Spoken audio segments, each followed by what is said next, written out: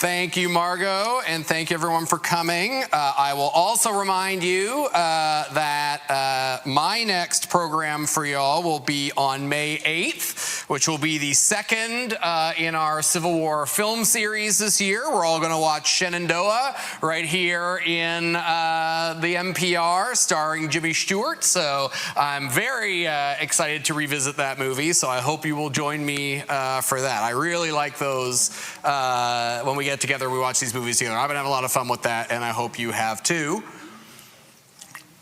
I have had a crazy day so far, so I am absolutely flustered and will try to focus on this talk. But if I'm a little messed up, it's because I've had a lot going on today. But I'll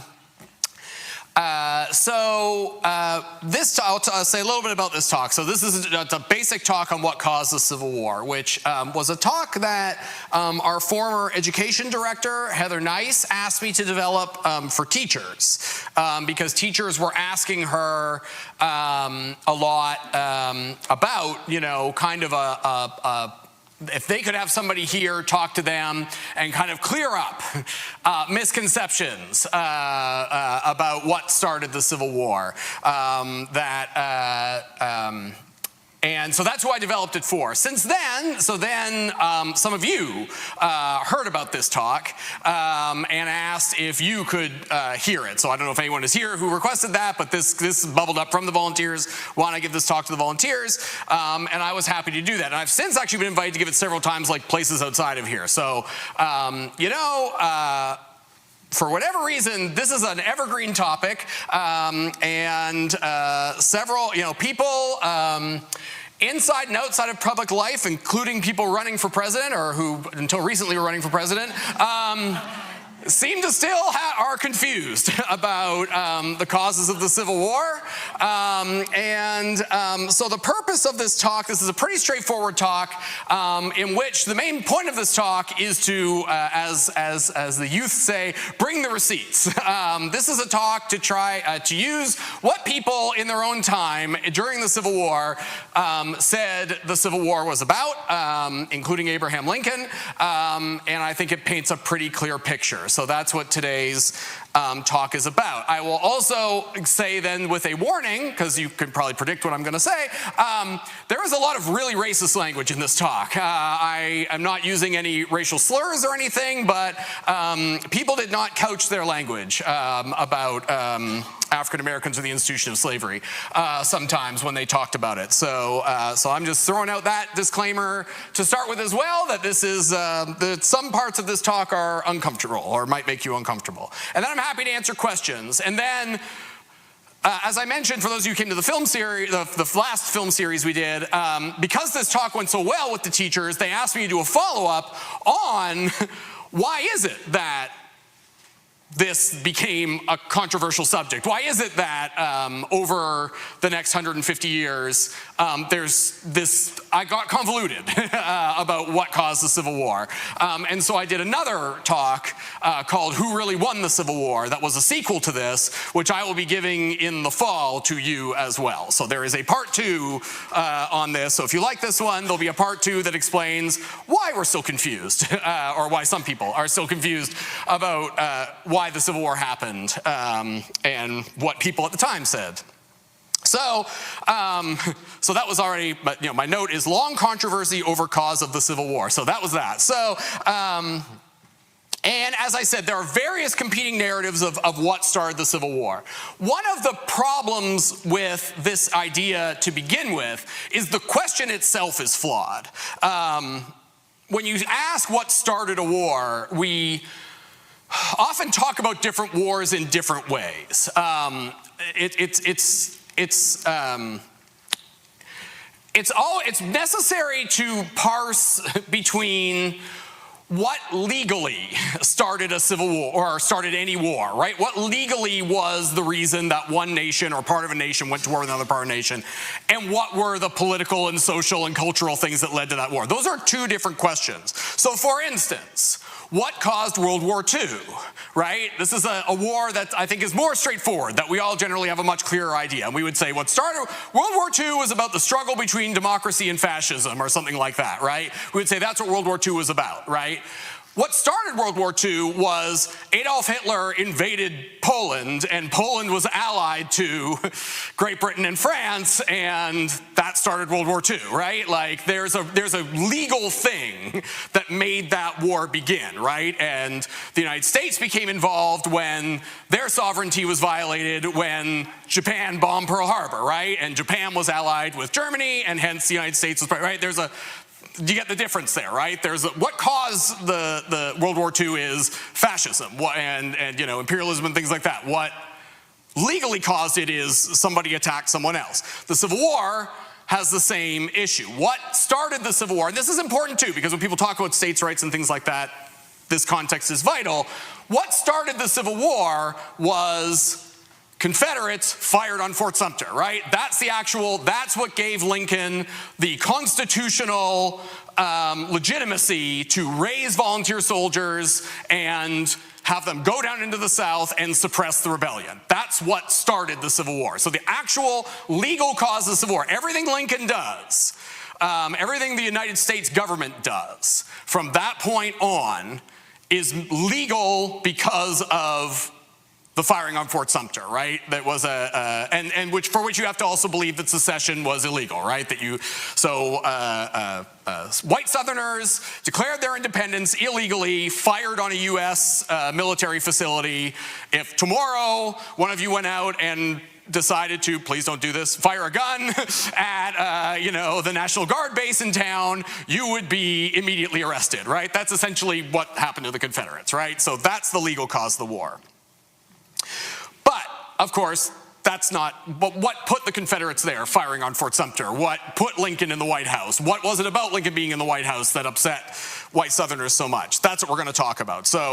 And what we're going to do is we're going to do that over, like I said, I really want to root this in what historians call primary sources. So let's start with that. And let's start with the big picture. So what historians used to and sometimes still call the sectional crisis, now we tend to call it the Civil War era, is a period from the early 1850s to the 1870s. And that period is the reason why historians have cut out that chunk of U.S. history and called its own thing, is because it is the period in which the national discourse over the institution of slavery became the most prominent political thing in the United States, right? That's the Civil War era. And it's pretty clear if you look at what's happening, especially politically in America, through the sectional crisis of the 1850s, the Civil War, and then Reconstruction. That's what we're arguing about. We're arguing about slavery, and we're arguing about the role of African Americans in American society. Looking at it that way makes it very clear that there is a crisis, a mounting crisis over the institution of slavery, which then becomes a crisis over the role of African Americans in the United States, what their legal rights are, and the Civil War and Abraham Lincoln are right in the middle of this. This crisis results from, and some of you probably already know this, but I think it's worth going over. This crisis results from, or the thing that really sparks this crisis, is the Mexican War. The Mexican War lasts from 1846 to 1848. The war is not explicitly about slavery.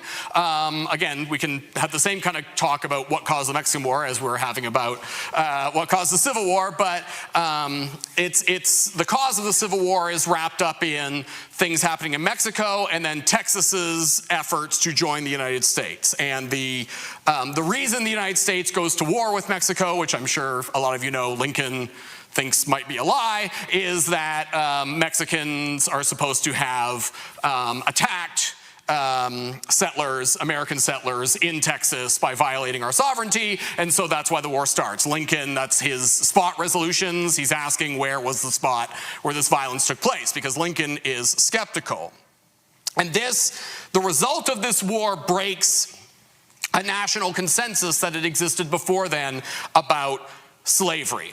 What really was that? When I say that, what was that consensus? So for the first several decades of the United States' existence, slavery is not really a topic that is openly debated by American politicians. There are exceptions, but it is generally not debated. Why not?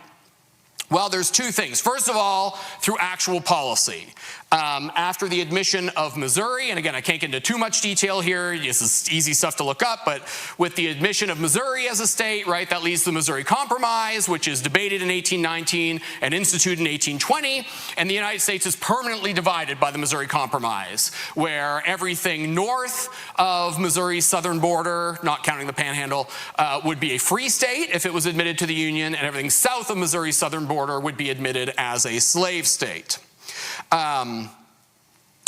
Unofficially or semi-officially, the other thing that happens after that time is the gag rule. So there's also basically a rule in Congress that if you're in Congress, you are not allowed, basically, to open debate in Congress about the institution of slavery. People try, most famously John Quincy Adams, but there is this rule in Congress that if an anti-slavery petition comes to Congress, you are not allowed to introduce it, and if you try to speak out about slavery in Congress, the Speaker of the House or the President of the Senate will shut you down.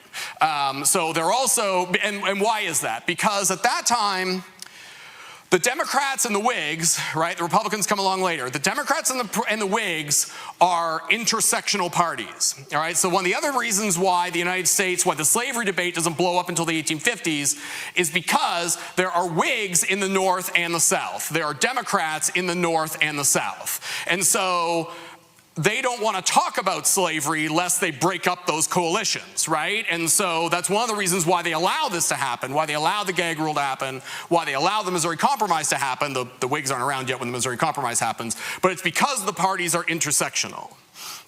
This will break down in the 1850s when the parties become more sectional, right? But leading up to that, they don't. So that's how this is all allowed to happen. The Mexican War blows all this up, and Lincoln knows this, by the way. Lincoln's going to come up pretty good in this talk. Surprise, surprise.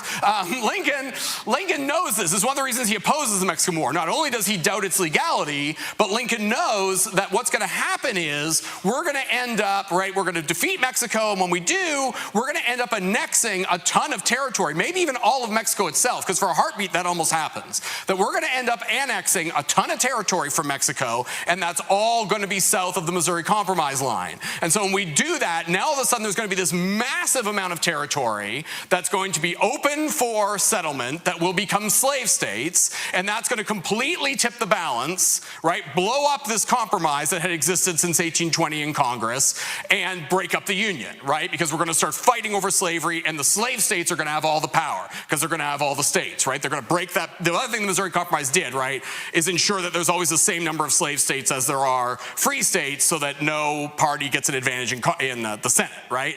The free states always have an advantage in the House because there's more people up here. But so Lincoln knows this is going to break this up, and that's precisely what happened. And so as the war ends, as it becomes clear that we are going to annex, which becomes the American Southwest, right, that we are going to annex all that territory, Whigs and Democrats start to scramble to position themselves on the slavery issue because now it's out in the open, right? The cat is out of the bag. Few people on the anti-slavery side are what we would call abolitionists, or what they would have called abolitionists. There's a spectrum of what an abolitionist is, but basically the big thing that often separates an abolitionist from what we would call an anti-slavery advocate is an abolitionist has less respect for the rule of law. An abolitionist generally believes that slavery needs to be eliminated right away. We don't care how, right? William Lloyd Garrison famously burns the Constitution, calls it a pact with the devil, because the Constitution is preventing abolition from happening, right? Because the Constitution has checks and balances built into it that prevent that from happening, right? So there are few actual abolitionists in Congress. Charles Sumner is a kind of famous example of an abolitionist. Thaddeus Stevens is a famous abolitionist. Owen Lovejoy from Illinois is a famous abolitionist, but there aren't many of them. Most of them are like Lincoln, who, if you're anti-slavery and you're in Congress, you're more like Lincoln, which is you don't like slavery, but you believe that it has to be eliminated through the rule of law, right? And Lincoln never stops being that way, right? The Compromise of 1850 results from this, right? So there's immediately this breakdown in Congress over what to do with this new territory. It leads to almost collapse of the Union, and Henry Clay and later Stephen Douglas negotiate the Compromise of 1850, which keeps the Union together. But again, the role of slavery in that compromise is obvious. It continues this balance of slave and free states, so that's obviously the thing they're trying to maintain, is this balance between slave and free states. It's about slavery. And one of the concessions that the North has to give in the Compromise of 1850 is the Fugitive Slave Clause, right? That they're going to do a better job, and that they are culpable. Anyone is culpable and can be arrested if they in any way assist a runaway slave or fail to arrest a runaway slave. And so again, slavery is at the center of what this compromise is about. The new status quo that establishes, though, does not last very long. In 1854, the Kansas-Nebraska Act, Stephen Douglas's attempt to untie this knot, is a complete disaster in that the thing that the Kansas-Nebraska Act is supposed to do is it's supposed to let every new territory, as they become a state, vote on whether they will be free or slave states. The problem with this idea is it opens it up, right? It kills this balance between slave and free states, and B, Lincoln and others recognize that this can be abused, as it will be in Kansas, right? Where that the Kansas's journey to becoming a state and its votes over whether to be free or slave are corrupt. Both sides are sending people into that state. People are voting illegally. People are killing each other. It breaks down pretty quickly. And this is one of the most important acts passed in American history. It's really hard to overestimate the importance of the Kansas-Nebraska Act, because the Kansas-Nebraska Act, the Whig Party is already in trouble after the Compromise of 1850, but the Kansas-Nebraska Act kills the Whig Party. And it leads to the creation of new anti-Nebraska parties across the northern states. Those parties will eventually coalesce into the Republican Party. And the Republican Party is the first widespread openly anti-slavery party in American history. There are others that precede it, but they're always third parties. Now you have a new opposition party to the Democrats that is purely about the elimination of slavery, and that is also therefore sectional, right? I talked about the Whigs and the Democrats and how they're intermingled throughout the North and South. With the arrival of the Republican Party, that's over, right? There are surely some Republicans in the South, but mostly we're talking about the North, right? And of course, as you all know, that's what will happen when Lincoln runs. He will win his election with no votes in the South, right? Because the party is purely sectional. And so this is the complete, so what I hope I've tracked for you is the complete breakdown of political comedy in the United States, but it's all around this institution of slavery, right? So there's nothing about this debate that doesn't have anything to do with slavery. Sure, they're also arguing about tariffs and things like that, but the thing that's completely shaping the debate in America and the reconstitution of the party system in America is slavery, the future of slavery, where slavery is going to go. And then the other part, there's a cultural element of this, because after an entire decade of this, of fighting about this, again, something we can be that we get a sense of today, right? When you have year after year of really intense political debate and public debate over this, violence over this. By the time you get to the Civil War, by the time you get to Lincoln's election in 1860, people have become personally invested in these issues, right? People have reached a fever pitch over these issues, and they are ready to do extreme things. I count Lincoln among those people. In 1858, the things Lincoln is writing down are much more radical and extreme, and the things he's saying, than what he had said before. The core document, I think, for all this is the note that is in our collection. I'm very proud that we have it here. His definition of democracy. We don't know when exactly he writes this to himself, but he writes it to himself in the 1850s. And he writes, "As I would not be a slave, so I would not be a master. This expresses my idea of democracy. Whatever differs from this, to the extent of the difference, is no democracy." So by the 1850s, Lincoln is so committed to fighting the institution of slavery that he has defined slavery as being antithetical to democracy, right? That's a radical position, right? Thomas Jefferson didn't feel that way. He didn't like slavery, but he thought that the United States could exist as a democracy with slavery, right? This is a pretty radical position. The other thing I want to emphasize about Lincoln is a very famous speech of Lincoln's that I don't think anybody gets right, or most people don't get right, which is Lincoln's House Divided speech that he makes in 1858. The House Divided speech is a radical speech, and it's a conspiracy theory speech. Now, Lincoln might have been right about the conspiracy he's talking about, but the only part of the House Divided speech anybody ever quotes is the House Divided statement, right? And so they're like, well, this speech is all about Lincoln thinks we need to like make peace with each other because we're a house divided and blah, blah, blah, blah. If you look at the actual context of how he says that, Lincoln is being much more radical than that. And so I'm going to read you a chunk of the House Divided speech, if I can find it in my book. Here we go. All right, starting from the beginning. If we could first know where we are and whither we are tending, we could then better judge what to do and how to do it. We are now far into the 5th year since a policy was initiated, the Kansas-Nebraska Act, with the avowed object and confident promise of putting an end to slavery agitation. Under the operation of that policy, that agitation, has not only not ceased, but has constantly augmented. In my opinion, it will not cease until a crisis shall have been reached and passed. A house divided against itself cannot stand. I believe this government cannot endure permanently half slave and half free. I do not expect the Union to be dissolved. I do not expect the house to fall, but I do expect it will cease to be divided. It will become all one thing or all the other. Either the opponents of slavery will arrest the further spread of it and place it where the public mind shall rest in the belief that it is in course of ultimate extinction, or its advocates will push it forward till it shall become alike lawful in all states, old as well as new, north as well as south. Now here's the part nobody pays attention to, and it's what the whole rest of the speech is about. Have we no tendency to the latter condition? Right? What did he just reference in the last paragraph? The latter condition means slavery everywhere. So he's telling you, yeah, we're either going to become all slave or all free. We're headed to be all slave. He's telling them there's a conspiracy to make the United States entirely slave, all right? Entirely having slavery permitted. Let anyone who doubts carefully contemplate that now almost complete legal combination, piece of machinery, so to speak, compounded of the Nebraska Doctrine and the Dred Scott decision. Let him consider not only what work the machinery is adapted to do and how well adapted, but also let him study the history of its construction and trace, if he can, or rather fail if he can, to trace the evidences of design and concerted action among its chief bosses from the beginning.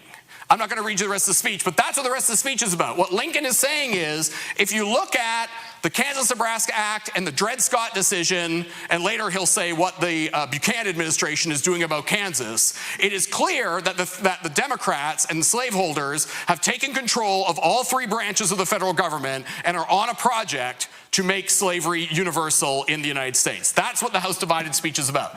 That's a conspiracy theory, all right? Again, he's kind of right, but that doesn't mean it's not a conspiracy theory. It doesn't mean Lincoln is very radical. And again, this is evidence of where the United States is at in the 1850s and where Lincoln is at.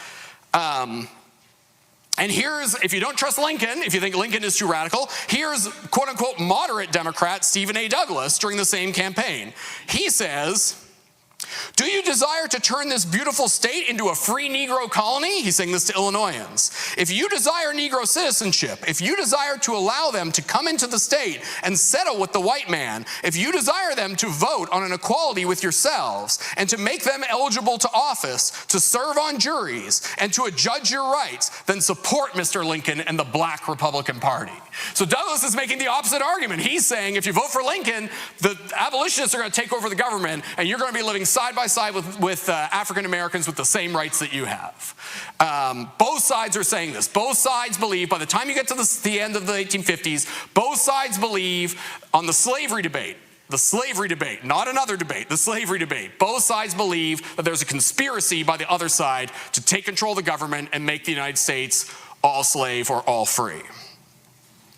Thus, when Lincoln is elected, so now when you take Lincoln in that context, and I'm not in any way saying white Southerners were justified, but in that context, it's easier to understand them why Lincoln's election makes white Southerners freak out, right? Because they see Lincoln as a radical abolitionist who is going to make who's going to reverse what he's talking about in the House Divided speech and make the nation all free.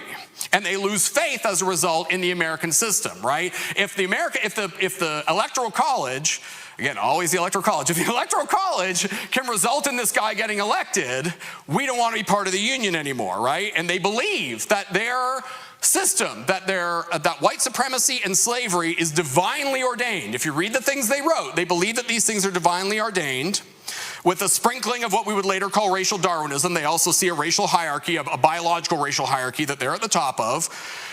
They cannot imagine a world where their enslaved property is free. Again, I'm not saying they're justified in this. I'm just, again, trying to show you that slavery is at the center of the way these people are conceiving of their country and their actions. Also, the idea that this is not a spontaneous thing, the idea among white pro-slavery advocates in the South that if anti-slavery forces ever got control of one part of the government, let alone all three parts, if they got control of one branch of the government, that they would break away and form their own republic. This is not a new idea.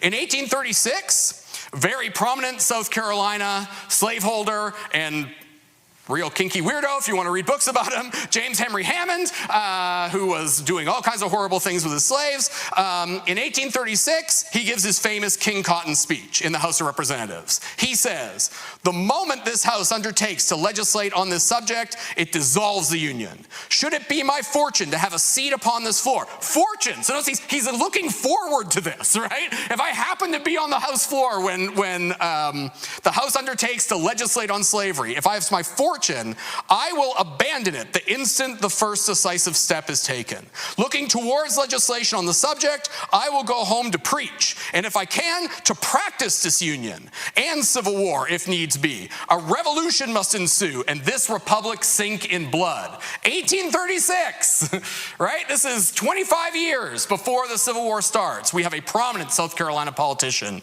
making this speech on the floor of the House of Representatives.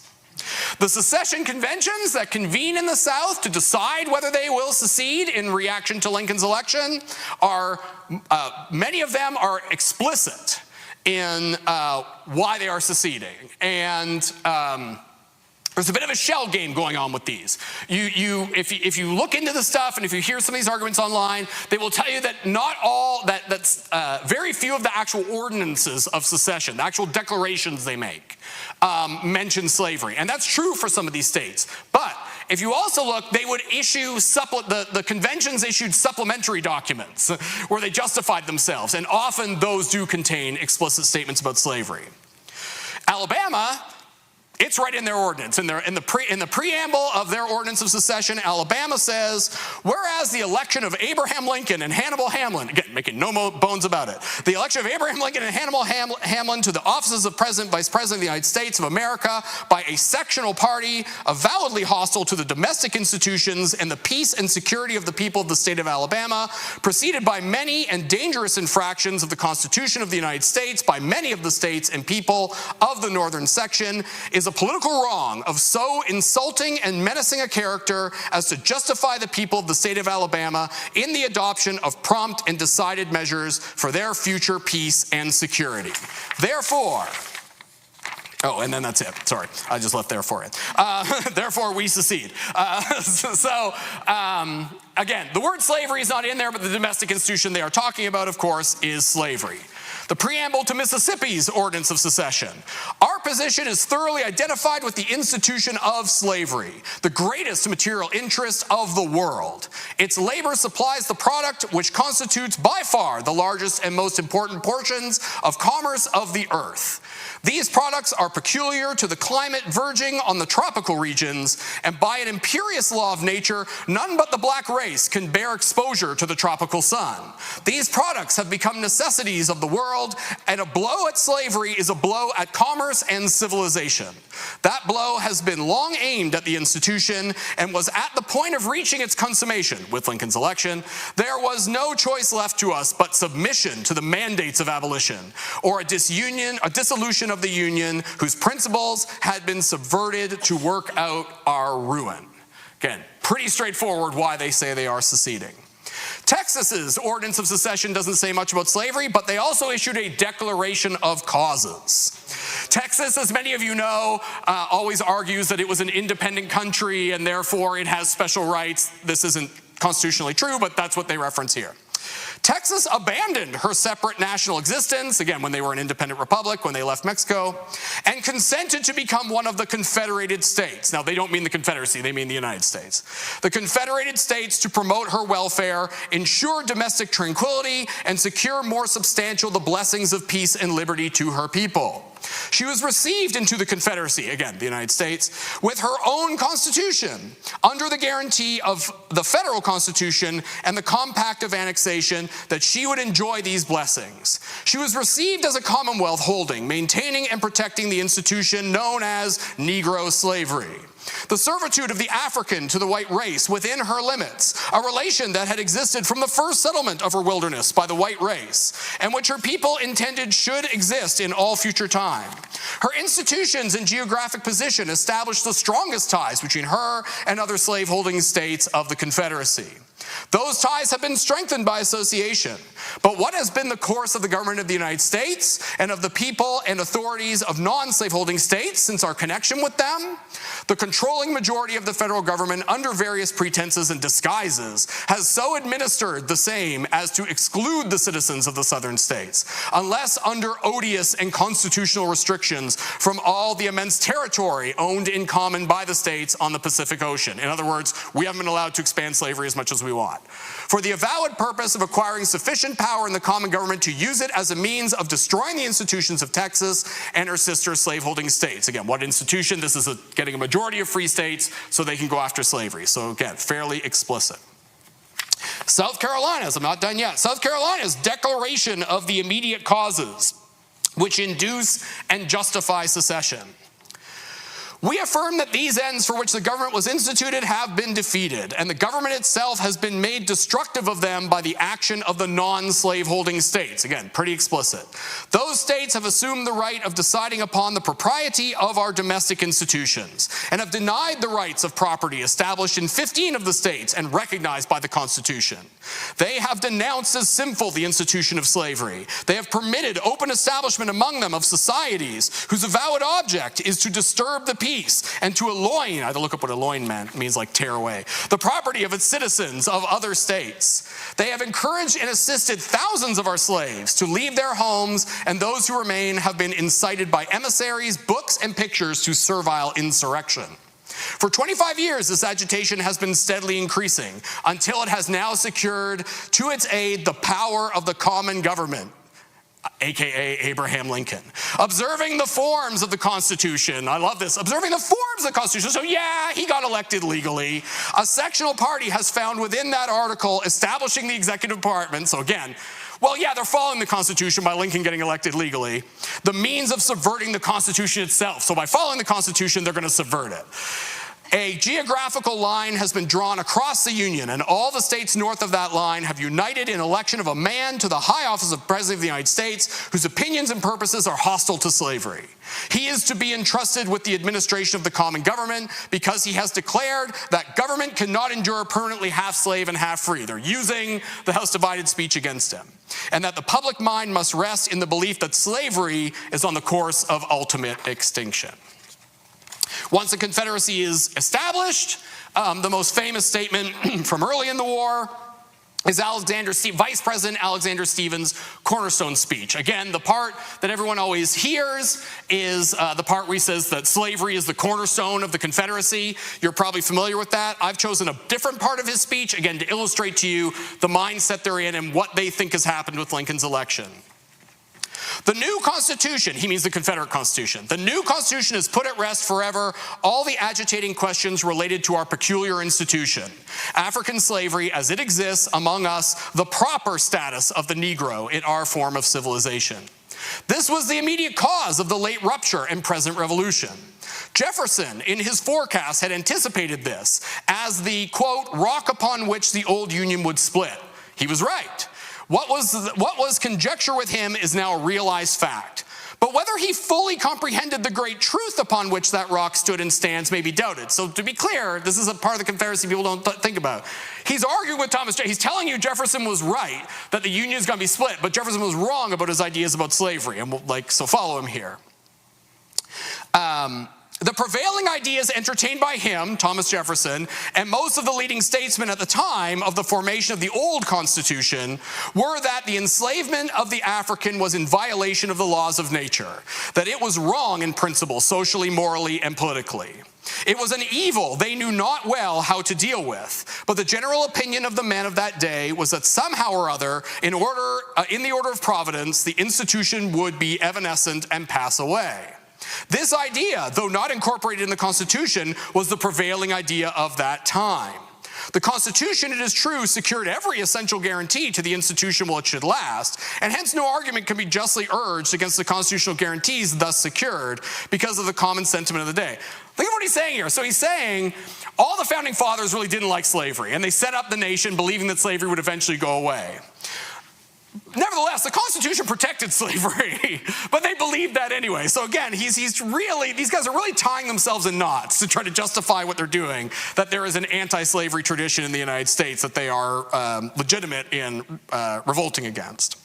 Those ideas, however, were fundamentally wrong. They rested on the assumption of the equality of the races. This was an error. It was a sandy foundation, and the government built upon it when the storm came. The government upon it fell when the storm came and the wind blew.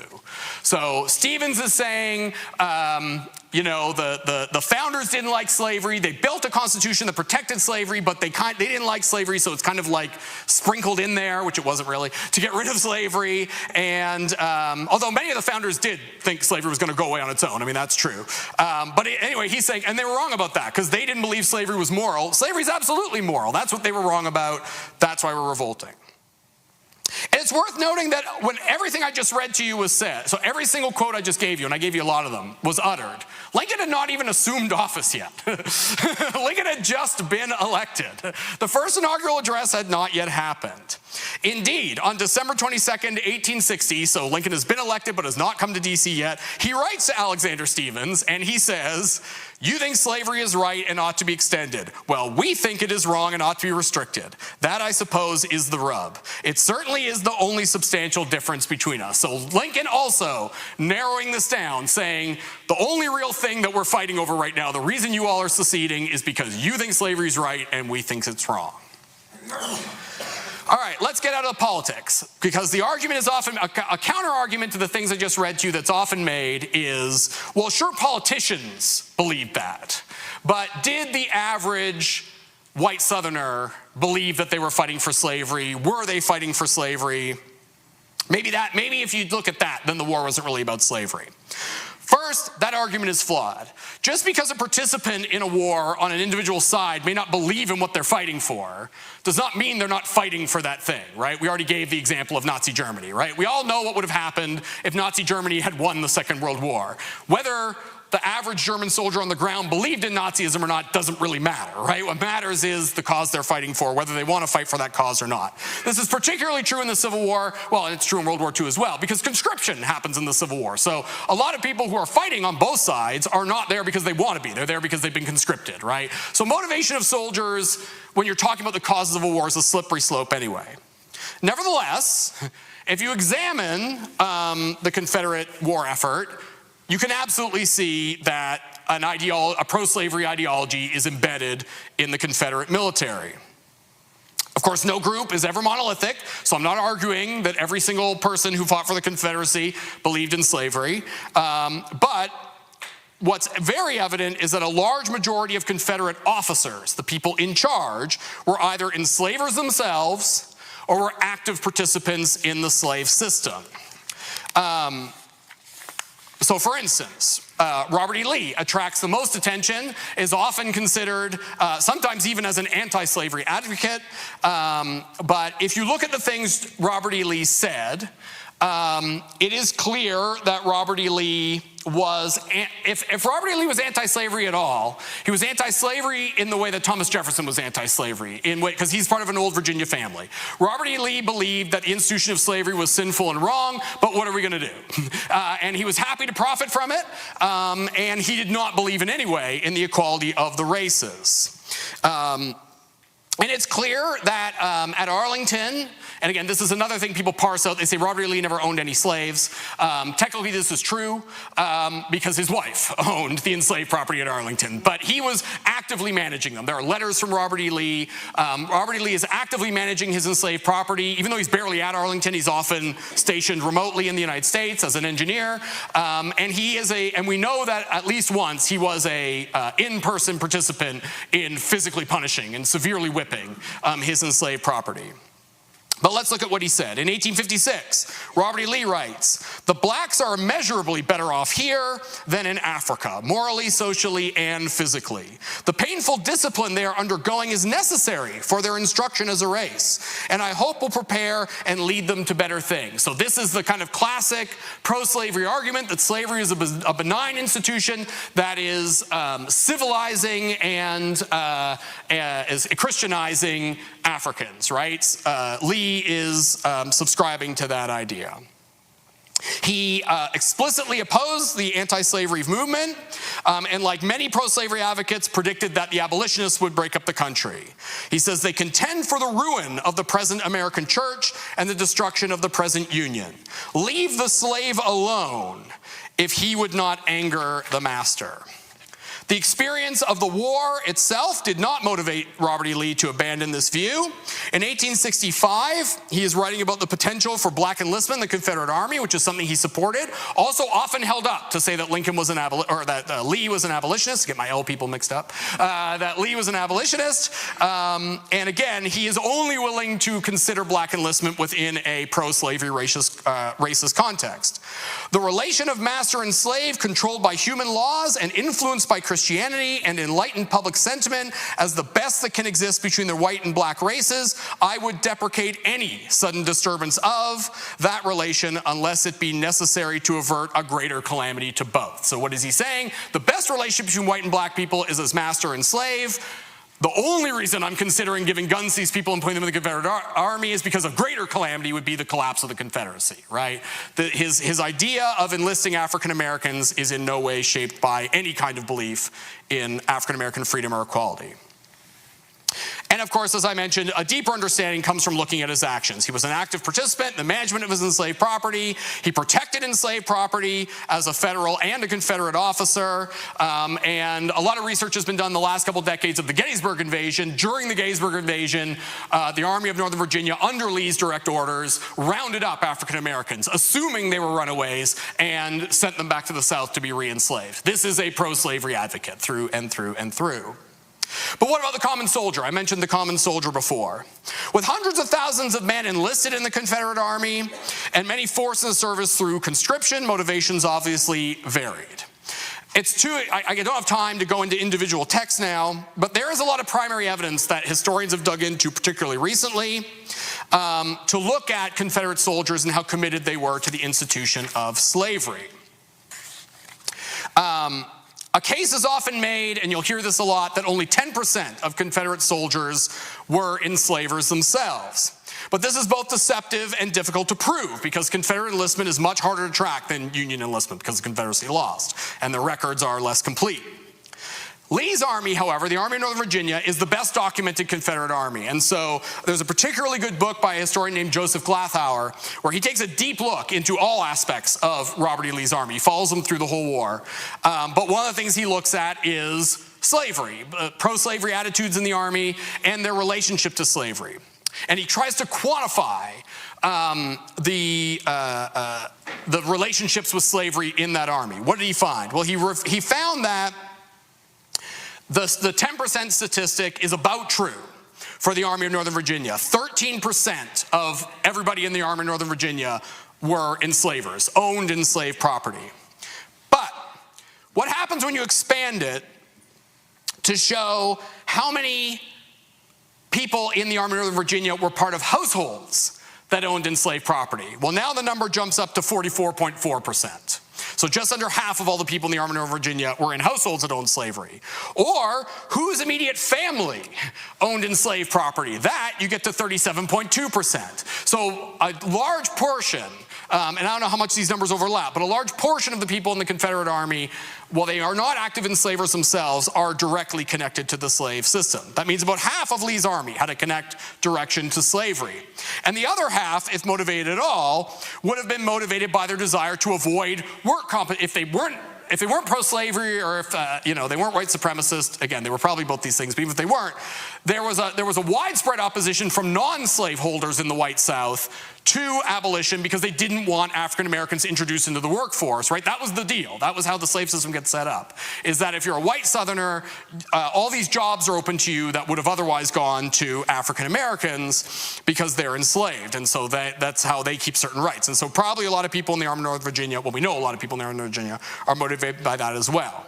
Thus, it's reasonable that a large majority of Confederate soldiers within the Army of Northern Virginia and probably elsewhere were at least partly motivated by the defense of slavery as a societal system, and that gave them a sense of place in their society and a sense of safety.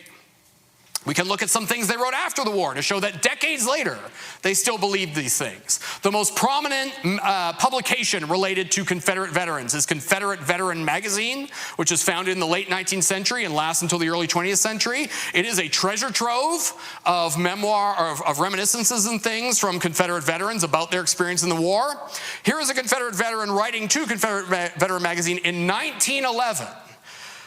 The African, coming from a barbarous state and from a tropical climate, could not meet the demands for skilled labor in the factories of the northern states. Neither could he endure the severe cold of the northern winter. For these reasons, it was both merciful and business to sell him to the southern planter, where the climate was more favorable and skilled labor not so important. In the South, the climate, civilization, and other influences ameliorated the African's condition, and that of almost the entire race of slaves, which numbered into the millions before their emancipation. It should be noted that their evangelization was the most fruitful missionary work of any modern Christian endeavor. So slavery was the best missionary work anybody ever did. That's what this Confederate veteran is saying. The thoughtful and considerate Negro of today realizes his indebtedness to the institution of African slavery for advantages which he would not have received had he remained in his semi-barbarism, waiting in his native jungles for the delayed missionary. That's from a Confederate veteran. How about Lincoln himself? What did Lincoln say the Civil War was about? Well, in Lincoln's most famous speech, he's pretty clear about it. In his second inaugural address on March 4th, 1865, Lincoln says, on the occasion corresponding to this 4 years ago, he means his first inaugural address, all thoughts were anxiously directed to an impending civil war. All dreaded it, and all sought to avert it. While the inaugural address was being delivered from this place, devoted altogether to saving the Union without war, insurgent agents were in the city seeking to destroy it without war. Seeking to dissolve the Union and divide effects by negotiation, both parties deprecated war, but one of them would make war rather than let the nation survive, and the other would accept war rather than let it perish. And the war came. So far he's just talking about secession, but what does he say in the middle? And this, by the way, like the House Divided speech, I think the second inaugural is often misunderstood. We talk about with malice toward none all the time, right? That this is a conciliatory speech. This speech is about, well, the war is almost over, let's be nice to the Southerners and let's bring them back in. That's not who Lincoln was. He's saying that, but he's saying it on these terms. He's saying, but they can come back into the Union, but we can't forget what this war is about and what we owe African Americans and whatever for this war, right? What does he say? 1/8 of the whole population were colored slaves, not distributed generally over the Union, but localized in the southern part of it.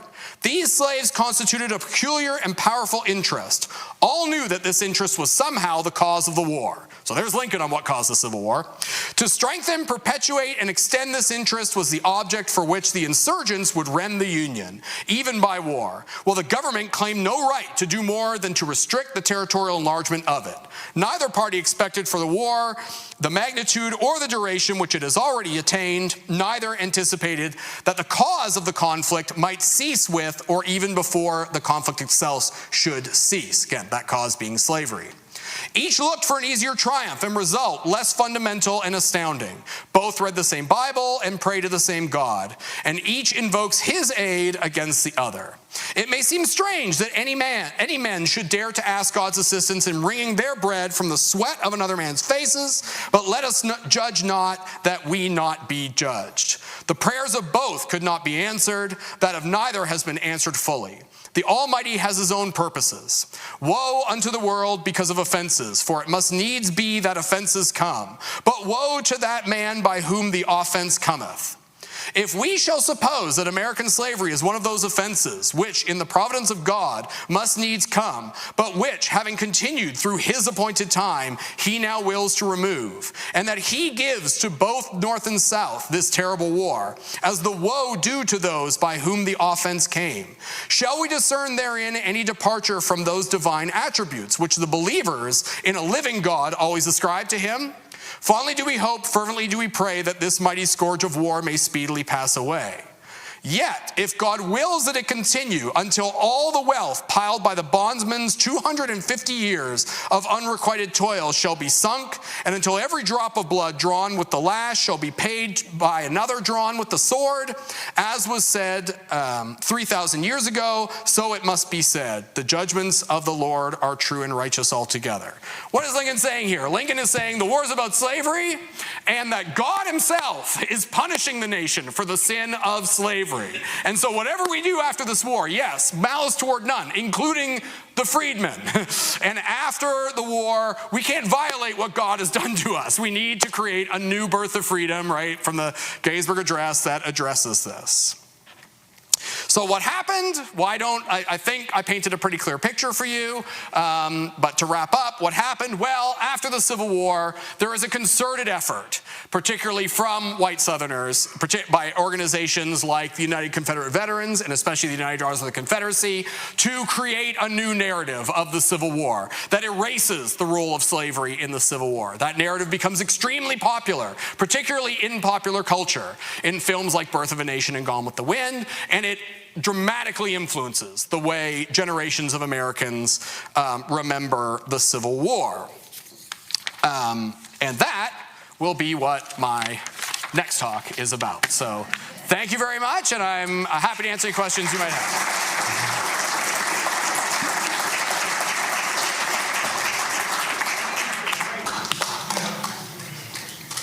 Do you want the microphone?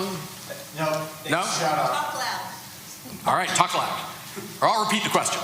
Is it true that the UDC controlled textbooks in the South? Well, you're making me spoil my next talk, but absolutely. One of the things the UDC did, one of the things that the UDC and other organizations did was they, again, I'm going to try not to be too explicit here with how history doesn't repeat itself, but it rhymes. The UDC put explicit pressure on public schools and private schools in the South to get rid of textbooks published in the North that did things like praise Abraham Lincoln and talk about Frederick Douglass, or have things like Uncle Tom's Cabin, the book. They put explicit pressure to instead put in new textbooks that minimize the role of slavery, and that's part of the reason why you get generations of kids, and not just in the South, it makes its way up here too. You get generations of kids who go through school and are never taught about the 1850s in an honest way, and particularly not Reconstruction. All that is in textbooks. In my own research on Civil War music, I found the UDC even pressuring churches to not include the Battle Hymn of the Republic in its hymn books, because as he died to make men holy, let us die to make men free is the way that song ends, right? That's an abolitionist song. This is a whole thing I get into in my book. We can talk about it more later. But they try to get that removed from hymn books. There is an absolute, and the thing about it is they weren't secretive about this. They wrote all this down, right? They would have these meetings. There's these, you can find these things. There's these guides that the UDC published. And again, I'll talk about all this in a few months, but called catechisms. They literally called them catechisms for kids that they would give out to kids, where they would get kids, and they were just like catechisms. They were question and answer, where they would say about what the war was about, who was Abraham Lincoln, who was Robert E. Lee, and they would have rehearsed answers that were designed to obfuscate and obscure what actually happened during the Civil War. Yes? When I was in the military in the 60s and the 70s in the South, I got into being a New York Yankee Irishman. Sure. I got into continued discussions with them about the overriding theme of the South. Mm-hmm. It was about states' rights. Mm-hmm. And I see that continuing today. Can you comment on how that was integrated into Southern culture? So states' rights is, yes, that becomes the kind of more common, what we call lost cause narrative position, especially in the 20th century. That becomes kind of the more common term, that the South wasn't fighting to preserve slavery, they were fighting for states' rights. That it was a war of, that the reason they seceded is because Lincoln was going to expand the federal government, and that slavery, his attack on slavery, was just a vehicle to strengthen the federal government. They see Lincoln as a kind of proto-FDR. Big federal government guy. Again, none of them are talking about that. I mean, there's an argument to be made that Lincoln expands the federal government during the Civil War. He certainly does. Nothing like Jefferson Davis does. Jefferson Davis, basically, by the end of the Civil War, the Confederacy is an authoritarian state. So the Confederacy is, if they are interested in states' rights, which they only are on the slavery question, and only even at that moment, because notice in some of those statements I read to you earlier, one of the things they're angry about isn't that the federal government is making too many decisions about slavery. They're angry the federal government is making anti-slavery, or that it might. I mean, at that point, it hasn't made any. Just Lincoln just got elected. But they're worried the federal government might make anti-slavery decisions. They're very happy with federal power as long as that federal power is protecting the institution of slavery. There are few more, in the 1850s, there are few more centralized, federal laws passed than the Fugitive Slave Clause and the Compromise of 1850. That is an extremely invasive federal policy, and that is absolutely to the benefit of those states that supposedly are fighting for states' rights 10 years later. So that gets introduced later, and it's one of these ideas that comes along. The contours of there's a lot of books written about this, and I've written about Civil War memory too. I mean, this is one of the things I'm very interested in as well. There are a lot of books written about the memory of the Civil War and these kind of contours, and it changes over time. The best book about the book that most of you probably heard of is a book called Race and Reunion by David Blight. There are some things that Blight writes about that I don't agree with. That's an older book now. I think it's been refined by some other people, but it's the best place to start. The states' rights thing is kind of a later manifestation, a 20th century manifestation of the kind of original lost cause argument. And by the way, as some of you might know, I mean, since you're on the floor, I should talk about this. That narrative that Lincoln represented like a proto-fascist or sometimes communist, totalitarian kind of guy is still very prominent in certain sectors, right? If you're not familiar with, is it Thomas DiLorenzo is a very prominent libertarian writer, and he's written a series of books on how Abraham Lincoln was a proto-fascist. And I still run into these people. Like, there are people out there who read that stuff. And so, it's good for you to be aware of that, because you might get asked questions on the floor about Lincoln that are trying to kind of lead you to talk about that stuff. That's what they're doing. They've read these books by DiLorenzo, and they're very selective, I'll say. He uses selective evidence to portray Lincoln as a kind of proto-fascist. So, anyone else? All right. Thank you. Thank you very much.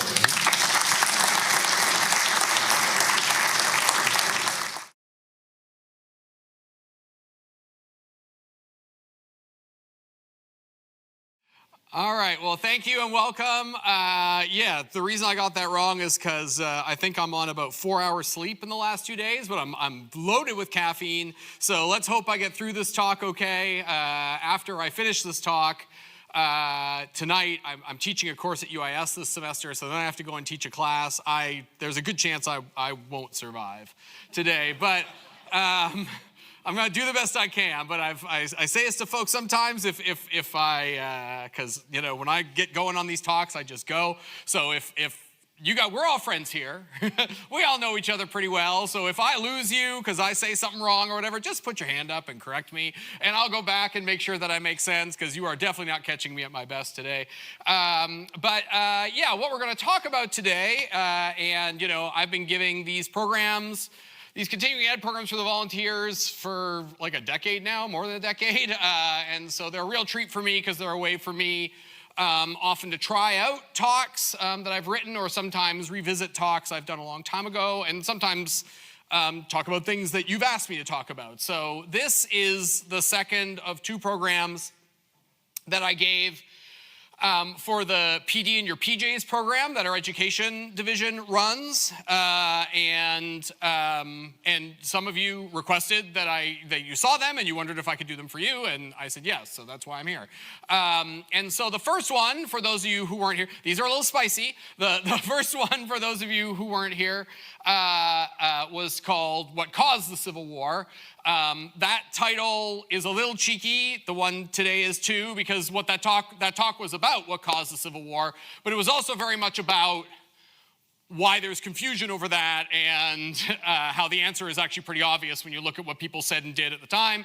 And that was what that talk was about. I mean, for those of you who weren't here, the answer is slavery. And so I think and that's what I argued, and I think pretty convincingly proved in that talk.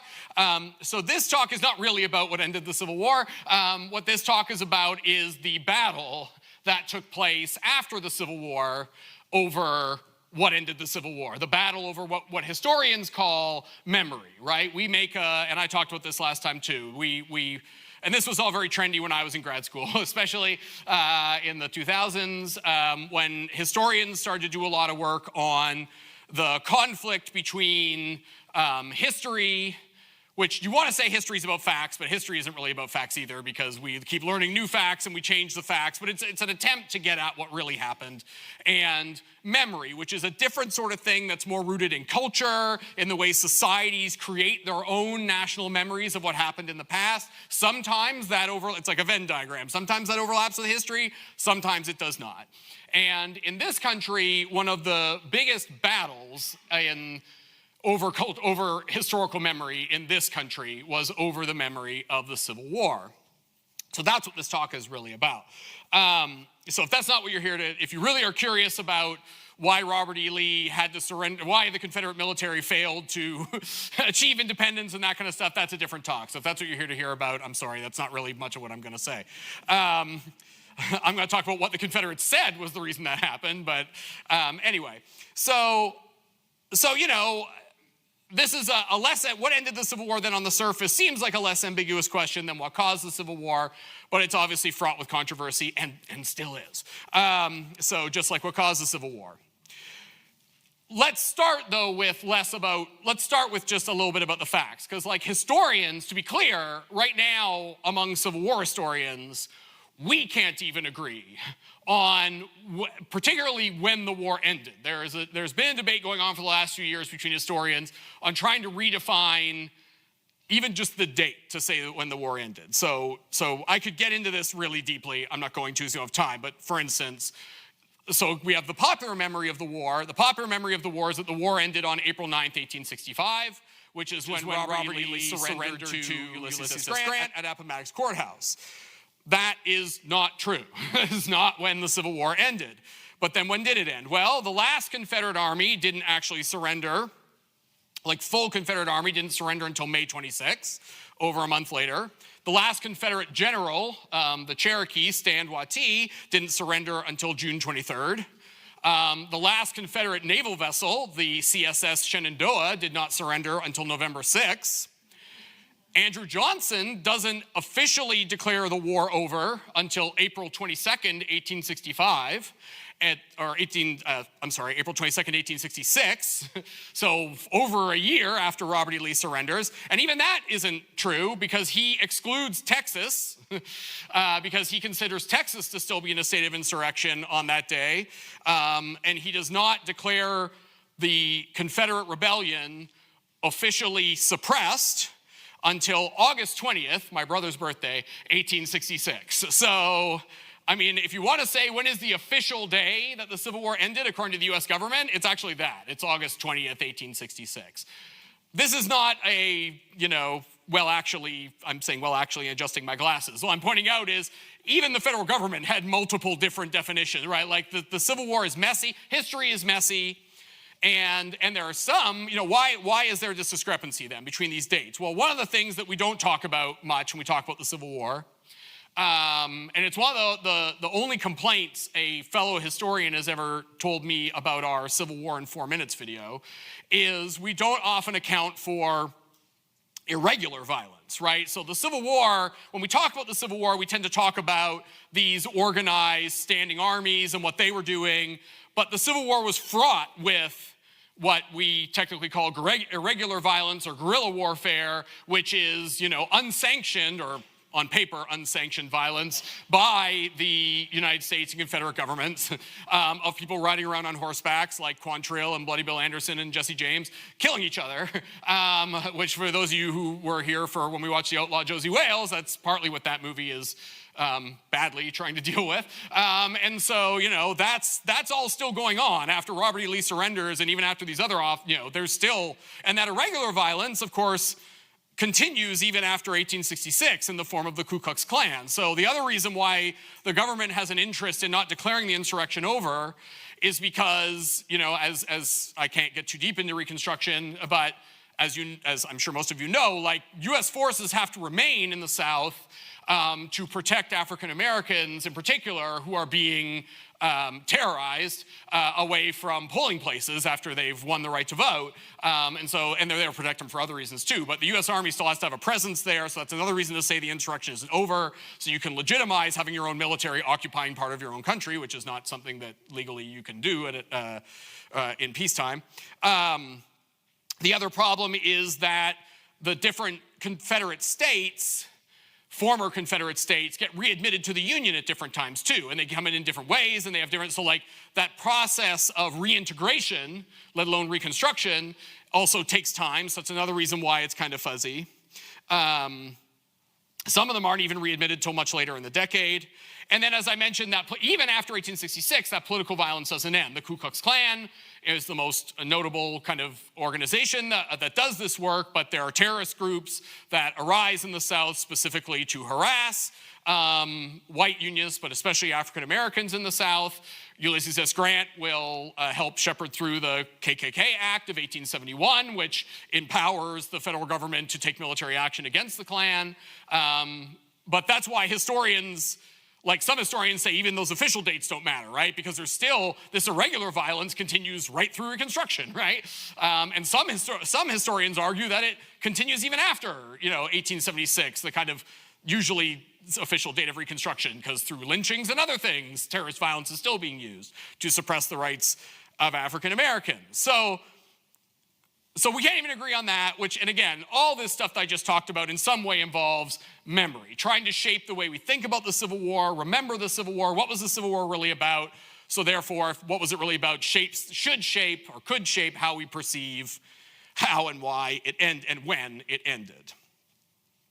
So then stepping back from just that example of how contentious this is, then this broader picture. So who won the war and why? So getting out of academia, the issue of who won the war and why becomes the central fight that Americans have in the aftermath of the Civil War. Its participants participate in this debate, but it continues after them. Even after they pass on, it continues for generations. And I mean, I don't want to get too political here, and is still going on today. So this fight starts with the war generation and continues. So let's start with the basic facts. The United States won the Civil War. They defeated the Confederate Rebellion. The Confederate States of America was never officially recognized. And if you want to argue it existed at all, it certainly didn't by the time the war officially ended. A nation needs a government. And Jefferson Davis tried to keep the Confederate government intact after the collapse of Richmond. He moved it to Danville. and it kind of moves around his cabinet as it kind of disintegrates around him. He keeps moving it around. Its final meeting, the final meeting of the Confederate cabinet, right? There is no Confederate Congress at that point. They don't go with the cabinet.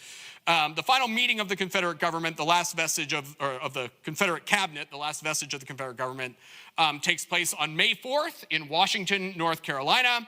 And in that meeting, Jefferson Davis formally breaks up the government. So the Confederate States of America, what the Confederate States of America was, depending on how you want to define it, it ceases to exist on May 4th, and Jefferson Davis gets arrested 6 days later. In addition, a nation needs to be able to protect its citizens. The Confederate military control of its own territory was clearly in a state of collapse on April 9th, 1865, when Robert E. Lee surrenders. And it only becomes more so after forces continue to surrender. So throughout 1865, the Confederacy loses its ability to protect its own citizens, or who it claims are its own citizens, because it's never an official government. In Confederate terms, if you want to look at this from the Confederate point of view, the other thing the Confederate government was supposed to do was maintain the enslavement of African Americans. And it's also incapable of doing that, particularly by Juneteenth, when the last enslaved people under Confederate control are freed by the Emancipation Proclamation by U.S. forces, right? That's what Juneteenth commemorates. There were still enslaved people in the border states. You're going to need the 13th Amendment to get rid of that. So they're not doing that anymore either, right? So the Confederate government doesn't exist. If it ever existed, it does not exist through 1865. The outcome, the reason that outcome happened is because of a failure of Confederate strategy. The strategy of the United States and enslaved people succeeded and defeated the insurrection. Not only was slavery's expansion stopped, which was the original platform and goal of the Republican Party in 1860, so that's really all they wanted going into that election. They do even better than they wanted, because by the end of the Civil War, they have eliminated slavery. They haven't just stopped its expansion. They've eliminated slavery. And by December 6, 1865, the 13th Amendment has been ratified, and they've completely eliminated the institution of slavery. So through the Civil War, the United States is reborn, or is kept intact and remade. So then what was all this fighting about? Well, the enormous cost, so what was all this fighting about memory about, right? Everything I just told you is objectively true. The enormous cost of the Civil War, right? And historians also agree less now than they used to on how many people died in the Civil War. I don't know how much you know about this fight either. Like, the Civil War in 4 minutes is outdated now. There are some historians who believe as many as 800,000 combatants died in the Civil War, and that's not even factoring in the number of civilians who died in the Civil War. So the number of Americans who died in the Civil War is probably somewhere around 1 million or more, but there's no way to know.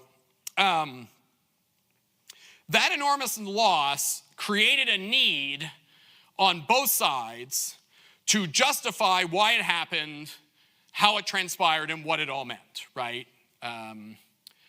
This process began in the North in earnest near the end of the war.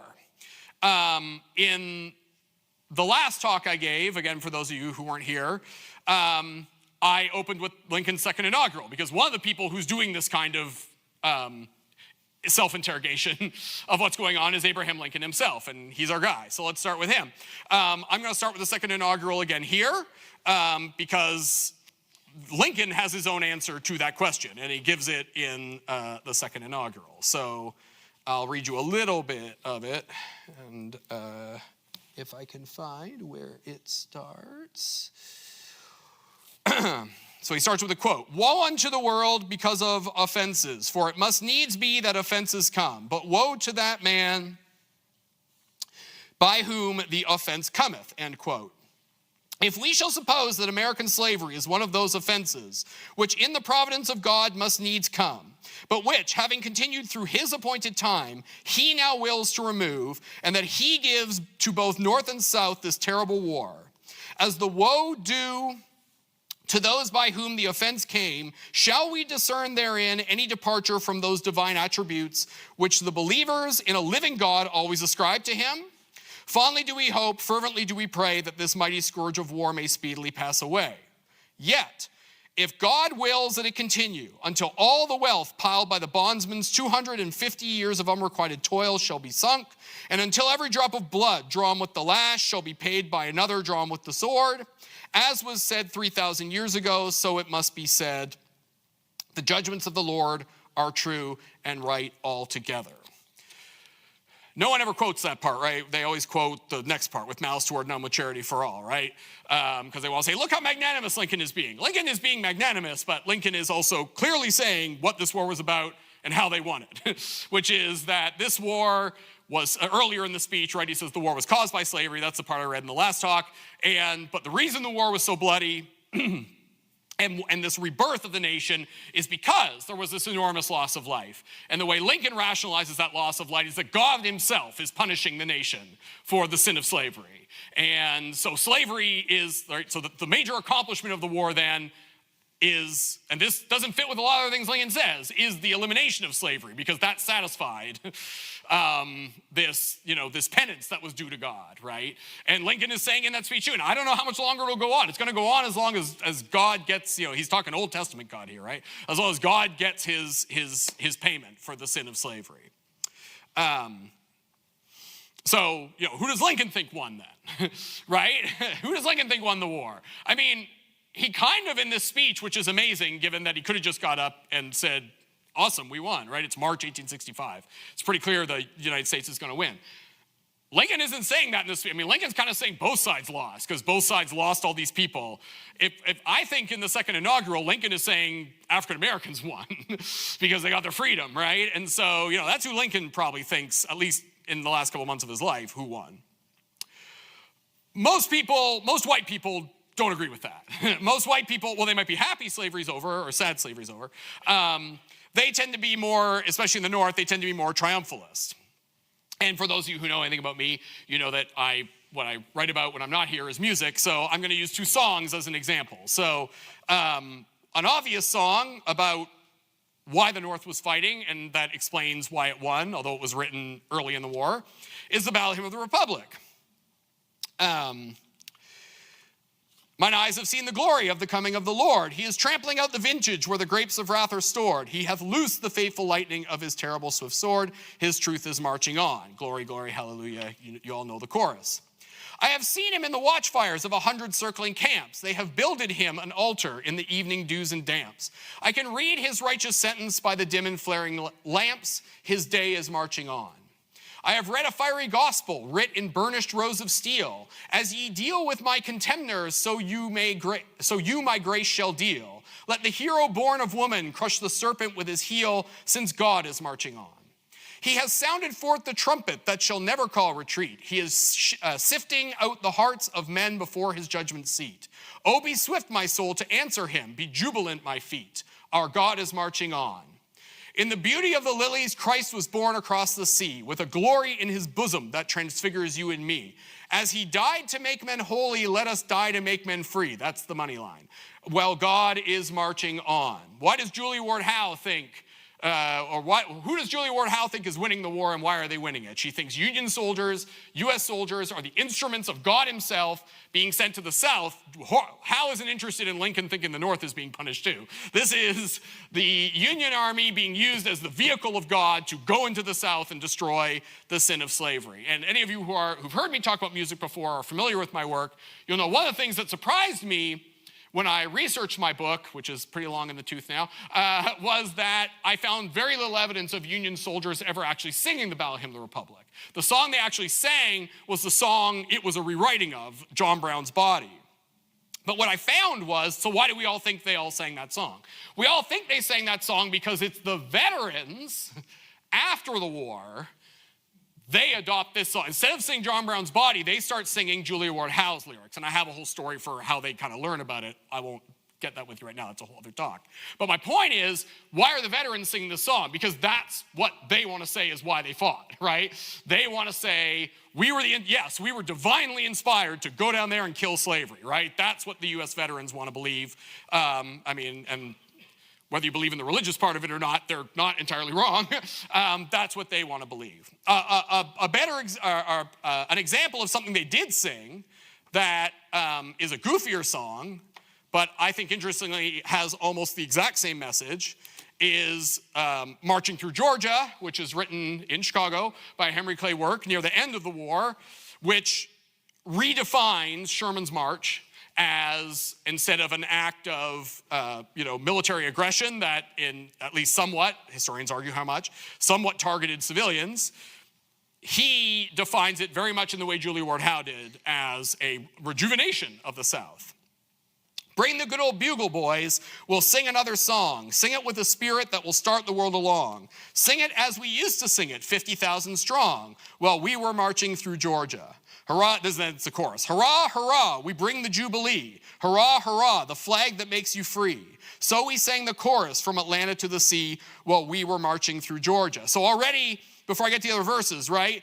We bring the Jubilee. That's the same religious language. It's just a more simplified version. That's the same religious language Julia Ward Howe is using, right? They are bringing freedom for enslaved people. Jubilee is a word that enslaved people used a lot to represent their own freedom, but it also has a religious context. And the flag that makes you free, right? What is the U.S. flag doing? It's freeing people. I'm not going to say the word, D word, how the D words shouted when they heard the joyful sound, how the turkeys gobbled, which our commissary found, how the sweet potatoes even started from the ground while we were marching through Georgia. The U.S. Army, as it makes its way through Georgia, they're not burning farms or anything. The earth itself is rewarding them for coming. The turkeys are giving themselves to the U.S. Army. Potatoes are springing from the ground as they march, right? This is not an act of destruction. This is an act of rejuvenation and rebirth. Yes, and there were Union men who wept with joyful tears. He means white Unionists. When they saw the honored flag they had not seen for years. Hardly could we be restrained from breaking forth in cheers while we were marching through Georgia. Sherman's dashing Yankee boys will never reach the coast. So the saucy rebels said, and 'twas a handsome boast. Had they not forgot, alas, to reckon with the host while we were marching through Georgia? So we made a thoroughfare for freedom, and her train 60 miles in latitude, 300 to the main. Treason fled before us, for resistance was in vain while we were marching through Georgia. This was a hugely popular song at the end of the war, more popular than the Battle Hymn of the Republic. And again, but it has the same message. The U.S. Army is going to the South to rejuvenate it, make it reborn as a place of freedom, right? They're making a thoroughfare for freedom, right? So they're destroying as they go to make an opening through which the enslaved pour in and get their freedom, right? Now, some of you might know it's a little more complicated than that, including some of the things Sherman did to enslave people during Sherman's march. That's a different talk. But this is what U.S. soldiers in particular and the U.S. home front are thinking about, how they're defining what the war was. A little less complicated than Lincoln.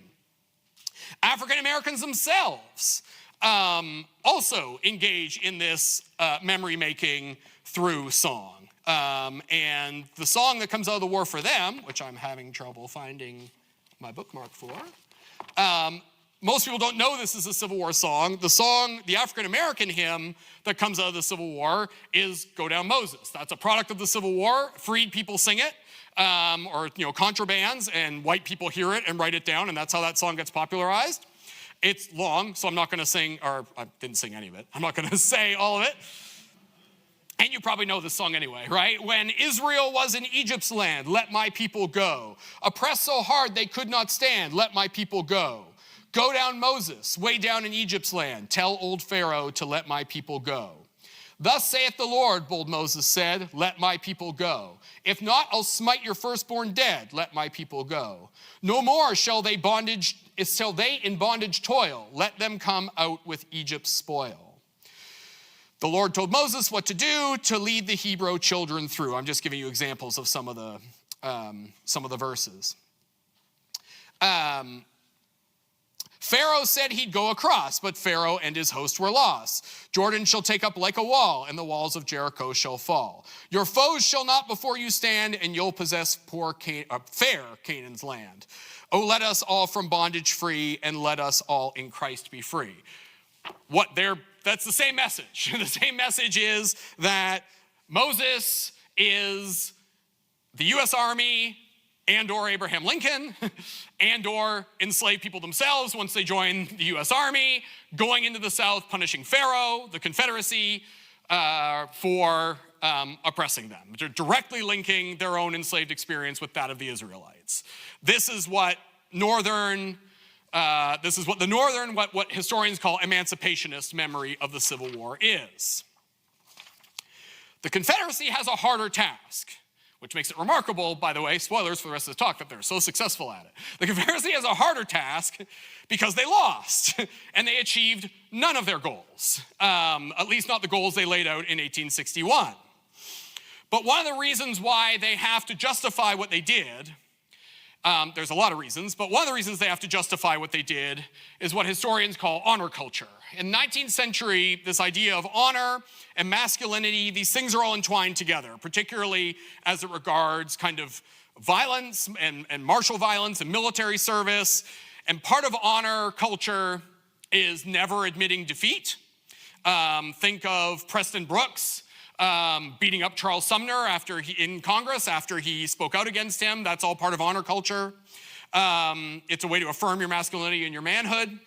And so again, like this is all wrapped up in violence and things. So they have to, all these Confederate soldiers who go home, and the leaders, they have to create a narrative that maintains their honor while minimizing that they lost and maybe why they lost and what they were fighting for, which we talked about in the last talk.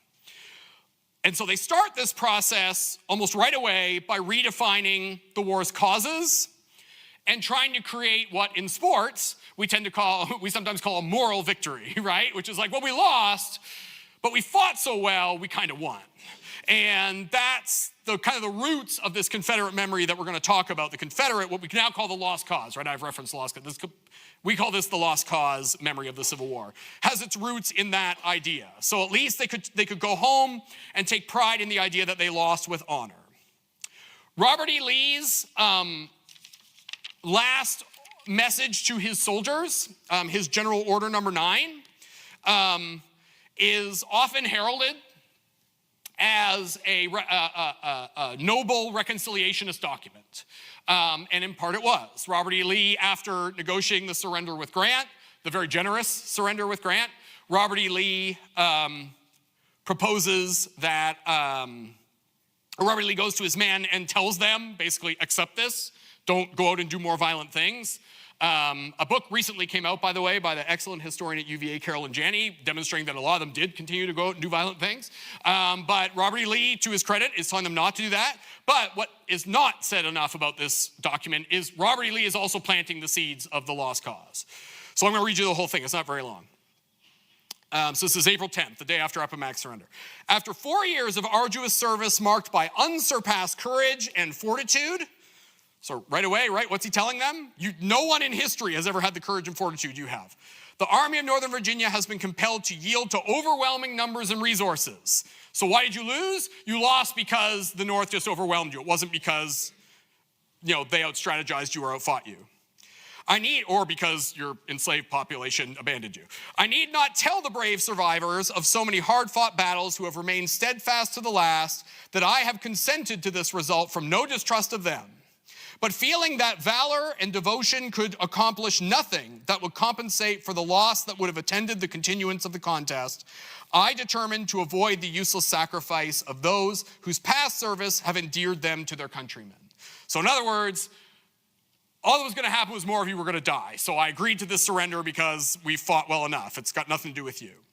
By the terms of the agreement, officers and men can return to their homes and remain there until exchanged.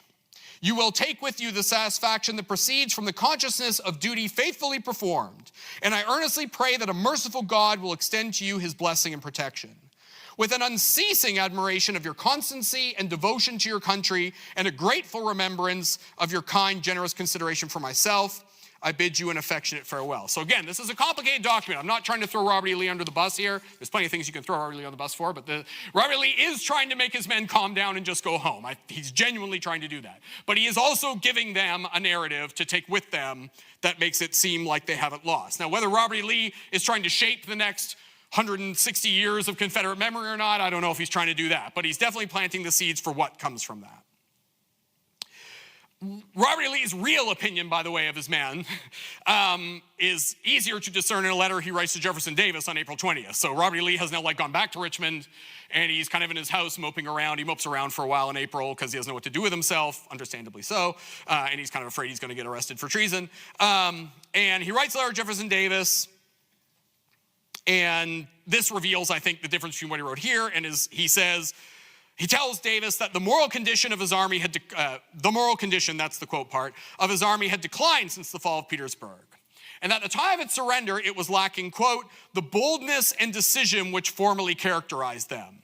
Except in particular instances, they were feeble, and a want of confidence seemed to possess the officers and men. Again, I'm not trying to throw Lee under the bus here or say he was lying, but it's very clear that what he's telling them here is not really how he felt at the time. What he felt was they also weren't fighting very well, so we'd better surrender, right? Because they had become feeble, his word, not mine.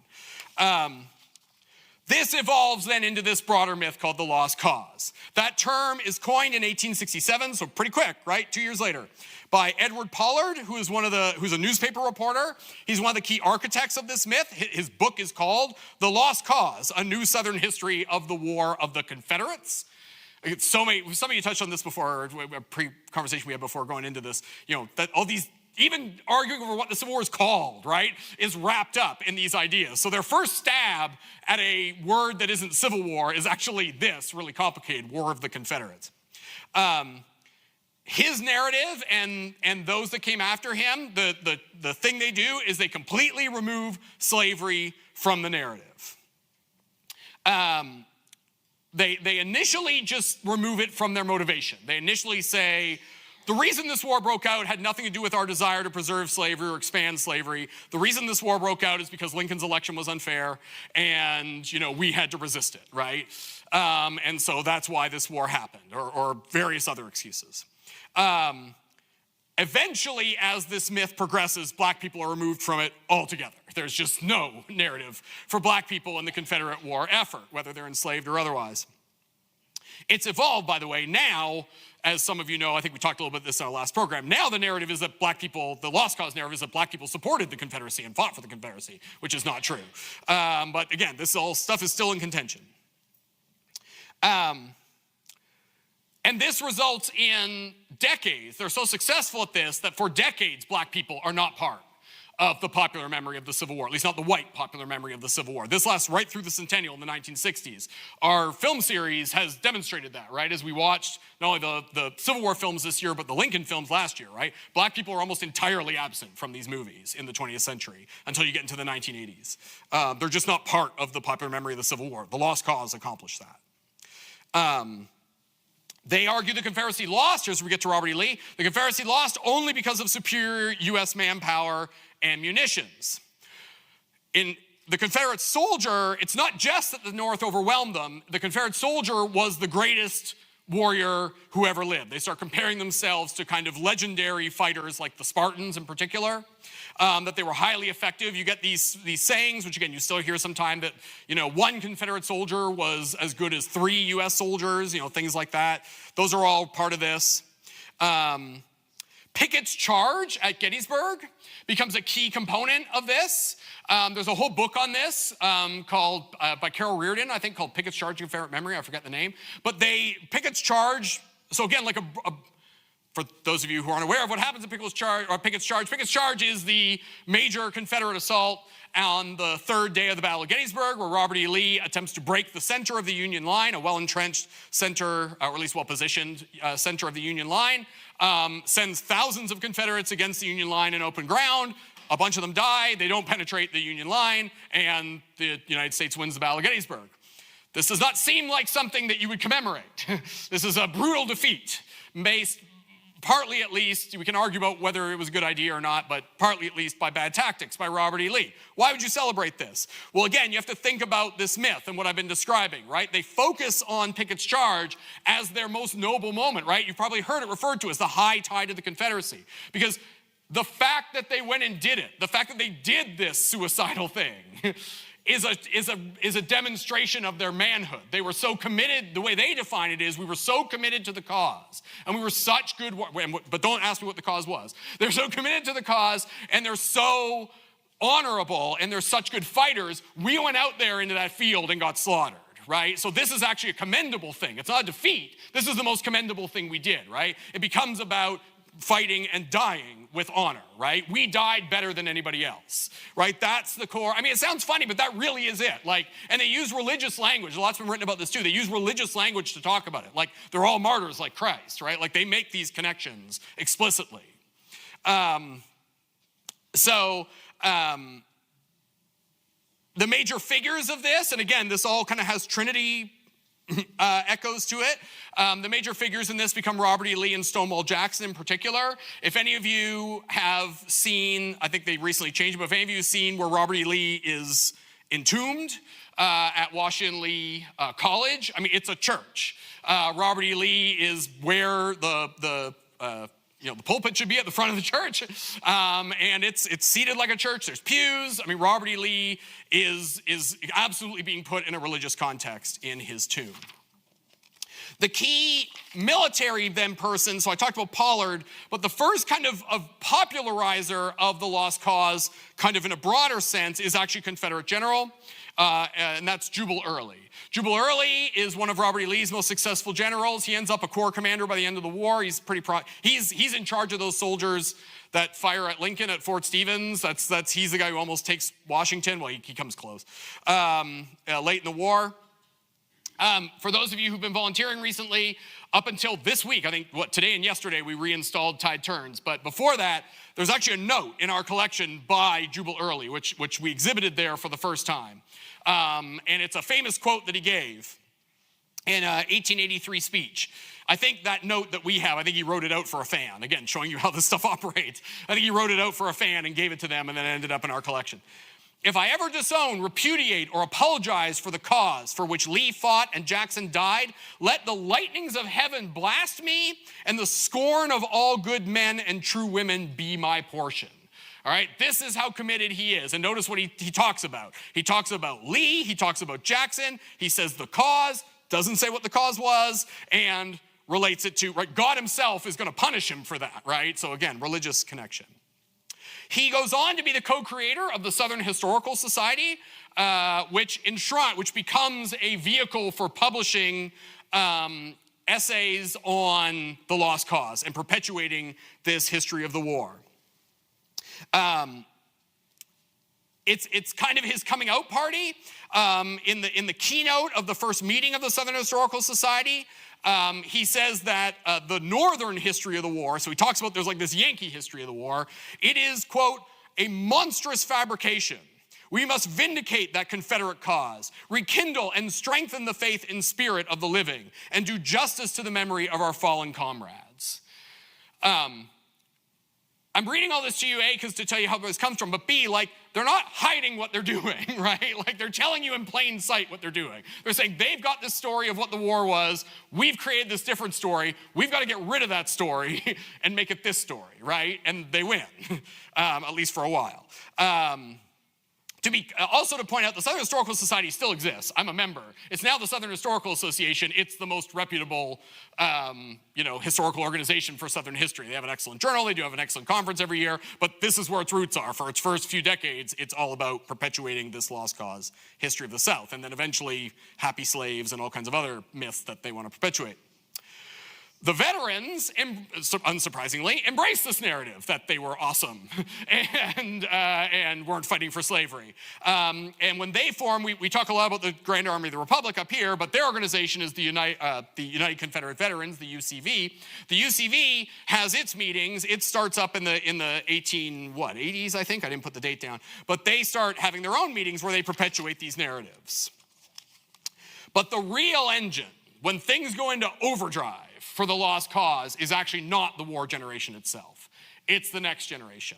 In particular, it's the daughters of that generation. The United Daughters of the Confederacy gets formed in the late 19th century, and they make it their mission. The whole mission of the United Daughters of the Confederacy is to perpetuate this interpretation, this narrative of what happened during the Civil War.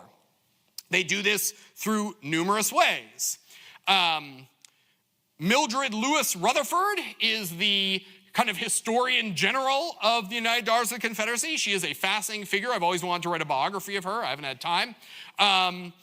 she writes all kinds of stuff for them, including she founds a partner institution called the Children of the Confederacy. And because she understands, and the UDC understands, that one of the best ways to perpetuate this myth is to teach it to kids when they're really young so that they will carry it with them through the rest of their lives. And they do this through things like shaping what's in textbooks, limiting what's in public libraries, restricting which songs, like the Ballad Hymn of the Republic. They remove the Ballad Hymn of the Republic from churches, from church hymnals, things like that. They're controlling what white kids in the South are able to read and absorb, so they adopt this narrative. And like Jubal Early, they're not hiding what they're doing. This is what Rutherford says. It has ever been the cherished purpose of the Daughters of the Confederacy to secure greater educational opportunities for Confederate children, and by thorough training of their powers of mind, heart, and hand, render it possible for these representatives of our Southern race to retain for that race its supremacy in its own land. She's not mincing words. She's saying, we're doing this so white kids can continue to have superiority over black kids. She's telling you exactly why she's doing it. So that's the other thing I want to stress here. They're not just eventually, we can argue they're doing this from the beginning, but this isn't just about honor culture. It's also about maintaining a system of white supremacy and racial hierarchy in the South. If you remove black people from the narrative, if you don't make the war about slavery, then you can have this narrative instead that allows you to continue to dominate African Americans. And they do this in a number of different ways. By World War I, there are 100,000 UDC members. That doesn't seem like a lot. It is, but they're also just very vocal and influential because they know where to apply pressure. As I mentioned before, one of the main places they apply pressure is schools in the South. They start critiquing schools. They go after teachers who don't teach the lost cause narrative of the Civil War, or who don't teach about slavery, to say that slavery was a benign institution. Rutherford forms a committee in 1919 specifically to review textbooks. She calls it this committee becomes the measuring rod for school textbooks. And they start to boycott and lobby textbook publishers, most of whom are in the North, if they don't publish this version of the war.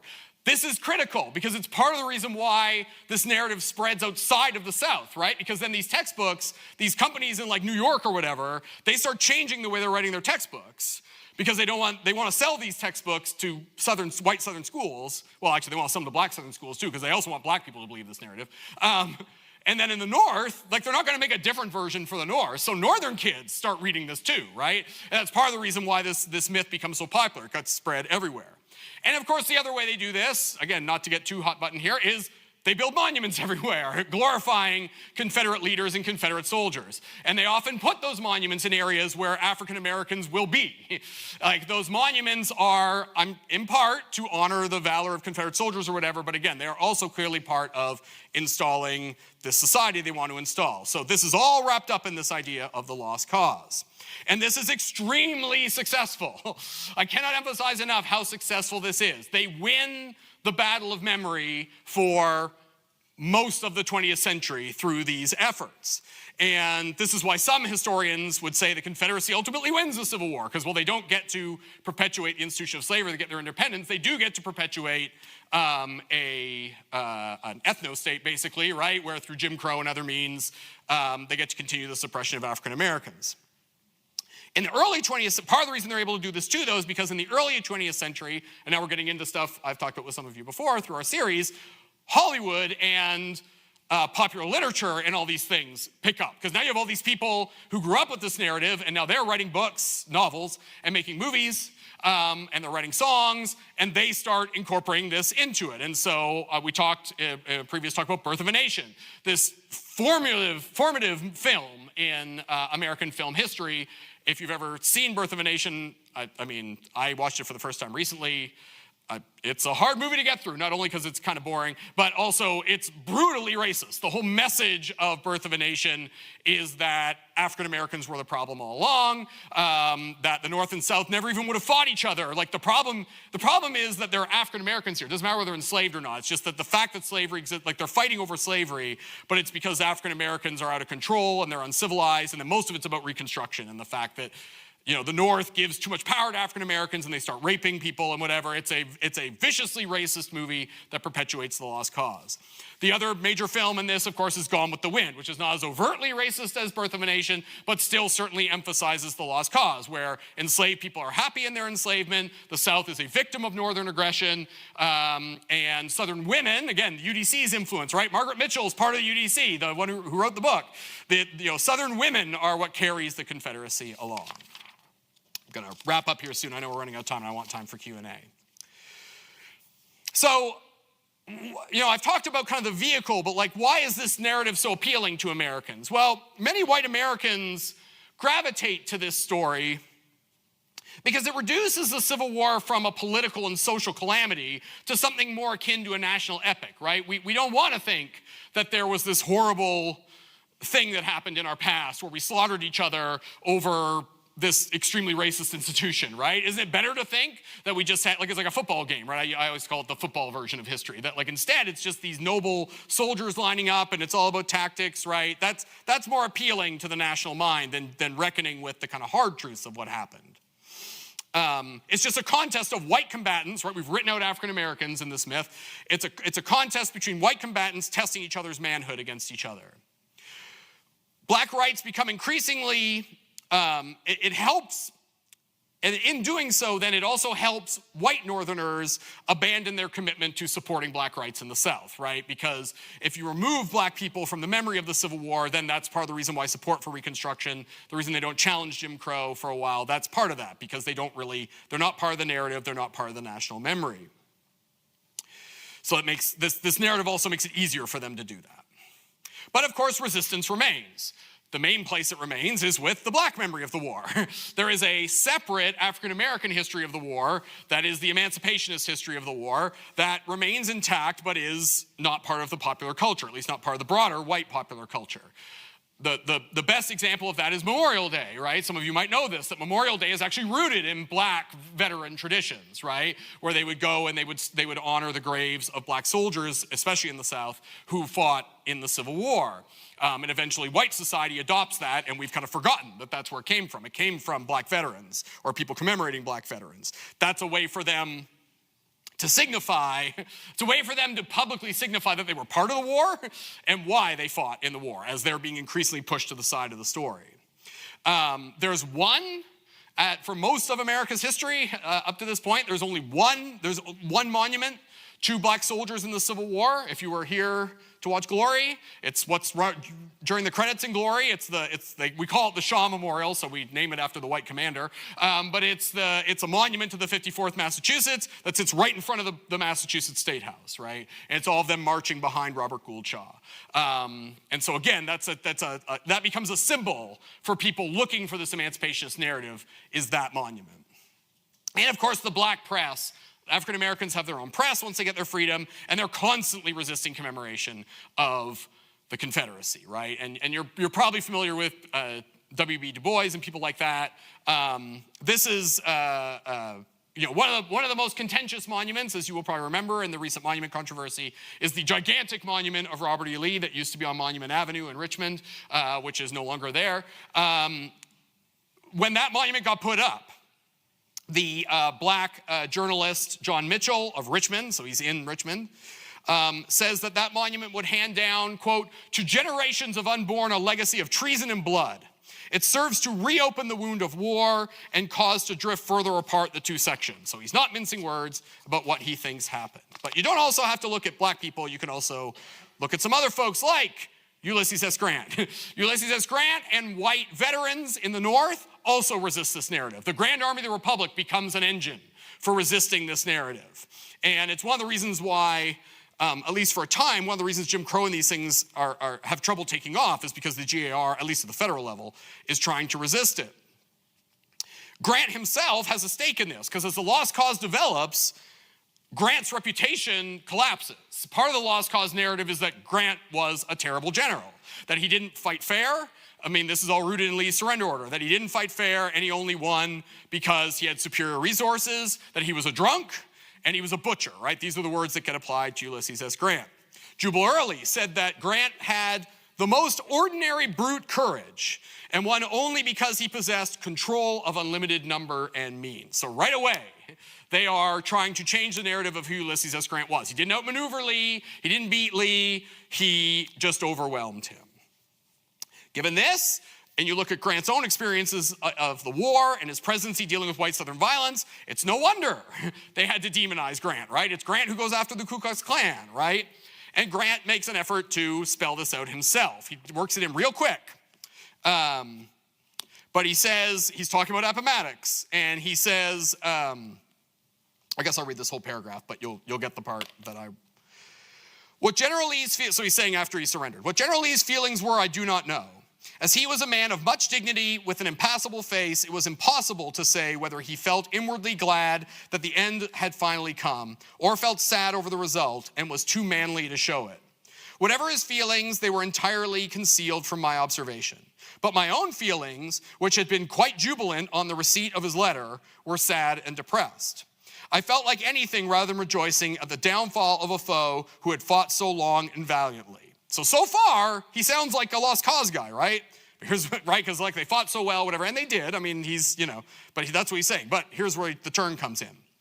And had suffered so much for a cause, though that cause was, I believe, one of the worst for which a people ever fought, and one for which there was the least excuse. I do not question, however, the sincerity of the great mass of those people who were opposed to us.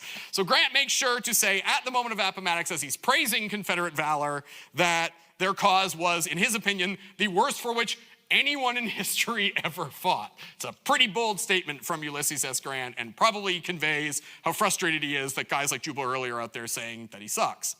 And then there's the Grand Army of the Republic, which I mentioned before, and I'll wrap up by talking about them. The Grand Army of the Republic also frequently speaks out. Especially the thing that GIR gets most upset about are all these monuments, right? They're like, why are we commemorating these people? Right, like these people are traitors. Why, the white South should not be commemorating these people. They should be apologizing for their treason, and they should be glad that, they're American citizens again and that this rebellion failed. The Illinois Grand Army of the Republic in 1923 makes the following statement. We forgave the rebels, but we did not forgive their rebellion, nor their treason, which time has not changed any more than it has changed the treason of Benedict Arnold or Judas Iscariot. They're not, this is 1923 too. This is way after Jubal Early's walking around, right? Like, they're still mad about this in 1923. These guys are pretty old in 1923, right? Such treason and such traitors cannot be so honored without dishonoring and insulting the men, living and dead, who fought to maintain the Union and who crushed the slaveholders' rebellion. Notice what, they don't call it the Confederacy, it's the slaveholders' rebellion, right? These guys don't stop clinging to that narrative. So, I don't think I need to explain this, but so why is this important, right? This is important because although we all agree, I think mostly agree on the answer to the question of who won the war and why, this contention over that question is extremely important to the way we remember the Civil War and the way we engage with our own past history of the Civil War when we do things like watch Civil War movies, right? They're all products of this argument and these attempts by both sides to shape the way we remember the war. And then to remember that these arguments are not just about history and memory, they have real world consequences, right?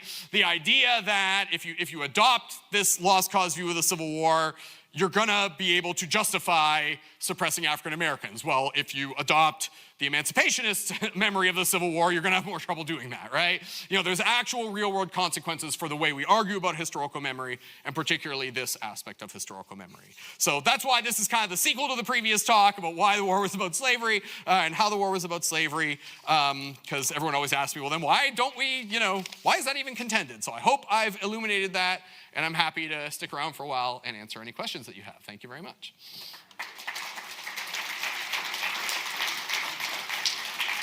You had your hand up first in the back, yes. So, Yeah, and I didn't talk much about that, and you're right. I mean, the thing you generally hear now, if someone wants to say the war was about slavery, they'll say it was about states' rights. That's a 20th century invention, but it is something these early guys adopt, which is that that's why they want to call it the war between the states. That it was the oppressive northern states invading the southern states who were just trying to preserve their own state power. Now, preserve it to do what? We know the answer to that, but they usually don't say. Although some of them will say tariffs. Although when people say it to me, I always say, I challenge you, to find a Union soldier or a Confederate soldier who's dying on the field of battle going, tell mom I died for the tariff. But yes, that's part of the narrative. The veterans do that too. I mean, this shows up when Confederate veterans write their memoirs. One of the things I don't talk about is the veterans all in the late 19th century start writing these memoirs about their experiences. And Confederate veterans also tend to write these stories about, and which is probably true for some of them, that they enlisted because they're like, oh, we're being invaded, I'm gonna go enlist, right? But that's all wrapped up in honor culture. Whether they were consciously thinking about defending slavery or not. I mean, I talked about this in the first talk, where I talked about the percentage of Confederates who owned slaves or had family who enslaved people. But whether they were conscious of it or not, I mean, they knew what system they knew what the South meant. They knew what the South meant was a white supremacist society that enslaved African Americans. My version of that story, and again, I want to be clear, well, some of you have heard this story before, I think, and a lot of you probably know that I'm Canadian, and that I got my master's and my PhD at the University of Alabama, so that was a big shift for me. And but I mean, and so I ended up spending 8 years in the Deep South. And I want to be clear, because I don't want this to be like, let's beat up on white Southerners and their views of history. Most people I met down there did not purport any of this, this is all in decline. At least I hope it's still in decline. But when I was there, I didn't run into this a lot. But you're right, occasionally you would run into people. And so my version of that story is, as I mentioned, my dissertation and then later my book was on music in the Civil War, which is, on the face of it, a pretty safe, not really a controversial topic, right? And so there was this magazine, the Confederate veterans, and I quoted this in the previous talk. I think I may even have told this story in the previous talk, so apologies those of you who were here. The Confederate veterans had their own magazine called Confederate Veteran Magazine. And it's really useful for historians because Confederates write a lot of reminiscences in it. And it's been indexed. So for me, it was useful because I could look up different songs and figure out, because one of the things I try to do in my book is figure out what songs were actually popular and when they were singing it and why. And so but the Alabama, the university's library didn't have it. But the public library did. It was in their genealogy section. So I'm sitting in the genealogy section of the Tuscaloosa Public Library, and I'm going through this magazine, and this guy comes up to me, and he goes, "Oh, you're researching your Confederate ancestor, huh?" And I said, "No, probably in a thicker Canadian accent than I have now because I've been living in the States for a while." I said, "No, I'm researching I'm from the university. I'm researching my dissertation." He's like, "Oh, what's it on?" And I said, "It's on music in the Civil War." Again, because I know what's coming, so I'm just trying to give the most innocuous answer I can. And I said, "Oh, it's on music in the Civil War." And he goes, "Well, let me ask you one question." And I said, "Yeah." He said, "Which side are you on?"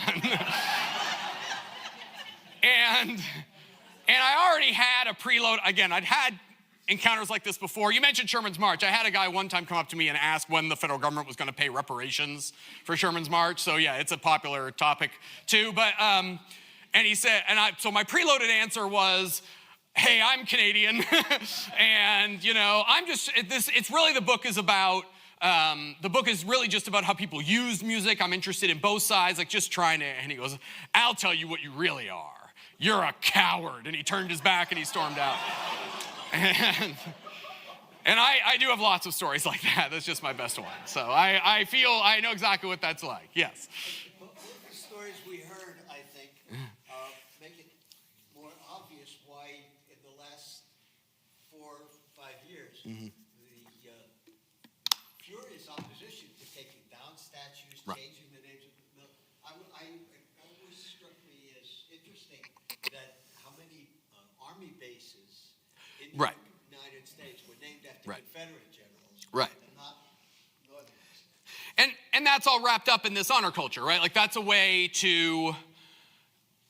I mean, it's a way to white Southerners needed to feel that their martial service in the Civil War was on par with the martial service of the U.S. Army. And so by doing that, right, what the U.S. Army and the federal government are doing is they're integrating the service of who were traitors into the service of people who weren't. Now, I don't want to get into whether they should have done that or not, but that's obviously what's happening there, right? They're trying to make guys like Braxton Bragg, who was terrible. It's always funny because they're mad about Fort Bragg. Bragg was a terrible general. I don't know why you would want to, name anything after Braxton Bragg. But even if you even if you agree that the Confederate service was honorable or whatever, you don't want to name something. But anyway, but by naming something after Braxton Bragg, right, you're putting him on the same level as Sherman or Grant or someone like that, right? And so, right, I think that's why that, and all through, they've been naming things after Confederate generals, right? Mm-hmm. Part of that is because they were building a bunch of new military installations right before World War II. Mm-hmm. Right. And they needed names for them, and they asked locals and they asked Right. schools Right. to submit names. Right. And that's how, because I wondered about that, Right. especially about Braxton Bragg. And then I thought, I never read a book about him. Right. So maybe just the references that I have that he was so terrible aren't the full story. And I looked it up. I looked on Amazon. Mm-hmm. The only book I could find was The Most Hated General in Yeah, I mean, but he's one of the major, there's 7 lieutenant generals in the Confederate Army, so he's one of them. And that's part of the Lost Cause too, right? Like one of the things the Lost Cause does, I mean, the other thing I didn't talk about, so I'll get it, a couple things you kind of triggered that I want to talk about. So one, I thank you for placing that, because I didn't say this too. Thank you for placing it in the timeline, because in the 1930s, right, which is when you're talking about, all this textbook stuff I talked about has been happening for a long time, right? So white Southerners are primed at this point by the UDC and all these places to assert these things, right? But the other thing that happens that the UDC does and that white Southerners do is then they adopt their own localized versions of the Lost Cause. So then so one of the ways they do that is, Braxton Bragg was from, isn't it North Carolina, right? Isn't that where Fort Bragg is? He's from North Carolina. So he wasn't that bad, because actually, if you look at Braxton Bragg's record, he was great, right? Because we've got to, Virginia's got Lee, we've got to have Bragg, right? And so they start fighting with each other. And so the ultimate way, the thing when I go there, I used to give tours there when I lived over there, is if you go to Gettysburg, it's really clear at Gettysburg where the Lost Cause in some ways kind of starts to eat itself, and they start to compete with each other. Because if you go to Pickett's Charge, so I already talked about the context of Pickett's Charge, right, and the way they mythologize Pickett's Charge. There's monuments at Pickett's Charge on the U.S. side where the different states who participated in Pickett's Charge got the furthest past the Union line. And if you look at when they were installed, the furthest back were installed later than the ones before. So Virginia installs theirs first because they've got the Lewis Armistead story, right? So there's the spot where Lewis Armistead died, and that's their marker for how far they got. And then North Carolina's no, we actually got farther. So there's a North Carolina monument that's a little further. And then in the 90s, or the 80s or the 90s, just that recently, they call it, the rangers there call it the Trent Lott Monument. Trent Lott forces the National Park Service, he pushes it through, to put a Mississippi monument that's way past the other two, to say Mississippi went way further. But what are they arguing about? They're arguing about who lost the least, right? Or who lost the best, right? It's so crazy, but that happens, especially North Carolina and Virginia. That same book I mentioned by Carol Reardon, it's a really excellent book. That's a lot of what it's about, is how North Carolina and Virginia start viciously fighting against each other over who should get the most credit for Pickett's Charge, a failed military maneuver, right? But they're fighting for this honor, right? What matters is the honor, right? And so that's what's going on there. Yeah, it's so interesting to me, yeah. Mm-hmm. Mm-hmm. Occasionally, I will get a guest Yeah, sure. who will be talking, and all of a sudden, they will push that issue. Oh, sure. Do you know that the Civil War was really because of the Lost Cause? Mm-hmm. At which point, many times I just go, well, have you read the Constitution of the South? Sure. And what does the Constitution of the South Right, allow them to do? right. And they'll look at me really puzzled, and they'll say, to own another person. Right. And at that point, they usually just walk away from it. Yeah. Yeah, and I mean, and that's what in the previous talk too, I tried to show you all that the ordinances of secession, that they are pretty clear, especially the ones I read last time, are very clear about why they're doing it. They're again, much like, I tried to prove the same thing here. Like when the Confederates seceded, they did not try to hide why they were seceding. They were very open about it. When these guys then rewrote that history, then decided, well, we got to eliminate slavery, right? So like, yeah, we all said it was about slavery, but now we got to rewrite it. They admit that they do that, right? Like they say, they wrote it down. There isn't a mystery here. They said, we're going to change the narrative so that we eliminate black people from the history of the war. And then in Rutherford's case, and some other cases, they even, and then do the next part. They go, so we can keep oppressing them, right? They write it down. There's no mystery here what they were doing. But nevertheless, it's hard, yes, to convince some people that that is so. Especially if they learned it in school. So, mm-hmm.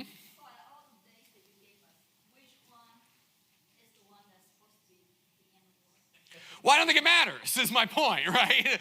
I don't think it really matters. I think it's better to, historians like to say things are messy. The wars are all sloppy. And so I think it's fair to say, because I'm sure you get this question, and our museum commemorates this day, it's fair to say that Robert E. Lee's surrender is the moment in which it becomes very clear that the Confederacy is starting to collapse, which is part of the reason why less than a week later, John Wilkes Booth murders Abraham Lincoln, right? Because he's like, okay, the jig is up. And it's why Lincoln is so happy and goes to see a comedy that night, right? It's very clear that Richmond falling and Lee surrendering are a big deal. But it's important to remind people that everyone doesn't just drop their weapons and go home, right? That violence persists, organized violence persists for months after that, and irregular violence persists for, depending on how you want to define it, years or decades. So that's important to remember. The conflict that started the Civil War and resulted from the Civil War does not go away on April 9th, 1865, or on April 14th, 1865, when Lincoln gets shot. It persists, and it persists for a long time. Well, they have the Civil War in four minutes. Right. It actually has some of those other. It does, right. It does. The North Carolina and Johnson. It takes you through Texas, yeah, which is good. It takes you to June, I think, right? I think. And so that's good, yeah. But again, and that's why I said, so if any of you know the historian Ed Ayers, that's what I was talking about. He's a pretty famous Civil War historian. I took Ayers through the museum years and years ago, and he's the only person who's ever complained about the Civil War in 4 minutes, because I think it's one of the most effective things in the museum. But that's what he complained about, because he said, well, it creates this image that the war is just a conflict between standing armies, and it wasn't. It's much messier than that, and so that's what it's missing by doing that. But yes, it at least takes it through all those surrenders. It doesn't end at Appomattox or Lincoln's. Right, exactly. Okay. All right, well, thank you very much. I hope I'll see you next week for the movie. And thank you again for everything you do. We really appreciate all of you.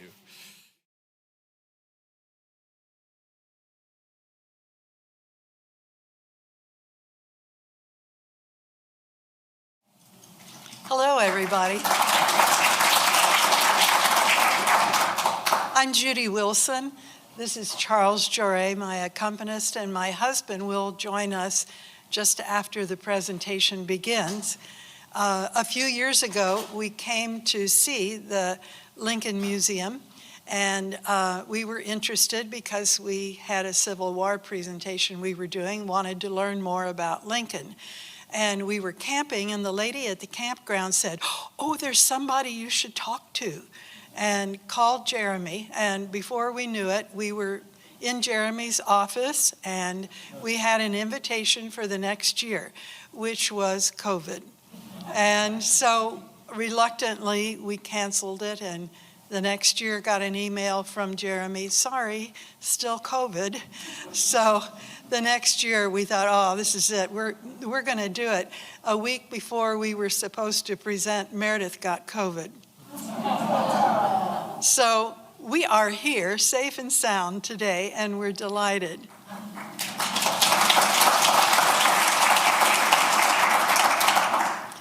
In 2017, Meredith and I took our camper and traveled the Natchez Trace from Natchez, Mississippi to Nashville, Tennessee.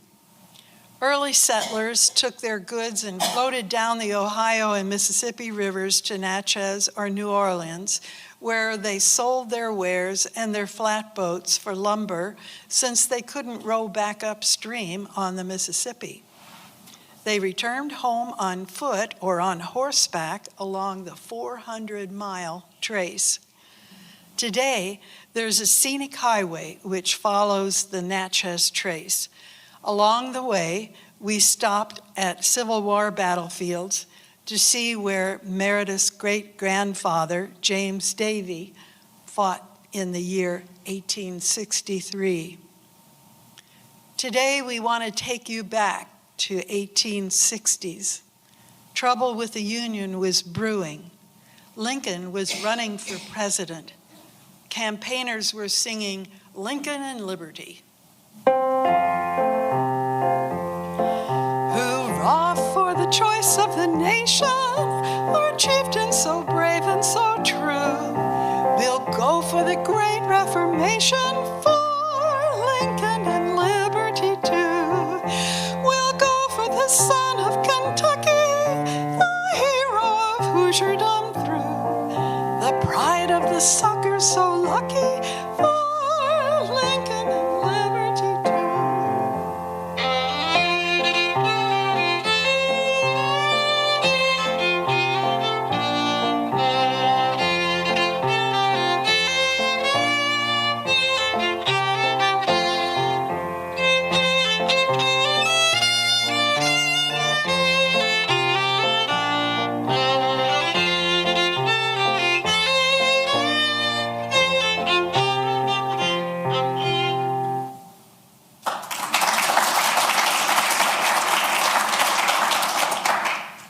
Talk of emancipation was dividing the country. Loyalties to the South were strong. The war started when Confederates bombarded Union soldiers at Fort Sumter, South Carolina, on April 12, 1861. Meredith's great-great-grandfather, James Davy, volunteered for the Union Army in October of '61 when he was 25 years old. Davy was born in England in 1836, and his family emigrated to Canada the next year. By the time he was 4, the family was living in Pleasant Mills, Adams County, Indiana. Davy's father died when he was 9. For the 4 years of his service in the Indiana 47th Regiment of the Union Army, he kept a diary contained in 4 small books, which we still possess and are on display over here, along with pictures and documents. This program features entries from the 1863 diary about the Battle of Vicksburg, read by Meredith, background information I read, with pictures and Civil War songs. And I hope you all will join with me. I don't want to sing those by myself. The words will be on the screen.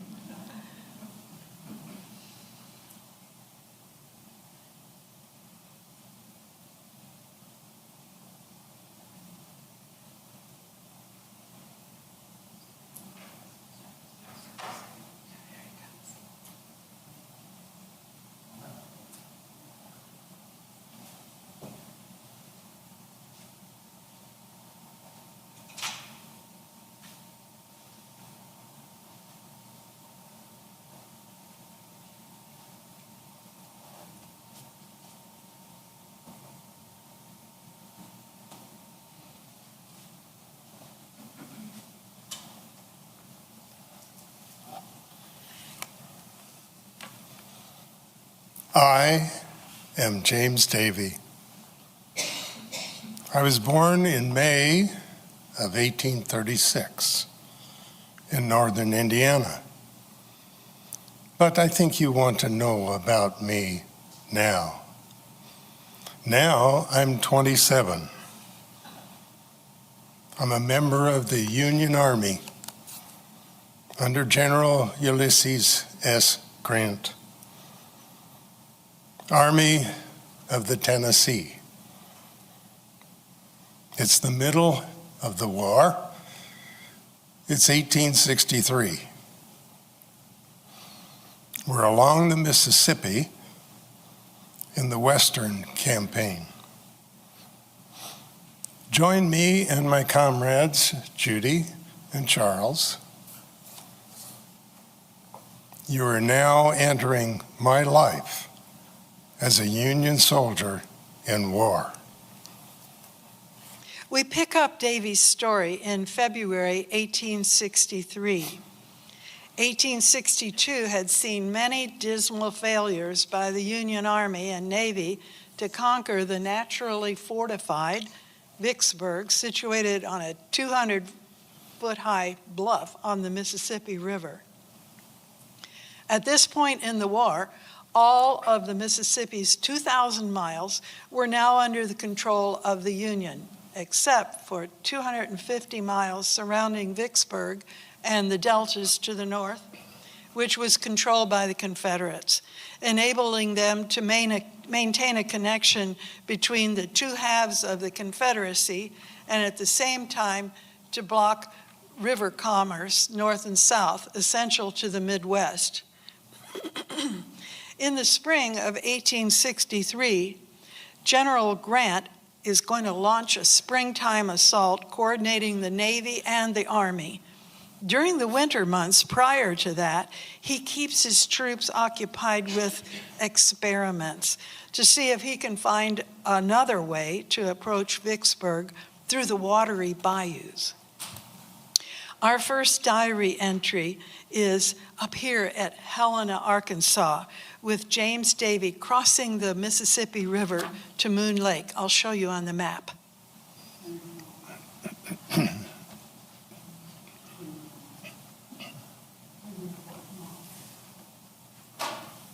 Here's Helena. Eventually, the troops came down on the Louisiana side and then crossed over and fought their way back up, back east to Vicksburg.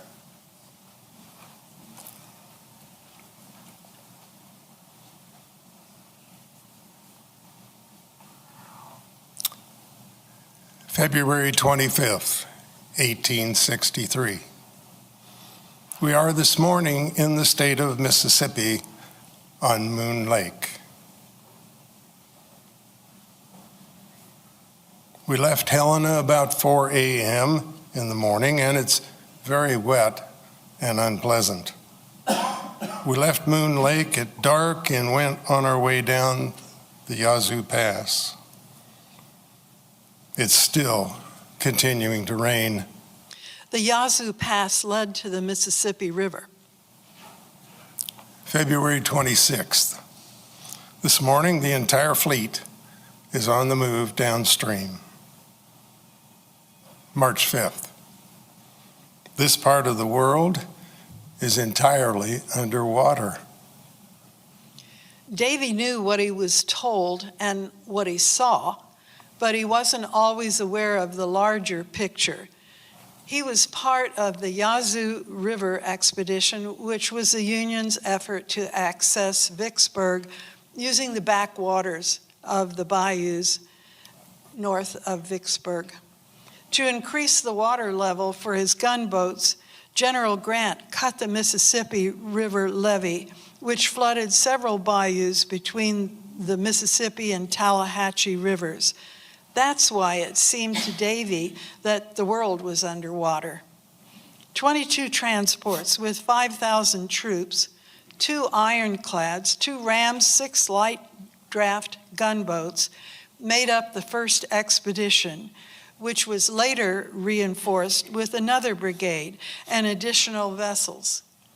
It took several weeks to make the 200-mile trip, as the bayous were narrow and tortuous. March 11th. We got to see the blazing ruins of a boatload of cotton. It had been set on fire to keep it from falling into our hands. The siege commenced today. Davy was near Greenwood, Mississippi, where Fort Pemberton had been hastily built of cotton bales covered with earth, 14 feet high, which absorbed the artillery shells. It was armed with light artillery and manned by 1,500 men, was able to fire on vessels traveling north and south. March 13th. This morning, the air is cold, and the sun appears as if it was dim with the horrors of the struggle that is about to take place between right and wrong. We're still on picket. The battle commenced at 10 a.m. and continued until night.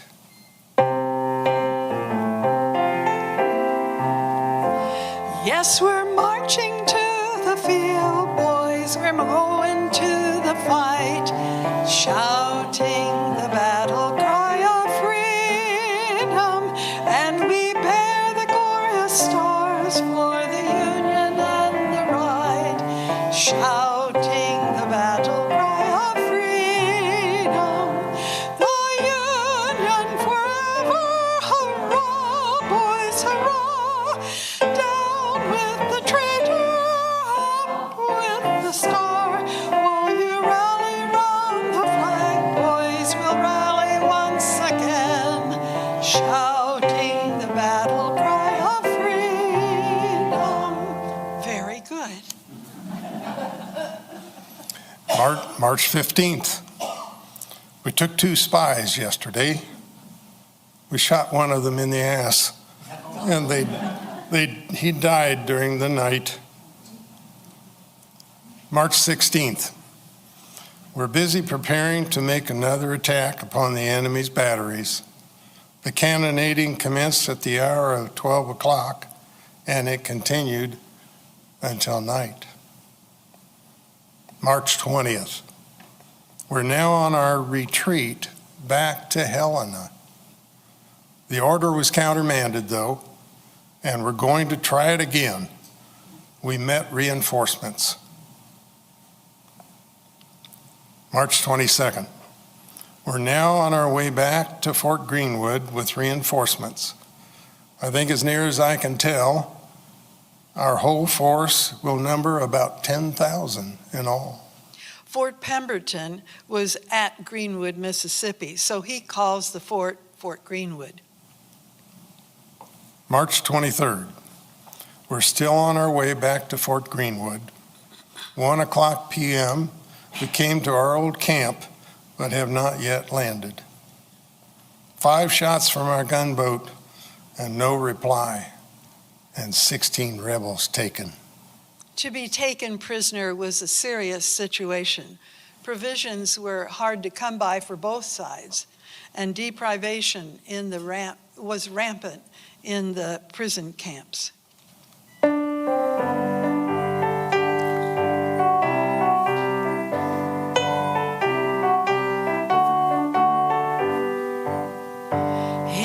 the prison cell we sit, we are waiting for the day that shall come to open wide the iron door, and the hollow eye grows bright, and the poor heart almost gay, as we think of seeing home and friends once more. Tramp, tramp, tramp, the boys are marching. Cheer up, comrade, they will come, and beneath the starry flag we shall breathe the air again of the free land in our own beloved home. March 27th. Today, 4 companies of our regiment, and the 28th Wisconsin, and 1 company of cavalry and a small cannon. And we took a scout then to a small village called McNutt. We got 10 guerrillas. We returned to the boat at dark. March 29th. This was a very sad accident. Happened in our regiment last night.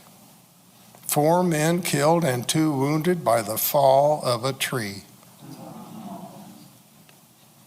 There is 10 men detailed out of our company for cannoneers.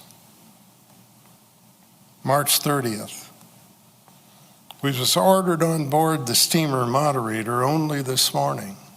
The Moderator was part of a fleet of gunboats that plied the Mississippi, trying to keep the supply routes open to the north. April 2nd. Everything remains docile, but last night the rebels shot a full round from their fort with their heavy guns. This was done in order to keep our men from building a battery in front. April 5th. This morning we left the camp at Greenwood, bound for the Mississippi River, but we left the enemy in possession of their fort. The federal fleet retired to the Mississippi. Grant had failed to reach Vicksburg by the Tallahatchie-Yazoo Pass. April 7th. We're on our way to Helena. We got to the mouth of the Yazoo Pass about sunset, and we tied up for the night. April 12th. We're laying about 3 miles below Helena on board the steamer Moderator. We're now on our way to Vicksburg. April 16th, Milliken's Bend, Louisiana. Milliken's Bend was a staging area about 15 miles northwest of Vicksburg. This is a very hot day. This morning, our whole force started for Vicksburg by land. Our force numbers about 15,000 now, and that many started yesterday. We came to a small village by the name of Richmond, and we halted for the night. Richmond, Louisiana had been recently occupied by Union forces. April 17th. 5 o'clock this morning, we started again on our way. We marched about 10 miles nearer to the enemy and then came to a halt. We've gone through a very handsome part of the world. April 22nd. This has been a very muddy day, but notwithstanding the fall of rain last night, the weather's clear at present. This was a very serious night to pass without anything to keep us from the storm. April 23rd. This has been a very warm day, and the mud has dried out at last. The bridge is not completed yet, so we'll have to stay here a day or two. The health of our regiment is very good. April 25th. The bridge is completed across the slough. A slough is a swamp. April 27th. This morning we left Nolan's plantation and crossed over the sloughs and came to the Mississippi River where our boats lay before Vicksburg. April 28th. This morning we're encamped on Perkins Plantation. Perkins Plantation is now known as Somerset. After the Union forces' unsuccessful effort to defeat Fort Pemberton, they moved on down the Mississippi. Grant was trying to get east of Vicksburg by taking the long way around through Louisiana. Perkins Plantation had several hundred fine acres of campground, a riverfront with a good landing, making it an ideal place for assembling an army. Davie was in the 13th Corps, Army of the Tennessee. Its commander, General McClernand, had begun assembling his forces a week earlier. We're now lying on the banks of the Mississippi, about 30 miles below Vicksburg. We are going over on the Mississippi State. Davie was one of 24,000 troops ferried across the Mississippi in the largest amphibious operation ever conducted by an American force prior to World War II. April 29th, the Battle of Grand Gulf. This morning we got on board the steamer Moderator, and we went down the Mississippi to a place called Grand Gulf, where the Black River forms a junction. Here the rebels have got heavy breastworks. Here was a hard fight between our gunboats, which lasted until about 2 p.m. Admiral Porter led 8 ironclad river gunboats in an attack on the fortifications and batteries at Grand Gulf with the intention of silencing the Confederate guns and then securing the area with the troops of McClernand's 13th Corps. The gunboats attacked at 8 a.m. and continued until about 1:30 p.m. Davies' vessel, the Moderator, was one of 9 which remained in reserve. You can see the reserve ones over on the left. The Union gunboats successfully silenced the lower batteries of Fort Wade, but the upper batteries of Fort Coburn remained out of reach, continued to fire. The Union ironclads, one of which, the Tuscumbia, had been put out of action, and the transports drew off. April 30th. This morning we got on board the gunboat and we went 16 miles down and landed in the state of Mississippi. We marched all night in the rear of the fort where the heavy cannonading was occurring all night.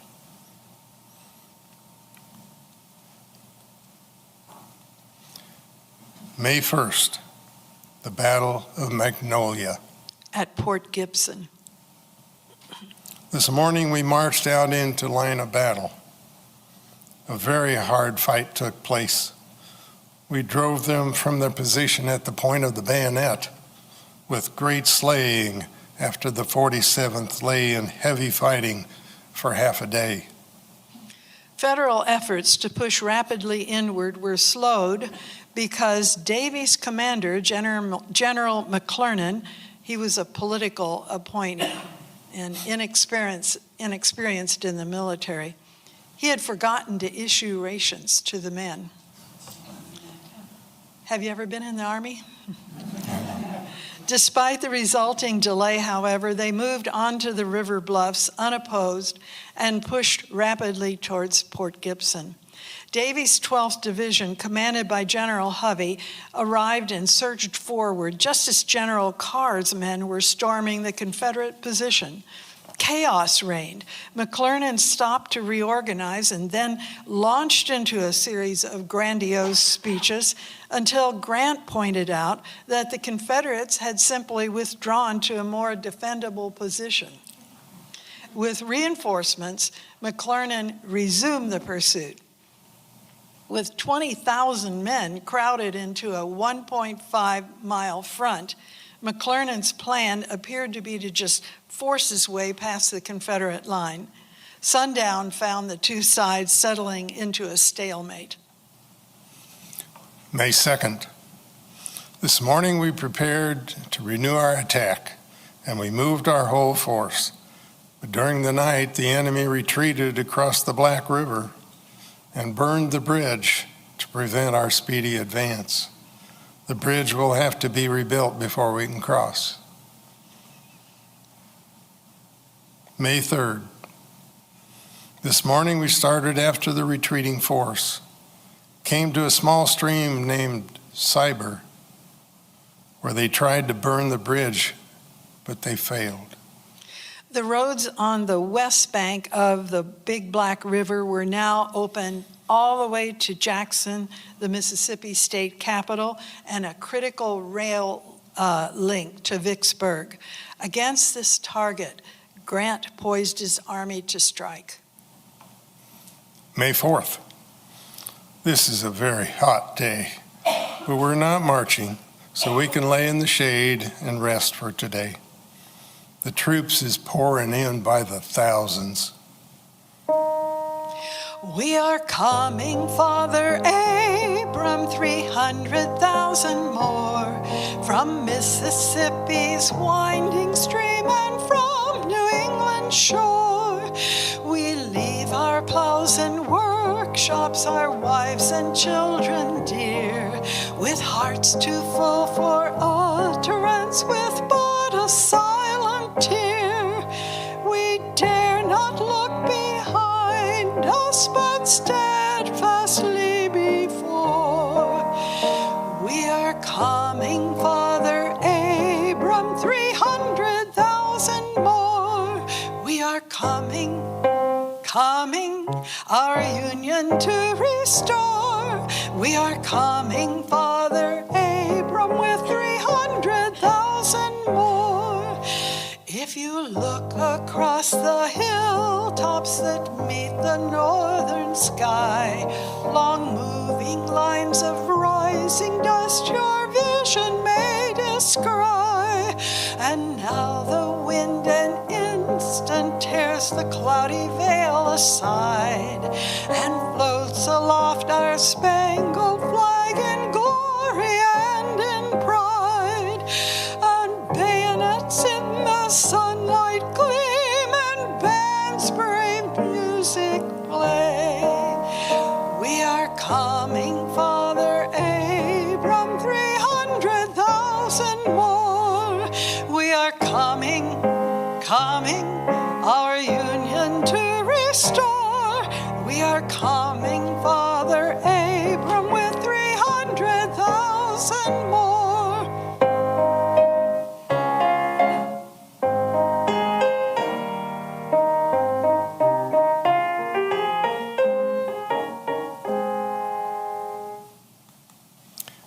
May 8th, General Grant had a grand review of this Army today. He was accompanied with field and staff officers. It was a splendid sight. May 10th, this morning we started again on another march, but on the account of the large army that there is to move, we did not go more than 9 miles. Dust and heat made this day's march a very tedious one. May 11th, we had the pleasure of remaining in the shade today, so we got along very well. The troops are pouring in by the thousands. General Sherman came in with another Army Corps. May 12th, this morning we advanced about 8 miles nearer to the rebels with heavy skirmishing in front, with infantry and artillery. We drove the enemy slowly and are now encamped on their picket line. May 13th, the Battle of Jackson, Mississippi. This morning we advanced 6 miles and drove the rebels, and we had heavy skirmishing, but we drove them. Then we marched about 6 miles and camped for the night. On May 9th, Confederate General Johnston received a dispatch from the Confederate Secretary of War directing him to proceed at once to Mississippi and take chief command of the forces in the field. As he arrived in Jackson on this day, May 13th, Johnston consulted with the local commander, General Gregg, and learned that only about 6,000 troops were available to defend the town. Johnston ordered the evacuation of Jackson, but Gregg was to defend Jackson until the evacuation was complete. By 10 a.m., both Union Army Corps were near Jackson and had engaged the enemy. Rain, Confederate resistance, poor defenses prevented heavy fighting until about 11 a.m. when the Union forces attacked in numbers and slowly but surely pushed the enemy back. In mid-afternoon, Johnston informed Gregg that the evacuation was complete and that he should disengage and follow. The Federal troops burned much of the town. The fall of the beautiful former Mississippi state capital was a blow to Confederate morale. May 14th. This morning we started about 4 o'clock to another point, and from the heavy rain that fell during the night, caused our march to be very tiresome. At 10 o'clock, we came to a small village named Raymond, where our men had another fight, and we drove the enemy. Confederate General Gregg underestimated the size of the federal force. His forces at Raymond were overrun by the Union, and he was forced to evacuate to Vicksburg. May 15th, Clinton. This morning we came to the railroad that runs from Vicksburg to Jackson in this state. And then we took a northeast course to another village called Bolton, where we expect to have a fight. May 16th, the Battle of Champion Hill. Another desperate struggle for our glorious cause, in which laid thousands of our good boys in their grave. And my comrades fell on my right and on my left. Only the God in heaven brought me through safe. When Grant arrived at Champion Hill, he ordered the attack to begin. McClernand's corps attacked on the left, McPherson's on the right. Confederates attacked, pushing the Federals back. However, they were too few to hold the position. Grant now counterattacked, committing Davies' forces that just arrived from Clinton by way of Bolton. Late in the afternoon, the Confederates fell back to a defensive position at the Big Black River in front of Vicksburg. Captain Sam Byers, 5th Iowa Infantry, he reported, for over an hour, we loaded our guns and we killed each other as fast as we could. I've been in greater battles than Champion Hill, but only once did I see two lines of blue and gray stand close to each other and fire into each other's faces for an hour and a half. Champion Hill was a bloody and decisive Union victory. The Battle of Champion Hill was a pivotal battle in the Vicksburg campaign, leading inevitably to the siege of Vicksburg and their surrender. May 17th, one day later. This morning, my heart bled with sorrow to view the horrible scenes of a hard-tested battlefield, which was strewn with our dead, and the enemy was laying with our dead fully as thick. Professor Bishop, in his book, Mississippi's Civil War Battlefields, quotes General Hovey, division commander, as saying, "It was the hill of death. Men, horses, cannon, and debris scattered in wild confusion."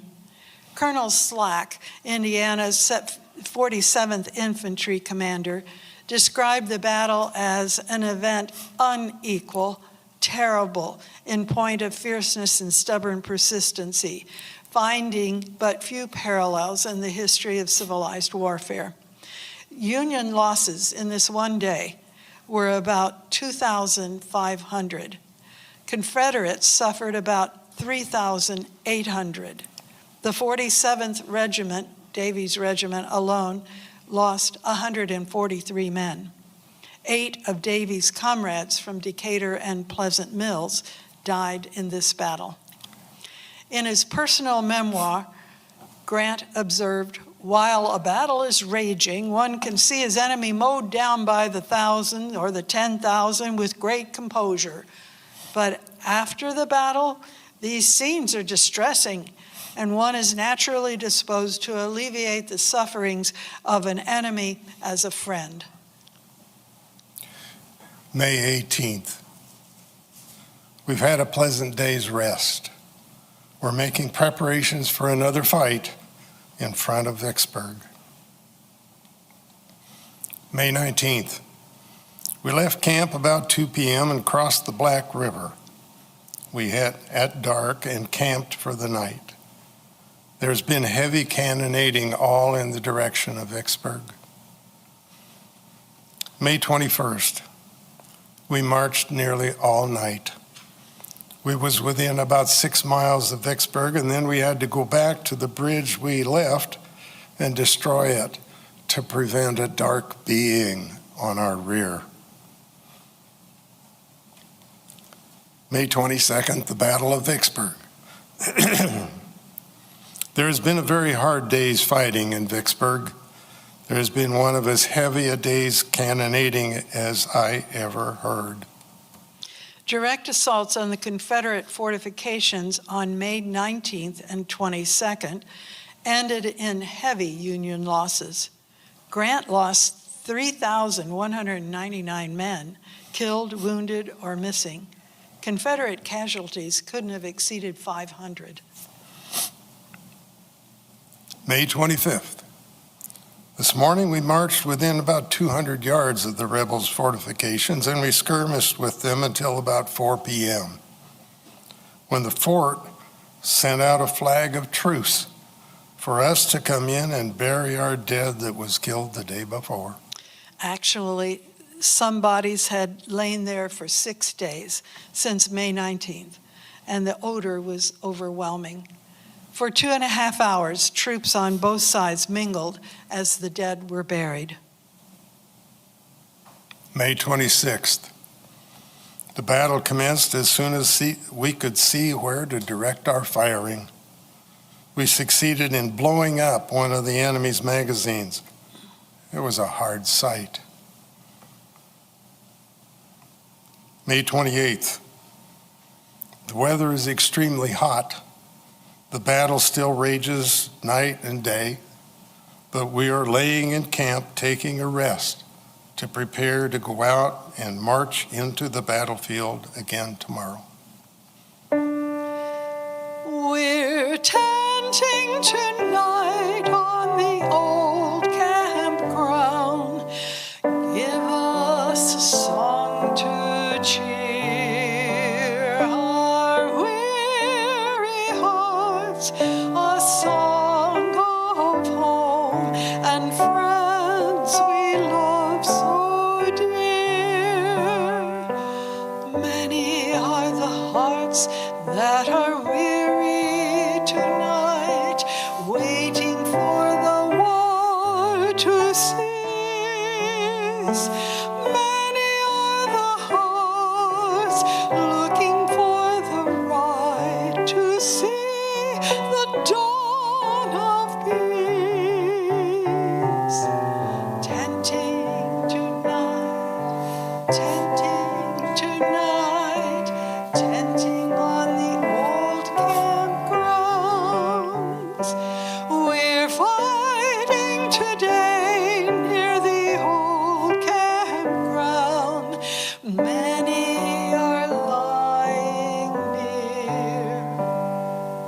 Some are dead and some are dying. Many are in tears.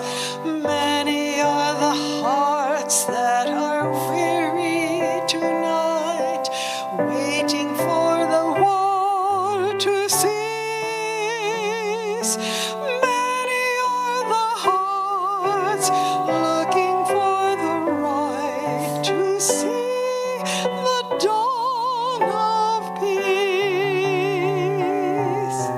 Tenting tonight, tenting on the old campground.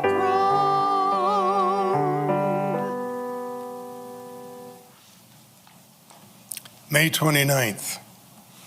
This morning at 9 o'clock, we was called out into line of battle to march out into the battlefield to face the enemy once more, to risk our lives for our glorious cause. The heaviest cannonading I ever heard. May 31st. The God in heaven still smiles on us while in this desperate struggle, although we are momentarily exposed to the enemy's firing and facing their deadly missiles. About 4 o'clock this morning, we was roused from our beds of rifle pits by heavy cannonading all around our whole line. I took up my position on one of the highest hills to view the scene before the light of the sun would make it so light that the flashes would be dimmed.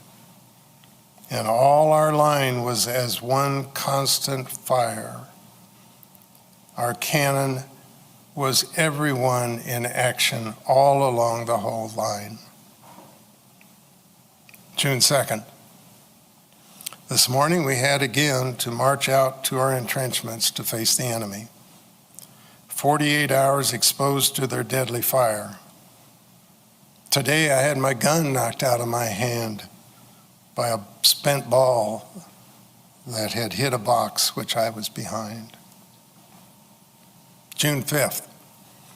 Another day's rest, for it was something we need very bad. Today makes 19 days steady fighting. The roar of cannon is constant in our ears. June 10th. This morning we again took our turn in the rifle pits before our enemy. But very little was done on the account of the heavy fall of rain, which continued during 24 hours that we was on duty. June 11th. This morning we returned to camp in a very wet condition, and our camp was knee-deep in mud, and part of our nests had floated downstream.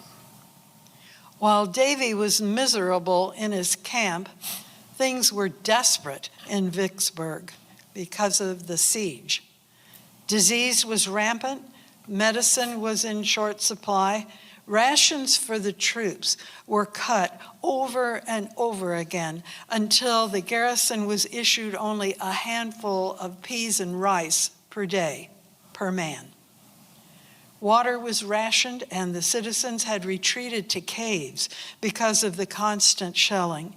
Many civilians fell victim to the incoming shells.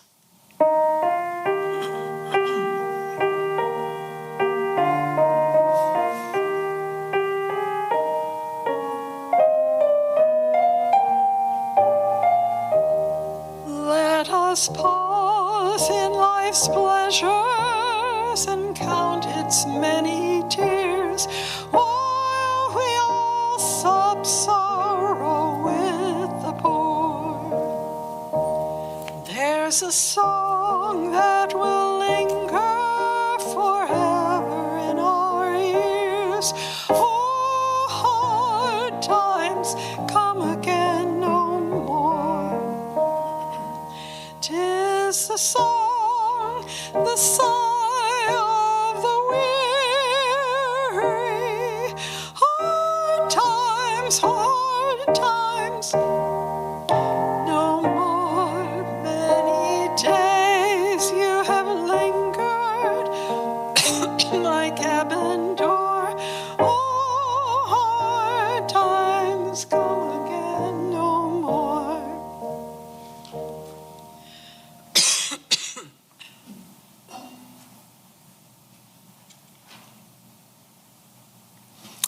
June 13th. Nothing but the constant roaring of the cannon can be heard, and the whistling of the balls as they cut their way through the air. This morning, one of our company was killed while he was in bed. That was Robert Thompson of Decatur, Indiana. June 14th. This morning, we took our turn in the rifle pits. About 2 p.m., the enemy attempted to make a charge, but as soon as they made their appearance, our men opened out and drove them back into their nests. June 16th. It appears as if the very earth was getting ready to cave under the terrific shocks of our cannon. The Rebs are shelling our camp, but they have done no injury yet.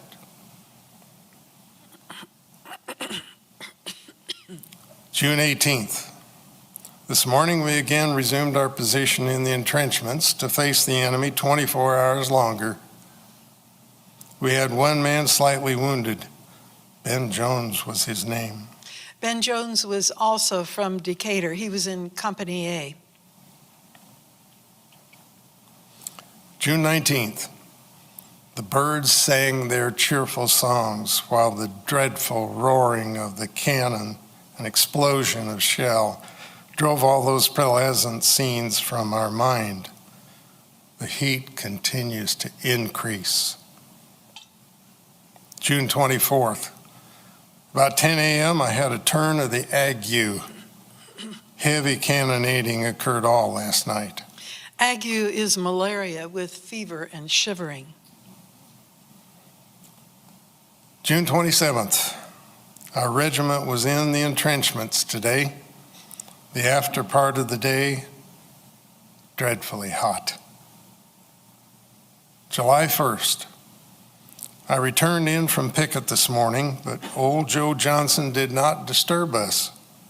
But he's very much expected. As for other news, it is scarce. The Confederate general he mentioned, Joe Johnston, was sent by President Jefferson Davis to support General Pemberton at Vicksburg, but he arrived too late to have an effect. It was a crucial mistake. He hesitated because he thought he didn't have enough troops to conquer the enemy. Davis dismissed him because of this, but reinstated him the next February. July 2nd.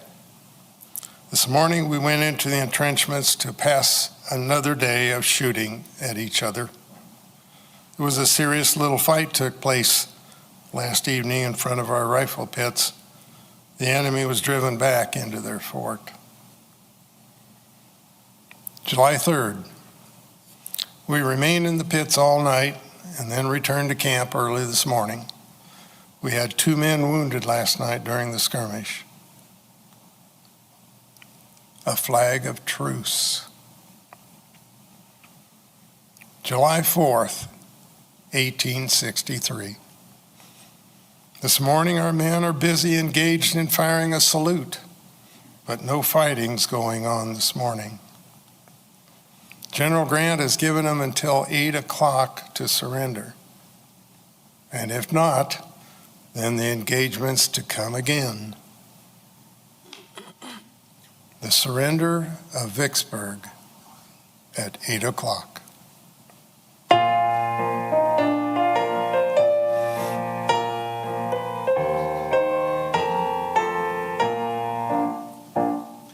Mine eyes have seen the glory of the coming of the Lord.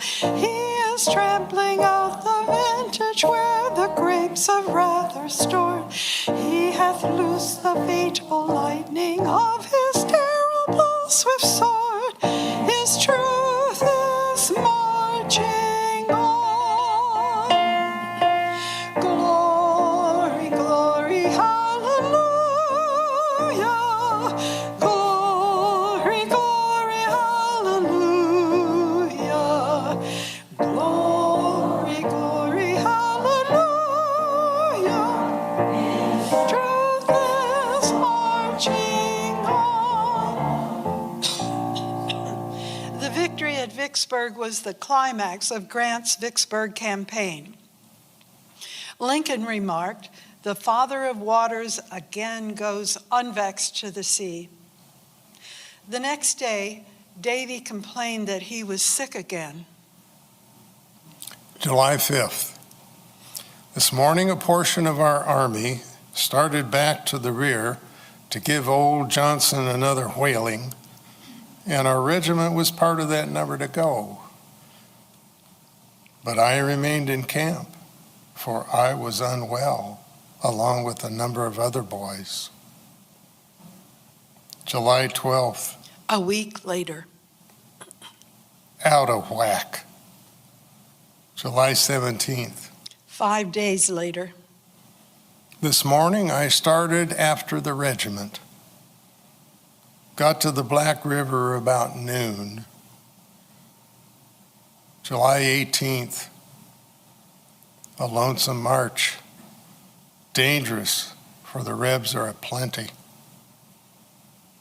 July 19th, I got to Jackson this morning. I got to the regiment about 1 o'clock. July 21st. Only 2 days later than when he arrived. This morning, our whole force started back to Vicksburg. August 1st, we're ordered down the river. August 2nd, this morning we embarked on a marine boat and started down the river, and in the afternoon we landed at a splendid town called Natchez, where everything is plentiful. Natchez really is a beautiful river town. It's known for its lavish mansions. Davie and other Union forces have occupied Natchez after the fall of Vicksburg. Natchez is known for these beautiful antebellum homes, which belong to wealthy plantation owners. Stanton Hall is the largest and most lavish mansion. It really does take up a whole city block. Choctaw Hall served as Union headquarters. There is a city cemetery there that includes a Confederate section.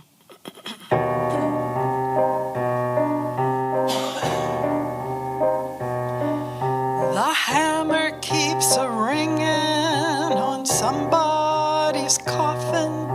The hammer keeps a-ringing on somebody's coffin. Way over in the New Berrien ground.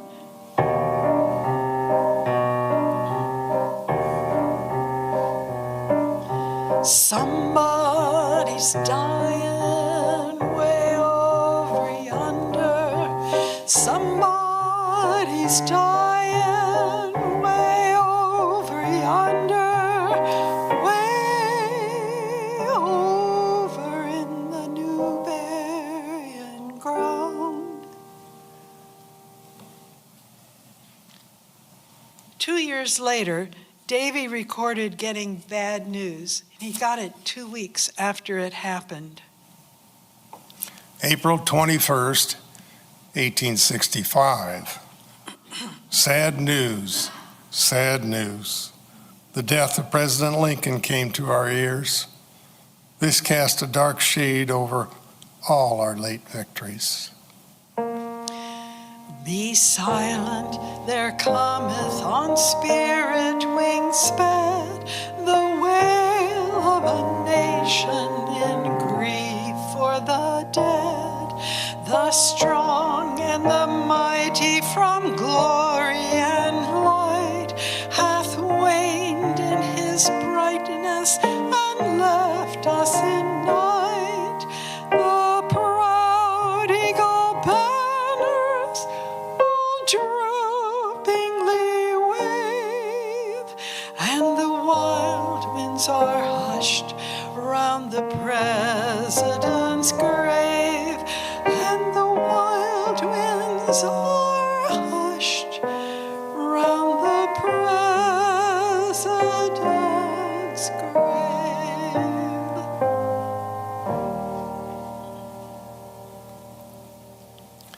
April 25th, 1865. The hearts of our soldiers somewhat revived from the late news that the Secretary still survives. After the Battle of Vicksburg, Davie was promoted to sergeant. You can see he proudly wears his sergeant stripes. He was discharged in October 23, 1865, having fought at last in the Mobile Bay campaign. He returned to Decatur, Indiana, and married Mary Rice in 1866, and eventually moved to Spiceland, Indiana. They had 3 daughters, Elta, Florence, Marianetta, and Lizzie. He died in 1899 at the age of 63, having long suffered from that malaria that he contracted at Vicksburg. Marianetta had a daughter, Ethel Irene, who had a daughter, Veda Louise, who had a son, Meredith. Davy's daughter, Lizzie, died at 3, and Elta died at 20. But Marianetta, his great-grandmother, lived to the age of 95, dying in 1963.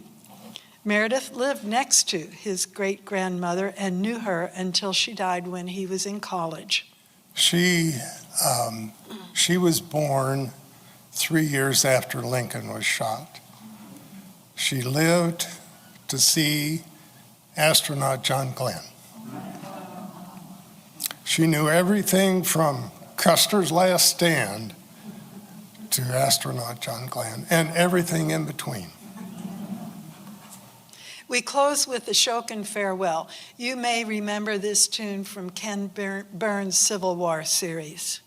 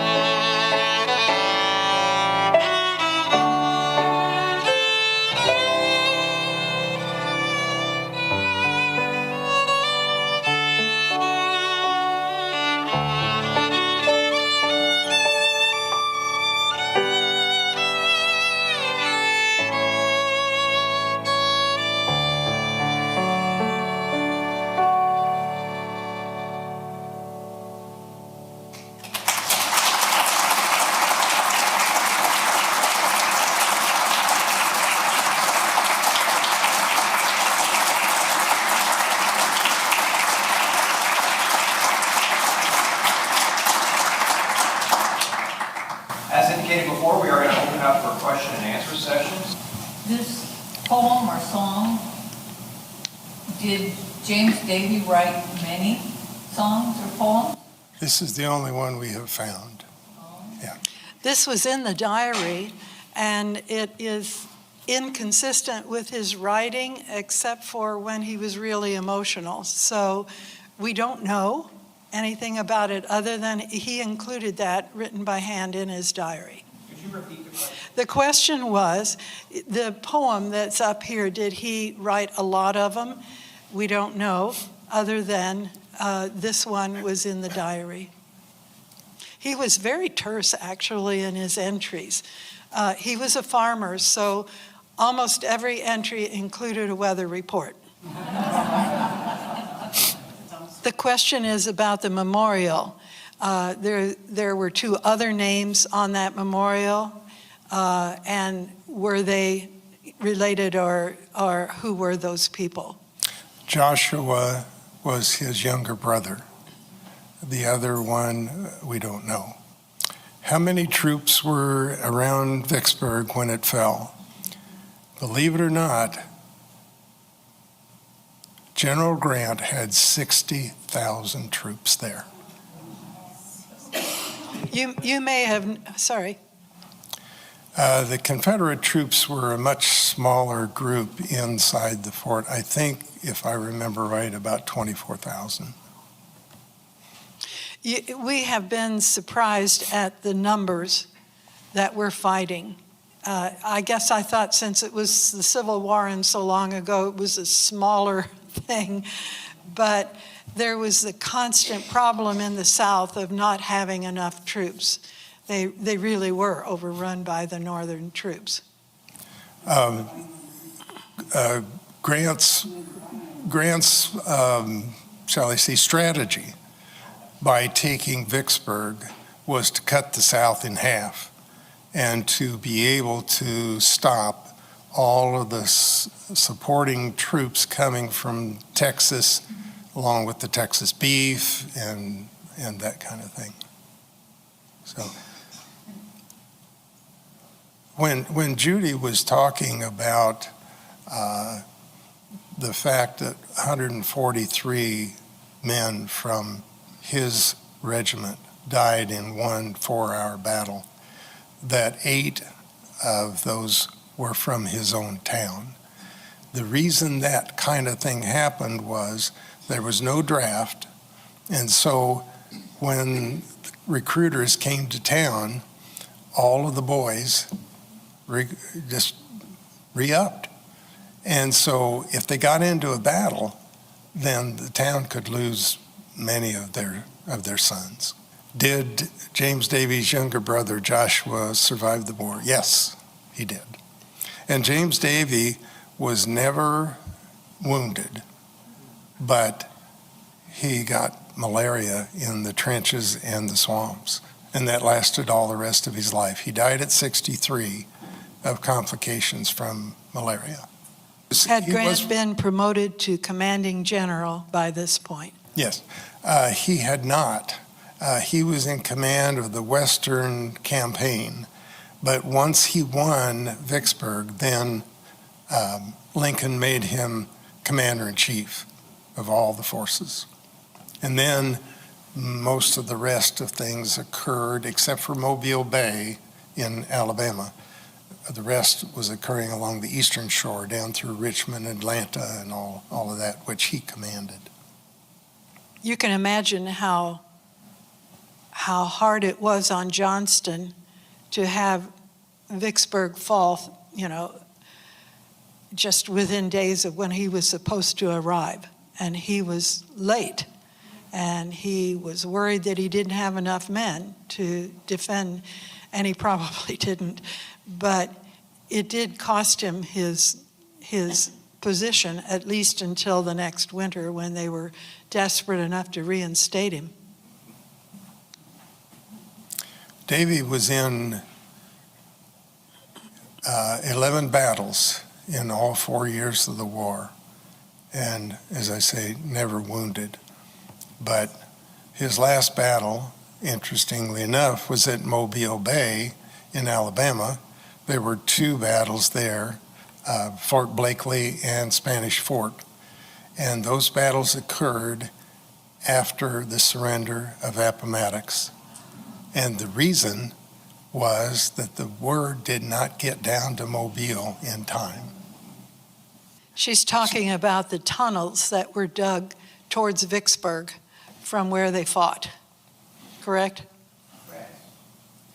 There were a lot of men that died in that attempt. Yes, a lot of men died. And a the lot of Union soldiers. tunnels were blown up, weren't they? Well, there was a tunnel blown up when they tunneled in and packed it full of explosives trying to get one of the magazines, which they did, and it made just quite an explosion, but it did not totally breach the fort. They had to starve it out finally. Grant decided that he was losing too many men in frontal assaults, and so he ended up just sieging the place and starved them out. The question is, where do the food and supplies come from? There were train rails, and they depended on them. At one time, after this Vicksburg campaign, life wasn't all exciting battles for him. It was mostly boring stuff. But he was posted to guard the railroad tracks. She wondered if this gun was an heirloom. This is a funny story. My dad, he was a carpenter contractor, and he did both house framing and finish work, and he did also cabinetry work. So in his basement, which had a nice fireplace, he wanted to hang a gun over the mantle. So he carved that out himself. But if you'll see where this ends here, underneath is a wood piece. That was not there. This was done as a shotgun. It doesn't fire. Dad would never have been able to get a gun into the house, I assure you. Mom would never let me. But anyways, so I created this extra piece underneath to make it a full length. I cut this base down, and then I made these pieces of plate and the hammer out of furnace metal. And then in a town close to us, I found that is an actual Civil War bayonet. So I made it to look just like he used an Enfield rifle. And an Enfield rifle, they were made in England and sent over. So this is to be as close as I could get to a replica of what he would have used. The uniform I have was made for me in California to represent the exact uniform that he would have worn. And we try to imagine what it would be like in all that heat and rain and mess that he was in a uniform like that. It's hard to believe.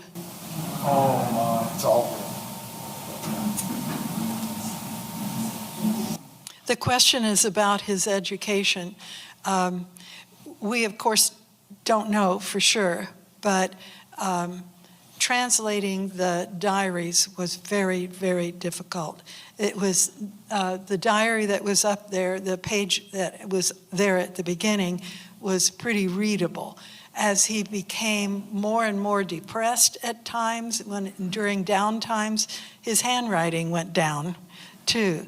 His English wasn't perfect. He was born in England, but came over here shortly after that. We don't know about his education. I don't think he had a lot of education. I think that, he was the typical Indiana farm boy who went off to war and stayed off to war. His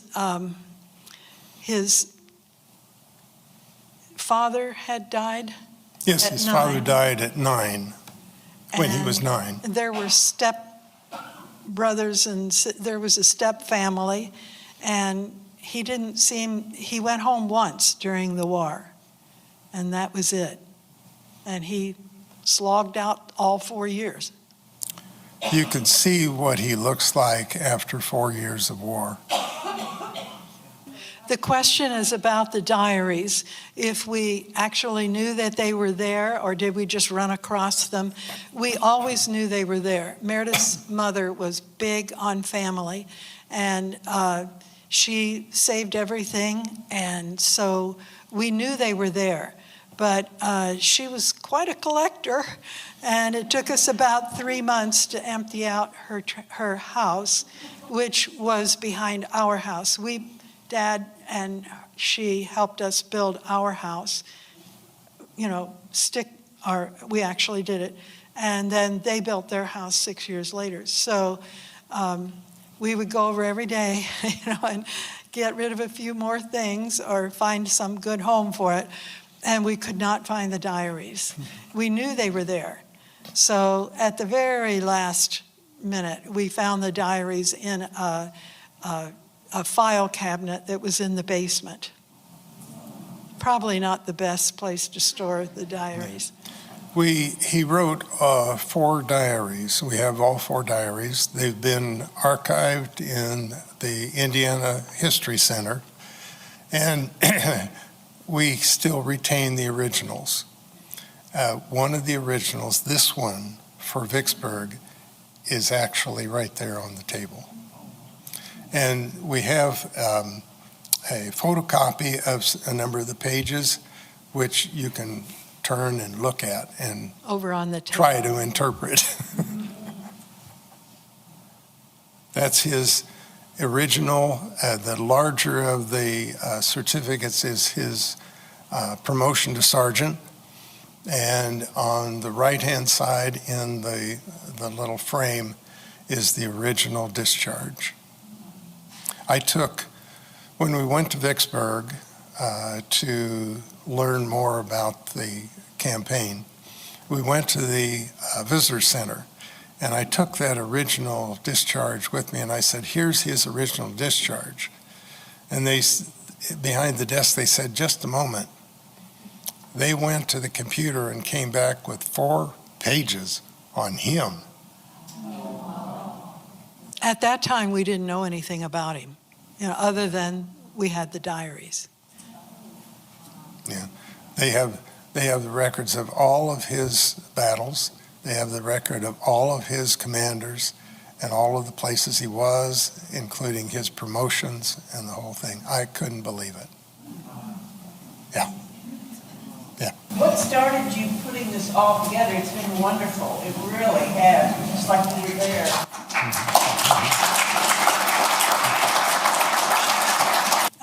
I taught music for 30 years, and part of what I had to do at a private school where I was 18 years there was put on pageants. And if there was one thing I knew, it was how to make up a program. So we went down just for a vacation to Panama City. And then we came back through. Yeah. Yeah. To the Parkway, Natchez Parkway. And we had a diary with us, but we never really opened it. Meredith I said, let's go on the Natchez Trace. And we had a camper. He said, well, I think my great-great-grandfather fought at Vicksburg. And I thought, oh, yeah, well. So he brought the Civil War diary, and we sat at our little table in our camper, and each night, during the day we'd go see the battleground, and at night we'd try to make our way through the diary. And we got home and we had pictures. A lot of these slides were our pictures of places we've seen. And we realized, what I said was that he knew what he saw. He knew his own experience, but he didn't know any of the strategy or what was happening around him or the larger picture.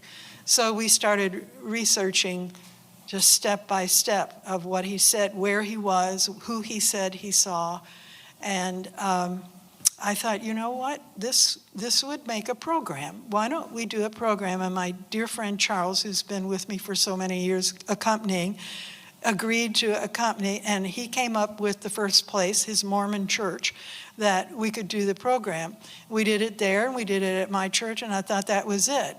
But each time we've done it, somebody has come up and said, you really need to do this program at such and so, and they arranged it. So we've probably done it 20 times now, but we never set out to do a program. It just sort of happened. But you know, it's like cleaning house when company comes. If you have company 3 times, your house gets really clean. And we just kept researching. And the second time, we went down to Mobile Bay, and we stood on the place where he fought, just as we did in Vicksburg. And it's just an amazing story to us. And because he was the grandfather of Meredith's, he was the father of Meredith's great-grandmother, and Meredith knew his great-grandmother so well, he's a real person to us. You know, we talk about him, and we remember him as we remember Meredith's family.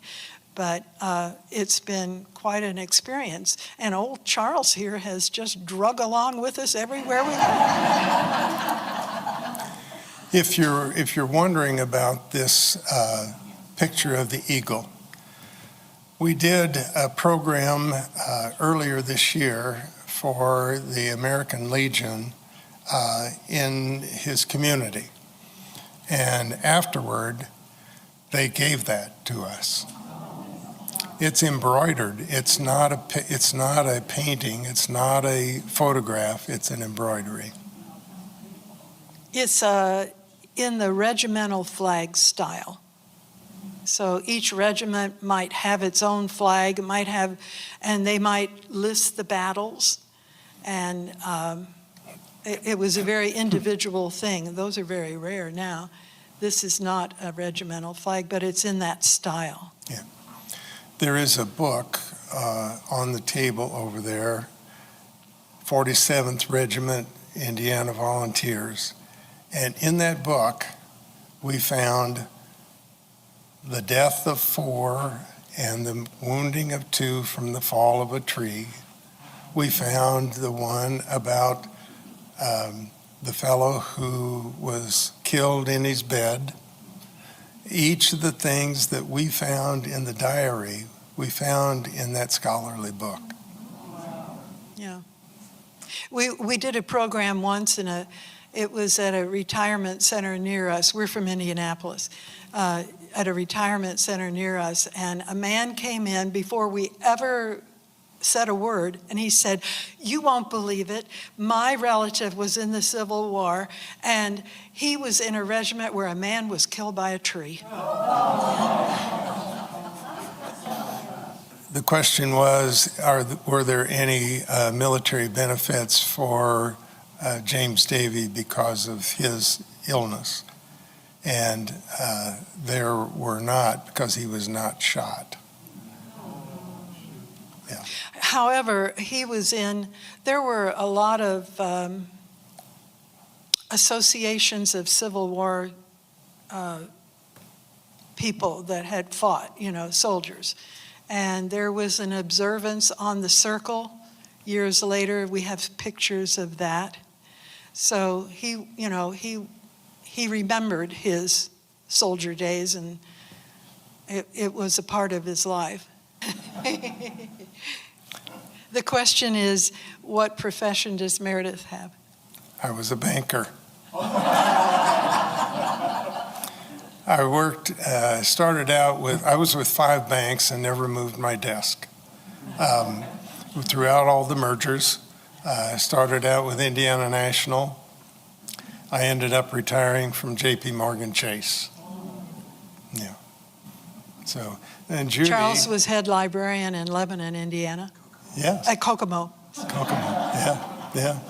And he is not only a musician, but he teaches music. Yeah. And Judy teaches music, but she was a violinist. At one time, she was assistant concert mistress of the Indianapolis Philharmonic. She has toured with the Indianapolis Symphony Choir all over the world. She sang at the Great Wall of China, at World Expo in Shanghai, at the Vatican in Rome, at the Kennedy Center. And it's very inconvenient when I cough during those performances, like I did today. Any other questions? The questions is about statues that are being removed, and how do you feel about that?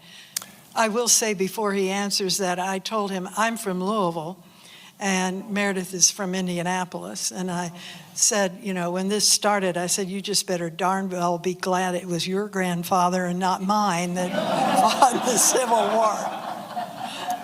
I have no problem with it. I'm a Union soldier. Yeah, that is a difficult. It takes away people understanding what happened. And I think we need to remember both the bad and the good. I can make a strong argument for Lee and for some of the people whose statues have been removed and taken down. But on the other hand, I'm not on that side that's offended. I don't realize, I don't have that daily experience of what it must be to experience things that would make me want to take those statues down, to walk by them and feel less. And I don't have that personal experience. So, you know, if they can find an appropriate place for those statues, then maybe that's the best thing to do. I didn't feel that originally, but I do now.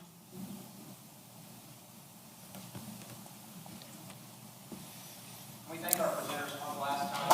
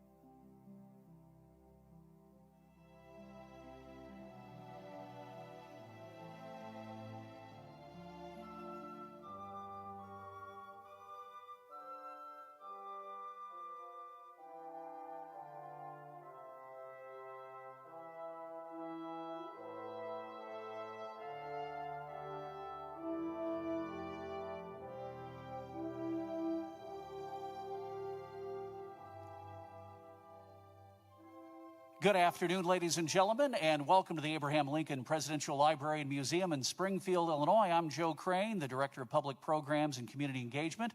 We invite you to another Facebook Live event. This time around, it's part of our Illinois History Forum series. Today, we're going to take a look at Civil War letters as Illinois soldiers write home in their own letters, in their own words, We'll learn more about the book, how it came about, and of course meet the author here in just a moment. But before we get underway, remind you that if you have a question throughout the discussion, please post in the comments section below. And even if you don't have a question, be sure to let us know in the comments where you're watching from around the state, across the country, even around the world, because we like to keep tabs of where everybody's checking in from. So we hope to hear from you soon right here on Facebook. And to get the program started, we welcome our Oral History Program Director, Dr. Mark Depew. Good afternoon, Mark. Good afternoon, and thank you for that introduction, Joe. Today I have the pleasure to talk to a good friend of mine. You and I have known each other for quite a few years here, Mark, and been colleagues. I like to think that we've collaborated successfully on several different things. You're an anthropologist by training. You got your degree in anthropology, and then you ended up in state government. I know you had 30 years with the Illinois Department of Health, and you finished off that time as the chief of the Illinois Center of Health Statistics. Boy, if there's ever some places the focus of what's going on right now in the world, that would be it.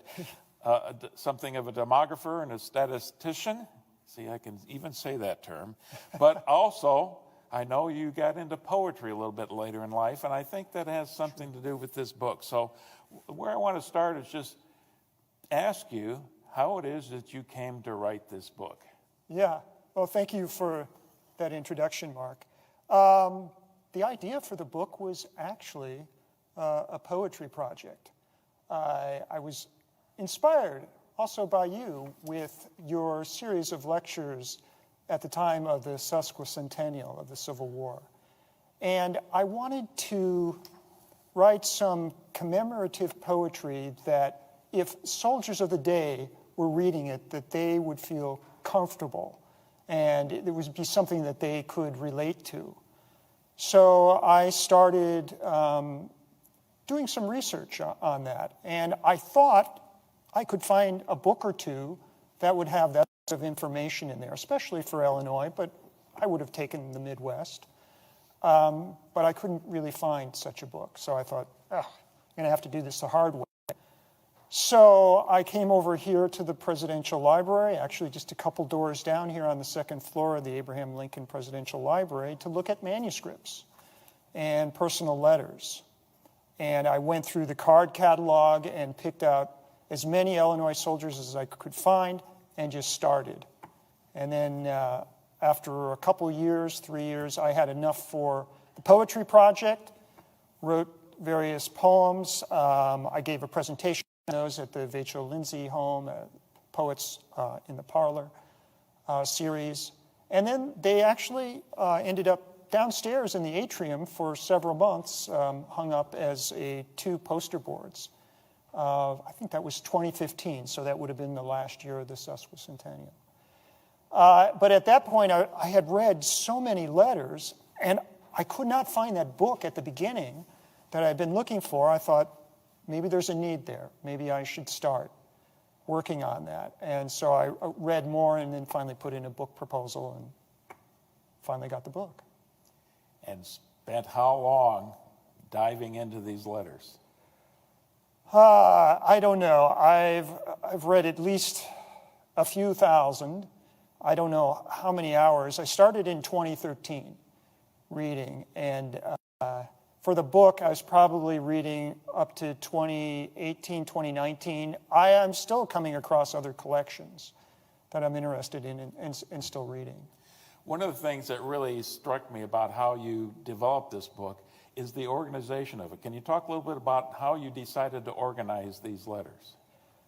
Well, the truth of the matter is the content was determined by the soldiers and not so much by me. So when I started the reading process, I remember, I think it was Debbie Ham, who was in manuscripts, and she brought me the first collection, and she said to me, so what are you looking for in the collections? And this is going to sound like a flippant answer, but it was the truth. I said, well, I don't really know what I'm looking for, nor do I know that I'll recognize it when I see it. But I just started writing down things, and as I kept going through letters after letters, things started to coalesce. There were certain topics that they wrote about, and some of those turned into sections. And then those sections turned into chapters. And so the chapters are thematic. But it was the soldiers that basically told me what the content was going to be. And so I just chose what I thought were good examples of various things, whether that be them doing duty, sickness and trying to maintain health, whether that was combat, whether that was trying to manage affairs from afar, home life, that kind of thing. They all coalesced that way. Well, when we started talking about how we wanted to do this, you were gracious enough to say, well, why don't you pick some things that really moved you? Oh, yeah, sure. Oh, yeah. So a lot of the things that I'm going to be asking you about is the things that I found compelling when I went through here. And the first one, if we can go to the next slide here, this is Private Thomas Secord. Do you want to just say one or two words about him? And here's the cover of the book, by the way. Oh, yeah. Yeah, Thomas Secord, he was active in some of the Mississippi campaigns and so on. He started his writing his letters actually from, I don't remember if he was one of the people at Camp Butler, but he definitely wrote letters home to his spouse from Camp Defiance, which is where Cairo is. And I know one of the invaluable parts of your book is that as an appendix, you've got a little short narrative about all these people that you're highlighting in the letters. Yes, there's 165 different people that I took from, and so I have a short biography for each one of those. Well, why did I find Thomas Secord so compelling? This is the text. But if we can get the zoom in on that text, and you can read it. Sometimes it's a little bit difficult, but here's part of the text that I really found moving. I will write as often as you will. Your letters are worth more to me than gold. And I thought that kind of summed up the whole project. Yeah, it very much does. Let me give you sort of a very similar but counter quotation, which is actually on the next page of the book. And this is someone writing in May 1865. And he writes, I often noticed my companions how tired and fatigued they would look after a long day march. Some of them would almost seem as though life itself was a burden to them. But oh, what a change has come over their countenance, a change from sorrow to joy. What has caused it? Has there been a great victory? Or has peace been declared? No. The mail has come into camp, and they have received letters from their loved ones at home. Yes, that accounts for it. For the time being, all their hardships and suffering are forgotten, all through the medicine of a letter.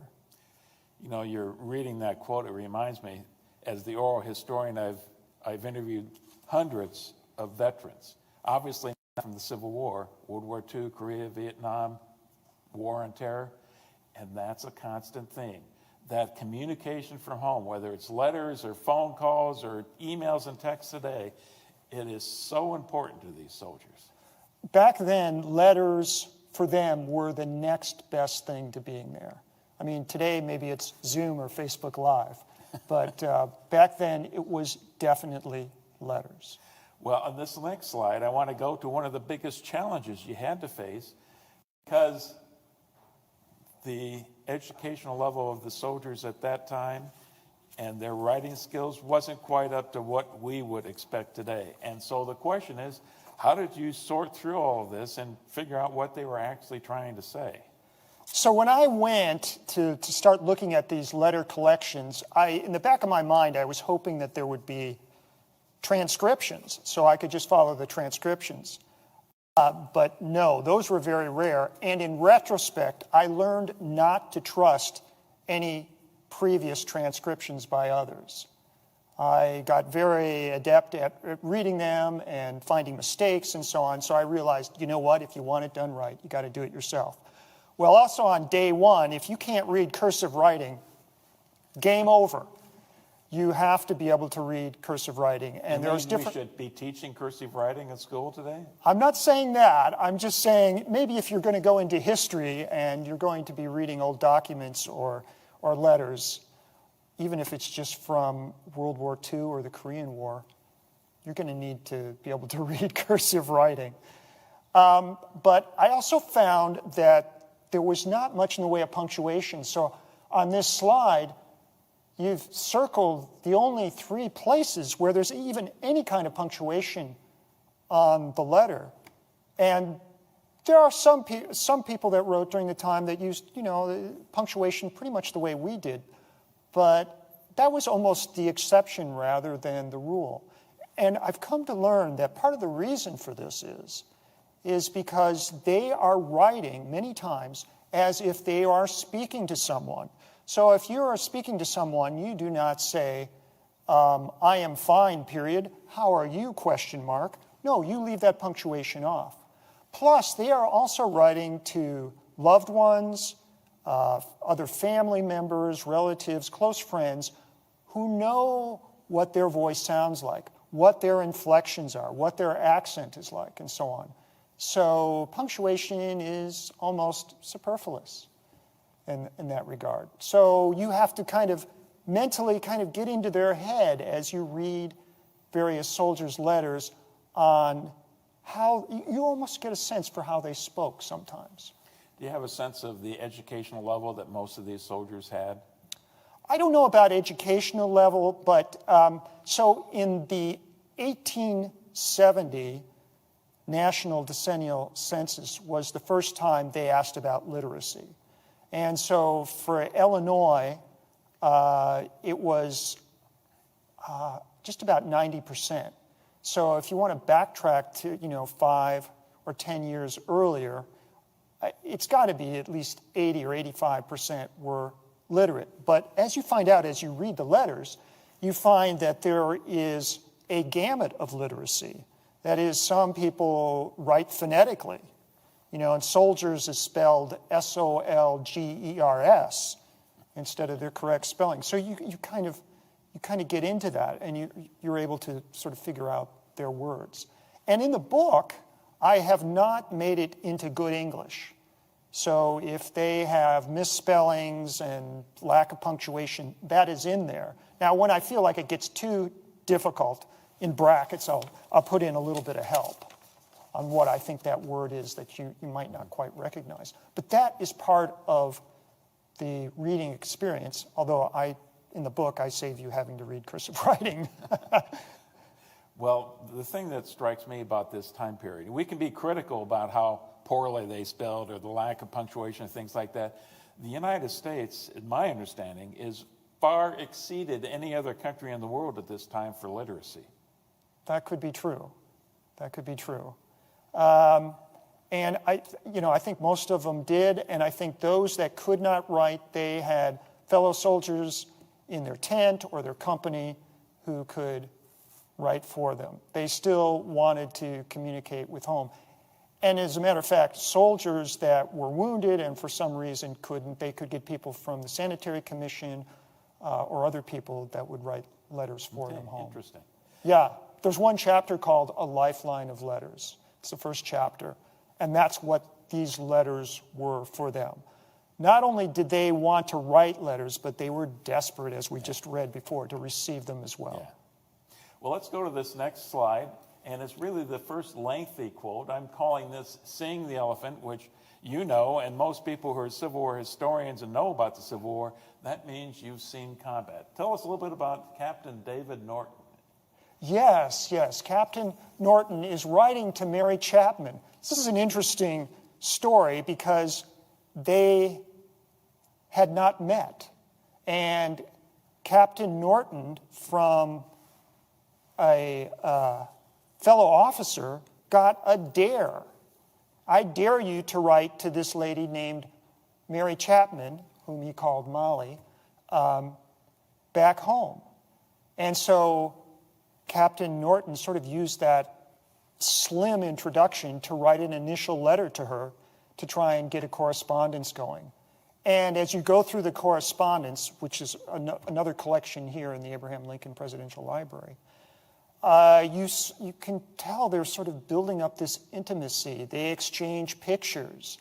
They talk about a little bit what life at home might be if they got together, and so on and so on. So he is making a mighty effort to impress her through his letters. And when we were talking about this, Mark, the thing that impressed me was we've got this excerpt from this letter that, as you said, goes on and on and on. Yeah, this is a lengthy letter, so you can tell he's really trying to make a good impression. But he was an officer who was an aide to a general. And so he had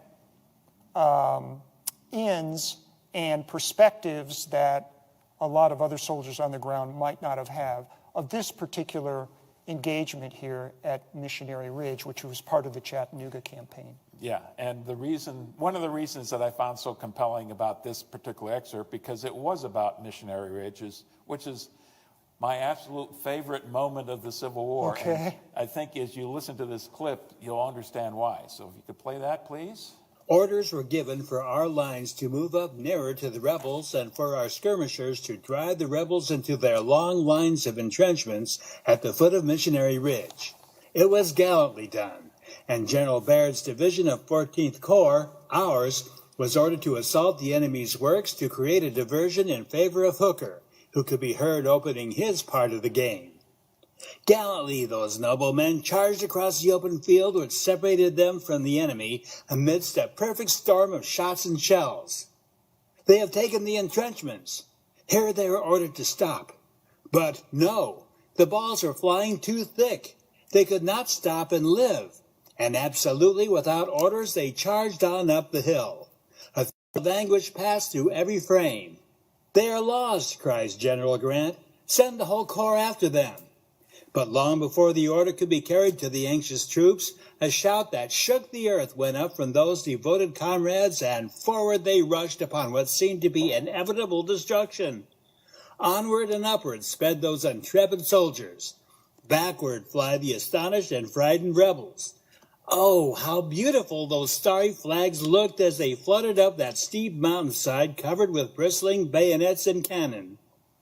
Do they pause to await the arrival of their slower comrades? No. Every man pushes forward into the very mouths of the fierce cannon, and with a cheer, slay, or capture or drive away the rebel artillerists.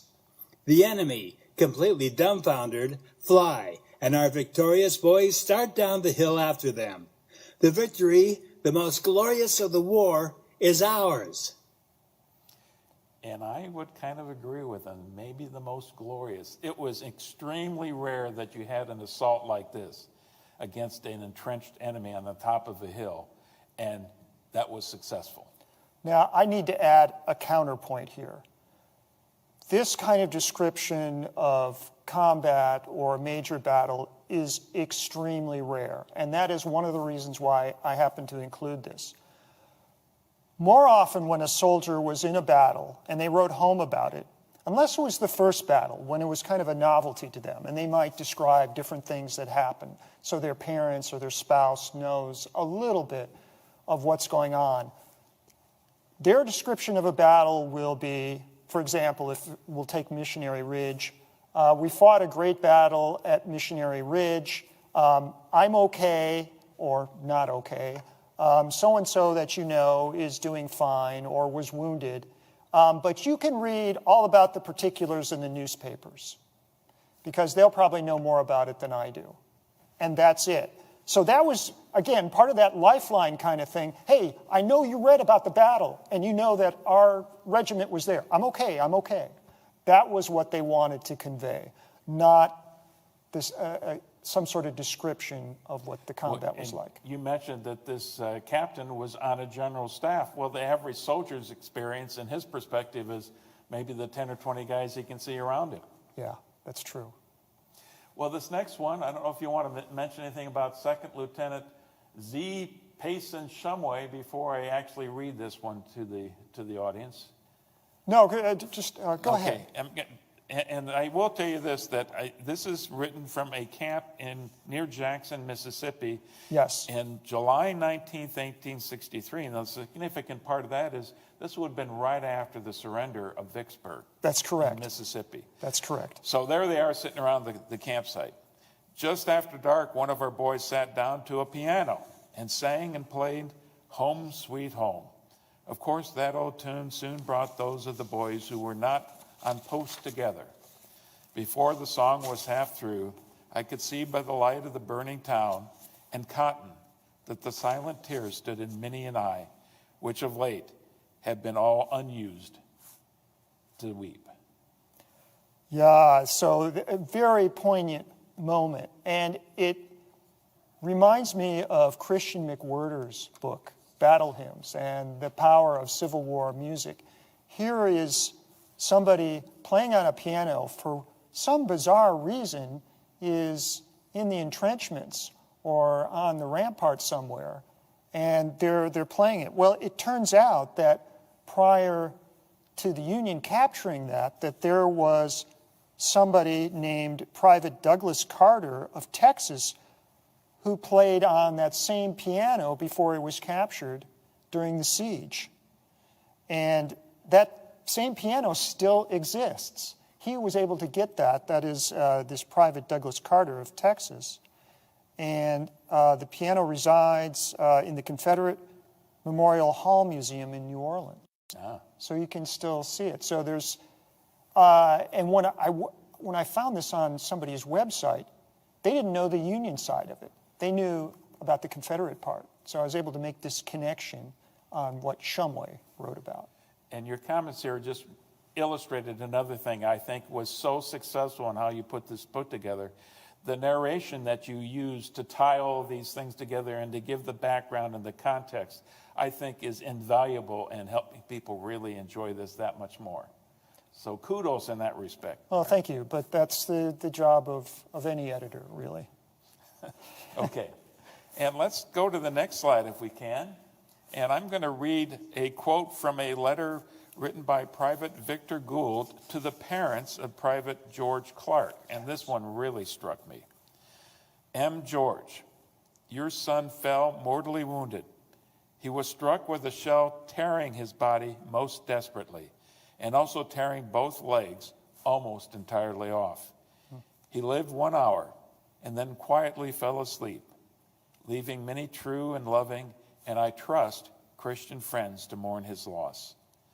Tell my parents, said he, that I die a brave man and in defense of my country. Wow. But the thing that surprises me, Mark, on this, he wrote the parents about the gory details of his death. My experience in general, whether it is about death or specific details about the wounded or horrible circumstances, I was often surprised what they would write to their mom or their sister or their spouse or significant other that it might almost seem inappropriate. But again, as I had said, they had, as the soldiers, a need to express themselves, to get this sort of out, and to people back home what was going on, but for them as a kind of release of what's going on. But there's another thing going on here. So, and this is covered in a book by Drew Gilpin Faust called This Republic of Suffering.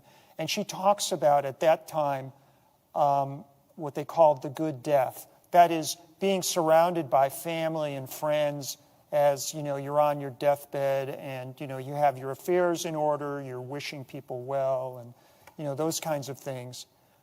Well, a civil war and battlefields totally mess that up, totally complicated, and so on.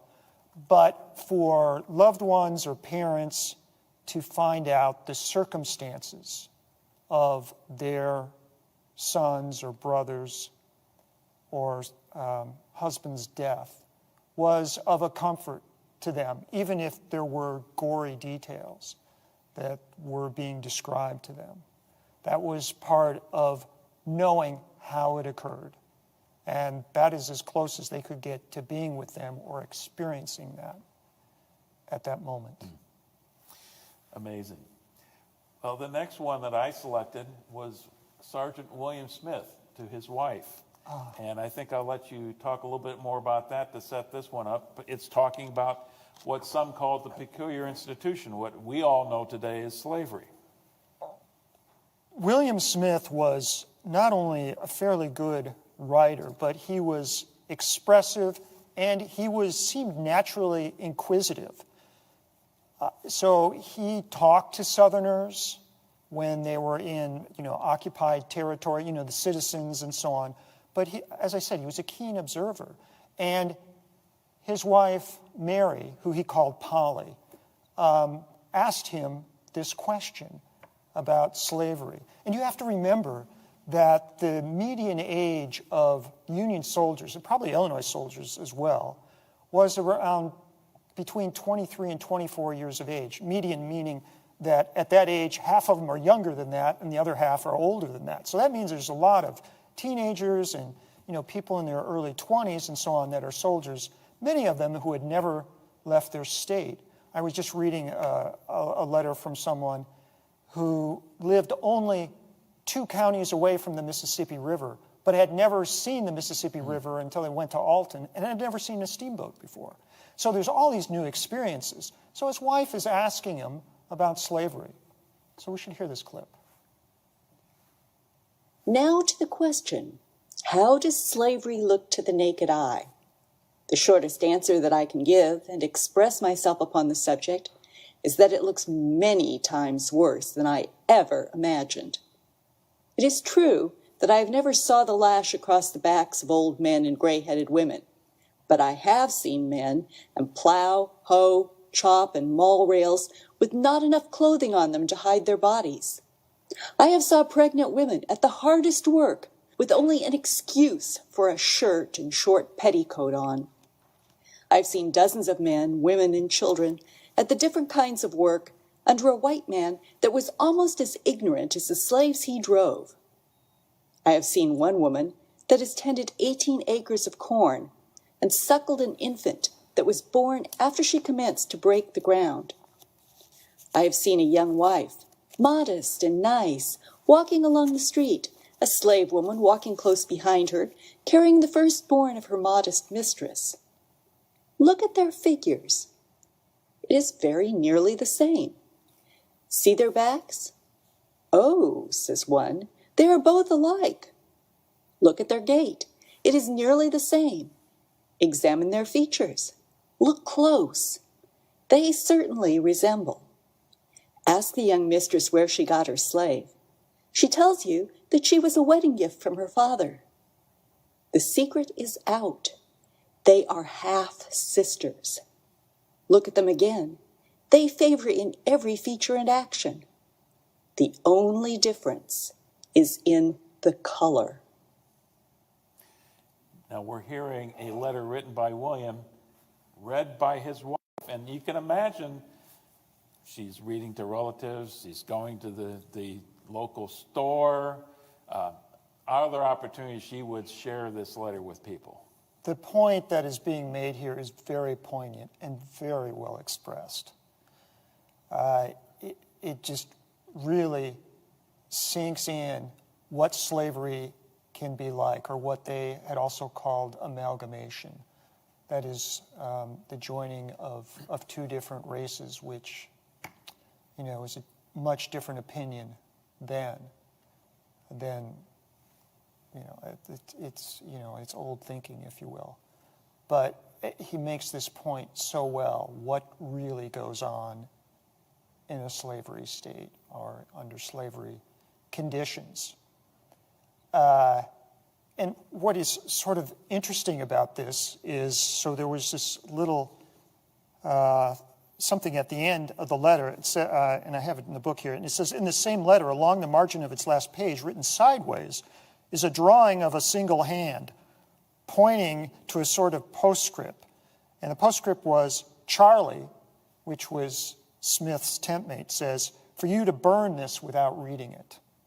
Because it was, such a topic to put into a letter like that you should just burn the letter, don't even read it.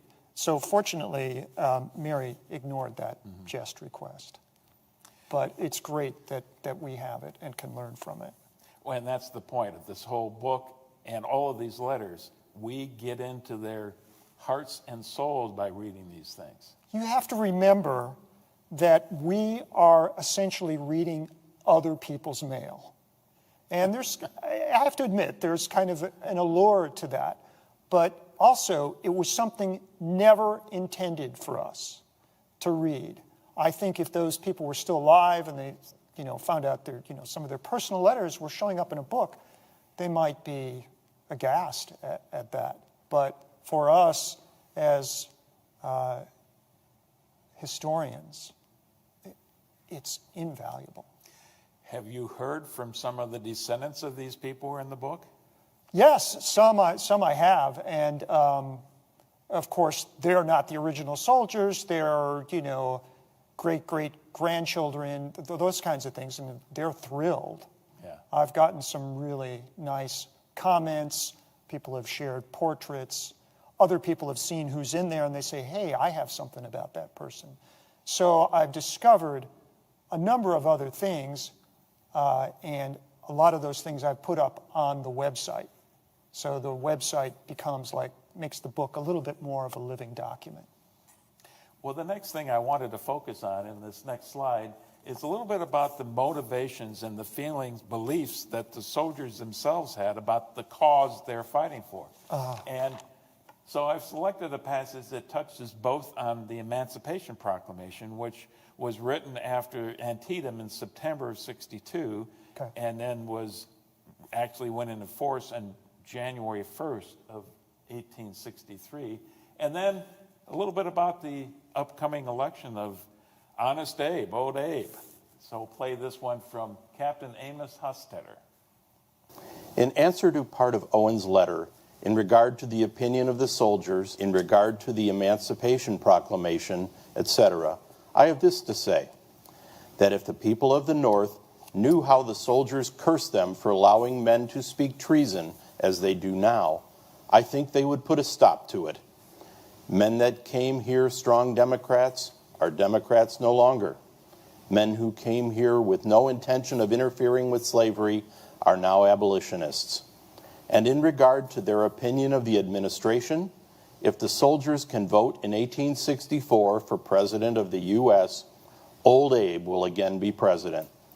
You may not believe what I have told you, but if you live to see 1864, you will find my words true if Old Abe carries out what he has commenced.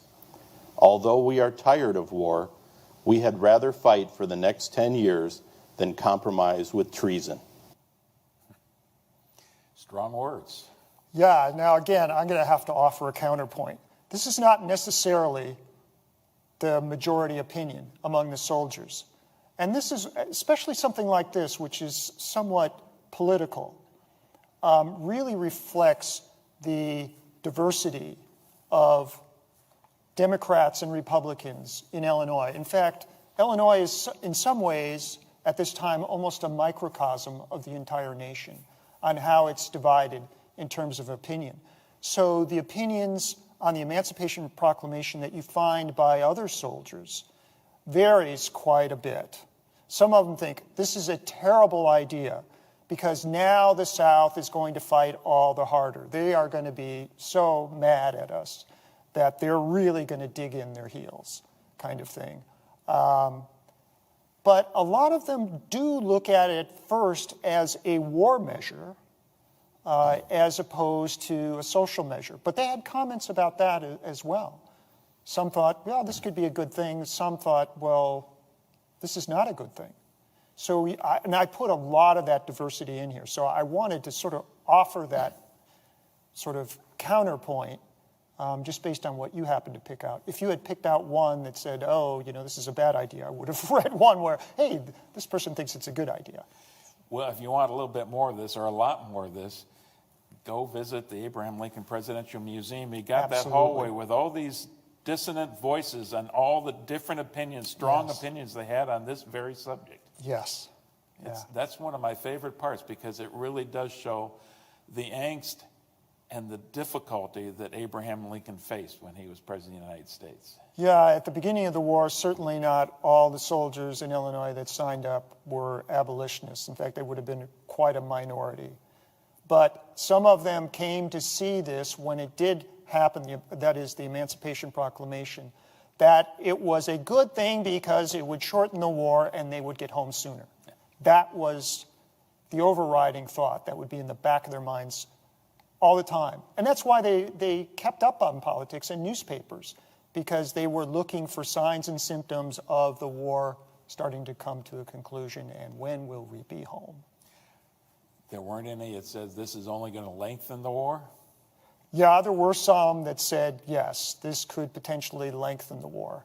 I think most historians today would come down on the side of the latter, but that's a debatable point, as oftentimes historical issues are. Now, I've highlighted a lot of the things that I've found really interesting. Tell me what some of your favorite letters are. Okay, so as a social scientist, I'd have to say that my favorites were the 165 soldiers that made the cut, that made it into the book. Some of them wrote more eloquently, expressed themselves better than others, but every one of them had something to say that contributed to the book. So it's probably not the answer you're looking for, but I really don't have any favorites. Now, it is your prerogative as a reader to have favorites on what you happen to like, and thanks for sharing those. But I'm glad to have all of them, quite frankly.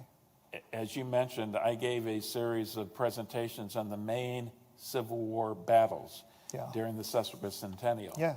So that was my deep dive into Civil War history. I learned so much going through that process.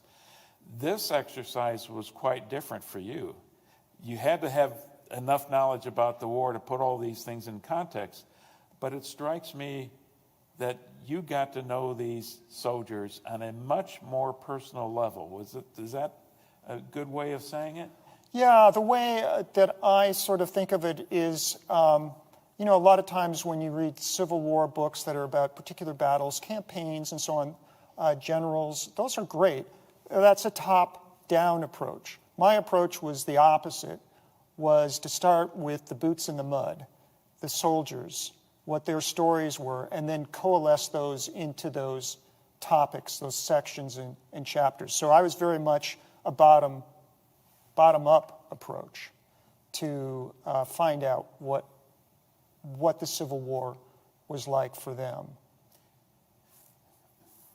Let's see.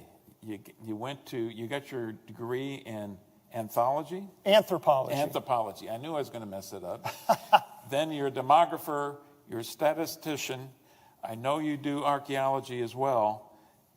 And then poetry. And then this. Yeah.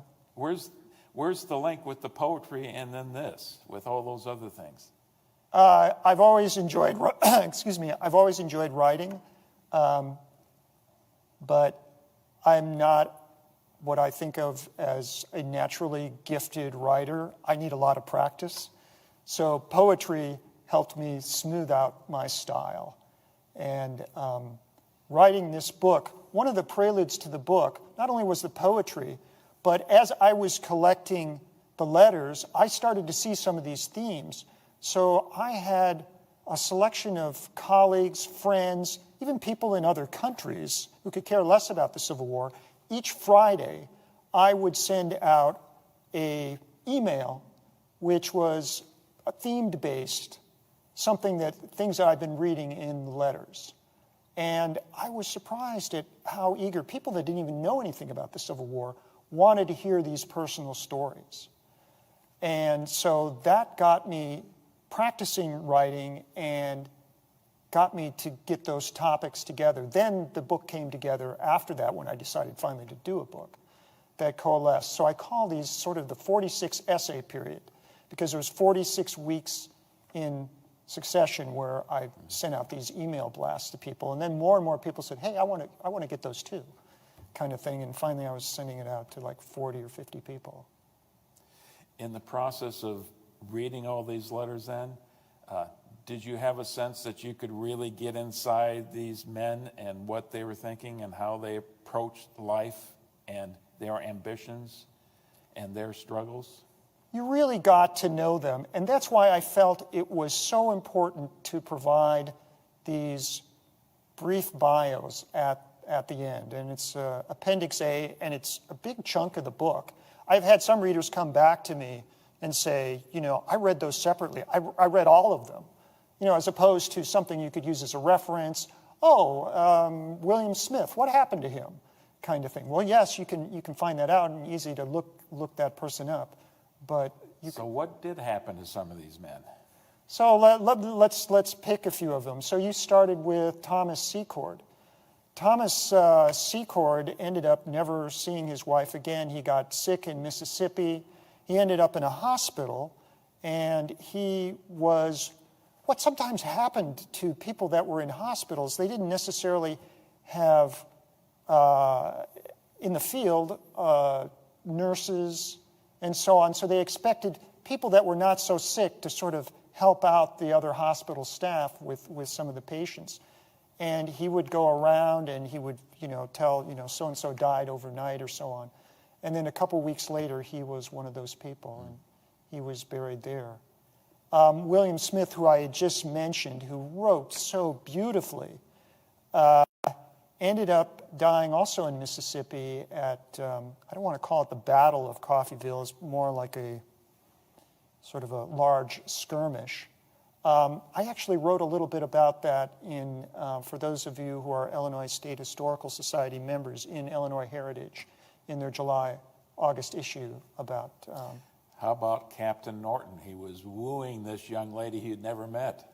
So Captain Norton was an aide to General Palmer.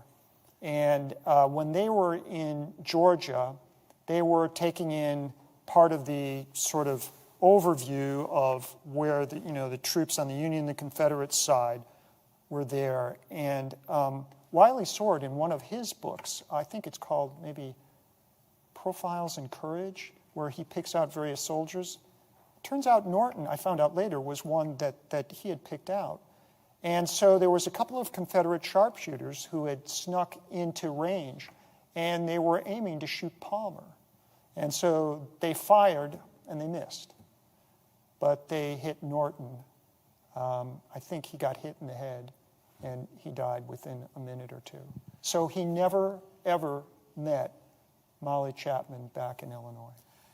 I've got to believe that you get so involved with these people's stories that kind of stabs you in the heart when you get a piece of news like that. There are so many stories. There are the ones that, there were POWs. And I have a different chapter on POWs because, so here's the beauty of Civil War letters. They were not censored. So that's why you get all this great information. The one exception to that is prisoner of war letters. You couldn't say who you were with or so on. You could say, I'm feeling okay, or, I have a touch of pneumonia, or whatever it might be, but they couldn't give away much in the way of details. So they're very kind of bland. But for that chapter, as an exception, I took some of the soldiers' reminiscences and what they said about being at Belle Island prisoner of war camp in Richmond, or Andersonville in Georgia, and some of the other ones, to sort of flesh out the Illinois soldier experience. I think one of the most tragic events of the Civil War happened after the Civil War, when all those prisoners released from Andersonville get on the steamship Sultana. Yes. Which sinks in the middle of the Mississippi River, taking scores, if not hundreds of them, to their death. Yeah, hundreds of them. Yeah, the boilers blew because it was way overloaded. And a lot of people drowned. Well, there's so much to talk about in this book. It was such an excellent read. I hope that those who are watching this today or in the future will take the opportunity to buy this. But just a couple more questions here. Sure. How well has the book been received? I think it has been well received. So earlier this year, the Illinois State Historical Society honored the book by giving it the Russell P. Strange Memorial Book of the Year Award for 2020. And because of the pandemic, I got that news through snail mail. A certificate came in, and you could have pushed me over with a feather. I was so shocked. But they had recognized it as that's their highest award for publishing in history. The book now is starting to take on a life of its own. There is someone who contacted me. They said they would like to develop a curriculum from that. Somebody else, this is actually down at SIU Carbondale. It sounds like that they are interested in doing podcasts of parts of the book and then uploading those. They call themselves Blanket Fort Radio Theater. So that's one of those things you could put in a search engine and it'll pop up what they're currently working on. So maybe they'll be able to do this fall in 2021. So similar to what we had in terms of finding people who are willing to bring these quotes to life? Exactly. That sounds ideal for a podcast. Yeah, I hope they go through with it. It would be excellent. How many other books are there out there like this in other states, or collections of letters that have been edited in the manner that you've done it? Well, there's quite a number of collections that are one soldier. Or in some cases, what I call the double rainbow is when you have the soldiers' letters and the spouses, or those people at home. So you can kind of see the exchange. But in terms of collections of letters, there are some that are like just small collections, like maybe 20 soldiers because they were in the same regiment, or from the same area, or from a variety of areas. But the one that I found that comes the closest and was done before my book, it was by John Zim, called This Wicked Rebellion, and it is about letters from Wisconsin. But it's all letters sent to editors. And so people had kept these scrapbooks of all these local Wisconsin newspapers. And so they had all these soldiers' letters. But they're not all personal letters. Sometimes there's, dear editor, blah, blah, blah. Sometimes they are letters that went home, and then somebody at home said, oh, let's put this in the local newspaper. So some of them are a little more guarded, or maybe have an axe to grind or to bring up a point or something like that. What I used was just simply personal letters. If it was official correspondence or some other thing that was not personal, like diaries, for example, diaries are not necessarily conversational, and soldiers kept those for various reasons. I didn't include those. I just wanted those personal letters, those personal stories with those details. Well, I think so much of what you've got in the book, these are universal themes that any soldier from any northern state could relate to, and the public would be well served to read this if they want to understand Pennsylvania or Ohio or New York even. And I think now it's time to turn it over to Joe. He might have a couple comments or questions. Yes, a wonderful presentation, gentlemen. And to Mark Floto, thank you so much as someone who was born and raised at the very southern tip of the state. Thank you for correctly pronouncing my hometown, Cairo, Illinois, correctly. So many people get it Cairo or Cairo or whatever. But we've had folks checking in from Arizona, Florida, Kansas, Virginia, Texas, Oregon, Nevada, Rhode Island, Massachusetts, even a viewer in Yemen, around the world watching today. And we have several questions that tie into the broader themes of this. William wants to know, Mark, were there any families and letters who had sons on both sides of the conflict? None that I read for this particular book, although there's certainly those sorts of circumstances. Now, I did have one or two instances where there was a father and son that went to fight in the same regiment, as if the father was going to keep an eye on the son, kind of thing, so that they would experience together. I was surprised, actually, even though, as I'd said earlier, the median age was around 23 and a half, how many soldiers I found that were in their 40s or 50s or had been Mexican War veterans that still went on and went into the Civil War. And I don't mean necessarily higher officers. Some of these were privates that were in their 50s. So no, I didn't come across those, but some father-son that went together as family members, and brothers too. Lisa wants to know, do any of the letters speak about having seen Lincoln himself or who had known him? I cannot think anybody who said that they saw Lincoln, but there is a very interesting letter where soldiers in Springfield that were waiting for their final pay and discharge went to the Lincoln home and talked to the woman or the lady of the house, which was actually Mrs. Lucian Tilton. The Tiltons had a rental agreement with the Lincoln family to live there while the Lincolns were in Washington, D.C. And so you find out a little bit about the Lincoln home. One thing that was shared with the Lincoln home folks here was that they mentioned that the lady of the house played the piano for them. And they said, this is the first thing we've heard that there might have been a piano there. Now, who put it there, whether it was the Tiltons or the Lincolns, that's for somebody else to figure out. But it's one of those little gems that you get from a letter. If I can add just a quick note on that, the vast majority of Illinois soldiers fought in the Western Theater.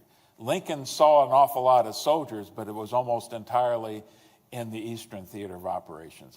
Very good point. Yes, that's correct. Couple of questions here that tie in together. First, from Brad in Silver Spring, Maryland, wants to know, you touched on a little bit with one of the soldiers' letters, but what did the soldiers write about Lincoln and how his actions affected morale? All right, so there is a chapter called Leaders, Generals, and Old Abe. So soldiers wrote a lot about those that were over them, that were in charge, and whether, some of them were very happy with the decisions they were made, and some of them were very critical. And so there were certainly comments about Old Abe. As the one that you had picked up, and we had read here, that, Abe is the man for us. There were others that were critical when things looked bad, when the war was going badly, that our leaders are, they're not together. And again, what's in the back of their mind is, when are we going to get home? When is this war going to be over? I think it is relevant to suggest, though, that the soldiers, given a chance to vote in that 1864 election, most would say overwhelmingly they came down on the side of Lincoln and not McClellan, who was the Democrat. That is absolutely true. And as a footnote to that, because of the way the Constitution in Illinois was, soldiers in the field were not one of the states, Illinois was not one of the states that could vote in the field. There were some that were able to get home and vote, but that was the only way they could do that. Now, we mentioned a while ago that one of our viewers this afternoon is chimed in from Yemen. Yes. Angela says, greetings from Germany. Hi. And follows up to Brad's question, says, brilliant question. She would like to expand that to whether there are any letters where the writer and the recipient were on different sides of the conflict. Not in the letters that I read. I do have a few letters where they wrote to an uncle that was like in another regiment, or fellow soldiers that were perhaps in another theater of war. But no, I didn't, for this sample of 165 that I used, I didn't have an instance like that. That's an interesting thing. Mark asked, did you see any letters from deserters on either side and their reasons for desertion?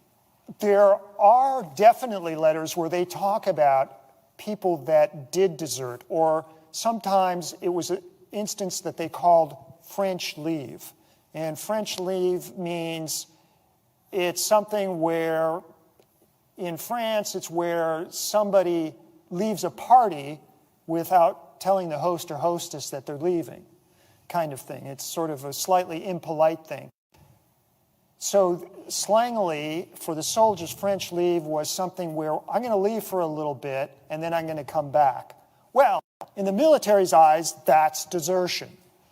But some went back because, my spouse is about to deliver, or my father is dying, and they couldn't get a furlough. So they might desert for that particular reason. Sometimes they weren't caught, sometimes they got pardoned. Often soldiers saw themselves, hey, I volunteered. So all this military stuff, is flexible.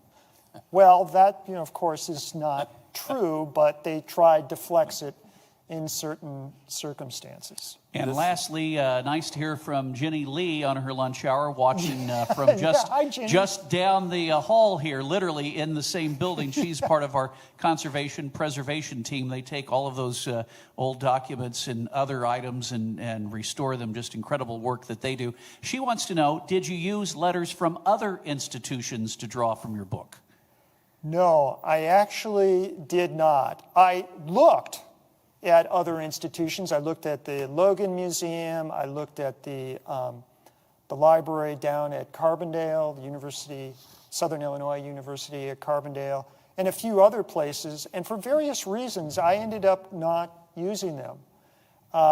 The letters that I found here covered not only the span of topics, but also the geography and backgrounds and political ideology that sort of spanned the gamut. The other thing is, as a former demographer, I realize I'm in the last quarter or last fifth of my life. So I got to get a move on if I'm going to get the book out, kind of thing. There's much more out there, but no, I was able to do this. And because I'm an independent scholar and I don't have other funding sources to be able to travel, although there are more and more things that are interesting that are online, I did enjoy looking at the real thing here. Well, that's certainly a testament to folks that are doing research of any kind. Chances are good, if it has to do with Illinois, the Civil War, Lincoln, you can likely find it at our library. Joe, there are more than 1,000 Civil War era collections right here in this institution. And one last thing, as we have about a minute before we wrap up, let everybody get back to work or whatever else they're doing this afternoon. Mark Floto, how can folks get a copy of In Their Letters, In Their Words, Illinois Civil War Soldiers Ride Home? So at the bottom of this slide here is the book website, which is the markfloto.net. Markfloto.net sounds like it's going to be all about me. No, guess what? It was an available domain name. It's strictly about the book. If you go there, on the home page, on the right side, there are links to SIU Press. There are links to various reviews of the book. There is all sorts of different pages, question of the week kind of thing, which is, again, it's a Friday thing. Every Friday I update with new information. There is the addendum thing. So if you wanted to read that full description of that letter about Missionary Ridge, it is on that page, and it goes on for quite a while. Here locally in Springfield, I recommend Books on the Square because they have copies that I've already put my name to. Barnes & Noble has been known to have it, but of course there's the usual sources. You can go to Google or Amazon. I do recommend SIU Press. They got sort of a 2-for-1 deal where you can get the electronic version, the ebook version, and the regular book as for a reduced price. It's like 2-for-1. They gave me a copy of the electronic version, and I said, yeah, thanks, I don't know what I'll do with it. I do a lot with it. The book has an incredible index. I hired one of the best people possible, one of the readers, Glenna Schroeder-Line, to do that. But it is so great to use the electronic version to word search. So you've read something and you go, hey, where was that thing about slavery to the naked eye? And you can just put in those words and it'll pop up in the ebook. So I found it's worth having both. Needless to say, a great Christmas gift. Yes, Christmas is coming right up. Thank you, Joe. That's just trying to help, Mark Depew, as always, thank you for a wonderful job of moderating the discussion. Thank you. And Mark Floto, the author of and editor of, actually the Civil War soldiers wrote the letters, but you edited it all together, put it into context. In their letters, in their words, Illinois Civil War soldiers write home. Thank you for the presentation today, a wonderful discussion. My pleasure. Hi, everybody out there in Facebook land. Well, thanks all for watching, and hope you can join us soon live from the Abraham Lincoln Presidential Library and Museum in Springfield, Illinois. Have a wonderful afternoon.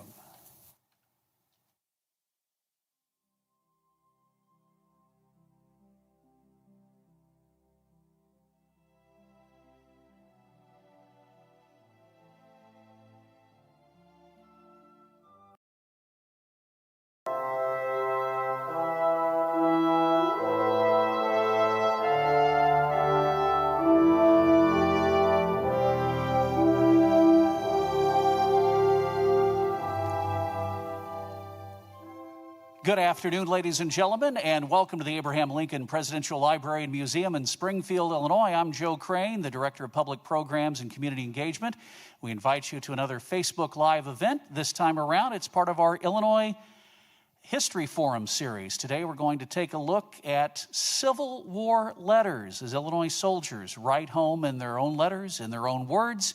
We'll learn more about the book, how it came about, and of course meet the author here in just a moment. But before we get underway, remind you that if you have a question throughout the discussion, please post in the comments section below. And even if you don't have a question, be sure to let us know in the comments where you're watching from around the state, across the country, even around the world, because we like to keep tabs of where everybody's checking in from. So we hope to hear from you soon right here on Facebook. And to get the program started, we welcome our Oral History Program Director, Dr. Mark Depew. Good afternoon, Mark.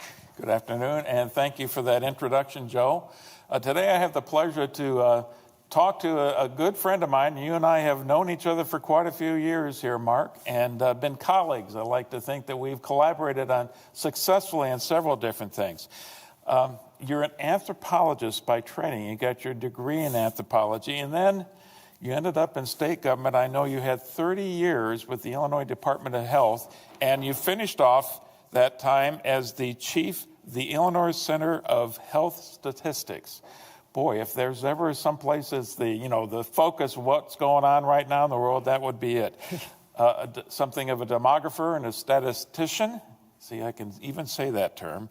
But also, I know you got into poetry a little bit later in life, and I think that has something to do with this book. So where I want to start is just ask you how it is that you came to write this book.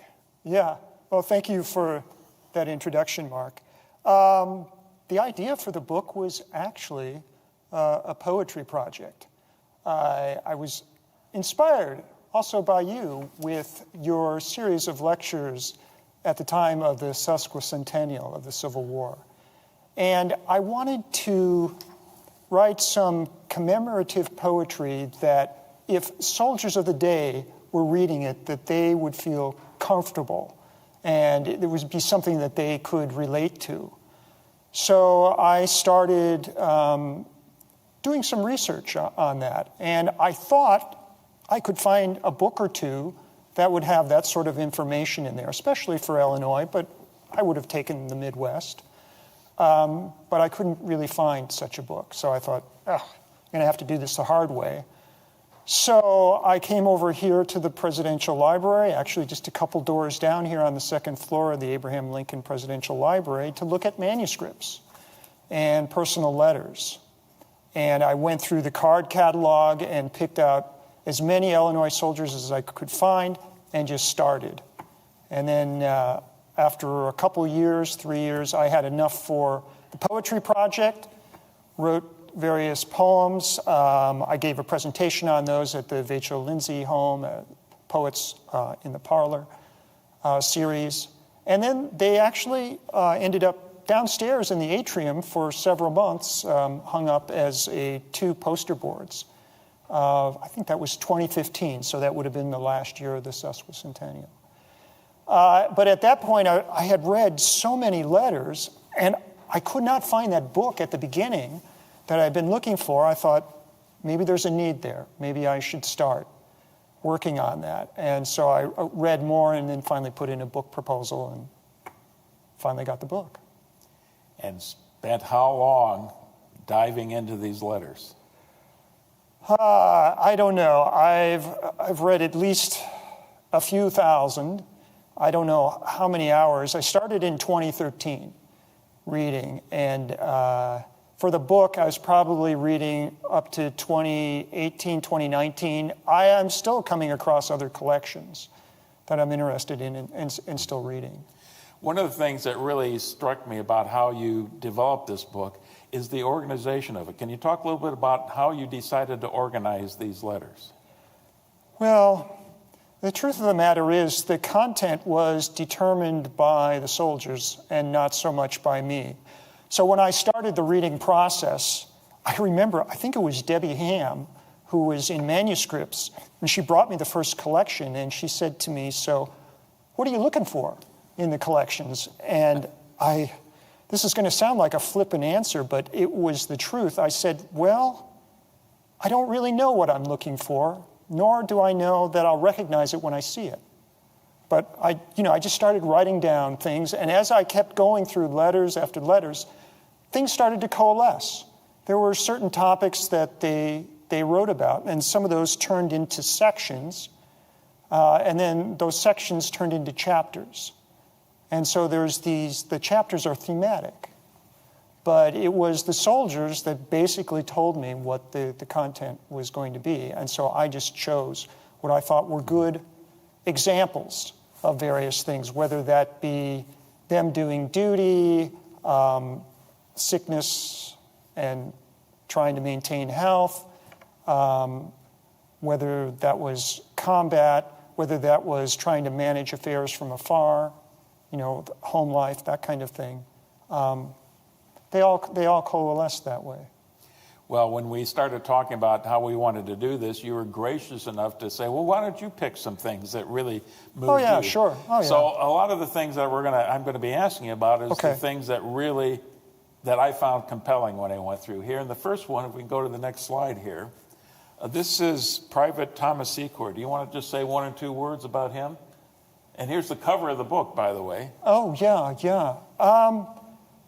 Thomas Secord, he was active in some of the Mississippi campaigns and so on. He started his writing his letters actually from, I don't remember if he was one of the people at Camp Butler, but he definitely wrote letters home to his spouse from Camp Defiance, which is where Cairo is. And I know one of the invaluable parts of your book is that as an appendix, you've got a little short narrative about all these people that you're highlighting in their letters. Yes, there's 165 different people that I took from, and so I have a short biography for each one of those. Well, why did I find Thomas Secord so compelling? This is the text, but if we can get the zoom in on that text, and you can read it. Sometimes it's a little bit difficult, but here's part of the text that I really found moving. I will write as often as you will. Your letters are worth more to me than gold. And I thought that kind of summed up the whole project. Yeah, it very much does. Let me give you sort of a very similar but counter quotation, which is actually on the next page of the book. And this is someone writing in May 1865. And he writes, I often noticed my companions how tired and fatigued they would look after a long day march. Some of them would almost seem as though life itself was a burden to them. But oh, what a change has come over their countenance, a change from sorrow to joy. What has caused it? Has there been a great victory? Or has peace been declared? No. The mail has come into camp, and they have received letters from their loved ones at home. Yes, that accounts for it. For the time being, all their hardships and suffering are forgotten, all through the medicine of a letter. You know, you're reading that quote, it reminds me, as the oral historian, I've I've interviewed hundreds of veterans, obviously not from the Civil War, World War II, Korea, Vietnam, War on Terror, and that's a constant theme. That communication from home, whether it's letters or phone calls or emails and texts today, it is so important to these soldiers. Back then, letters for them were the next best thing to being there. I mean, today maybe it's Zoom or Facebook Live, but back then it was definitely letters. Well, on this next slide, I want to go to one of the biggest challenges you had to face, because the educational level of the soldiers at that time and their writing skills wasn't quite up to what we would expect today. And so the question is, how did you sort through all of this and figure out what they were actually trying to say?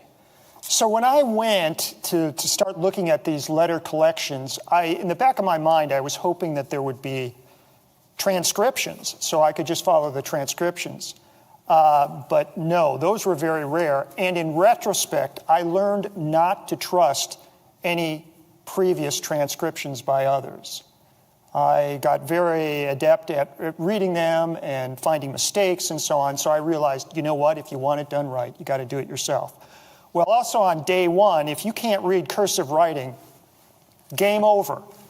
You have to be able to read cursive writing. And there's different. We should be teaching cursive writing at school today? I'm not saying that. I'm just saying maybe if you're going to go into history and you're going to be reading old documents or letters, even if it's just from World War II or the Korean War, you're going to need to be able to read cursive writing. But I also found that there was not much in the way of punctuation. So on this slide, you've circled the only 3 places where there's even any kind of punctuation on the letter. And there are some people that wrote during the time that used, the punctuation pretty much the way we did. But that was almost the exception rather than the rule. And I've come to learn that part of the reason for this is because they are writing many times as if they are speaking to someone. So if you are speaking to someone, you do not say, I am fine, period. How are you, question mark. No, you leave that punctuation off. Plus, they are also writing to loved ones, other family members, relatives, close friends, who know what their voice sounds like, what their inflections are, what their accent is like, and so on. So punctuation is almost superfluous in that regard. So you have to mentally get into their head as you read various soldiers' letters on how you almost get a sense for how they spoke sometimes. Do you have a sense of the educational level that most of these soldiers had? I don't know about educational level, but so in the 1870 National Decennial Census was the first time they asked about literacy. And so for Illinois, it was just about 90%. So if you want to backtrack to 5 or 10 years earlier, it's got to be at least 80 or 85% were literate. But as you find out as you read the letters, you find that there is a gamut of literacy. That is, some people write phonetically, and soldiers is spelled SOLGERS instead of their correct spelling. So you kind of get into that, and you're able to sort of figure out their words.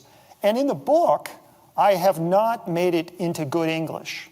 So if they have misspellings and lack of punctuation, that is in there. Now, when I feel like it gets too difficult, in brackets, I'll put in a little bit of help on what I think that word is that you might not quite recognize. But that is part of the reading experience, although in the book, I save you having to read cursive writing. Well, the thing that strikes me about this time period, we can be critical about how poorly they spelled or the lack of punctuation and things like that. The United States, in my understanding, is far exceeded any other country in the world at this time for literacy. That could be true. And I think most of them did, and I think those that could not write, they had fellow soldiers in their tent or their company who could write for them. They still wanted to communicate with home. And as a matter of fact, soldiers that were wounded and for some reason couldn't, they could get people from the Sanitary Commission or other people that would write letters for them home. Interesting. Yeah, there's one chapter called A Lifeline of Letters. It's the first chapter. And that's what these letters were for them. Not only did they want to write letters, but they were desperate, as we just read before, to receive them as well. Yeah. Well, let's go to this next slide. And it's really the first lengthy quote. I'm calling this Seeing the Elephant, which you know, and most people who are Civil War historians and know about the Civil War, that means you've seen combat. Tell us a little bit about Captain David Norton. Yes. Captain Norton is writing to Mary Chapman. This is an interesting story because they had not met. And Captain Norton, from a fellow officer, got a dare. I dare you to write to this lady named Mary Chapman, whom he called Molly, back home. And so Captain Norton sort of used that slim introduction to write an initial letter to her to try and get a correspondence going. And as you go through the correspondence, which is another collection here in the Abraham Lincoln Presidential Library, you can tell they're sort of building up this intimacy. They exchange pictures. They talk about a little bit what life at home might be if they got together, and so on and so on. So he is making a mighty effort to impress her through his letters. And when we were talking about this, Mark, the thing that impressed me was we've got this excerpt from this letter that, as you said, goes on and on and on. Yeah, this is a lengthy letter, so you can tell he's really trying to make a good impression. But he was an officer who was an aide to a general. And so he had ins and perspectives that a lot of other soldiers on the ground might not have of this particular engagement here at Missionary Ridge, which was part of the Chattanooga campaign. Yeah, and one of the reasons that I found so compelling about this particular excerpt, because it was about Missionary Ridge, which is my absolute favorite moment of the Civil War. Okay. And I think as you listen to this clip, you'll understand why. So if you could play that, please. Orders were given for our lines to move up nearer to the rebels and for our skirmishers to drive the rebels into their long lines of entrenchments at the foot of Missionary Ridge. It was gallantly done, and General Baird's division of 14th Corps, ours, was ordered to assault the enemy's works to create a diversion in favor of Hooker, who could be heard opening his part of the game. Gallantly, those noble men charged across the open field which separated them from the enemy amidst a perfect storm of shots and shells. They have taken the entrenchments. Here they were ordered to stop. But no, the balls were flying too thick. They could not stop and live. And absolutely without orders, they charged on up the hill. A thrill of anguish passed through every frame. They are lost, cries General Grant. Send the whole corps after them. But long before the order could be carried to the anxious troops, a shout that shook the earth went up from those devoted comrades, and forward they rushed upon what seemed to be inevitable destruction. Onward and upward sped those intrepid soldiers. Backward fly the astonished and frightened rebels. Oh, how beautiful those starry flags looked as they fluttered up that steep mountainside covered with bristling bayonets and cannon. Do they pause to await the arrival of their slower comrades? No. Every man pushes forward into the very mouths of the fierce cannon, and with a cheer, slay, or capture or drive away the rebel artillerists. The enemy, completely dumbfoundered, fly, and our victorious boys start down the hill after them. The victory, the most glorious of the war, is ours. And I would kind of agree with them, maybe the most glorious. It was extremely rare that you had an assault like this against an entrenched enemy on the top of a hill, and that was successful. Now, I need to add a counterpoint here. This kind of description of combat or major battle is extremely rare, and that is one of the reasons why I happen to include this. More often when a soldier was in a battle and they wrote home about it, unless it was the first battle, when it was kind of a novelty to them, and they might describe different things that happened, so their parents or their spouse knows a little bit of what's going on. Their description of a battle will be, for example, if we'll take Missionary Ridge, we fought a great battle at Missionary Ridge. I'm okay or not okay. So-and-so that you know is doing fine or was wounded. But you can read all about the particulars in the newspapers because they'll probably know more about it than I do. And that's it. So that was, again, part of that lifeline kind of thing. Hey, I know you read about the battle and you know that our regiment was there. I'm okay, I'm okay. That was what they wanted to convey, not this, some sort of description of what the combat was like. You mentioned that this captain was on a general staff. Well, the average soldier's experience and his perspective is maybe the 10 or 20 guys he can see around him. Yeah, that's true. Well, this next one, I don't know if you want to mention anything about Second Lieutenant Z. Payson Shumway before I actually read this one to the audience. No, just go ahead. And I will tell you this, that this is written from a camp near Jackson, Mississippi. Yes. In July 19th, 1863. And the significant part of that is this would have been right after the surrender of Vicksburg. That's correct. In Mississippi. That's correct. So there they are sitting around the campsite. Just after dark, one of our boys sat down to a piano and sang and played Home Sweet Home. Of course, that old tune soon brought those of the boys who were not on post together. Before the song was half through, I could see by the light of the burning town and cotton that the silent tears stood in many an eye, which of late had been all unused to weep. Yeah, so a very poignant moment. And it reminds me of Christian McWhirter's book, Battle Hymns, and the power of Civil War music. Here is somebody playing on a piano for some bizarre reason is in the entrenchments or on the rampart somewhere, and they're playing it. Well, it turns out that prior to the Union capturing that there was somebody named Private Douglas Carter of Texas who played on that same piano before it was captured during the siege. And that same piano still exists. He was able to get that. That is this Private Douglas Carter of Texas. And the piano resides in the Confederate Memorial Hall Museum in New Orleans. Ah. So you can still see it. So there's, and when I found this on somebody's website, they didn't know the Union side of it. They knew about the Confederate part. So I was able to make this connection on what Shumway wrote about.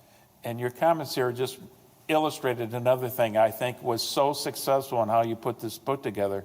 The narration that you use to tie all of these things together and to give the background and the context, I think is invaluable and helping people really enjoy this that much more. So kudos in that respect. Well, thank you, but that's the job of any editor, really. Okay, and let's go to the next slide if we can. And I'm going to read a quote from a letter written by Private Victor Gould to the parents of Private George Clark. And this one really struck me. M. George, your son fell mortally wounded. He was struck with a shell tearing his body most desperately, and also tearing both legs almost entirely off. He lived 1 hour and then quietly fell asleep, leaving many true and loving and I trust Christian friends to mourn his loss. Tell my parents, said he, that I die a brave man and in defense of my country. Wow. But the thing that surprises me, Mark, on this, he wrote the parents about the gory, gory details of his death. My experience in general, whether it is about death or specific details about the wounded or horrible circumstances, I was often surprised what they would write to their mom or their sister or their spouse or significant other that it might almost seem inappropriate. But again, as I had said, they had as the soldiers, a need to express themselves, to get this sort of out, and to people back home what was going on, but for them as a kind of release of what's going on. But there's another thing going on here. So, and this is covered in a book by Drew Gilpin Faust called This Republic of Suffering.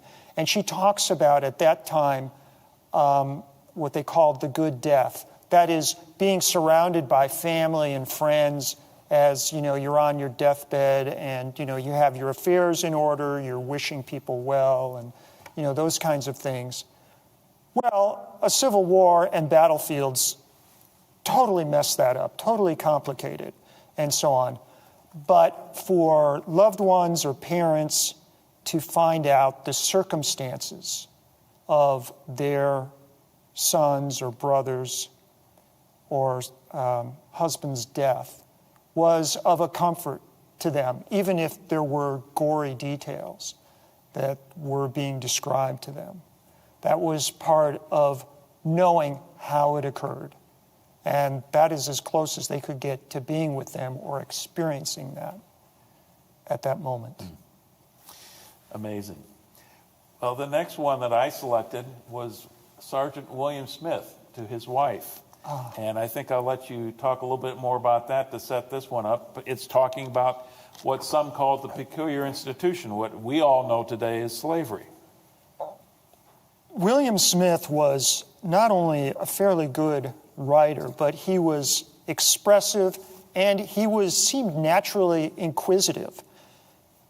So he talked to Southerners when they were in, occupied territory, the citizens and so on. But he, as I said, he was a keen observer.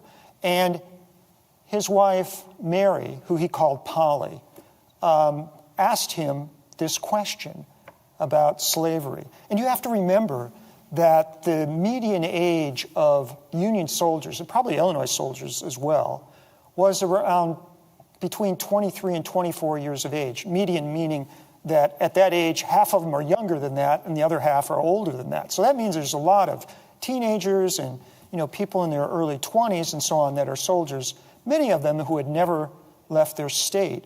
I was just reading a letter from someone who lived only 2 counties away from the Mississippi River, but had never seen the Mississippi River until they went to Alton and had never seen a steamboat before. So there's all these new experiences. So his wife is asking him about slavery.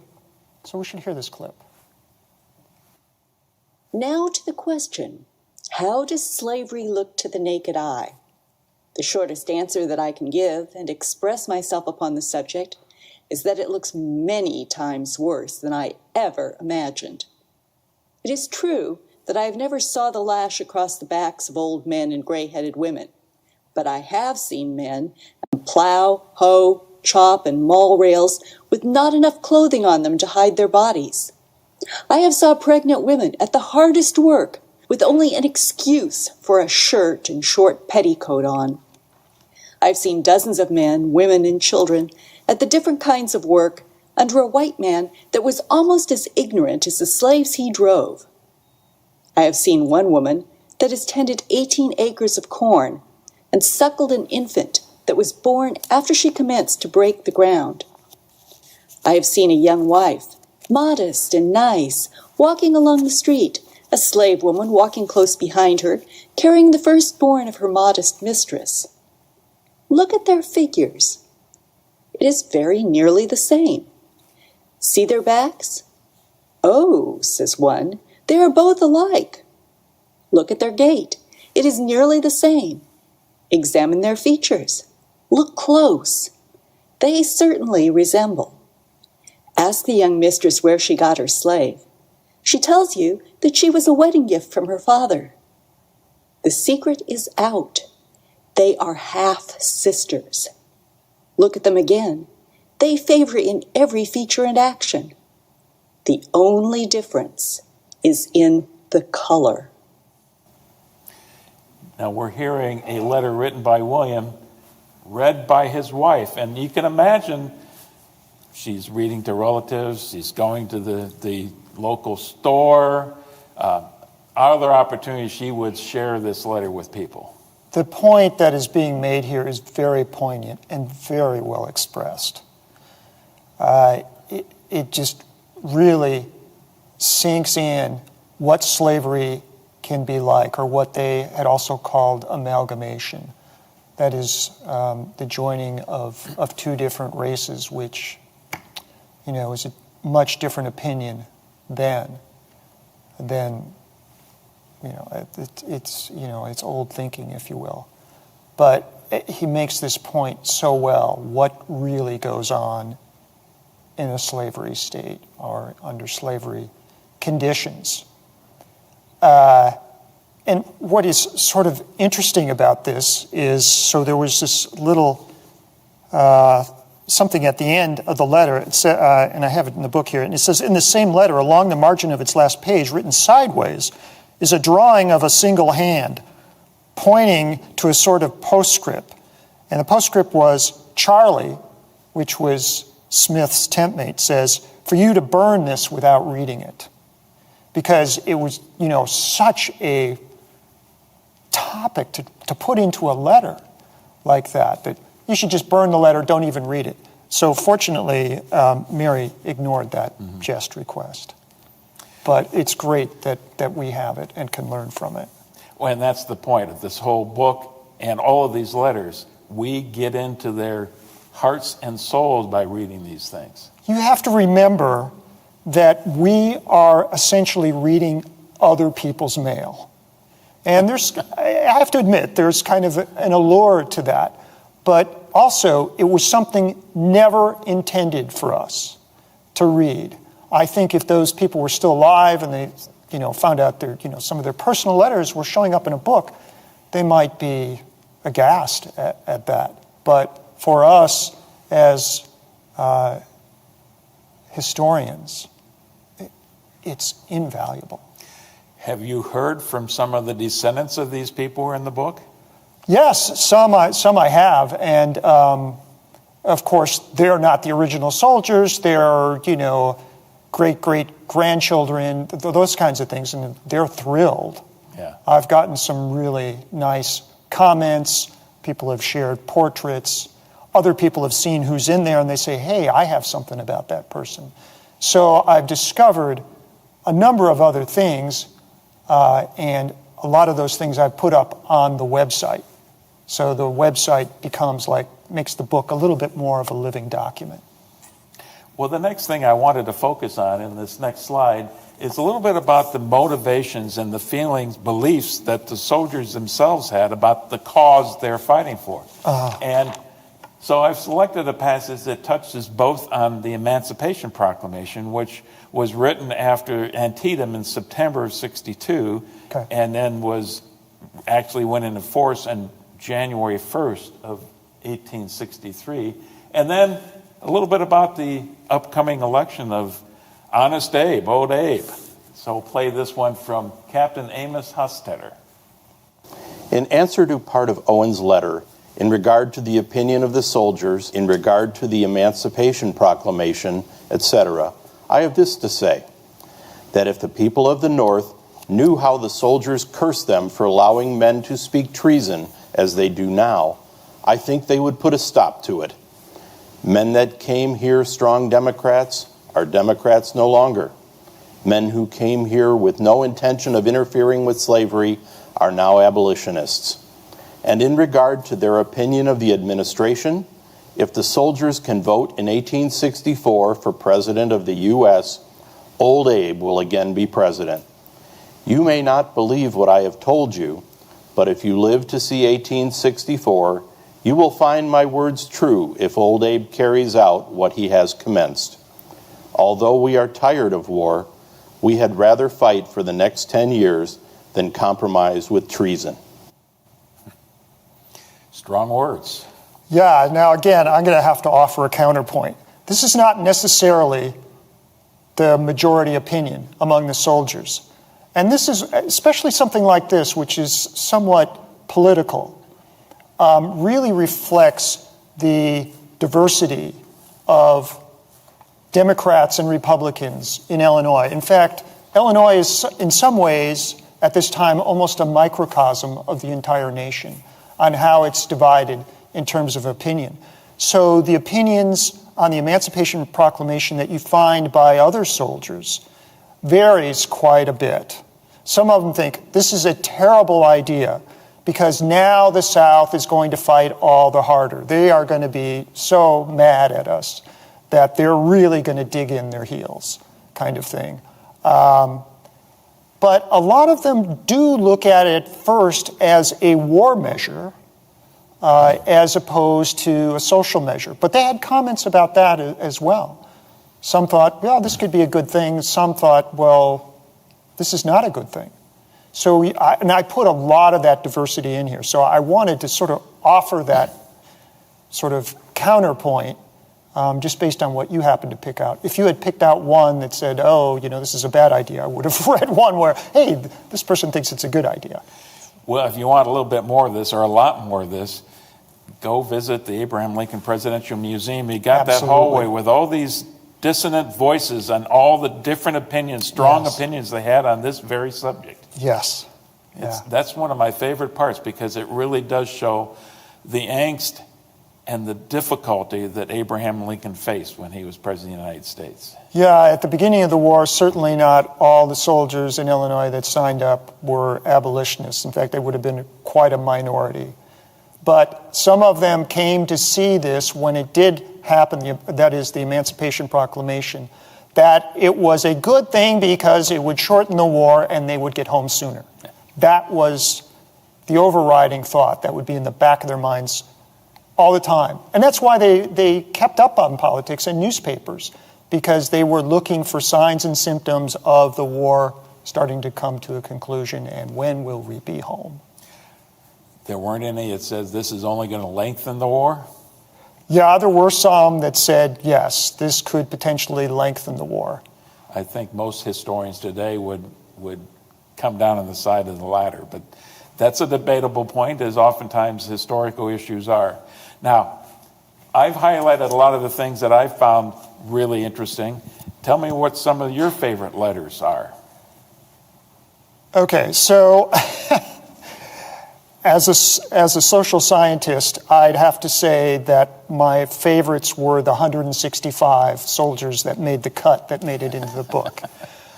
Some of them wrote more eloquently, expressed themselves better than others, but every one of them had something to say that contributed to the book.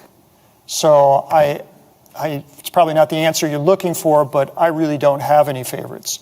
Now, it is your prerogative as a reader to have favorites on what you happen to like, and thanks for sharing those. But I'm glad to have all of them, quite frankly. As you mentioned, I gave a series of presentations on the main Civil War battles during the sesquicentennial. Yeah. So that was my deep dive into Civil War history. I learned so much going through that process. This exercise was quite different for you. You had to have enough knowledge about the war to put all these things in context, but it strikes me that you got to know these soldiers on a much more personal level. Is that a good way of saying it? Yeah, the way that I sort of think of it is, a lot of times when you read Civil War books that are about particular battles, campaigns and so on, generals, those are great.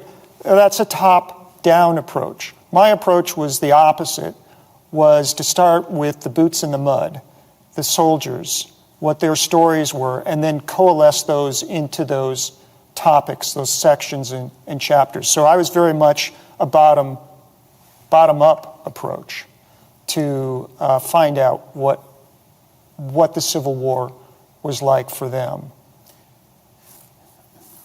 Let's see. You got your degree in anthology? Anthropology. I knew I was going to mess it up. Then you're a demographer, you're a statistician. I know you do archaeology as well. And then poetry. And then this. Yeah. Where's the link with the poetry and then this, with all those other things? I've always enjoyed, I've always enjoyed writing, but I'm not what I think of as a naturally gifted writer. I need a lot of practice. So poetry helped me smooth out my style. And writing this book, one of the preludes to the book, not only was the poetry, but as I was collecting the letters, I started to see some of these themes.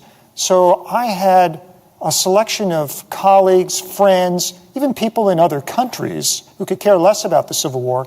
Each Friday, I would send out an email which was themed based, things that I've been reading in the letters. And I was surprised at how eager people that didn't even know anything about the Civil War wanted to hear these personal stories.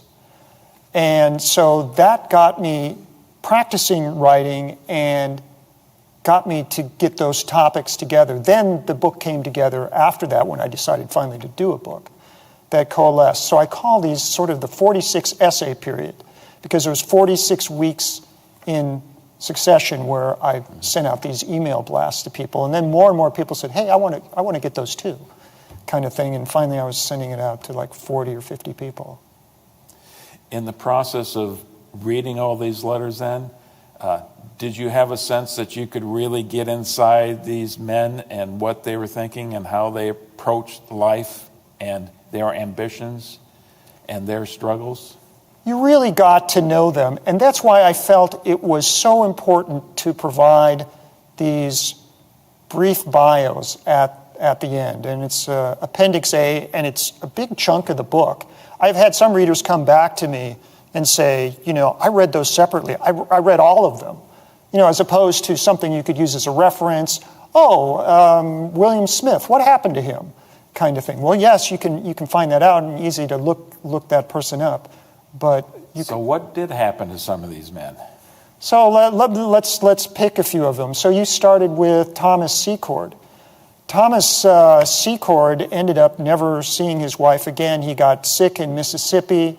He ended up in a hospital, and he was what sometimes happened to people that were in hospitals. They didn't necessarily have in the field nurses and so on. So they expected people that were not so sick to sort of help out the other hospital staff with some of the patients. And he would go around and he would, tell, so-and-so died overnight or so on. And then a couple weeks later, he was one of those people, and he was buried there. William Smith, who I had just mentioned, who wrote so beautifully, ended up dying also in Mississippi at, I don't want to call it the Battle of Coffeyville, it's more like a sort of a large skirmish. I actually wrote a little bit about that for those of you who are Illinois State Historical Society members in Illinois Heritage in their July-August issue about... How about Captain Norton? He was wooing this young lady he had never met.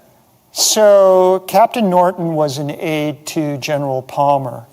And when they were in Georgia, they were taking in part of the sort of overview of where the troops on the Union and the Confederate side were there. And Wiley Sword, in one of his books, I think it's called maybe Profiles in Courage, where he picks out various soldiers. Turns out Norton, I found out later, was one that he had picked out. And so there was a couple of Confederate sharpshooters who had snuck into range, and they were aiming to shoot Palmer. And so they fired, and they missed. But they hit Norton. I think he got hit in the head, and he died within a minute or two. So he never, ever met Molly Chapman back in Illinois. I've got to believe that you get so involved with these people's stories that kind of stabs you in the heart when you get a piece of news like that. There are so many stories.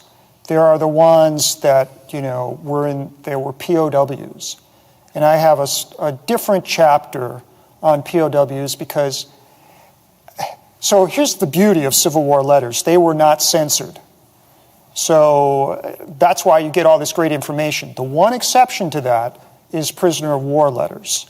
You couldn't say who you were with or so on. You could say, I'm feeling okay, or, I have a touch of pneumonia or whatever it might be, but they couldn't give away much in the way of details. So they're very kind of bland.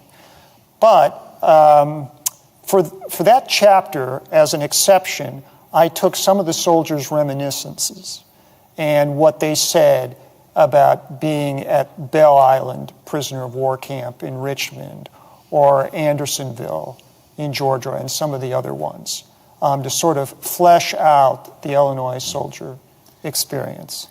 I think one of the most tragic events of the Civil War happened after the Civil War when all those prisoners released from Andersonville get on the steamship Sultana, yes, which sinks in the middle of the Mississippi River, taking scores, if not hundreds of them, to their death. Yeah, hundreds of them. Yeah, the boilers blew because it was way overloaded, and yeah, a lot of people drowned. Well, there's so much to talk about in this book. It was such an excellent read. I hope that our those who are watching this today or in the future will take the opportunity to buy this. But just a couple more questions here. Sure. How well has the book been received? I think it has been well received. So earlier this year, the Illinois State Historical Society honored the book by giving it the Russell P. Strange Memorial Book of the Year Award for 2020. And because of the pandemic, I got that news through snail mail. A certificate came in, and you could have pushed me over with a feather. I was so shocked. But they had recognized it as that's their highest award for publishing in history. The book now is starting to take on a life of its own. There is someone who contacted me. They said they would like to develop a curriculum from that. Somebody else, this is actually down at SIU Carbondale. It sounds like that they are interested in doing podcasts of parts of the book and then uploading those. They call themselves Blanket Fort Radio Theater. So that's one of those things you could put in a search engine and it'll pop up what they're currently working on. So maybe they'll be able to do this fall in 2021. So similar to what we had in terms of finding people who are willing to bring these quotes to life. Exactly. That sounds ideal for a podcast. Yeah, I hope they go through with it. It would be excellent. How many other books are there out there like this in other states or collections of letters that have been edited in the manner that you've done it? Well, there's quite a number of collections that are one soldier. Or in some cases, what I call the double rainbow is when you have the soldiers' letters and the spouses or, those people at home. So you can kind of see the exchange. But in terms of collections of letters, there are some that are like just small collections, like maybe, 20 soldiers because they were in the same regiment or from the same area or from a variety of areas. But the one that I found that comes the closest and was done before my book was by John Zim called This Wicked Rebellion. And it is about letters from Wisconsin. But it's all letters sent to editors. And so people had kept these scrapbooks of all these local Wisconsin newspapers. And so they had all these soldiers' letters. But they're not all personal letters. Sometimes there's, dear editor, blah, blah, blah. Sometimes they are letters that went home and then somebody at home said, let's put this in the local newspaper. So some of them are a little more guarded or maybe have an axe to grind or to bring up a point or something like that.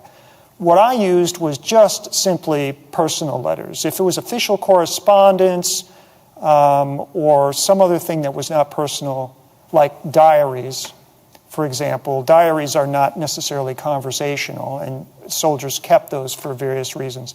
I didn't include those. I just wanted those personal letters, those personal stories with those details. Well, I think so much of what you've got in the book, these are universal themes that any soldier from any northern state could relate to, and the public would be well served to read this if they want to understand Pennsylvania or Ohio or New York even. And I think now it's time to turn it over to Joe. He might have a couple comments or questions. Yes, a wonderful presentation, gentlemen. And to Mark Floto, thank you so much as someone who was born and raised at the very southern tip of the state. Thank you for correctly pronouncing my hometown, Cairo, Illinois, correctly. So many people get it Cairo or Cairo or whatever. But we've had folks checking in from Arizona, Florida, Kansas, Virginia, Texas, Oregon, Nevada, Rhode Island, Massachusetts, even a viewer in Yemen, around the world watching today. And we have several questions that tie into the broader themes of this. William wants to know, Mark, were there any families and letters who had sons on both sides of the conflict? None that I read for this particular book, although there's certainly those sorts of circumstances. Now, I did have one or two instances where there was a father and son that went to fight in the same regiment, as if the father was going to keep an eye on the son, kind of thing, so that they would experience together. I was surprised, actually, even though, as I'd said earlier, the median age was around 23 and a half, how many soldiers I found that were in their 40s or 50s or had been Mexican war veterans that still went on and went into the Civil War. And I don't mean necessarily higher officers. Some of these were privates that were in their 50s. So, no, I didn't come across those, but some father-son that went together as family members, and brothers, too. Lisa wants to know, do any of the letters speak about having seen Lincoln himself or who had known him? I cannot think anybody who said that they saw Lincoln, but there is a very interesting letter where soldiers in Springfield that were waiting for their final pay and discharge went to the Lincoln home and talked to the woman or the lady of the house, which was actually Mrs. Lucian Tilton. The Tiltons had a rental agreement with the Lincoln family to live there while the Lincolns were in Washington, D.C. And so you find out a little bit about the Lincoln home. One thing that was shared with the Lincoln home folks here was that they mentioned that the lady of the house played the piano for them. And they said, this is the first thing we've heard that there might have been a piano there. Now, who put it there, whether it was the Tiltons or the Lincolns, that's for somebody else to figure out. But it's one of those little gems that you get from a letter. If I can add just a quick note on that. The vast majority of Illinois soldiers fought in the Western Theater. Lincoln saw an awful lot of soldiers, but it was almost entirely in the Eastern Theater of Operations, I would think. Very good point. Yes, that's correct. Couple of questions here that tie in together. First, from Brad in Silver Spring, Maryland, wants to know, you touched on a little bit with one of the soldiers' letters, but what did the soldiers write about Lincoln and how his actions affected morale? All right, so there is a chapter called Leaders, Generals, and Old Abe.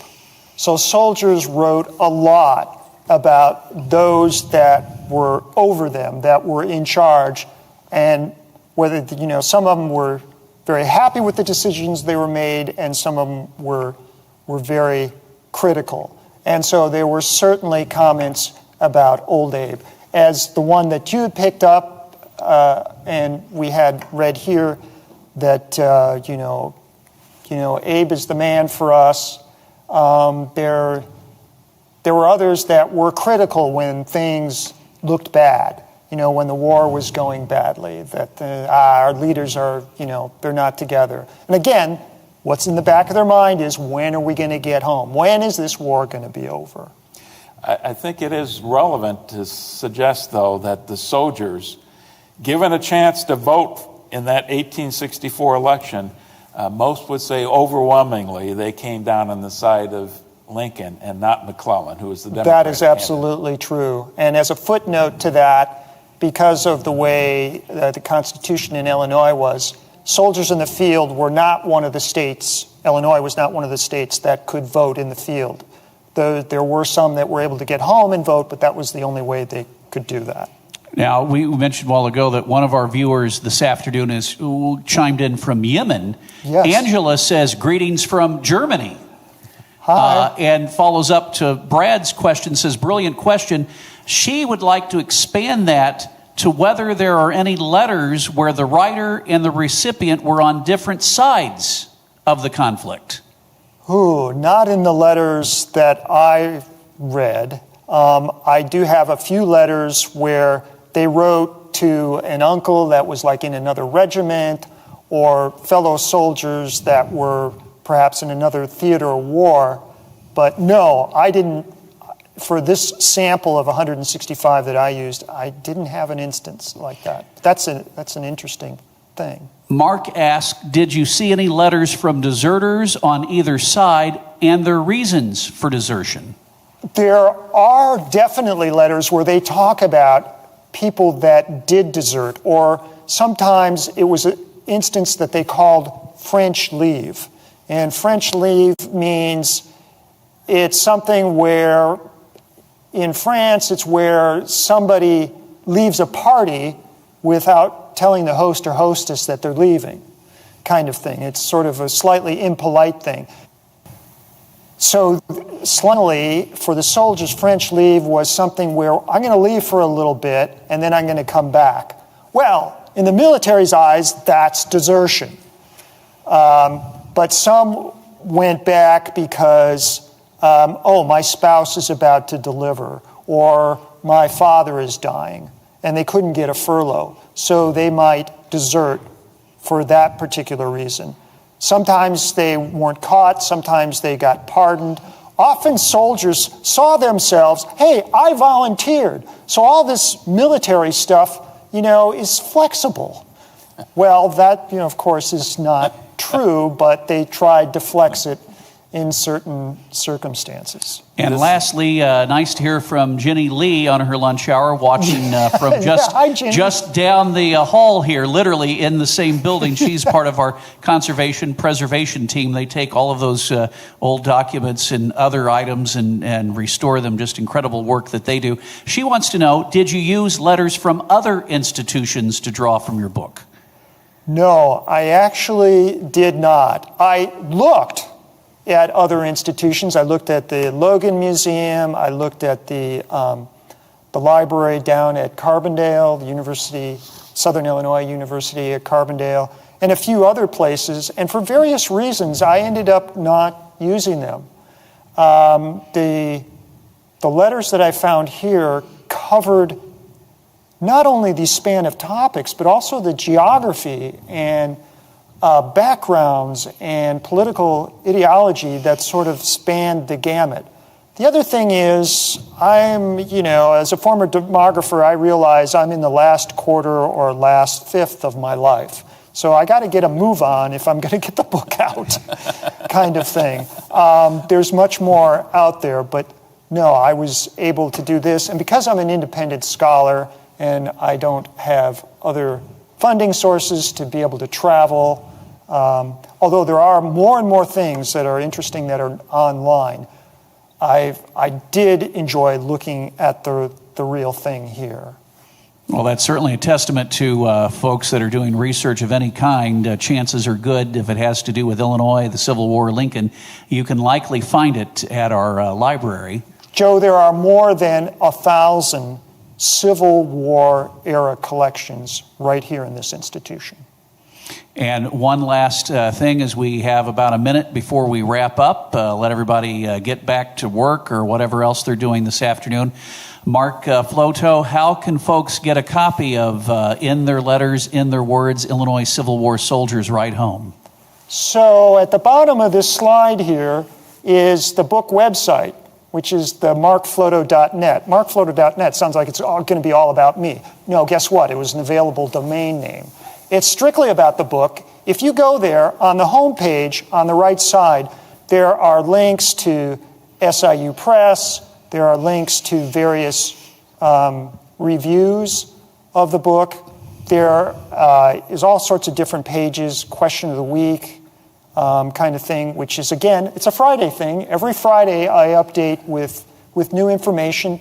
There is the addendum thing. So if you wanted to read that full description of that letter about Missionary Ridge, it is on that page, and it goes on for quite a while. Here locally in Springfield, I recommend Books on the Square because they have copies that I've already put my name to. Barnes & Noble has been known to have it, but of course there's the usual sources. You can go to Google or Amazon.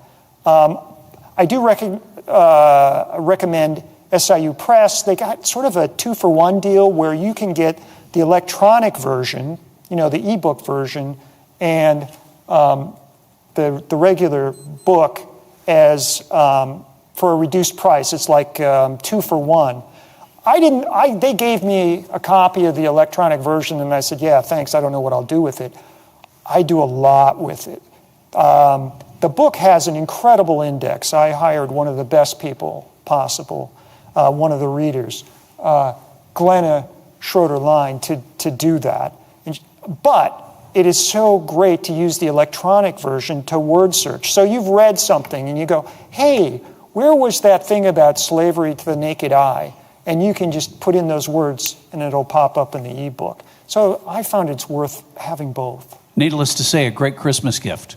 Yes, Christmas is coming right up. Thank you, Joe. That's just trying to help. Mark Depew, as always, thank you for a wonderful job of moderating the discussion. Thank you. And Mark Floto, the author of and editor of, the Civil War soldiers wrote the letters, but you edited it all together, put it into context. In their letters, in their words, Illinois Civil War soldiers write home. Thank you for the presentation today. A wonderful discussion. My pleasure. Hi, everybody out there in Facebook land. Well, thanks all for watching, and hope you can join us soon live from the Abraham Lincoln Presidential Library and Museum in Springfield, Illinois. Have a wonderful afternoon.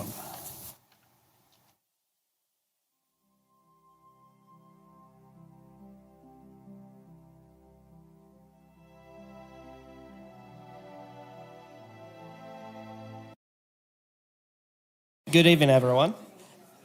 Tonight we'll have Chris Curtis.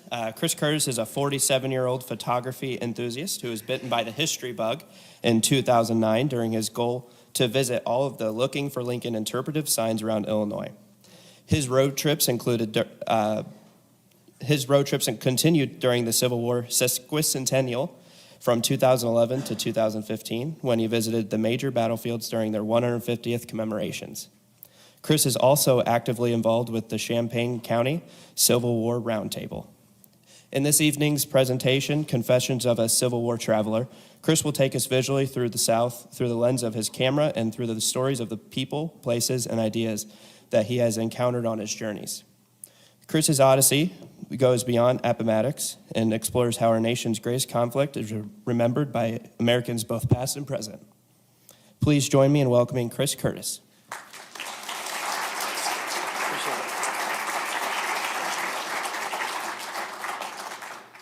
Hi, good evening, everyone. Where do you like to go on vacation? For some, it's the beach, perhaps the mountains. Others like to take a cruise. Me, I like to go and visit historic places on my off time. And if that's something you and I share, perhaps you'll agree there's something special, I think, about visiting a place where something very important happened, especially if it affected the whole nation, or if it was on the very day that it happened on the calendar. So the planets seemed to align when I was bitten by the Civil War bug just before the big Civil War 150th anniversary. A funny thing happened. After the 150ths ended, then the Civil War seemed to get back into the national spotlight, didn't it? Or maybe certain things of the Civil War. The Confederate flag, Confederate monuments, icons like Robert E. Lee, Stonewall Jackson, entered back into the national conversation. But I would like to make an argument tonight that the resurfacing of such topics actually has a positive side to it. So, what do you say we take a virtual trip tonight? You can ride shotgun, I'll be the driver, and let's take a trip together. Now, as we go along, I'll have to admit a few things surprised me. Others left me disappointed. But the 4 years of the sesquicentennial and my travels since then have been an odyssey, and it's not just about history. You'll see as we go along. Now, the first stop on our journey tonight, as the curtain opens, is in Piatt County, Illinois. The date, February 12th, 2009. Now, given that we're in the Lincoln Presidential Library, I think there's a few of you who probably know what important event happened on February 12th. In fact, were you at one of the many central Illinois locations that had bicentennial celebrations of Lincoln's birth? I was in Beement, the Piatt County home of Bryant Cottage. And as many of you probably know, Bryant Cottage is where Lincoln and Stephen Douglas finalized their plans for the famous debates. And Bryant Cottage is one such place that held a celebration on the 200th anniversary of Lincoln's birth. Now, I went not because I was into the Civil War at the time or into Lincoln. It just seemed like something neat to go to. But when I was there, I made a discovery. On this panel, there was a backstory of what happened at the Bryant Cottage. And on it, it introduced the characters involved, the timeline at the top, and some of the details that brought the Bryant Cottage story to life. So interesting. And in fact, I discovered there were many of these looking for Lincoln signs all across the state. And all were pretty darn interesting. So I thought, hey, I have some free time. Why not spend my off days trying to find every looking for Lincoln panel that I can? And so that's what I did. And it was quite a journey. I crisscrossed the state from Quincy up to Freeport, down to Jonesboro, and of course, right here in Springfield, where there's the greatest concentration of these looking for Lincoln panels. And during this process, I fell in love with the Lincoln story. How could you not, right? Once you learn more about this man. But then, once I had checked off the last panel on the list, I thought, what's next? Well, I heard the 150th anniversary, or the sesquicentennial, of the Civil War was coming up. And there were events taking place all over the country. So I thought, well, I just learned about Lincoln. Maybe this is the next best step. And that's what I did. There were events all over. National parks, state parks, historic sites, museums, symposiums. I was hooked. And it started on an early morning in South Carolina, where the Charlestonians there recreated the firing on Fort Sumter. A few months later, I drove to the pastoral setting of Manassas, Virginia, to commemorate the first big battle of the war. Grant and Sherman became household names after their come-from-behind win at Shiloh. And by this time, I knew for sure that I was going to try to hit every 150th that I could. There was so much to learn. How many people have been to Antietam? I think that's probably my personal favorite. And in fact, it was just brutal battle after brutal battle. I don't need to explain every one of these to you. You know the big ones, of course. Learned that many Illinois boys, including those right here from Sangamon County and surrounding area, bled and died on southern landscapes like Chickamauga and Chattanooga. Following chronologically, we keep going, and I'm sure many of you could tell me the stories of some of the things that you've learned when visiting some of these places. By the time we get to the Appomattox 150th, the crowds really started showing up. A 150th even at Ford's Theater, as you can imagine, where many of you have been to as well. But have you been to some of the lesser-known Civil War sites? The Battle of Belmont, for instance, was Grant's first taste of Civil War combat here on the bluffs high above the Mississippi River. Just south of Springfield, Missouri, is the site of the war's second major battle, but a place that doesn't see near the number of visitors of other sites. Staying west, Pea Ridge is close to the Ozarks, and another one not as well known. Grant took Fort Donelson on Valentine's Day of 1862, and like the other ones just mentioned, Donelson is another out-of-the-way location hidden to even many Civil War buffs. Ever heard of Forts Jackson and St. Philip? Twin forts on the Mississippi River, south of New Orleans. David Farragut claimed fame by leading Union ships past this gauntlet. And I showed this painting because there's not much there today. This is a look at the river past the two forts. In fact, Fort St. Philip on the other side has all but disappeared thanks to hurricanes that have inundated the region over the last century and a half.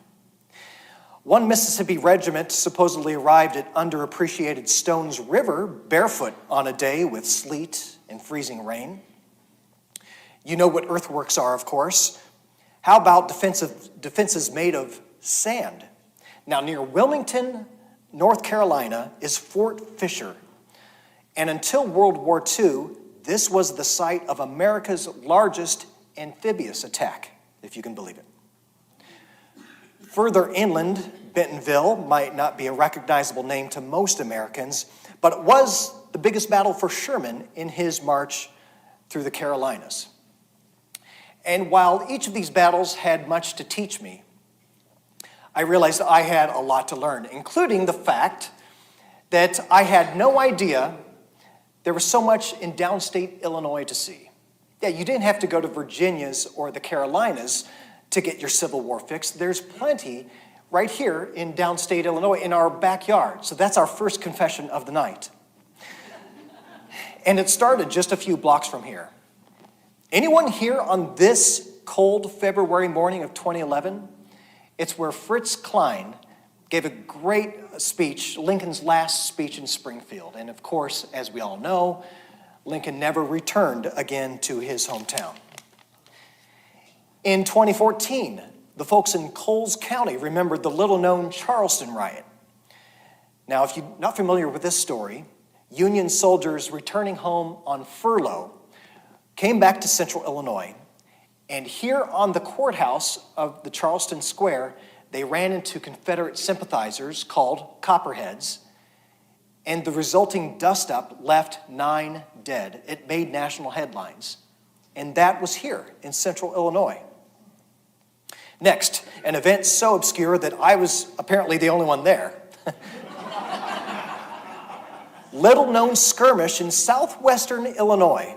In fact, I'm not even sure how to still pronounce the name. Prairie du Rocher? Is that right? Okay. Well, in April 6th of 1864, it was the scene of the Civil War's only skirmish on Illinois soil, so I've learned. Militia from Missouri that were Union-friendly crossed the Missouri River looking for Confederate guerrillas. They found them, and it left 3 dead right here on the bluffs. Then something I'm sure many of you will recognize, the Lincoln funeral train. I don't know about you, but I was impressed how meticulously detailed they were at recreating the original. From the railroad car that pulled into town, to the hearse that you can see, to the horses, to the exact route that they followed. Very impressive. And anytime you have 1,200 reenactors, of course, that's going to make for a great event. And then the final ceremony on the backside of Lincoln's tomb. And if you were there, perhaps you'll agree with me that that was some spectacle to witness. I also discovered the wonderful symposium that takes place here in Springfield every February. The Abraham Lincoln Association Symposium. Raise your hand if you've been to this, perhaps. It usually starts, at the Lincoln Home National Historic Site, migrates to the state capitol, they come here for lunch, and then a banquet at night. I've been going to this for about 7 years, and I haven't missed one since. Really appreciate all the speakers and all the effort it takes to put this together.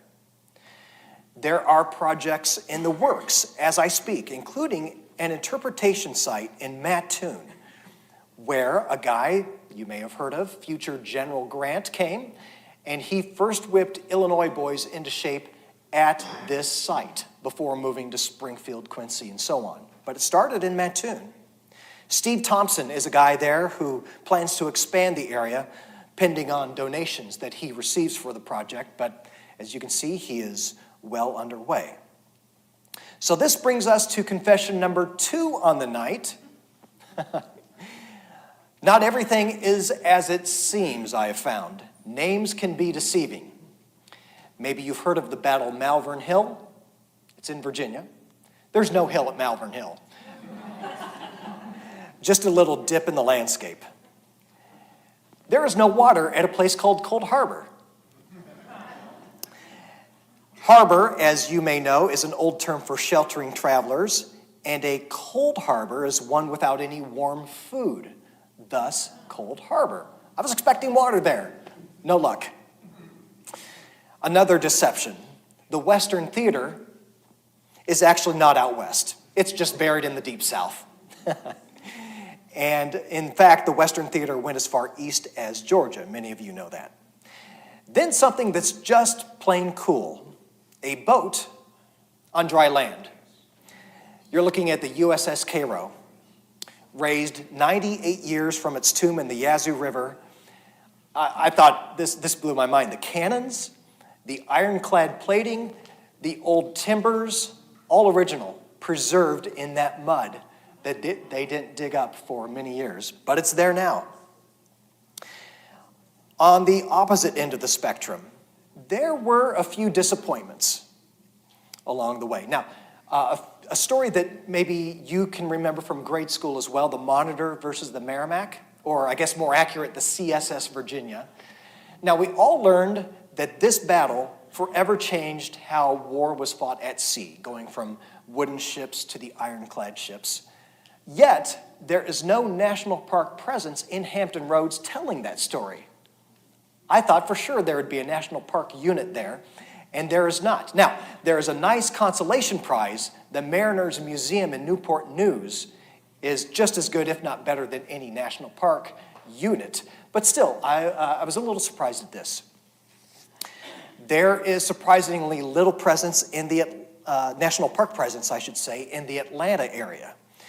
Yes, there's Kennesaw Mountain, but that's it. This is the only marker today that shows where the fall of Atlanta took place. The day I took this was the 150th anniversary of the big event, and not one thing was going on then. Couldn't believe it. Now, again, there are some quality places in Atlanta that do tell the story of that campaign very well. Tunnel Hill, Pickett's Mill State Park, Allatoona Pass is pretty cool. Sweetwater Creek is the remnants of a textile mill in the Atlanta area used by the Confederacy. Another disappointment awaited me at Mobile, Alabama, site of Admiral Farragut's supposed famous line, "Damn the torpedoes, full speed ahead," right?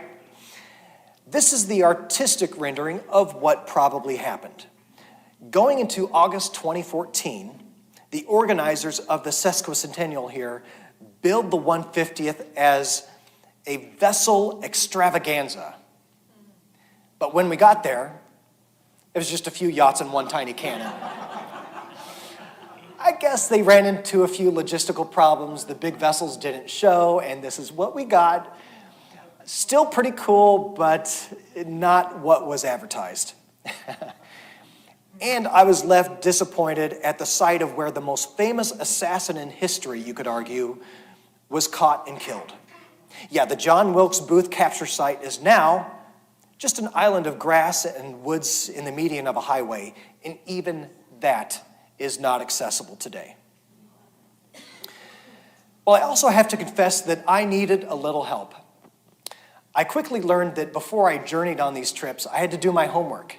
In fact, if you have a pen and paper, I'm going to share a few tools that I used that helped me on my journey. So I'll share those here very quickly for you. Just last year, Blue and Gray magazine, actually it was 2 years ago, they went out of print. They went out of business, actually. But there's a gold mine left behind in these back issues. Every issue has what is called the General's Tour, which you can see up there. And it covers a specific Civil War battlefield or area. It's really like having your own tour guide. They break it down, they give GPS coordinates, and they really give an inside look you just can't get anywhere else. If you're interested, all you have to do is Google Blue and Gray magazine, and then consider getting a back issue that covers perhaps your area of interest. It's amazing how many roadside markers are out there. Now, some are old, some are really biased, and many are very informative, but they're disappearing. I can't tell you how many were missing, having been hit or stolen or vandalized. It's really sad. Others are located in areas where it just isn't safe to pull off and get out of the car. Many of the roads that they're on now, 50 years later, have gotten busier, and so one really has to be careful when checking out some of these roadside markers. But this website right here is a great guide to the markers out there. It's called hmdb.org, which you can see in the lower left. It stands for Historical Marker Database. On this website, you can search.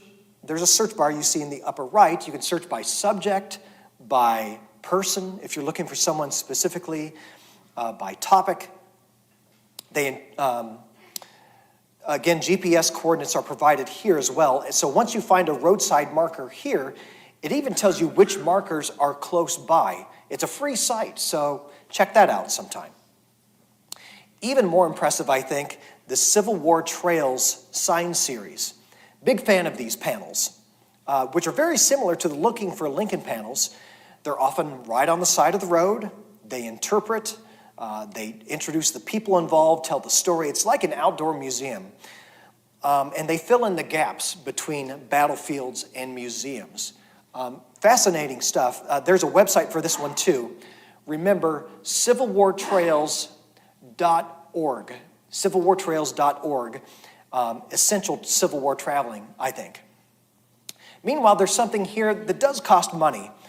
It's the website myrouteonline.com, and you plug in all the different sites you want to plan to visit on a trip, and it'll spit out the most efficient route to take you between those places. Otherwise, isn't it kind of guesswork sometimes when you pull out an atlas or look at a website? You do your best, but I hate when I don't research it and I feel like I'm backtracking or I'm going in circles. This is a neat little website that'll try to take you to the most efficient route. Thank goodness there are many of us who like to soak up as much Civil War history as we can, and I ran into others dedicated to telling the Civil War story. From reenactors, of course, putting up with freezing temperatures, to the heat of summer in wool uniforms, to those who put together specialized demonstrations, like this doctor at Bull Run, explaining the anesthetic of the day. Even the younger generation learning the science of artillery at places like Vicksburg. Seeing how communication took place at Chattanooga was pretty cool, although I put on Facebook that, and this is a joke, that when soldiers' cell phone coverage fell to 1 or 2 bars, they had to resort to communicate by signal flags. Not every one of my friends got that. But here's a shot of a guy talking with someone way down on the valley floor with this signal flag, and I got a closer look at it. You see him way down there? Okay, now I'm going to wave this flag back and forth. Let's check it out. Oh, there he goes. He's waving. And so it took a team of volunteers dedicated to doing this. And those of us on Lookout Mountain at the time loved appreciating this. And of course, they'd probably be happy to know that others are enjoying it now, seeing the fruits of their labor. But all kinds of demonstrations on the road that I ran into. The town of Manassas put on quite a festival. We'd walk the battlefield by day and then be treated to period music at night. Ever been to a luminary ceremony? This one at Shiloh was certainly unique and well worth it. In fact, it's a very sobering experience, especially when you see all the candle bags distributed across the battlefield, each one representing a lost life there.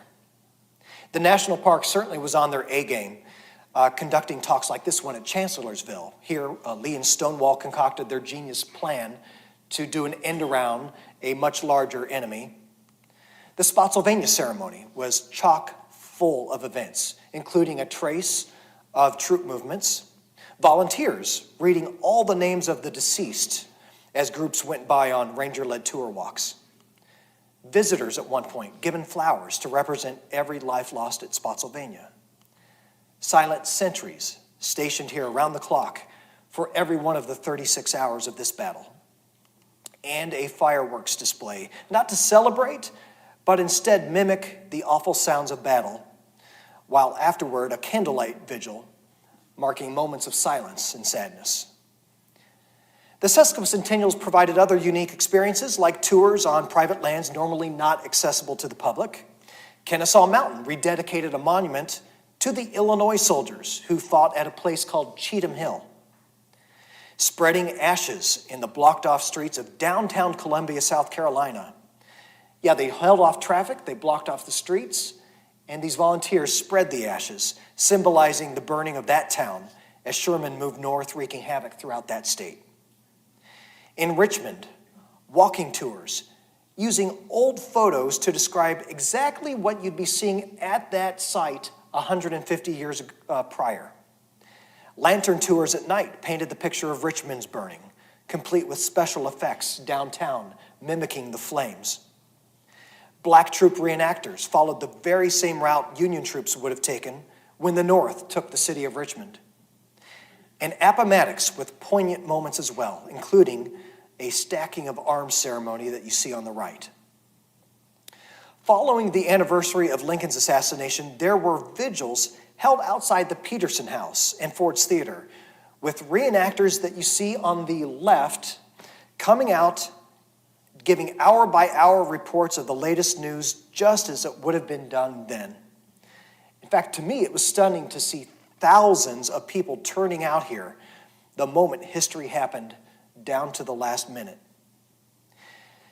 Just when I thought that might be the end of my travels, the unique experiences continued. Ever heard of the Sultana? A steamship that you see here in its last picture traveled back up north on the Mississippi River carrying recently freed POWs, many from Andersonville. It exploded. 1,800 dead. And signs now on both sides of the river tell the story of the Sultana, both on the Arkansas side and the Tennessee side. It's hard to believe this is still the nation's largest maritime disaster, eclipsing even that of the Titanic. But the unique experience here was a packed theater filled with descendants of both Sultana victims and survivors.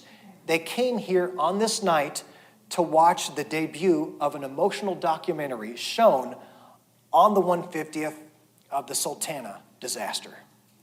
Very special night. Other surprises came at me through the camera lens. Now, as a photographer, I was rewarded with the sights and sounds of the road, from the beauty here of the Shenandoah to the Spanish moss of the Carolina Low Country. I caught a few critters, including this early morning bonus in Tennessee, and an interesting story riding down the red dirt clay roads of Mississippi. What did I see? Oh, just a local boy playing with an alligator on the side of the road. Now, it wasn't any big deal for him, but talk about something you're not going to see in Illinois. So, as you could see, this journey wasn't just about history. And in fact, I confess Southern food grew on me. After all, wouldn't it be a shame to hit all these Southern locations and not sample the local fare? In fact, how many of you have been to New Orleans to try Café du Monde? Aren't these beignets pretty good? I like the coffee there too, by the way. When you're in Louisville, I think it's a must. You have to try something called a hot brown. That's one of their signatures. And of course, I have to admit there's a mint julep in the background too. Soul food in Vicksburg, including the Mississippi mud pie for dessert. And it's always fun to run into the one-of-a-kind restaurants you can't find anywhere else. This is called the Sofa King Juicy Burger in Chattanooga. You're looking at what they call the Nutty Burger. Okay, so we got a hamburger. You slap some peanut butter on there, throw in some bacon, and apparently it's one of their favorites. I had to try it, I'm sorry. And of course, the South is loaded with barbecue. I met a friend in Atlanta, had to try some of the barbecue. And in Richmond, fried green tomato sandwich with a banana pudding chaser. Yeah, Southern food's not health food, but it sure is good. Now, when one is not busy stuffing one's face, the quality of the museums and all the artifacts they offer are certainly amazing. Things like Lee's original uniform at the Museum of the Confederacy, the actual chairs used by Lincoln and others at the Gettysburg Address, the actual flag hauled down from the Confederate Capitol following the fall of Richmond. In the basement of Ford's Theater, you may have seen Lincoln's suit the night he was shot. John Wilkes Booth's spur and boot on that fateful night. Unbelievable that this not only still exists, but that it's available for you and I to see in Washington, D.C. I can't believe that I was actually looking at those things. All right, time for another confession. To prove that I really am a Civil War geek, I confess my love of the granite, the copper, and the brass of Civil War monuments. All right, and of course, Gettysburg is monument central. There must be more monuments here than anywhere else in the world, I think. Vicksburg, though, is pretty close. Some of these have a history to themselves. Hazen's Brigade Monument on the left is claimed to be the oldest Civil War monument still standing in its original location. On the right, at Manassas, the Henry Hill Monument, built by Civil War soldiers themselves 8 weeks after Appomattox. Monuments dedicated to the boys from our state. On the left, the Illinois Monument at Shiloh. On the right, Kennesaw Mountain. The biggest one for Illinois, though, Vicksburg. This thing, I think, is so majestic, both on the inside with the steps leading up and on the inside where they list every Illinois soldier, I think, in the Western Theater. There's definitely a variety among Civil War monuments, from the small and the simple to the big and the bold. Some that I think look like chess pieces. What do you think? Others with a more modern look, like this one just outside Little Round Top. Some devoted to specific individuals. Grant on the left, Stonewall on the right. Others showing men in scenes of combat. Unique ones, like the single hand at Gettysburg. Another featuring the bow of a ship. This is at Vicksburg, Mississippi. Even animals in one form or another. And I think some of the artistry on some of these is pretty darn good. The ones that I like best show specific scenes in battle. I didn't mark it down, but I think Shiloh on the left, Chickamauga on the right here. Also statues of soldiers helping each other. They seem to tell a story. And who here is familiar with this next one? It's called Angel of the Battlefield at Fredericksburg. It occurred when a Confederate sergeant couldn't stand the sounds of the suffering anymore. He jumped a stone wall into no man's land, giving water and blankets to the wounded and the dying on both sides for an hour and a half, despite the clear danger of being shot at from both sides. And to me, it's personal stories like this that best tell the Civil War story and that grip you into the drama that happened. And now, of course, we're talking about monuments that are no longer there. This is the Robert E. Lee statue in New Orleans. And I imagine all of you are familiar with the story recently of Confederate statues and monuments being taken down from the South. In places like Charlottesville, Virginia, in Louisville, in Richmond, and others. This is another shot I took in Memphis of the Jefferson Davis statue, and that too is now gone. They took that down this year in 2018. Well, it's a national debate, isn't it? It's a debate whether or not Confederate monuments and symbols are appropriate to display. So besides the argument of we should remove these altogether, I'd like to present two sides, two different arguments, two alternatives, and I'll see what you think. It certainly is something to think about.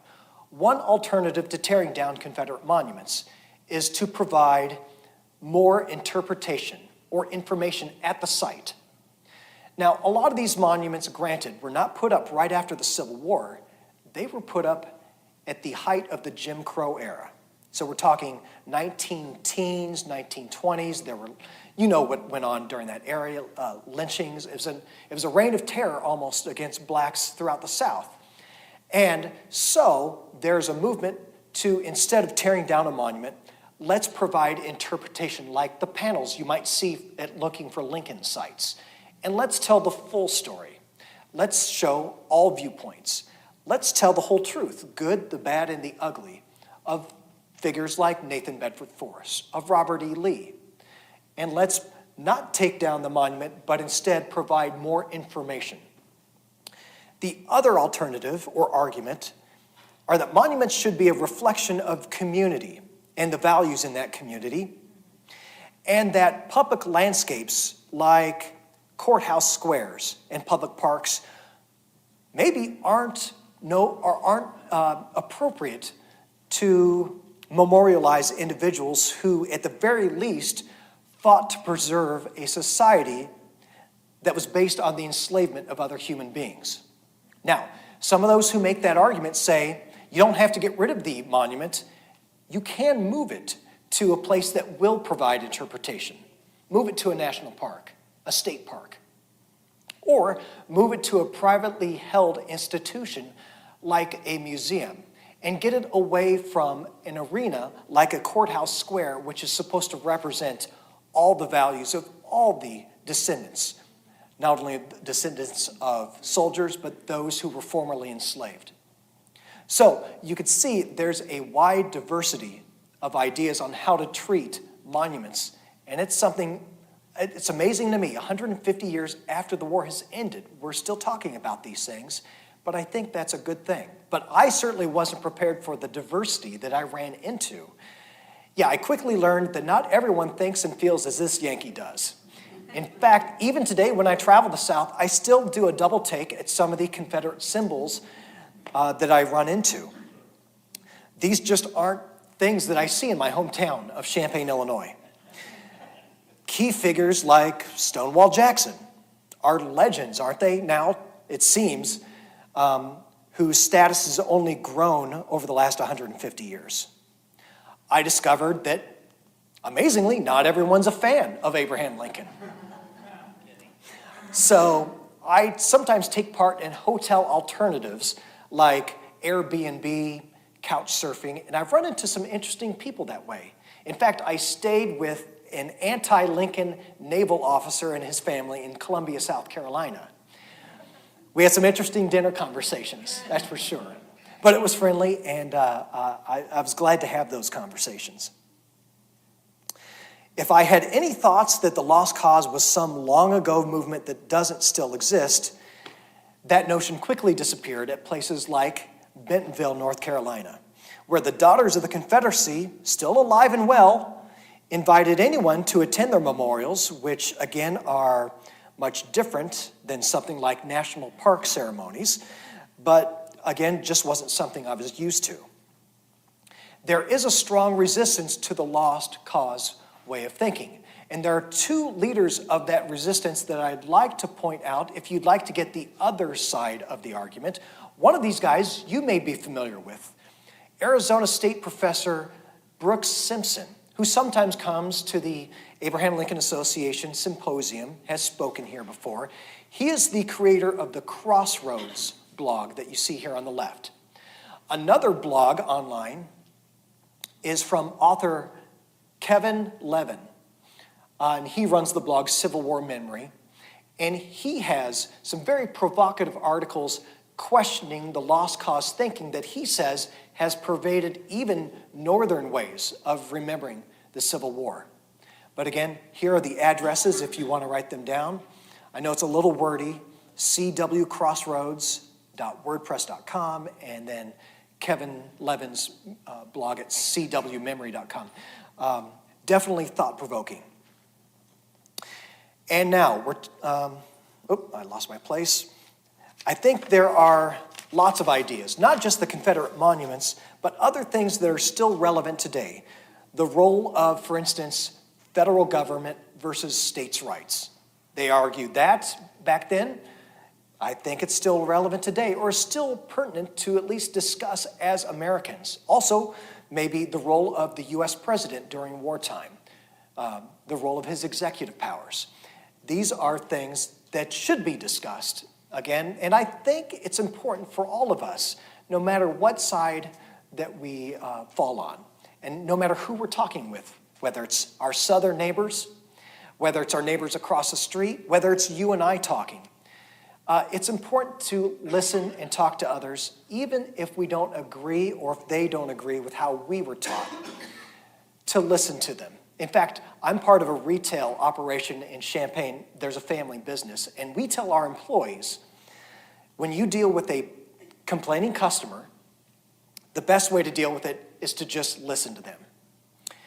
And it seems like once you do that, it diffuses the situation, and things become much more productive after that. And I think the same can apply here, not just to Civil War arguments, but to really anything that's being discussed. And if things get heated, the important thing is to listen to our fellow Americans. Now, that's not to say you have to agree with them, but I think once there's a listening process going on, then there's a lot more productivity takes place. And after all, aren't we all still Americans? Don't we all share a history that can help us if we can all learn from it? At least that's my viewpoint. So thanks for bearing with my soapbox. Now, even though I didn't always agree with those that I ran into, I still made a few good friends. So I guess that was the good side of it. In fact, meet Wendell Decker. This is a guy who still does photography the old-fashioned way.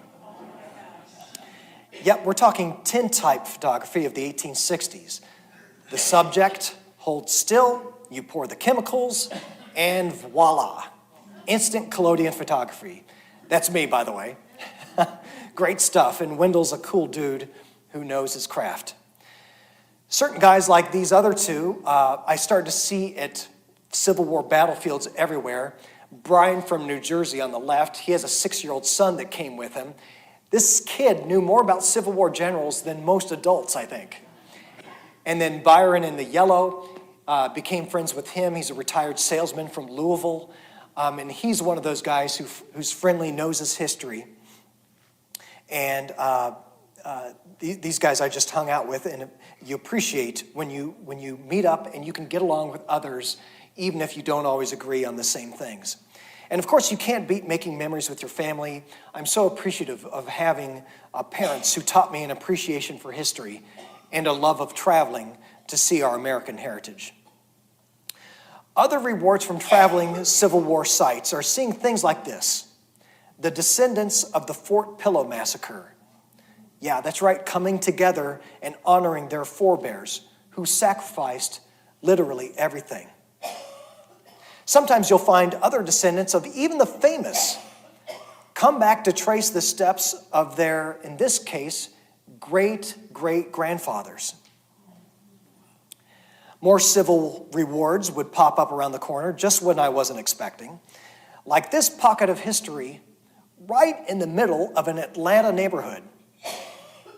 Now, this wasn't on any map, but this very tiny spot of ground was where promising Union General James McPherson was killed. And it's preserved now, thanks to some forward-thinking people at the time.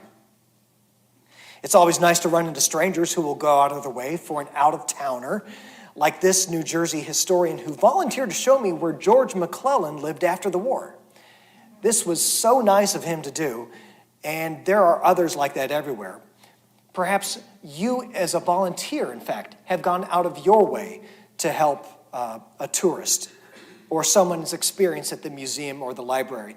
And I can tell you that as that tourist who is being helped, it makes a big impression, and it really enhances one's visit. So kudos to you all for going the extra mile and helping people. It really makes the trip.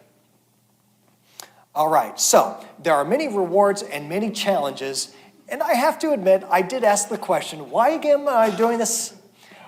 Why follow history that's now 150 years in our rear view mirror? Well, the answers would come back pretty quick. There are so many interesting and fascinating points of interest why we follow the Civil War. For one, it was the cruel fact that it was Americans against Americans. Due to that fact, the battlefields and sites are on American soil, of course. For the most part, we can all drive to see most of them, unlike some of the other wars, like World War II. Plus, there are a lot of sites to visit. I still got a list a mile long of Civil War sites I'd like to see. Now, Why the Civil War? Another point is there's an ancestry aspect to it. Because many have forebears that fought in this, I think retracing their steps is an act of honoring them and also connecting to one's past. It involves great moral questions of slavery, race, how people deal with conflict, how do we get along when we don't all agree. If you'll permit me a quick quote from an author, Earl Hess, he wrote, "The Civil War is a story about how people endure tragedy and how they survive it, and how maybe they make a better life for themselves and their country after all the suffering is over." God forbid we should ever have to deal with the hardships that they had to endure 150 years ago. But I think it does provide insight into human nature and the American experience, and it is part of our American story. So with that, the last question of tonight's confessional, would I do it all over again? And the answer is definitely. There is something special indeed about visiting places where something important happened and being with others who also feel strongly about the importance of the American story. So now let me encourage you to, instead of taking a cruise or maybe a typical vacation, to instead maybe pick out a Civil War site or two that you haven't seen. Now, it doesn't have to be in Virginia. As we've seen, it can be near or far, north or south. Try to get a better grip on the stories and the people of this era. And you might, if you haven't been already, get sucked into an era and a time that I think is the most dramatic in American history. Now, the sesquicentennials, of course, are done, but there's much to be discovered, and there's issues that are still relevant today. So, maybe once you're done with your journey, you'll have a few confessions of your own to make too. Thank you.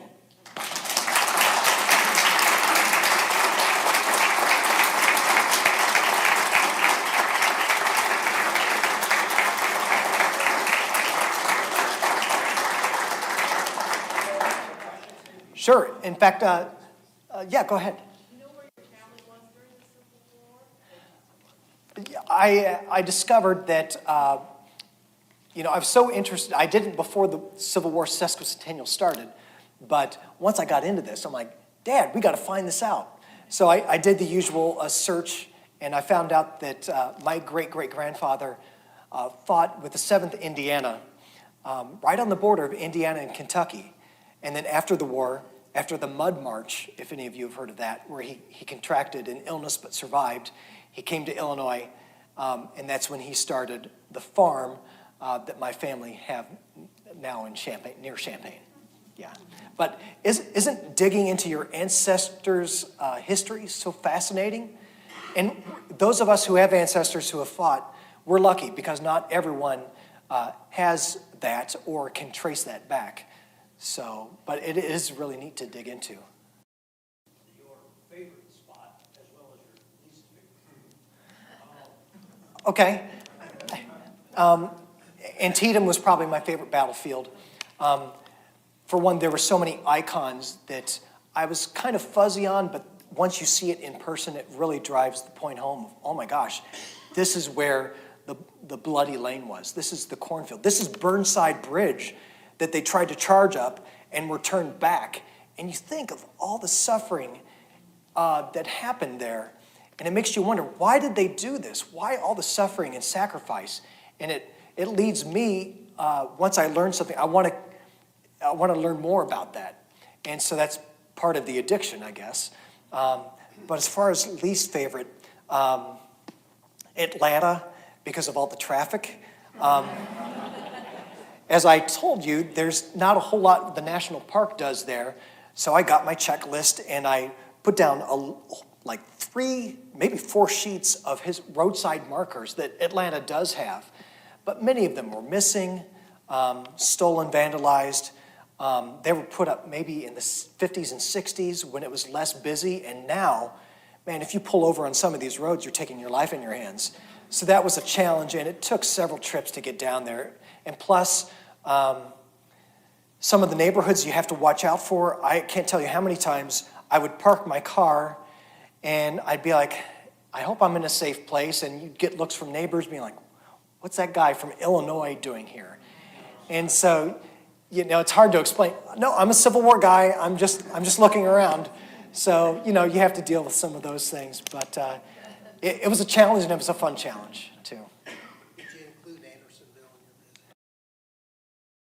visit? Yes, I got to see Andersonville 2 years ago. That's a sobering place, especially when you consider a lot of Illinois boys. And, well, it doesn't matter really who was there. The suffering that took place and the stories of escape and the cruelty that took place there. And you realize a lot of that took place at all the POW camps, but to an extreme there, yeah. Have you been to Andersonville? In fact, anyone want to volunteer where your favorite Civil War site has been so far? I think most people would say Gettysburg. Yeah, that's a pivotal moment. That's where a lot of stories have come out, like Joshua Chamberlain. Mine too, Gettysburg and Vicksburg. I hope a lot of you know that if you go to a place like Vicksburg or Gettysburg, you can hire battlefield guides if you know of your ancestor who fought at a battle or you're interested in a particular unit, a certain regiment. You can call ahead, make an appointment, and one of the trained or licensed battlefield guides will take you around and show you specifically what your great-grandfather would have seen or what his unit would have been seeing at that time. It's kind of a hidden secret not everyone knows, so that's something to consider. Would you recommend going on your own? What about package tours? Package tours? Yes. Would you recommend that or not recommend It depends what you like. I like to do a lot of walking of the battlefield, and I keep a fast pace and take pictures. Sometimes that drives people nuts. So I think I'm better traveling by myself because I like to do that. Some people prefer the bus tours, which are great, and you get more of more information perhaps fed to you than maybe you'd get. But me, I think I would drive my relatives and friends crazy if I took them to a battlefield because I like to see everything. So it depends what level of interest is. If you kind of just want to see topical things and don't dive into it, and you think some of your friends or relatives can handle that, by all means, bring them along, and maybe they'll get hooked into some of the stories of the Civil War, too. But I just know from my family that after about an hour or two, their eyes start to glaze over. And I know, okay, maybe it's better they go to the hotel, and I'll come back sometime, or whatever. Yeah.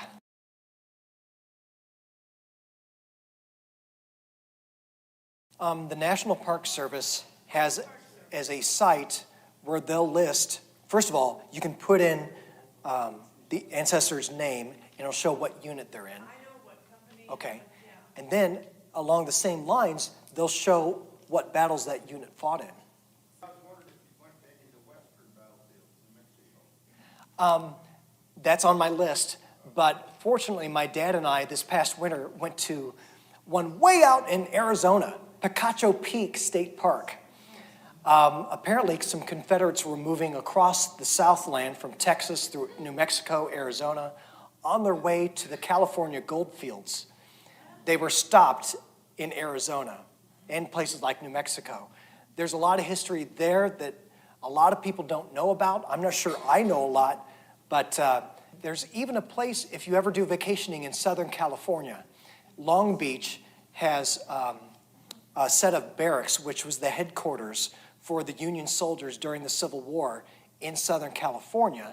They were surrounded by Confederate sympathizers all throughout Southern Cal. And there's a great story there if you ever have time and if you're vacationing. Also a Lincoln Shrine, in Redlands, California, that's worth visiting. It seems like there's Civil War history in every corner of the U.S. It's fascinating. I've been to a lot of cemeteries, not in Baltimore yet. I guess John Wilkes Booth is buried there. Yeah.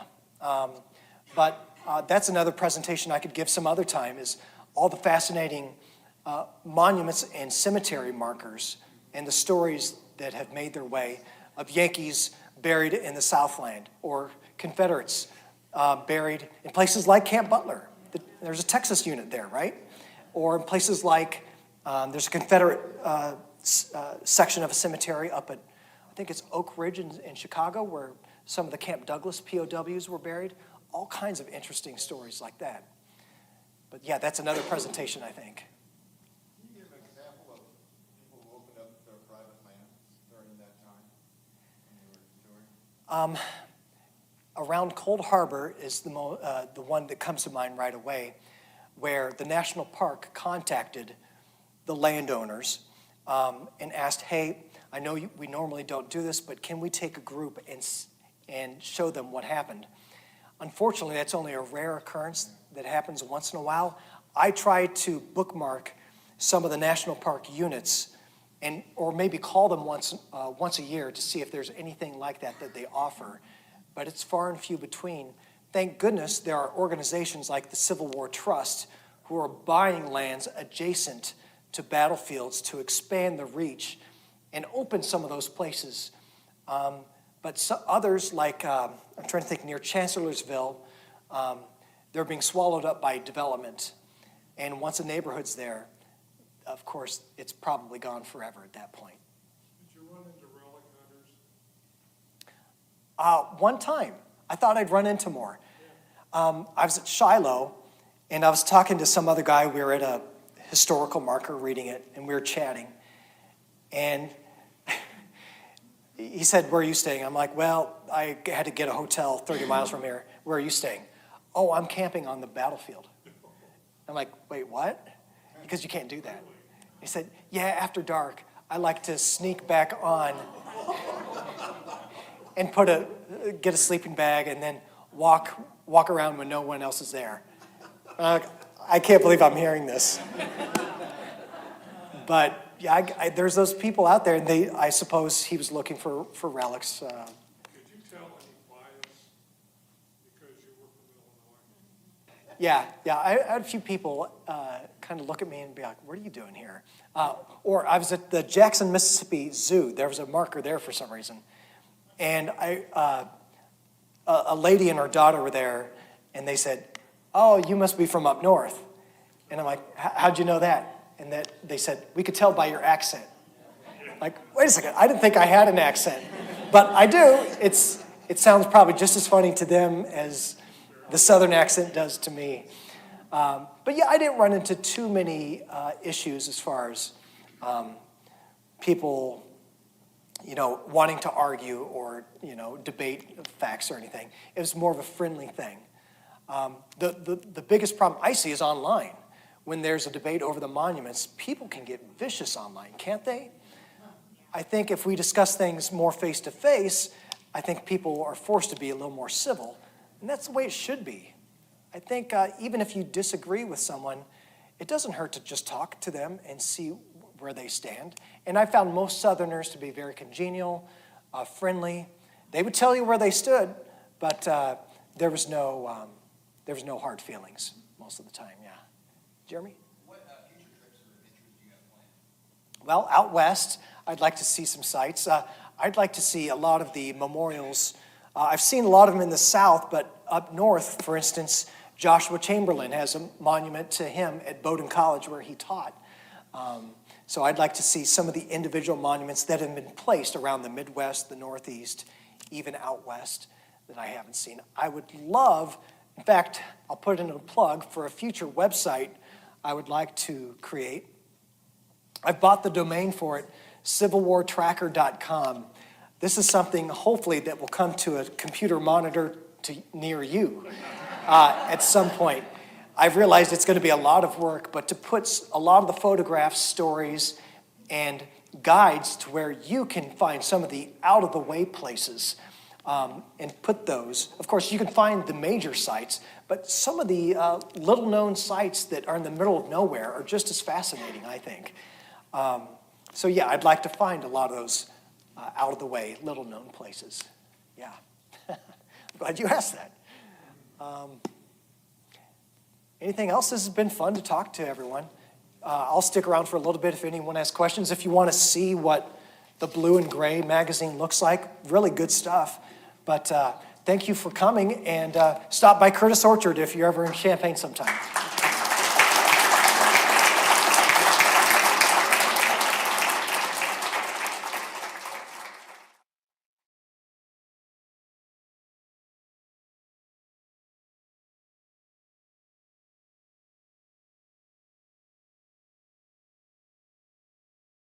Welcome. My name is Mark Depew. I'm the oral historian here at the Abraham Lincoln Presidential Library, and I'm also somebody who's fascinated by the story of Abraham Lincoln and his commanding generals during the Civil War. He knows that the Western theater is just as important as everything that's been going on in Northern Virginia. And in the Western theater, there's one man that has rose to the occasion, and that's obviously Ulysses S. Grant. Grant gets his start at Belmont, a very minor battle, but then convinces the brass in the West to follow the Confederates down the two main rivers in Tennessee, that being the Tennessee and the Cumberland River.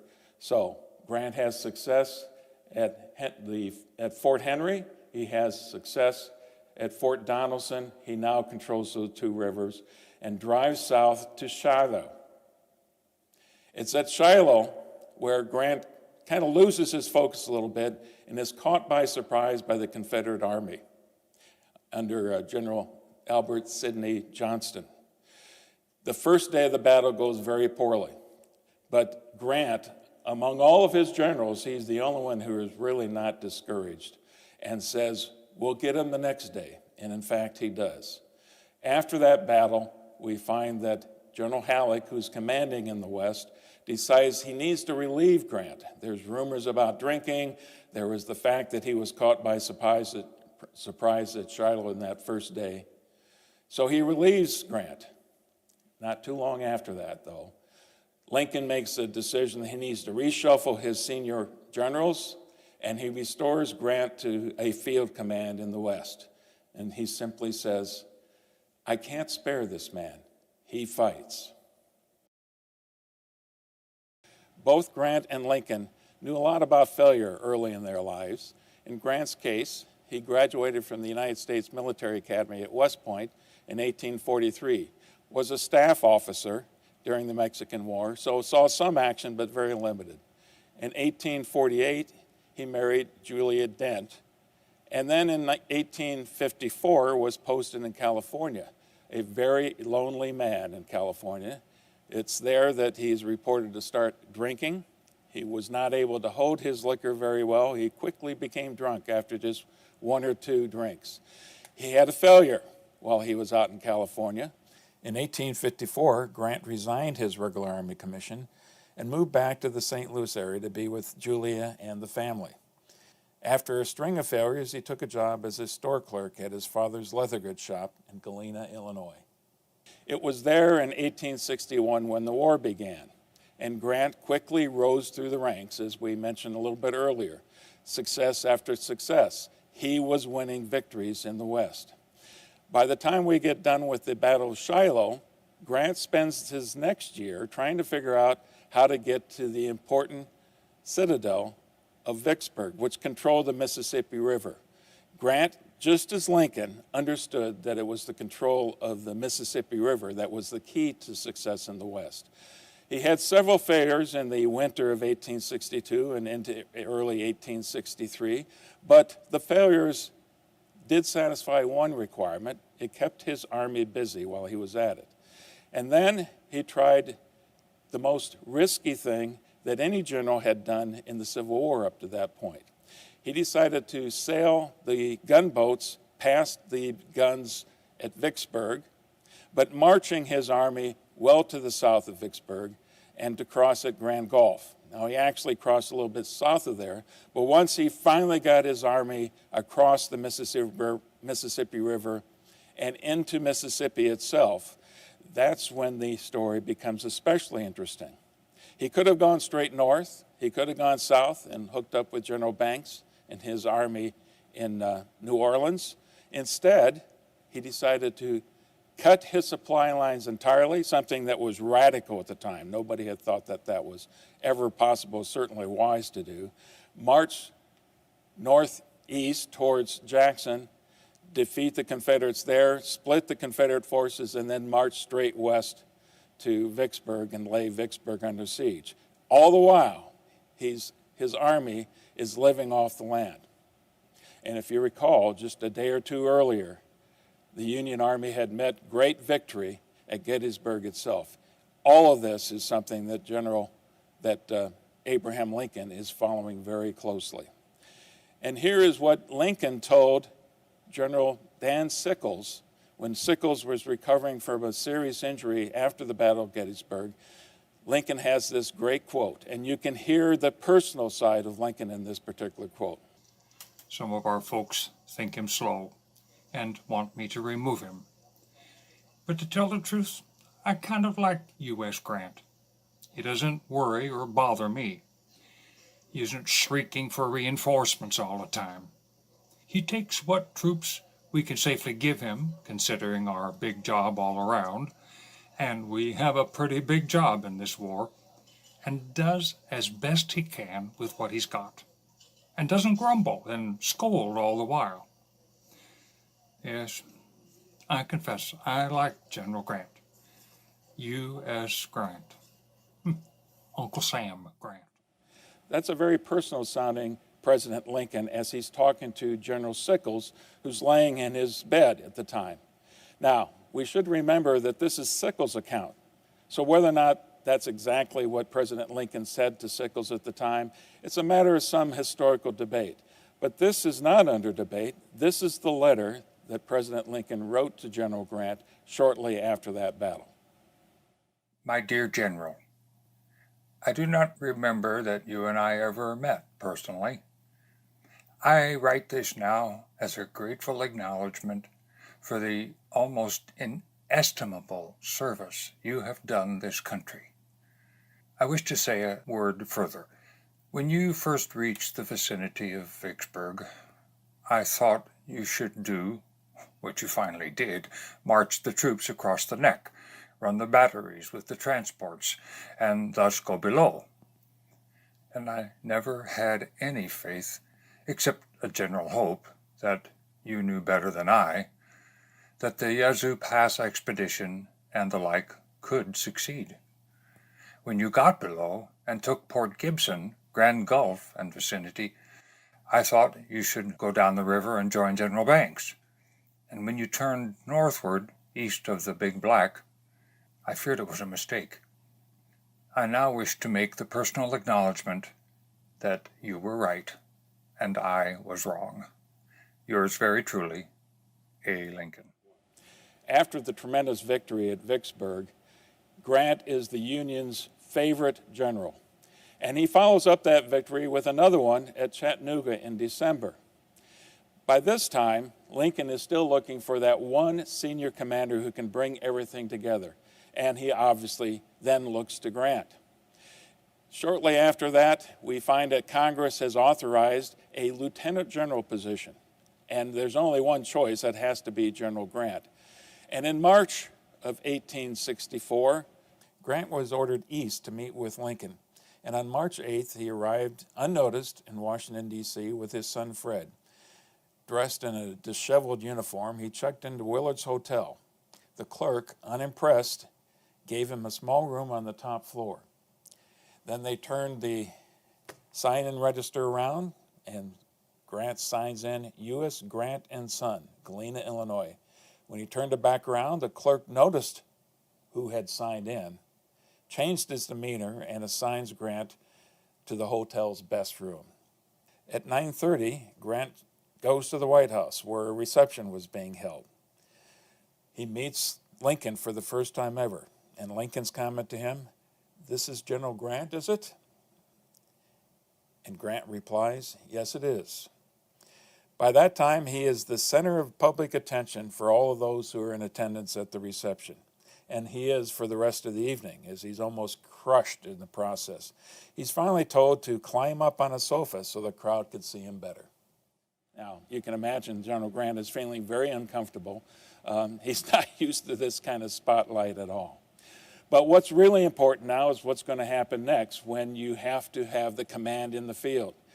Grant decides to leave General Meade in titular control of the Army of the Potomac, while he is going to follow on very closely after that. And the first battle afterwards is going to go by the name of the Wilderness Battle, the Wilderness Campaign.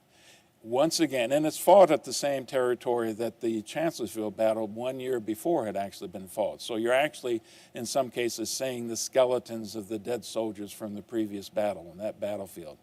It is once again a brutal battle, and it is touch and go. But most people would say that the Confederates got the better of the Union Army and of General Grant. Once again, General Lee proves to be a better tactician than General Grant did at that particular moment. Now, what has happened all the time, every time the Union Army gets defeated in the East, it licks its wounds, it retreats, and it regroups. But in this case, something unique happens. And it happens on the evening of the second day of the battle. General Grant, on his horse with some staff officers, riding down a road, and suddenly the troops realize that General Grant is not going north.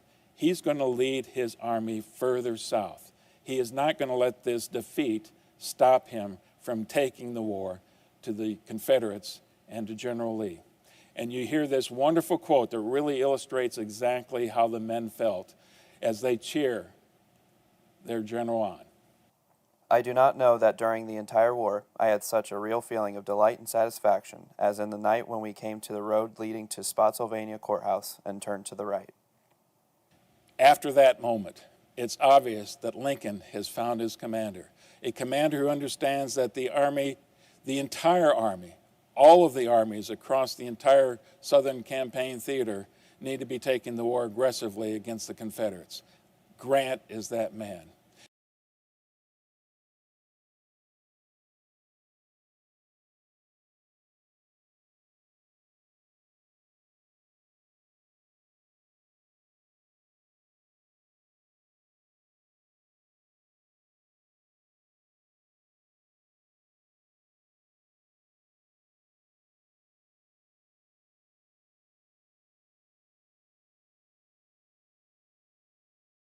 Welcome. My name is Mark Depew. I'm the Director of Oral History here at the Abraham Lincoln Presidential Library Museum.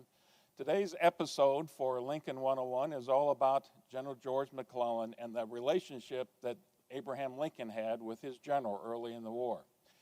We find the first action in the Civil War to be the Battle of Bull Run, the first Battle of Bull Run. And in that case, we have General Irvin McDowell is command of the Union forces at the battle. It does not go well for the Union forces. There's this retreat back to Washington, D.C., actually a rout. It's ugly. And now you find Abraham Lincoln is trying to find the right person to command his army in the field, especially the army that is in Virginia, the army that will become known as the Army of the Potomac.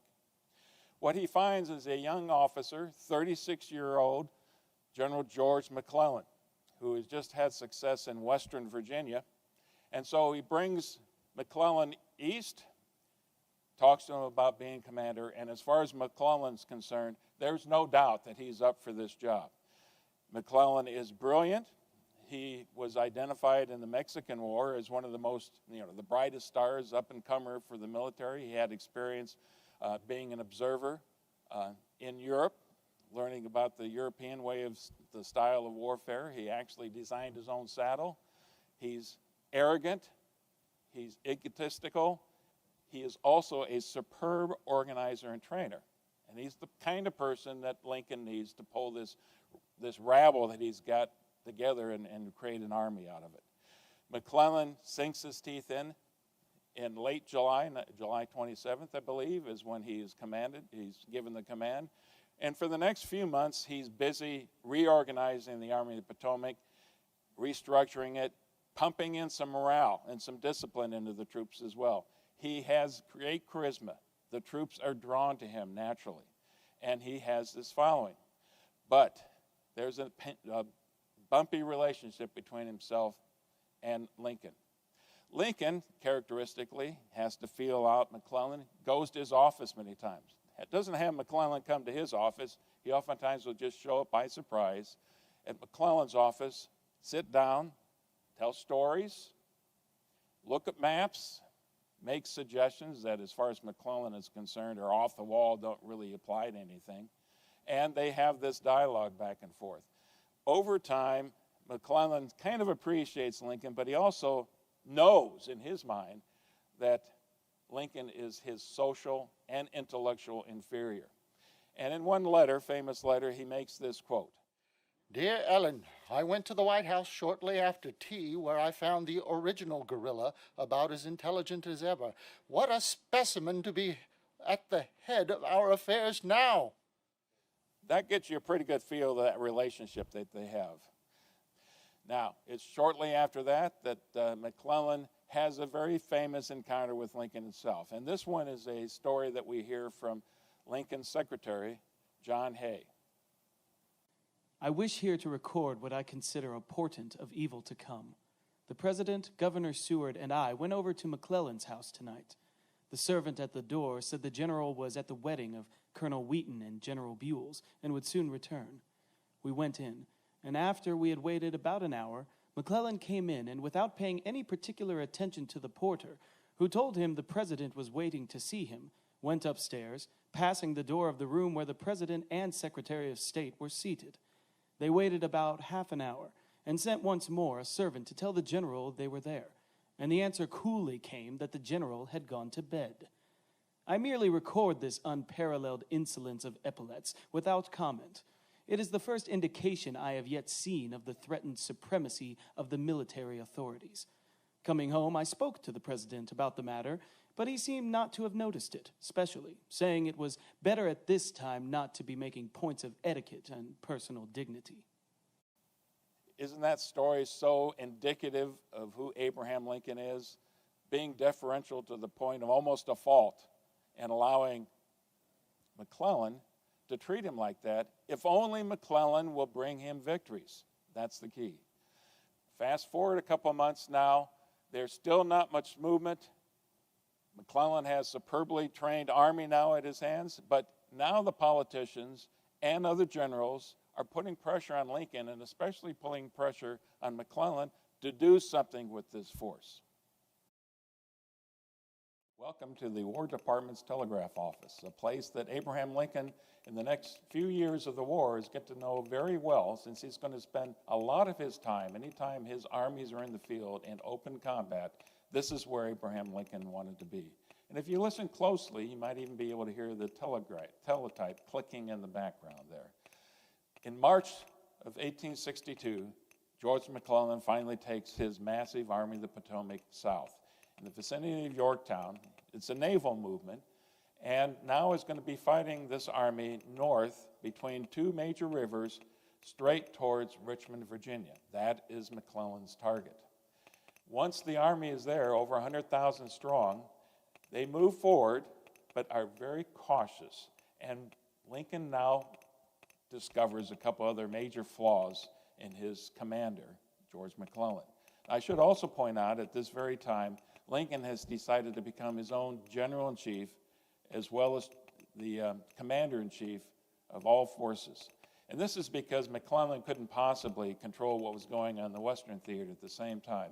And it's this period that we see Abraham Lincoln most active in commanding forces in the field. Forces in Virginia, in Western Virginia, and in the Western Theater itself. As McClellan is moving north, very slowly, he's constantly demanding more troops, more horses, more munitions, more supplies.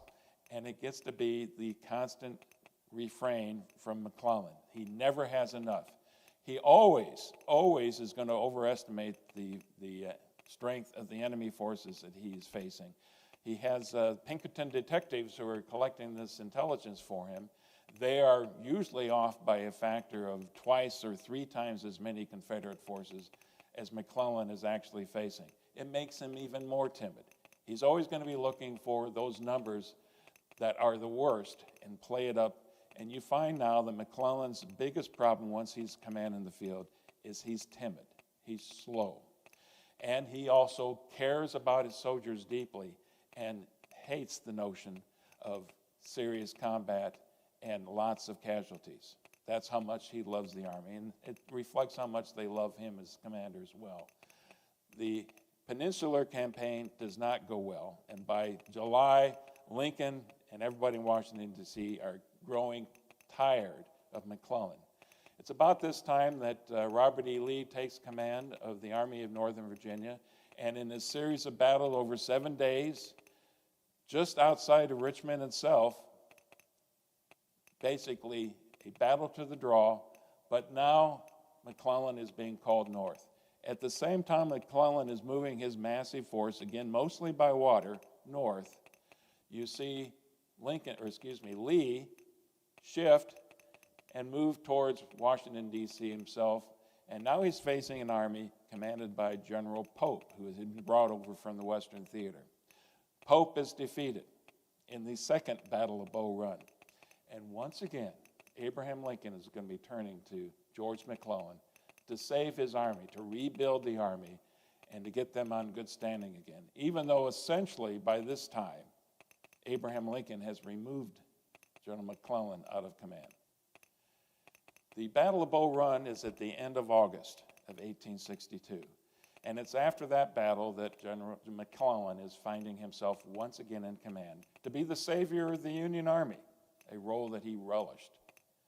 But wily General Lee, at the same time, makes a move to the west and then straight north into Maryland to invade Yankee territory and to take the offensive and to get the initiative once again. Now, this gives Lincoln no choice but to effectively give McClellan command in the field as well, something he was reluctant to do. But now you've got Lee's forces moving aggressively into Maryland. He has no choice but to let McClellan take battlefield command as well, but gives him this advice: destroy the rebel army. Lee's army, and not Richmond, is your true objective point. So now you've got Lee's forces on the move, and you've got McClellan now, once again, on the move, moving into Maryland. At this point in time, you have one of the most fortunate events of the Civil War happen, when one of McClellan's staff officer finds some cigars, and wrapped around the cigars are the battle plans for Robert E. Lee's movement into Maryland. This is perfect for him, and he finally knows the disposition of the rebel forces. He knows that Jackson is going to be preoccupied at Harper's Ferry for a while the rest of Lee's forces are moving towards Antietam Creek and farther north than that. So McClellan moves as quickly as McClellan can. It's still slower than the rebel forces are moving, but it's fast as far as McClellan is concerned. And they finally have this meeting engagement at Antietam Creek. And it's a draw. As far as McClellan is concerned, it's a great victory. The result of that is that Lee and his forces have seriously been bloodied in the bloodiest battle, bloodiest day, I should say, of the Civil War itself, and Lee is now moving south. October 1st, Abraham Lincoln actually shows up on the battlefield and meets with his commander, who feels very good about what he's now accomplished. Lincoln is prodding McClellan, move after the enemy. Pursuit is the key. Beat them at the river. Don't let them cross the river. Now is the time to strike. McClellan, again, goes with the typical refrain, we need to rest our army. Our troops are fatigued. Our horses are fatigued. And you finally get this wonderful quote. I have just read your dispatch about sore-tongued and fatigued horses. Will you pardon me for asking what the horses of your army have done since the Battle of Antietam that fatigue anything? It's obvious from that quote that Lincoln has finally lost his patience with George McClellan. And after the election, the midterm elections, Lincoln is going to replace McClellan, relieve him of command. In September of that same year, just a few months before, you see where Lincoln is maturing as a strategist as well.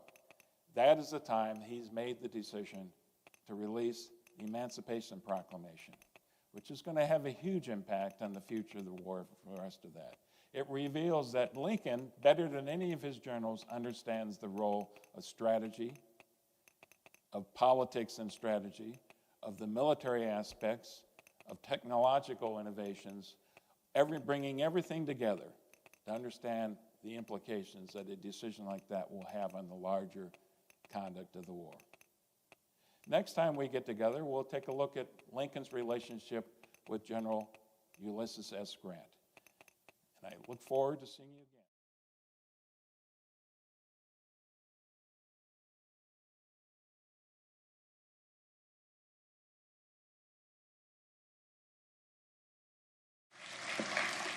Thank you, Eileen. I want to tell you a little bit more about Robert Davis, Bob Davis to most of us. He is the author of A Soldier Story, The Ghost of Andrew Lewis, is a noted Civil War historic interpreter and reenactor. He is a member of the 29th U.S. Colored Troops Regiment, which originated in Illinois before they were federalized. He serves on the board of directors for the Abraham Lincoln Association and for Looking for Lincoln Heritage Coalition. And he also, long before all of that, he received his BA from Wayne State University, Detroit, and his Master of Public Affairs from Princeton University. And I guess one master's wasn't enough for him, so he got an MBA from the University of Chicago shortly after that. He and his wife, Patricia, lived in Springfield, Illinois, and Patricia joins him on the stage. Mr. Davis. Good evening.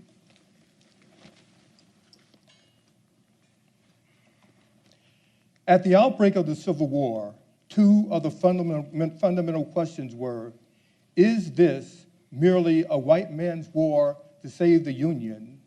And the second question, will the black man fight for union and freedom? In the first weeks after the fall of Fort Sumter, Northern Negroes joined in the outbursts of patriotism and offered their services to the government to help suppress the rebellion. They were prepared to fight for their freedom.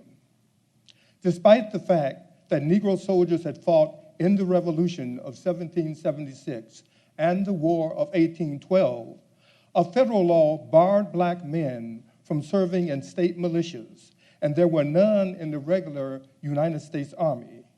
Several northern states and the federal government openly refused the offers of assistance from black men. Nevertheless, black leaders continued to urge the necessity of enrolling black troops. They knew that if the black man proved his patriotism and courage on the field of battle, the nation would be morally obligated to grant him first-class citizenship.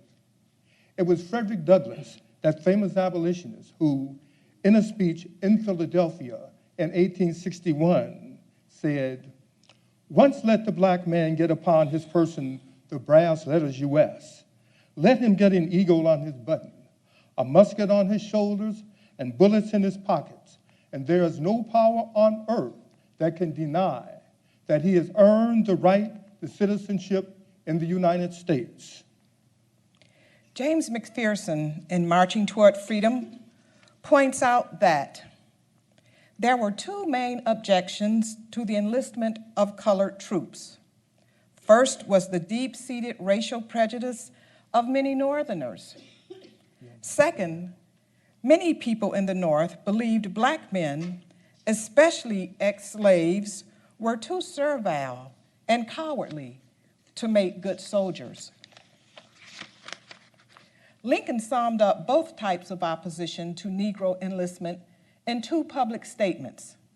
On August 4th, 1862, an Indiana delegation offered the government 2 regiments of black men, but the president declined the offer, saying, "To arm Negroes would turn 50,000 bayonets from the loyal border states against us that were for us."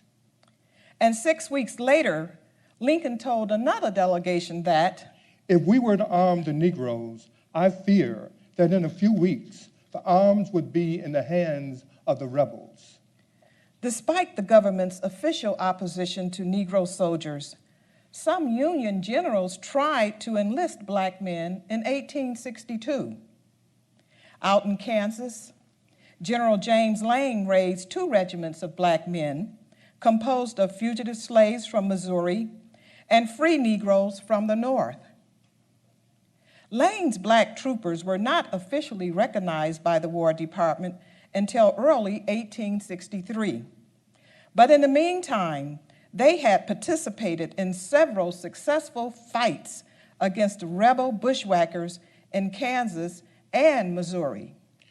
While this was occurring, Northern public opinion was shifting to the idea of arming the Negroes as attitudes began to change due to military losses.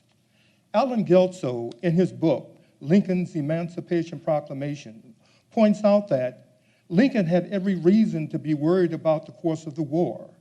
In the East, McClellan's Grand Army had bogged down on the peninsula, was repelled from the gates of Richmond, and retreated to a fortified camp on the James River. Stonewall Jackson had scoured the Shenandoah, and Lee and Jackson together had administered a punishing defeat to John Pope in August 1862 at Second Bull Run. Frederick Douglass and other abolitionists argued that the Union Army, by not using black men as soldiers, gave away a mighty element of strength. They stated that slavery was a source of strength for the Confederacy. Slaves worked in the fields and factories. They dug trenches and drove wagons for the Confederate Army. Without their labor, the South would collapse and the North would win the war. They further argued that a proclamation of emancipation would cripple the South by encouraging slaves to flee their masters and come over to the North, where freedom was awaiting them. On July 17, 1862, Congress passed 2 acts providing for the enlistment of Negroes as soldiers.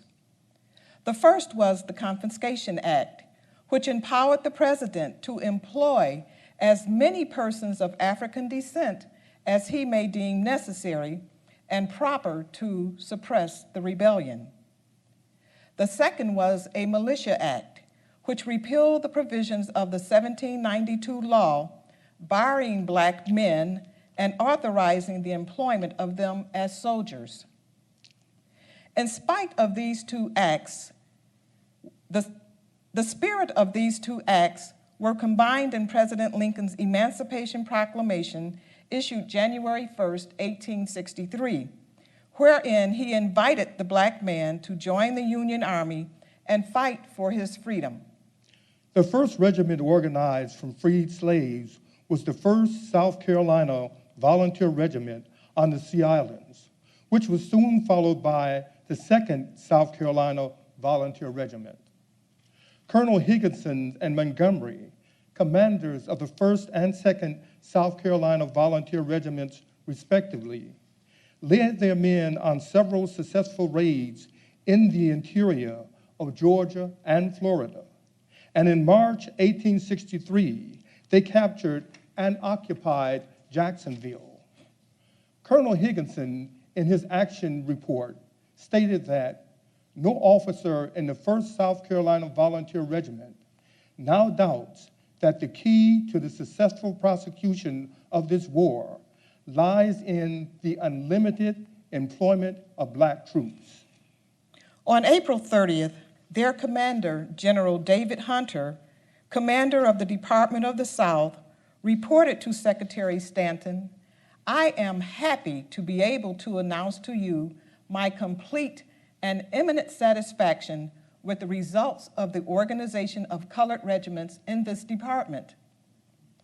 In the field, these regiments have proved brave, active, and energetic, so conducting themselves that even our enemies have not yet been able to allege against them a single violation of any of the rules of civilized warfare. I am also happy to announce to you that the prejudice of certain of our white soldiers against these indispensable allies are rapidly softening or fading out." Lincoln, on April the 1st, responded to General Hunter saying, "I am glad to see the accounts of your colored force at Jacksonville, Florida. It is important to the enemy that such a force shall not take shape and grow and thrive in the South, and in precisely the same proportion, it is important to us that it shall." These enthusiastic official dispatches were written for the eyes of the Northern public, as well as the Secretary of War, and most of the reports found their way into the newspapers. On March 28, 1863, the New York Tribune stated editorially, "Facts are beginning to dispel prejudices. Enemies of the Negro race who have persistently denied their capacity and doubted their courage are refuted by the good conduct and gallant deeds of these men whom they persecute and slander." 2 days earlier, Lincoln had written to Andrew Johnson, war governor of Tennessee. "I am told you have at least thought of raising a Negro military force. In my opinion, the country now needs no specific thing so much as some man of your ability and position to go do this work. The colored population is a great available and yet unavailed of force for restoring the Union. The bare sight of 50,000 armed and drilled black soldiers upon the banks of the Mississippi would end the rebellion at once. And who doubts that we can present that sight if we but take hold in earnest?" It had become clear that the president had experienced a complete change of mind since the previous September, when he had feared that arms placed in the hands of Negroes would soon find their way into the hands of rebels. The change could also be seen in the action within the War Department. On May 22nd, the Bureau of Colored Troops was established under General Order Number 143 to coordinate and administer all matters related to the raising of colored regiments in every part of the country. All African American regiments were now to be designated United States Colored Troops. By the first week of August 1863, there were 14 colored regiments in the field or ready for service, and 24 additional regiments were in the process of organization. 5 of the 14 battle-ready regiments had been recruited in the North. But when Northern Negroes, seeing much less to flock to the colors now than the outbreak of the war, first, the economy had created full employment and prosperity for Northern Negroes.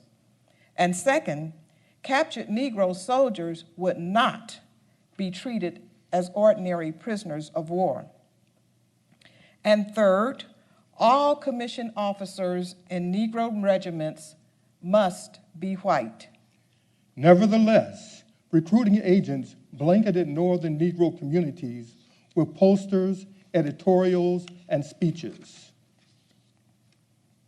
The Anglo-African newspaper stated, "Should we not, with 2 centuries of cruel wrong stirring in our hearts, be but too willing to embrace any chance to settle accounts with the slaveholders? Why should we be alarmed at their threat of hanging us? Do we intend to become their prisoners? Such is not the record our black fathers made in the Revolutionary War, nor is such the record of those who fought under McDowell and also Jackson in the War of 1812. At a meeting of black men in Asbury Church, Silas Bowen of Washington said, "When we show that we are men, we can then demand our liberty, as did the Revolutionary Fathers, peacefully if we can, forcefully if we must. If we do not fight, we are traitors to our God, traitors to our country, traitors to our race, and traitors to ourselves. Richmond is the place for us, and we mean to go there. Our friend Jeff Davis says we shall go there, and we will go, but they won't be glad to see us." The regiment gained 140 recruits at this meeting. In the summer of 1863, the War Department authorized governors of several northern states to recruit Negro regiments to help fulfill their state troop quota. The previous year, John Mercer Langston, an Ohio black leader, had urged Governor David Todd to enlist black volunteers to be credited against Ohio's quota. Governor Todd had rejected the suggestion with these words: "Do you not know, Mr. Langston, that this is a white man's government? That white men are able to defend and protect it? When we want you colored men, we will notify you." By June 1863, Governor Todd had decided that he wanted black men. He notified Langston and gave him authority to enlist colored soldiers. Langston and his assistants began to canvass the state. By November, the Ohio Regiment was ready for service. Rhode Island, Connecticut, Maryland, Pennsylvania, and Illinois all began to organize black regiments in the summer of 1863. The New York Tribune observed on May 1st, 1863, that most Northerners now approved of the policy of arming Negroes, but that many still doubted whether they would make good soldiers. The colored soldiers would answer this question themselves. On May 27, 1863, 2 regiments of New Orleans free men and Louisiana ex-slaves participated in an assault on Port Hudson, a Confederate stronghold on the lower Mississippi. The attack failed, but the men fought heroically, advancing over open ground in the face of deadly artillery fire that convinced many former skeptics of the value of black troops. William Wells Brown wrote the following account of the Port Hudson assault.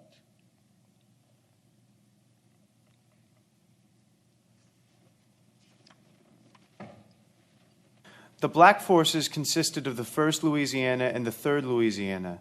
The line officers of the 3rd were white, and the regiment was mostly composed of freedmen, many of whose backs still bore the marks of the lash. The 1st was the noted regiment called the Native Guard. At last the word was given and the men started. The enemy opened a blistering fire of shell, canister, grape, and musketry. At every pace the column was thinned by the falling dead and wounded. No matter how gallantly the men behaved, no matter how bravely they were led, it was not in the course of things that this gallant brigade should take these works by charge. 6 charges in all were made. Seeing the taking of these batteries to be a hopeless effort, the troops were called off.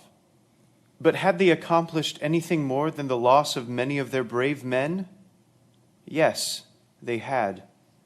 The self-forgetfulness, the undaunted heroism, and the great endurance of the Negro created a new chapter in history for the American colored man. General Nathan Banks, in his official report of the battle, stated that whatever doubt may have existed, the history of this day proves conclusively that the government will find in this class of troops effective supporters and defenders. The severe tests to which they were subjected and the determined manner in which they encountered the enemy leaves in my mind no doubt about their ultimate success. A white officer of engineers who had witnessed the assault declared that you have no idea how many prejudices with regard to Negro troops have been dispelled by the battle the other day. The brigade of Negroes behaved magnificently and fought splendidly, could not have done better. They are far superior in discipline to the white troops and just as brave. And the New York Times, commenting on the reports of the battle, said that this official testimony settles the question that the Negro race can fight. It is no longer possible to doubt the bravery and steadiness of the colored race. On June 7th, 2 regiments of newly recruited freedmen beat back a Confederate attack at Milliken's Bend, a Union outpost on the Mississippi River above Vicksburg. The Negroes displayed great courage while driving the rebels back in a furious bayonet charge. Captain M.M. Miller, 3 days after the battle of the 9th Regiment of Louisiana Volunteers of African descent, wrote to his aunt in Galena, Illinois. Dear Aunt, we were attacked here at Milliken's Bend on June 7th, about 3 o'clock in the morning, by a brigade of Texas troops, about 2,500 in number. We had about 600 men to withstand them, 500 of them Negroes. Our regiment had about 300 in the fight. We had about 50 men killed in the regiment and 80 wounded, so you can judge what part of the fight my company sustained. I never more wish to hear the expression, "The colors won't fight." The enemy charged us so close that we fought with our bayonets hand to hand. It was a horrible fight, the worst I was ever engaged in, not even Shiloh. The enemy cried, "No quarter!" but some of them were very glad to take it when made prisoners. What few men I have left seem to think much of me because I stood up with them in the fight. I can say for them that I never saw a braver company of men in my life. Even the rebel general commanding the assault on Milliken's Bend gave a somewhat left-handed compliment to the Negro soldiers. General Henry McCullough, Confederate States of America, stated, "This charge was resisted by the Negro portion of the enemy's force with considerable obstinacy, while the white and true Yankee portion ran like whipped curs almost as soon as the charge was given." Charles Dana, the Assistant Secretary of War, visited Milliken's Bend a few days after the battle and later wrote that the bravery of the blacks in the battle at Milliken's Bend completely revolutionized the sentiment of the Army with regard to the employment of Negro troops. I heard prominent officers who formerly in private had sneered at the idea of Negroes fighting. They expressed themselves after that heartily in favor of it. And General Lorenzo Thomas, the War Department's official recruiter of Negro troops in the Mississippi Valley, reported that when he undertook his task, the prejudice against colored troops was quite general, and it required, in the first instance, all my efforts to counteract it. But finally, it was overcome, and the blacks themselves, subsequently, by their coolness and determination in battle, fought themselves into their present high standing as soldiers. Back in May of 1863, Governor Andrews of Massachusetts had said that his reputation would rise or fall with the success or failure of the 54th Massachusetts. At twilight. Rarely in history did a regiment so completely justify the faith of its founders. At twilight on July 18th, the 54th led an assault on Fort Wagner, a Confederate stronghold guarding the entrance of Charleston Harbor.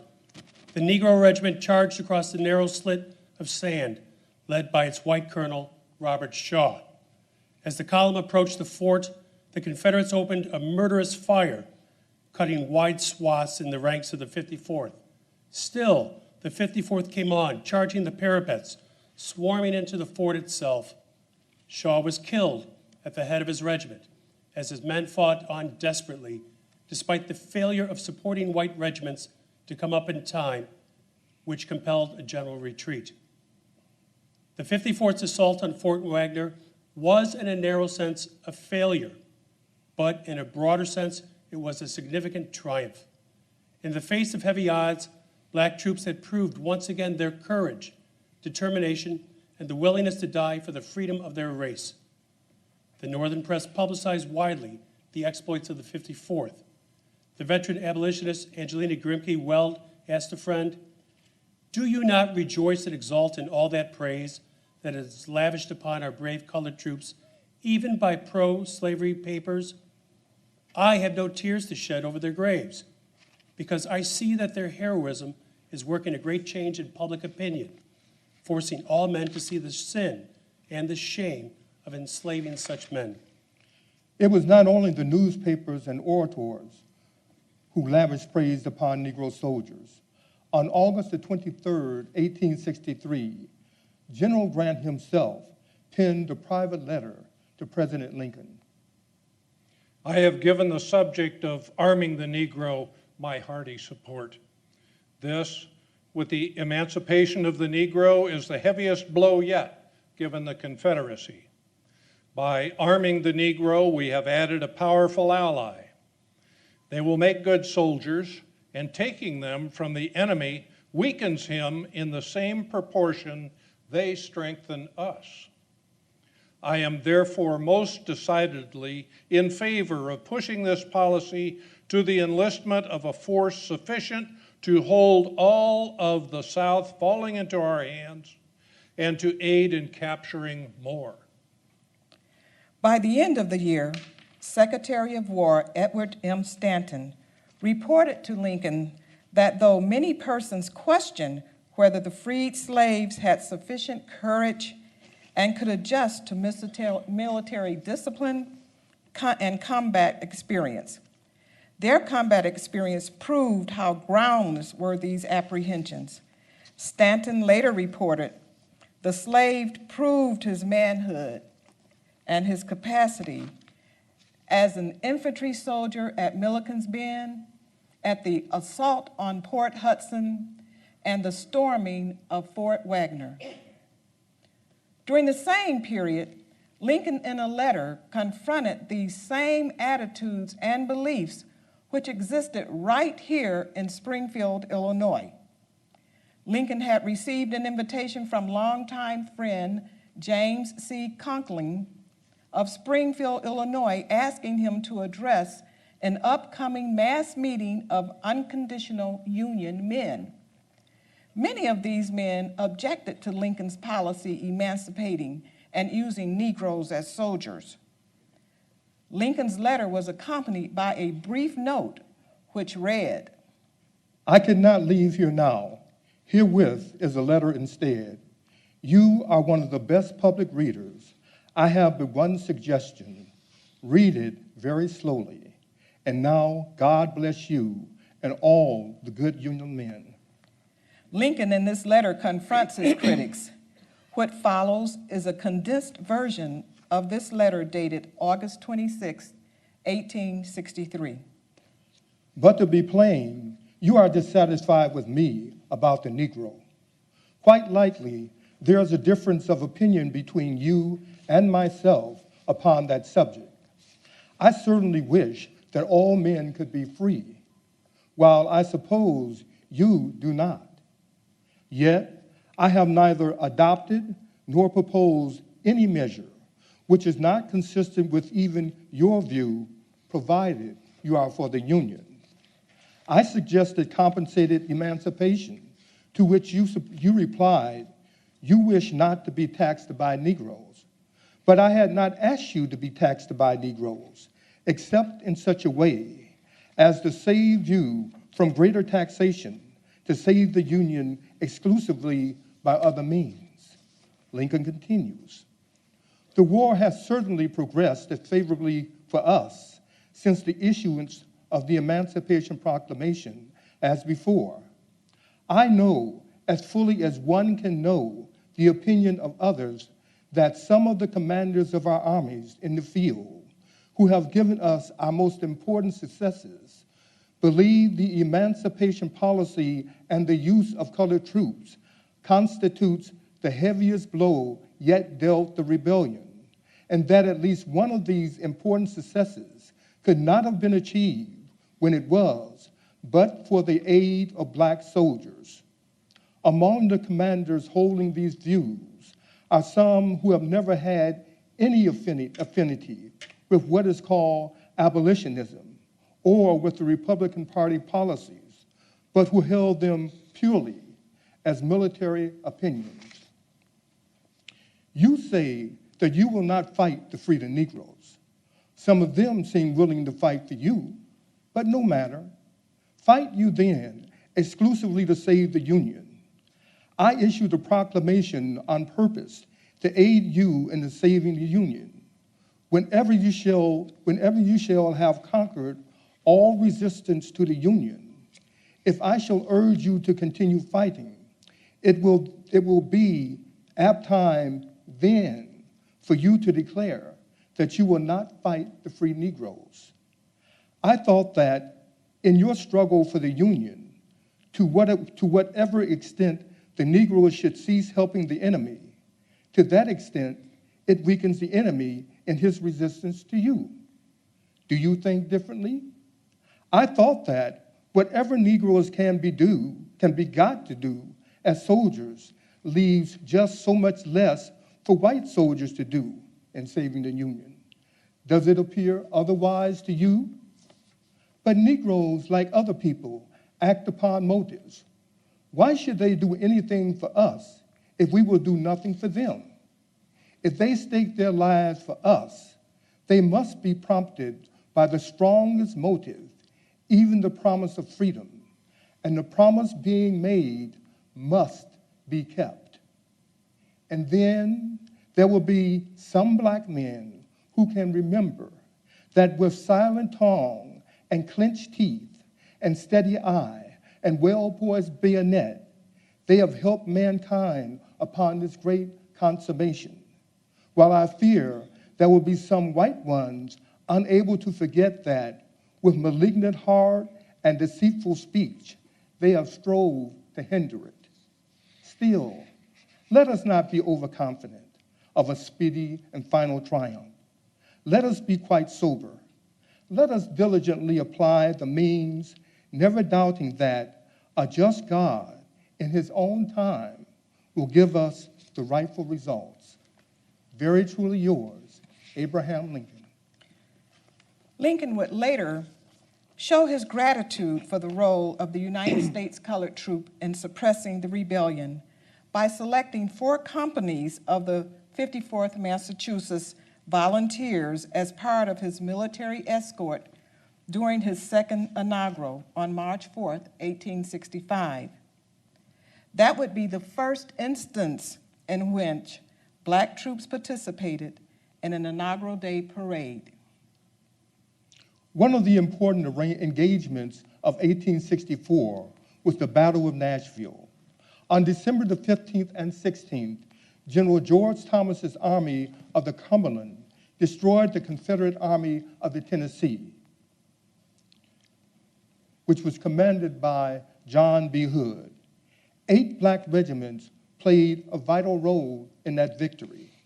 Thomas J. Morgan, colonel of the 14th United States Colored Infantry and commander of a brigade of 4 Negro regiments in the Battle of Nashville, gave the following account of his regiment from the time it was organized in November 1863 until the Battle of Nashville more than a year later.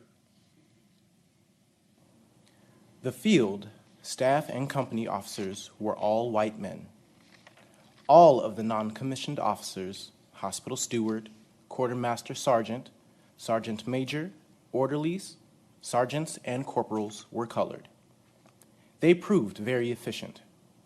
On August 15th, 1864, we had our first fight at Dalton, Georgia. General Wheeler, with a considerable force of Confederate cavalry, attacked Dalton, which was occupied by a small detachment of Union troops belonging to the 2nd Missouri. My regiment formed on the left of the 51st Indiana Infantry. The fight was short and not at all severe. The regiment was all exposed to fire. 1 private was killed, 1 lost a leg, and 1 was wounded in the right hand. Company B on the skirmish line killed 5 of the enemy and wounded others. To us, it was a great battle and a glorious victory. The regiment had been recognized as soldiers. It had taken its place side by a white regiment. It had been under fire. After the fight, as we marched into town through a pouring rain, a white regiment standing at rest swung their hats and gave 3 rousing cheers for the 14th Colored. Pulaski, Tennessee. On September 27, 1864, I reported to Major General Rousseau, commanding a force of cavalry at Pulaski, Tennessee. As we approached the town by rail from Nashville, we heard artillery, then musketry, and as we left the cars, we saw the smoke of guns. Forrest, with a large body of cavalry, had been steadily driving Rousseau before him all day and was destroying the railroad. Finding the general, I said, "I am ordered to report to you, sir, with 2 regiments of colored troops." By the general's direction, I threw out a strong line of skirmishers and posted the regiments on a ridge in good supporting distance. Rousseau's men retired behind my line, and Forrest's men pressed forward until they met our fire, and recognizing the sound of the Minute ball, stopped to reflect. The massacre of colored troops at Fort Pillow was well known to us and had been fully discussed by our men. It was rumored and thoroughly credited by them that General Forrest had offered $1,000 for the head of any commander of a black regiment. Here then was such an opportunity as those spoiling for a fight might desire. Negro troops stood face to face with Forrest's veteran cavalry. The fire was growing hotter and balls were uncomfortably thick. At length, the enemy in strong force, with banners flying, bore down towards us in full sight, apparently bent on mischief. Pointing to the advancing column, I said, as I passed along the line, "Boys, it looks very much like a fight. Keep cool. Do your duty." They seemed full of glee and replied with great enthusiasm, "Colonel, they can't whip us. They never get the old 14th out of here, never. Never drives us away without a mighty lot of dead men." When Forrest learned that Rousseau was reinforced by infantry, he did not stop to ask the color of their skin, but after testing our line and finding it unyielding, returned to the east and struck over towards Murfreesboro. Nashville, Tennessee. On November the 29th, 1864, the 14th, 16th, and 44th Regiments of United States Colored Infantry embarked on a railroad train at Chattanooga for Nashville. On December the 1st, with the 16th and most of the 14th, we reached our destination and were assigned to a place on the extreme left of General Thomas's army, then concentrating for the defense of Nashville against Hood's threatened attack. Soon after taking our position in line at Nashville, we were closely besieged by Hood's army, and thus we lay facing each other for 2 weeks. Hood had suffered so terribly by his defeat under Schofield at Franklin that he was in no mood to assault us in our works, and Thomas needed more time to concentrate and reorganize his army before he could safely take the offensive. About 9 o'clock at night, December 14th, 1864, I was summoned to General Stedman's headquarters. He told me what the plan of battle was and said he wished me to open the fight by making a vigorous assault upon Hood's right flank. This, he explained, was to be a trick, intended to betray Hood into the belief that it was the real attack and to lead him to support his right by weakening his left, where Thomas intended assaulting him in very deed. The general gave me 4 colored regiments, a provisional brigade of white troops, and a section of artillery of the 20th Indiana Battery. As soon as the fog lifted, the battle began in good earnest. Hood mistook my assault for an attack in force upon his right flank, and weakening his left in order to meet it, gave the coveted opportunity to Thomas, who improved it by assailing Hood's left flank, doubling it up, and capturing a large number of prisoners. Thus, the first day's fight wore away. It had been for us a severe but glorious day. Over 300 of our command had fallen, but everywhere our army was successful. General Stegman congratulated us, saying his only fear had been that we might fight too hard. We had done all he desired and more. Colored soldiers had again fought side by side with white troops. They had mingled together in the charge. They had supported each other. They had assisted each other from the field when wounded, and they lay side by side in death. The survivors rejoiced together over a hard-fought field won by common valor. During that night, Hood withdrew his army some 2 miles and took up a new line along the crest of some low hills, which he strongly fortified with some improvised breastwork and abetis. Soon after our early breakfast, we moved forward over the intervening space. Our position was still on the extreme left of our line, and we were especially charged to look well to our flank to avoid surprise. The 2nd Colored Brigade, under Colonel Thompson of the 12th United States Colored Infantry, was on our right and participated in the first day's charge upon Overton's Hill, which was repulsed. When the 2nd Colored Brigade retired behind my lines to reform, one of the regimental color bearers stepped in the open space between the 2 armies where, although exposed to a dangerous fire, he planted his flag firmly in the ground and began deliberately and coolly to return the enemy's fire, and greatly to our amusement, kept up for some little time his independent warfare. When the second and final assault was made, the right of our line took part. It was with breathless interest we watched that noble army climb the hill with a steady resolve which nothing but death itself could check. When at length the assaulting column sprang upon the earthworks, and the enemy, seeing that further resistance was madness, gave way and began a precipitous retreat, our hearts swelled as only the hearts of soldiers can, and scarcely stopping to cheer or to await orders, we pushed forward and joined in the pursuit until the darkness and the rain forced a halt. When General Thomas rode over the battlefield and saw the bodies of colored men side by side on the very works of the enemy, he turned to his staff saying, "Gentlemen, the question is settled.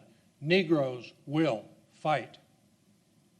While General Thomas and the Army of the Tennessee was routing and defeating the Confederate forces under General Hood, the Army of the Potomac and the Army of the James, under Grant's overall command, were slowly squeezing and destroying Lee's Army of Northern Virginia in Petersburg and Richmond. Colored soldiers played a vital role in the fighting around Petersburg, Virginia in 1864. Black regiments under General Edward Hinks assaulted and captured an important rebel entrenchment near the city.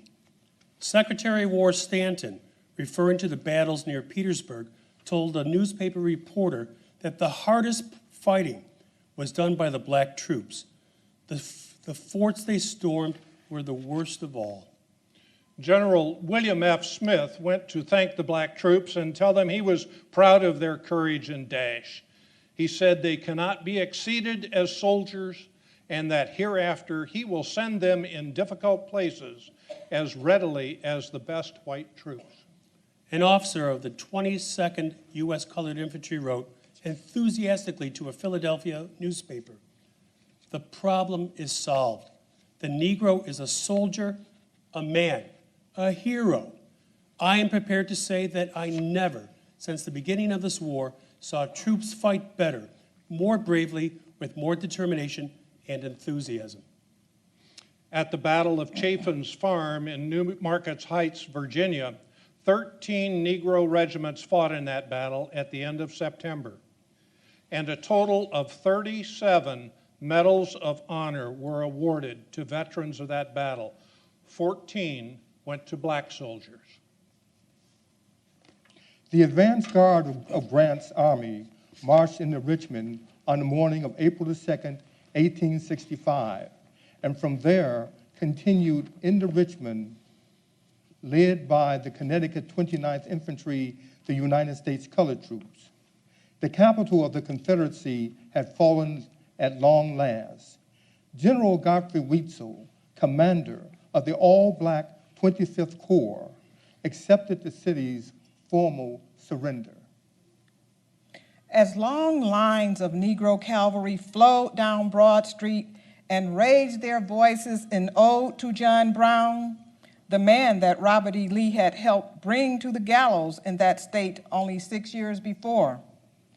The Black horsemen brandished their sabers and shouted in triumph. It was all music to the ears of free blacks and those who were only now freed from slavery. They stood atop shacks and waved their hats, crying, "The Lord bless the Yankees!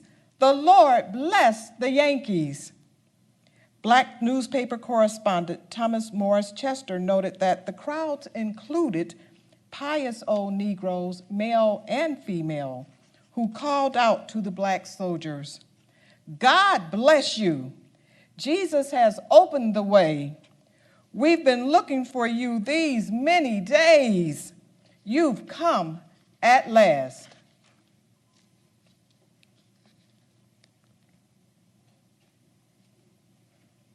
One of the Union soldiers who entered Richmond that day was Garland White, who as a boy had been separated from his mother and sold to a young Georgian named Robert Toombs. Now the chaplain of the 28th U.S. Colored Infantry, White thrilled to the shouts of 10,000 voices celebrating liberation on the streets of the former Confederate capital. Black men and women gathered around him, urging him to speak, and so he did. He proclaimed for the first time in that city freedom to all mankind. As White stood in the street trying to take it all in, an older woman approached him and asked his name, his birthplace, and the name of his mother. When he had answered all her questions, she quietly informed him that this is your mother, Garland, who you are speaking to now, who has spent 20 years of grief about her son.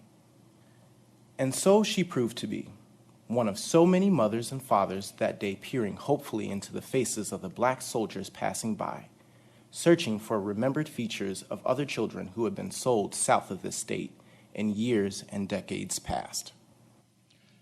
John David Smith, in Lincoln and the United States Colored Troops, stated that President Lincoln greatly valued the service of the black men of the USCT. Their military contribution proved Lincoln's confidence in them to be well-deserved and disarm white fears of black insurrections and mayhem. While Lincoln's final Emancipation Proclamation liberated and armed the slaves on paper, it was the men of the USCT, the United States Colored Troops, who welcomed them to their camps and liberated, sometime by force, slaves on farms and plantations as they enveloped the Confederacy. They, not Lincoln, fought directly for the freedom that Lincoln had promised. President Lincoln summarized the contribution of Negro soldiers and laborers to the Union cause in a letter of September 12, 1864. We cannot spare the 140 or 50,000 now serving us as soldiers, seamen, and laborers. This is not a question of sentiment or taste, but one of physical force, which may be estimated as horsepower and steam power. Keep it, and you can save the Union. Throw it away, and the Union goes with it. Official records show that approximately 180,000 enlisted black men and 7,000 white officers served in 175 Union regiments during the Civil War, nearly 10% of the Union Army. These men fought in 449 engagements, of which 39 were major battles. Approximately 37,300 Negroes lost their lives while serving in the Union Army. 17 black soldiers and 4 black sailors were awarded Medals of Honor.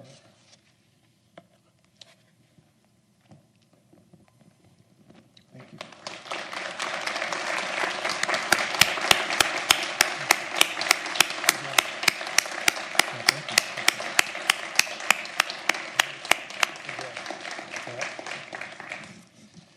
Let me briefly introduce the cast here. First, there's my wife, Patricia James Davis.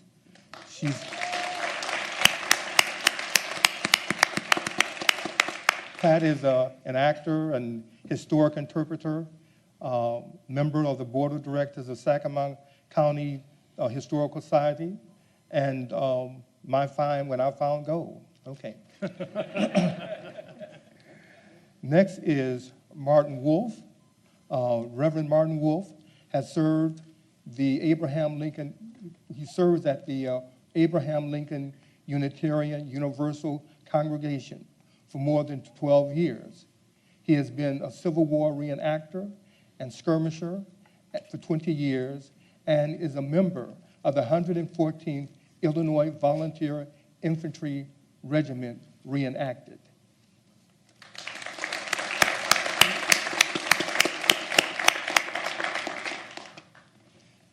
And finally, there is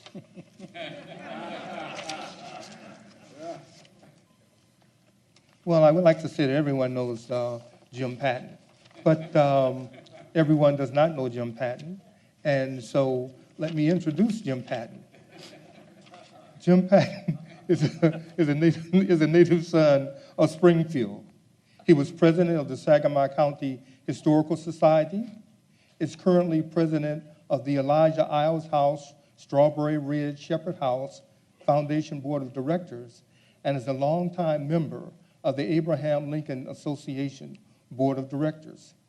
He is the Lieutenant Colonel of the 114th Regiment, Illinois Volunteer Infantry, reactivated. Thank you, Jim. Thank you, everyone. Thank you, Bob. Thank you.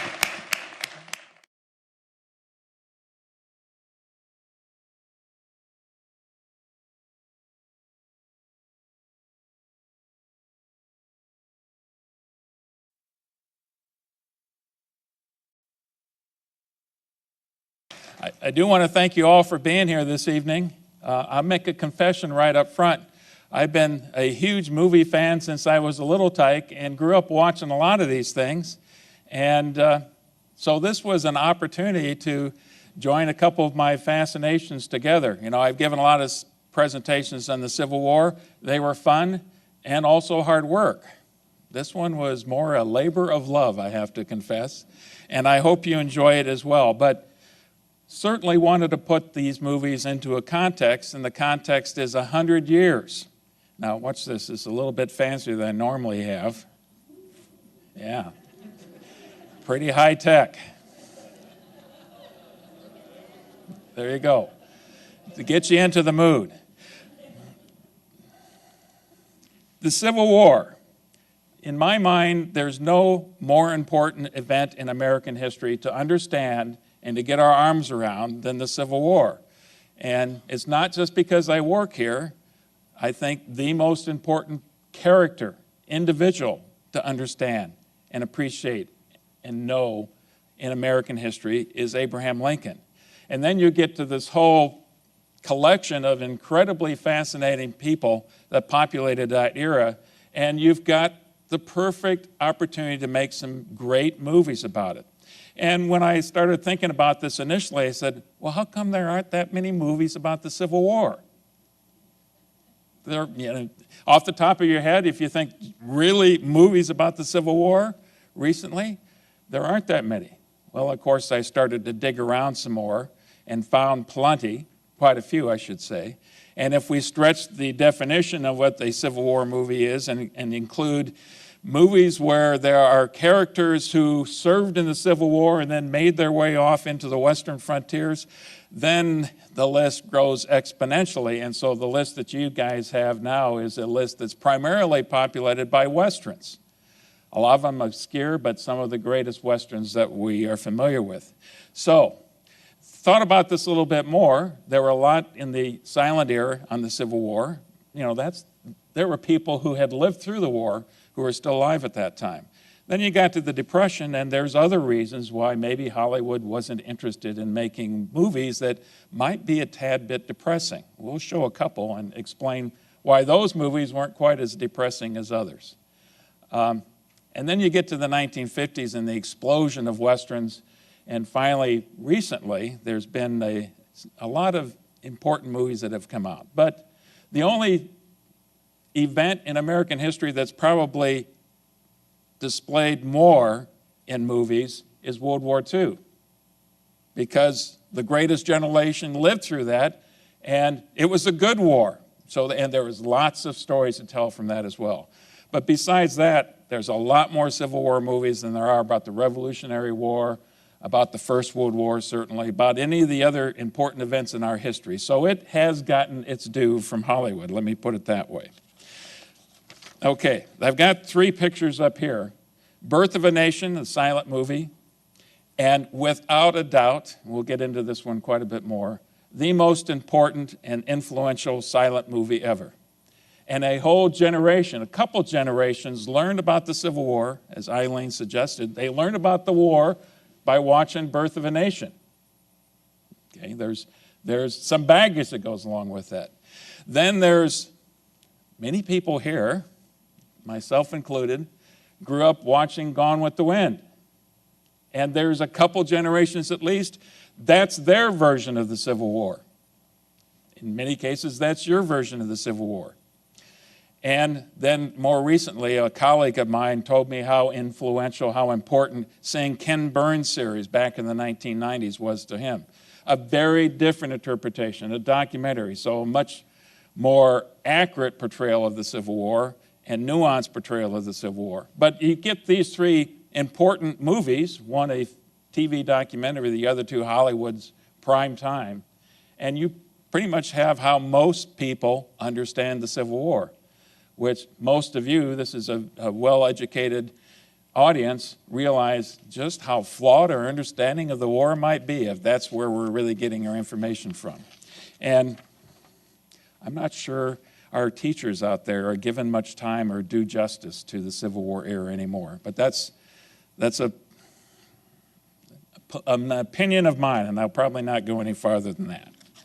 Okay. The opening days after the war, Americans have to figure out what to make of this. Figure it out. The winner's view of the war. I'm going to make this pretty simple in this respect. The war was about preserving the Union. Now, over the years, if you think about it, most Civil War movies have very, very little to do about preserving the Union. But that's what people then knew and understand the war was about, as well as ending slavery. And again, we all realize the journey that Lincoln took in his life to get from the first to the second. And really, they're both involved. Once you get beyond the war, it's about Reconstruction, but the North wasn't too much concerned about the specifics of Reconstruction. That was something they had imposed on the South. So they were much more interested in reconciliation, especially when you get into the 20th century, reconciling the two, bringing them back together again. So that's the North's view. The South's view, and this is probably the crucial part of what we need to understand at the beginning of this presentation, the loser's view. It was about the lost cause. And naturally, they're going to have to package and understand what happened in the Civil War a lot differently than the winners were. Because they don't want to make themselves out to be the villains. They don't want to make it out to be about slavery. What they wanted to focus on, this is a war for our independence.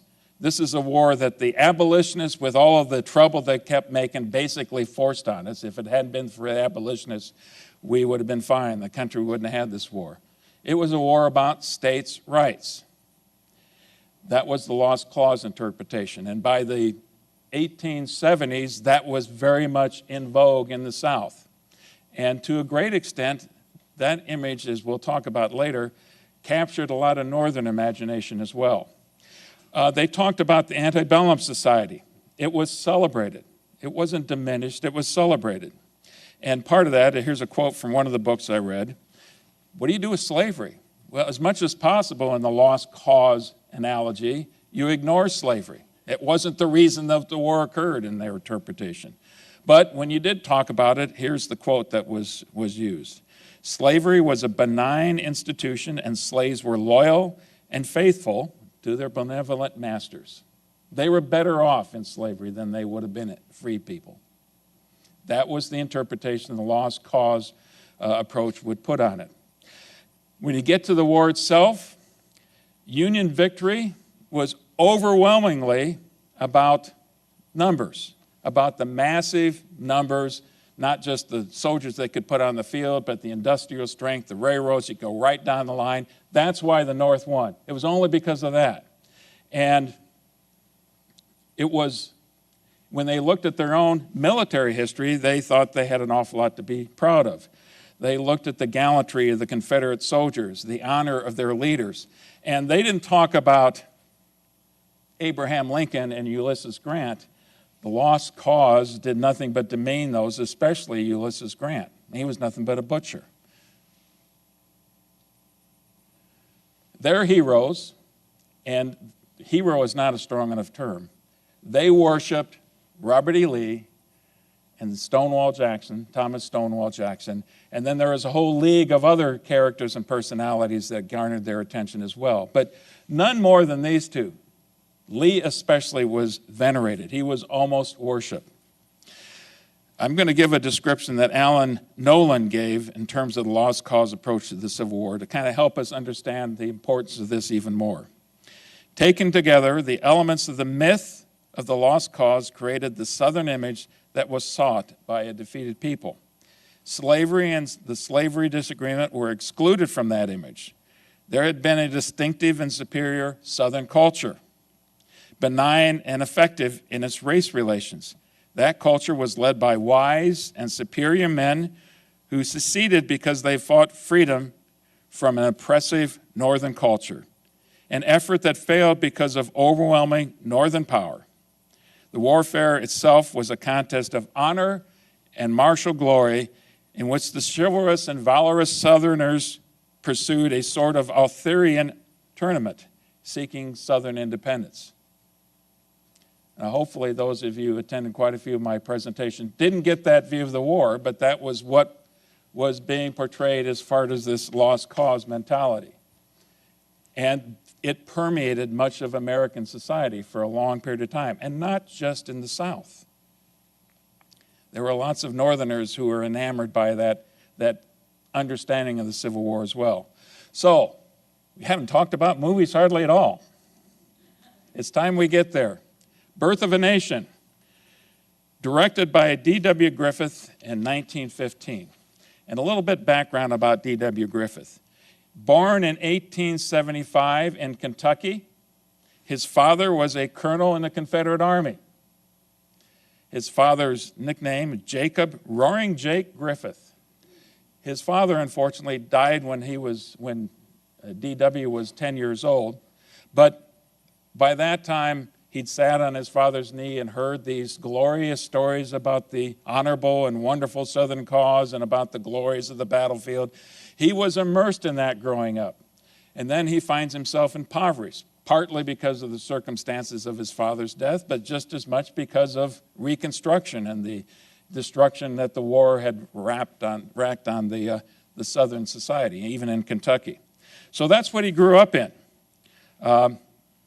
He becomes an actor. He wants to be a playwright. He gets on the ground floor of movies in the early 20th century and finds himself through a series of unusual circumstances being the director for this new company called Biograph. And he started to crank out movie after movie after movie when they were 1 or 2 reels long, very short things. But everybody noticed that his were different. His were better than everybody else's movies. They were better quality.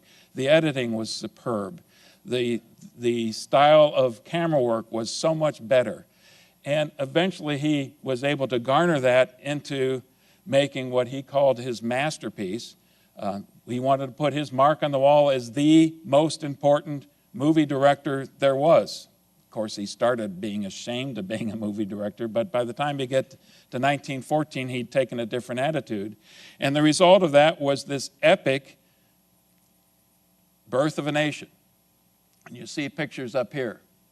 It's adapted from a book by a reverend, another Southerner, The Klansman, which really connected with D.W. Griffith. He understood that. That was the life he grew up in. And so he translated that onto the screen. And It's an important film. It was a record breaker from the very beginning. Can you believe in 1915 they were charging $2 in some movie theaters to go see this? That was unprecedented. And when the Nickelodeon, that's what it meant. You paid a nickel to get into a movie, but it was that caliber that people were able to pay that much and willing to pay that much. So it was an overnight sensation. And when it was aired in the White House, President Woodrow Wilson says, it's like writing history with lightning. And my only regret is that it is all so terribly true. So here is the first clip that we need to play then. And this one is going to be a battle scene filming from Petersburg, some of the engagement at Petersburg.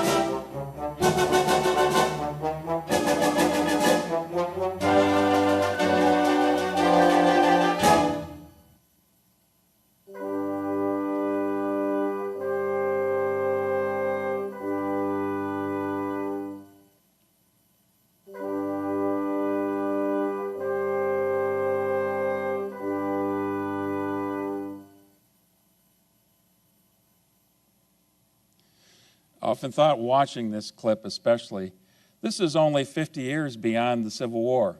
Think about our own experiences. The 1990s were 50 years beyond World War II.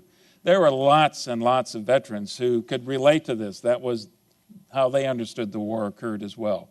And you can see how dramatic, even today, that appears. We need to talk a little bit about Woodrow Wilson, though, too, because there's some explaining to do here. Here's a quote that was part of the movie. This is one of the captions that appeared in the movie that Woodrow Wilson wrote in a book about American history.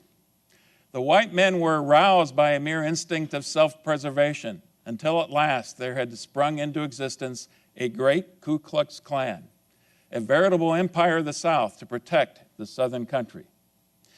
So who's Woodrow Wilson? Well, we know he was the president of Princeton before he became president of the United States, but most people aren't aware that he was born in Virginia and grew up in Georgia. He was living in Georgia at the time Sherman came marching through. There's a legend that he saw Jefferson Davis being taken into captivity, being arrested at the end of the war. And he moved to South Carolina shortly after that. So he's also growing up immersed in this whole culture and this notion of the lost cause, what had led to the defeat of the Southerners, this noble venture that they also regretted. So that's where Woodrow Wilson is coming from. Birth of a Nation epitomizes that lost cause. And we look at it today and most people would cringe and be embarrassed because it is an overtly racist movie, very racist. It was widely acclaimed when it first came out. All of the critics marveled at its technical superiority, the artistry that it all had, but there was a growing chorus of people who were fundamentally objecting and criticizing the nature of race relations that were portrayed here, to the point where the NAACP, which you'll recall was only created shortly after the Springfield riots in 1908, so this is just a few years after its existence, made such a fuss that Griffith decided to cut about 500 feet of film out of this movie. And it was all the most villainous portions that dealt with race relations and dealt with African Americans. There was still plenty that was there. Now, I believe that 500 feet of footage is lost to us today. We don't know exactly what it was other than the reports that we have. But here is a good feel for how the African Americans, slaves, were portrayed. And this, of course, is during the Reconstruction period. Actually, this isn't a picture of them so much as Ku Klux Klan.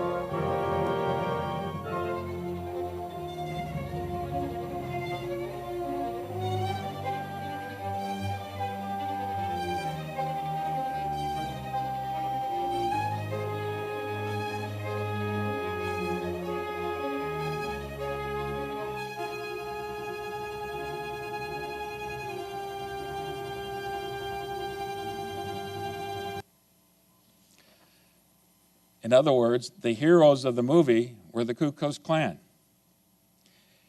In part because he took so much grief over this, D.W. Griffith's next movie was entitled Intolerance, and that's what it was about. But in defending Birth of a Nation, he brought out the First Amendment. He says this is free speech rights. Only in the late 1920s did he start to suggest that maybe the Ku Klux Klan should have been portrayed this way, that he condemned it.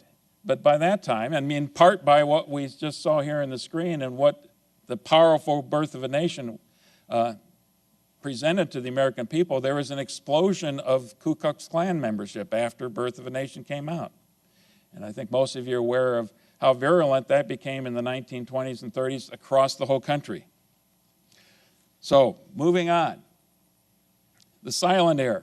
There's quite a few movies that are made. Most of them are obscure. I've seen practically none. Here is a couple that are more prominent.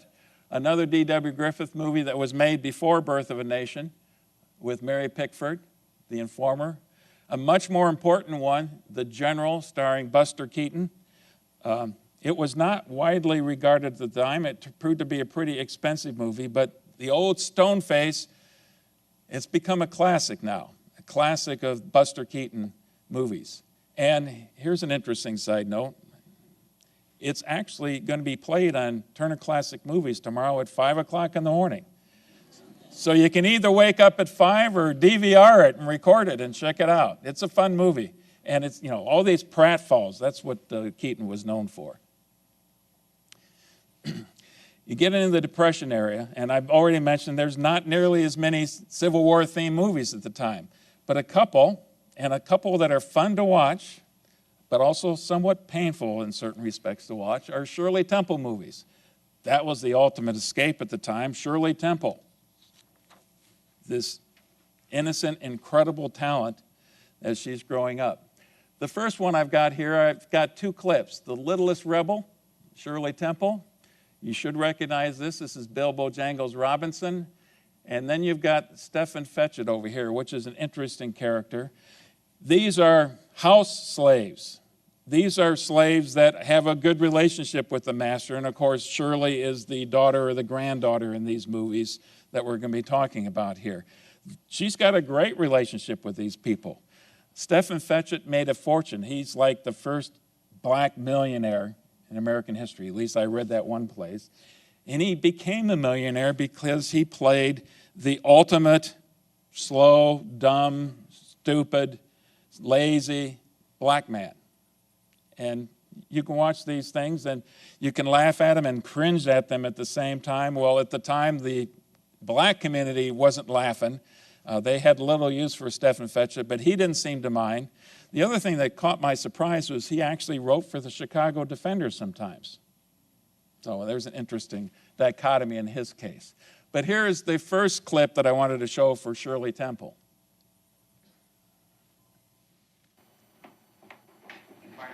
What are you doing glued to that wall? You've been lying. Oh, come on. I've got something. Look at this. There must be somebody in there. It's a secret panel. It ain't nothing, sir. Open it. It's just a wall, sir. Bust it in. Wait a minute. I'll open it. There's just two little babies in there, that's all. Well, this ain't much to get excited about. Nothing to eat, eh? And no liquor. Well, this is pretty good.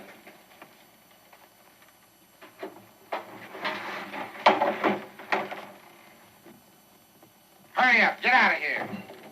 Come on. Come on, get out of here. Hurry up. Get one of those hams and have it cooked. Yes, sir. You boys can get yourselves a couple of drinks, too. Yes, sir. And you notice in these who her playmates are. They're not white children. They're the sons and daughters of slaves who live on the plantation with her. That's who she's playing with.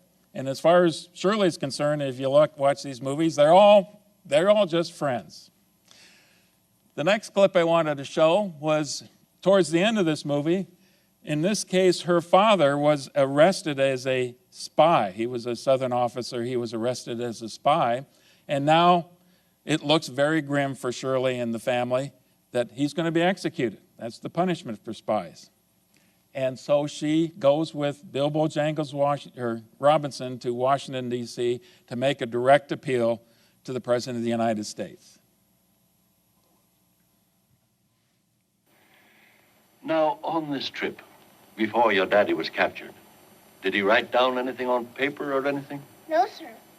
Did he ever stop and look at the Yankee soldiers or count them? Or look at the cannons? No, sir. He told me that if we got to Richmond and anyone asked me what I had seen, I was in honor bound not to tell them. He told you that? Yes, sir, because Colonel Morrison asked him not to see anything, and my daddy gave his word, and they shook hands. John. Yes, Mr. President? Mr. President, Yes, Miss Virgin? you won't let them shoot my daddy and Colonel Morrison, will you?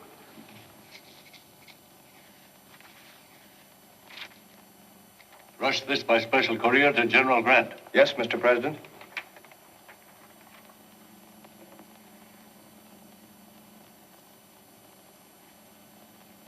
Is this yours? No, it's yours. I had the last piece.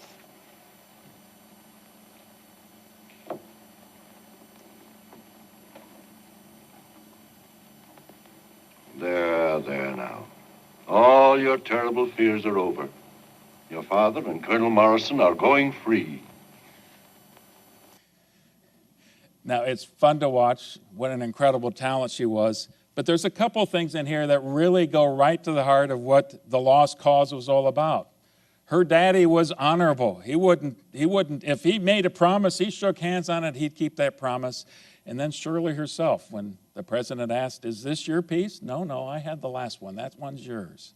That all just reinforces the honorable nature of Southern society. That's what it was all about. And anyway, it's fun to watch. And this one is just for fun's sake. I thought you all had to have a chance. Most of you have seen this before, but have a clip of Shirley with her favorite dance instructor, by far, Bilbo Jangles Robinson. And this one is from The Little Colonel. And we probably should recognize who that is as well, Hattie McDaniel. Are you ready? Yep. Come on. Say, you can catch on quick. Look out now. Here's your last one.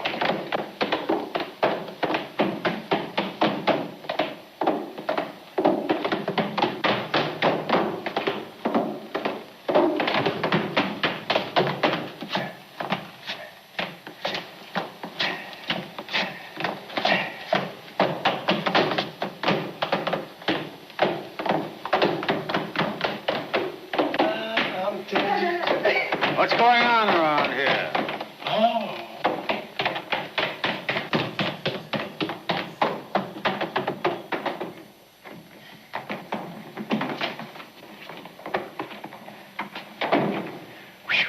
That's the fastest my feet ever move. I like to go upstairs that way. You sure learn fast. Now tomorrow, I'll show you some more steps. Good night, Miss Lloyd. Good night. And of course, the old colonel was none other than Lionel Barrymore, who played the curmudgeon perfectly. And of course, towards the end of the movie, his heart is softened by Shirley Temple as well. Now, that gets us to the reason a lot of you are here, to hear about Gone with the Wind.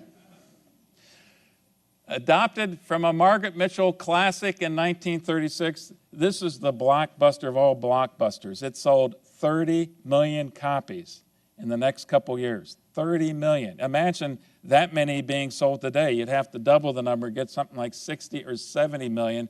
I don't think there's anything that even comes close to being that successful. And it's perfect for the movies, except it's got a couple problems. It's a long book. And the other problem is people didn't just casually read this. They consumed this. They read it again. They knew all about Scarlett O'Hara and Rhett Butler. They had this image in their mind of who these people were. And David O. Selznick, who bought the rights to the movie, understood that. Now, everybody who read the book thought, there's only one person who can play Rhett Butler. It's got to be Clark Gable. Problem was that by this time, David O. Selznick had gone independent. He wasn't part of the studio system, and MGM owned Clark Gable. They finally did get him. They had to pay a healthy fee. They paid half his year's salary, and they gave away the distribution rights to Gone with the Wind. You know, at that time, who knows if this thing is going to be successful or not? Who knows how much it's going to cost, although they were afraid that Selznick would lose control and spend a lot more, which he very much did. Then you get to the issue of Scarlett O'Hara.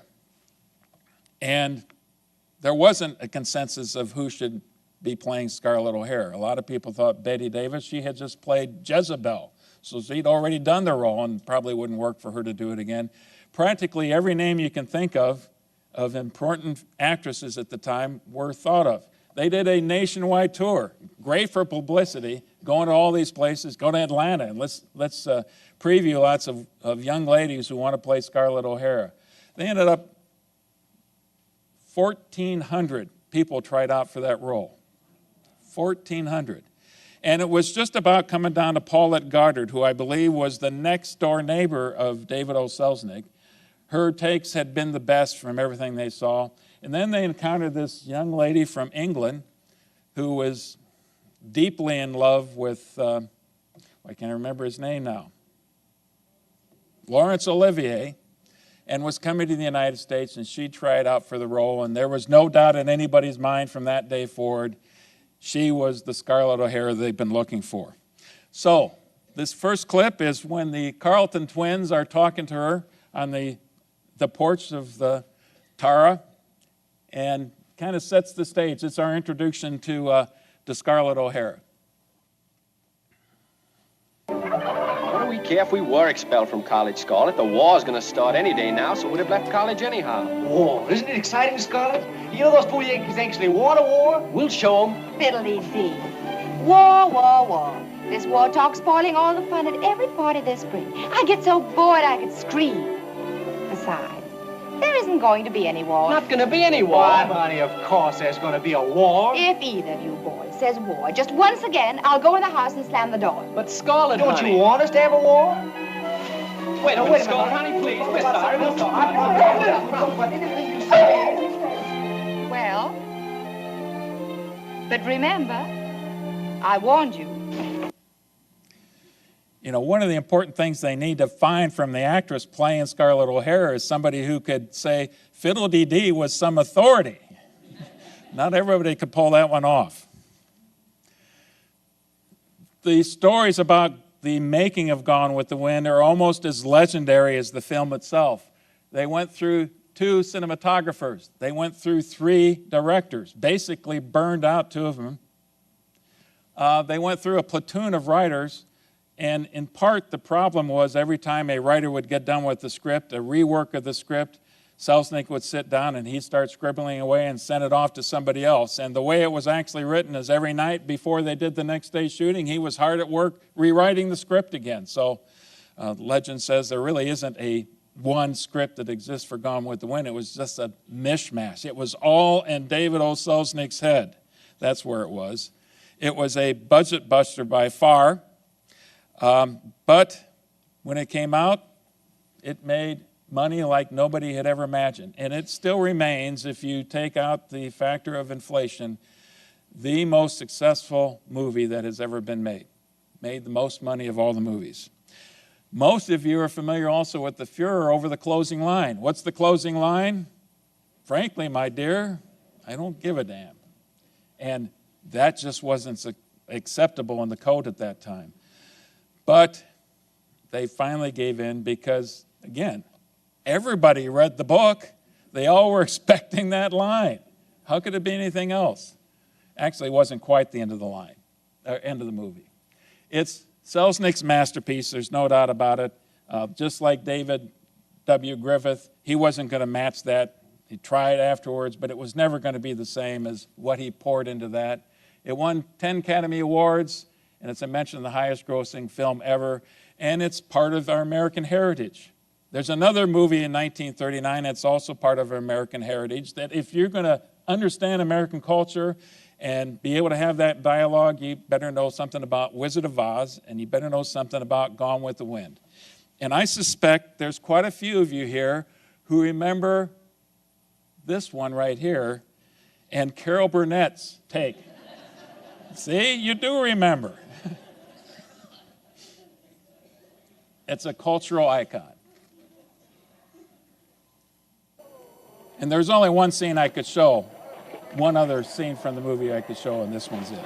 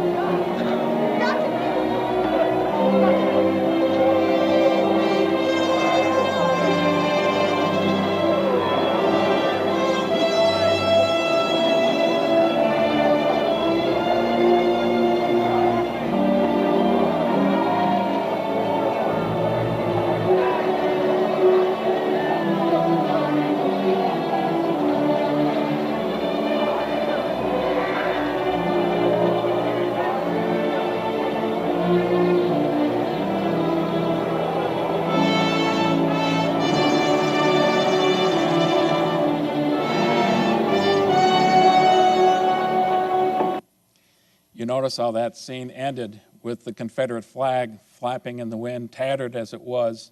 Flags in these movies are very important, just like they were in the war itself. It's a motif that you can see over and over and over again. It was the thing that the soldiers could rally around and people could get emotional and attachment to. And that certainly was the case here. Another interesting note about this one of the people who was working on the film, I think it might have been one of the cinematographers who was working on the film, was Southerner by birth, and he said, heck, if we'd had that many Confederates, we would have won the war.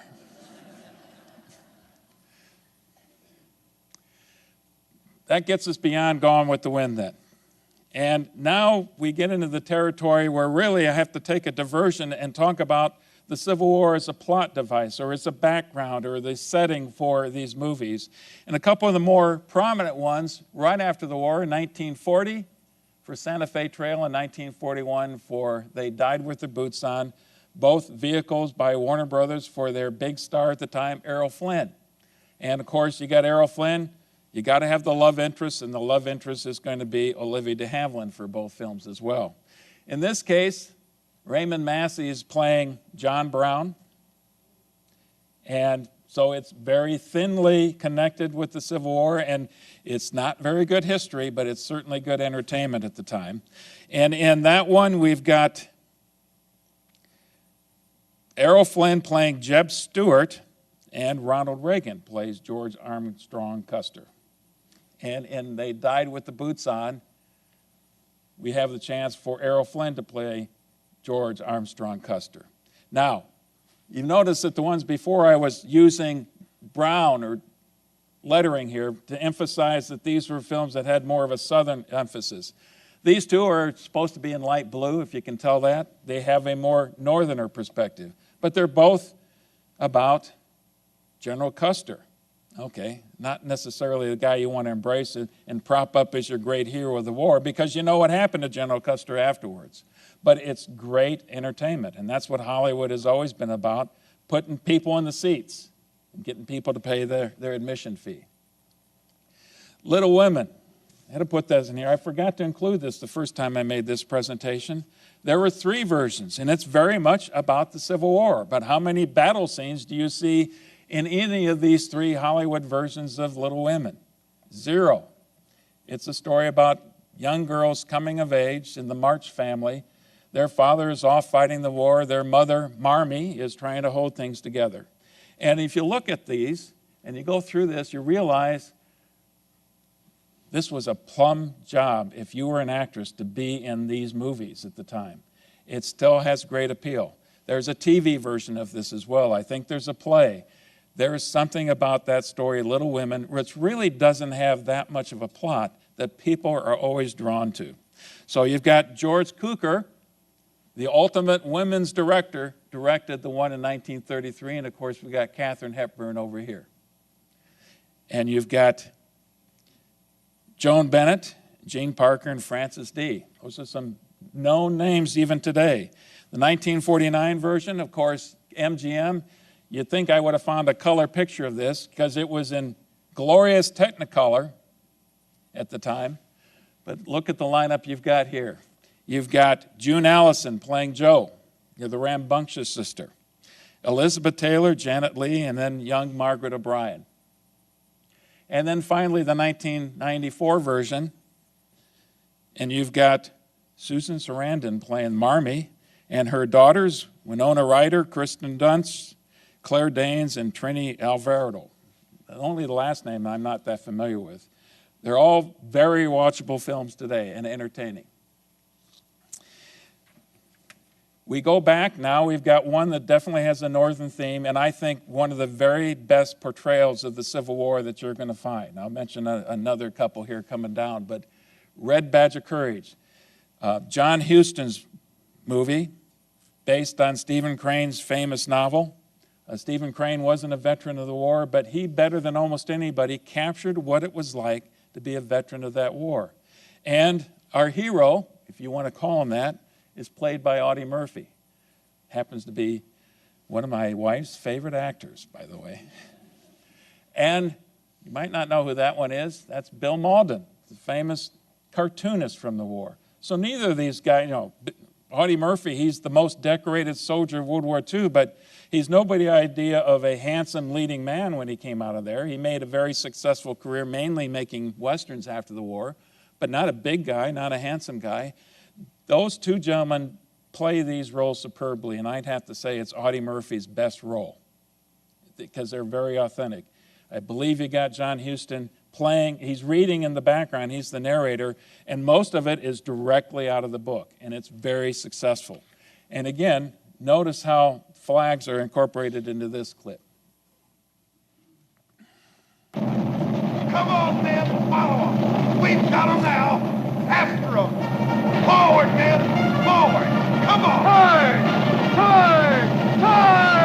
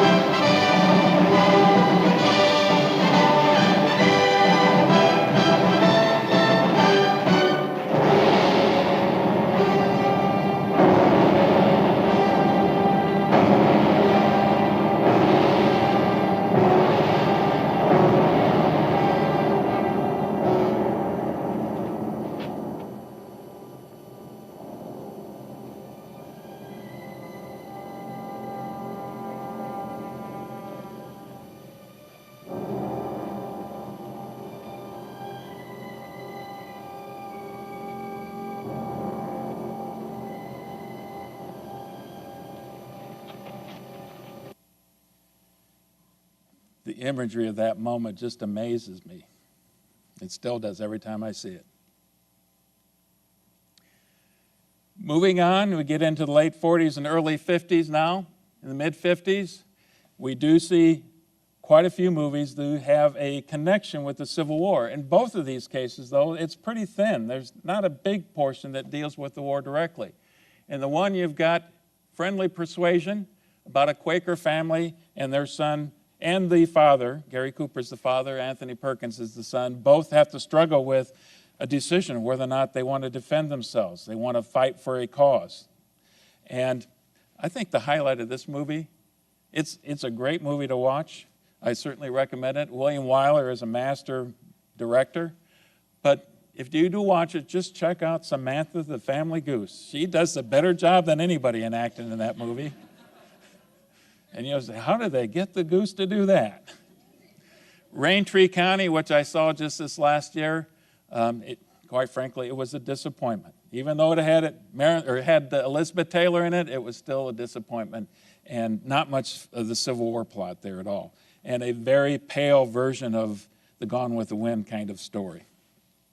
So moving along then we get into this huge collection of movies that only a tangential connection with the Civil War. In most cases, Civil War veterans, North and South, found themselves in the West. In many cases, Civil War soldiers during the war found themselves in the Western theater. Oftentimes they're going after a shipment of gold or something like that, or vengeance when you talk about the end of the war. Scores, if not hundreds, of Western movies have that in the background, that thread that's connecting them. And it really is part of the thing that you have to, if you're going to make a Western and it's going to be a classic Western, you want to have that connection in some respect. Here is just some of them that I've listed.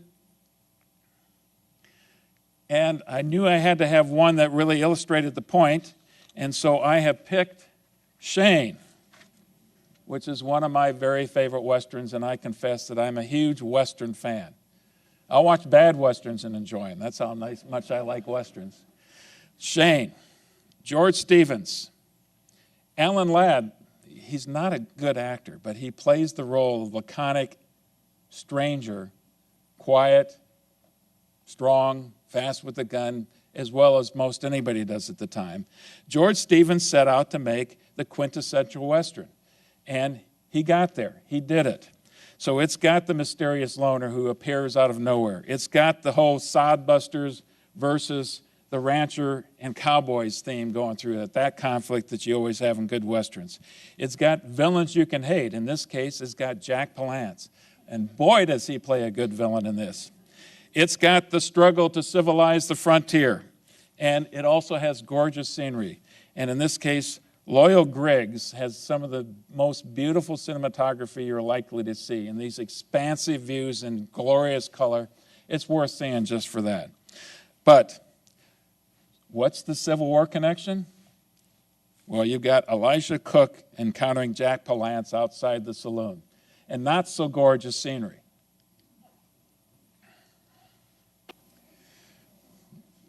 One less sodbuster. Again, another powerful image, I think. And some of you might be here for Elvis. I'm not sure, but I suspect that's the case. So what does Elvis have to do with the Civil War? In Love Me Tender, many of you have seen this movie. I'll read the synopsis for the movie. Elvis plays Clint Reno, one of the Reno brothers who stayed home while his brother went to fight in the Civil War for the Confederate Army. See, always the Confederate Army. When his brother Vance comes home back from the war, he finds that his old girlfriend Kathy had married Clint. See, she thought he had died in the war.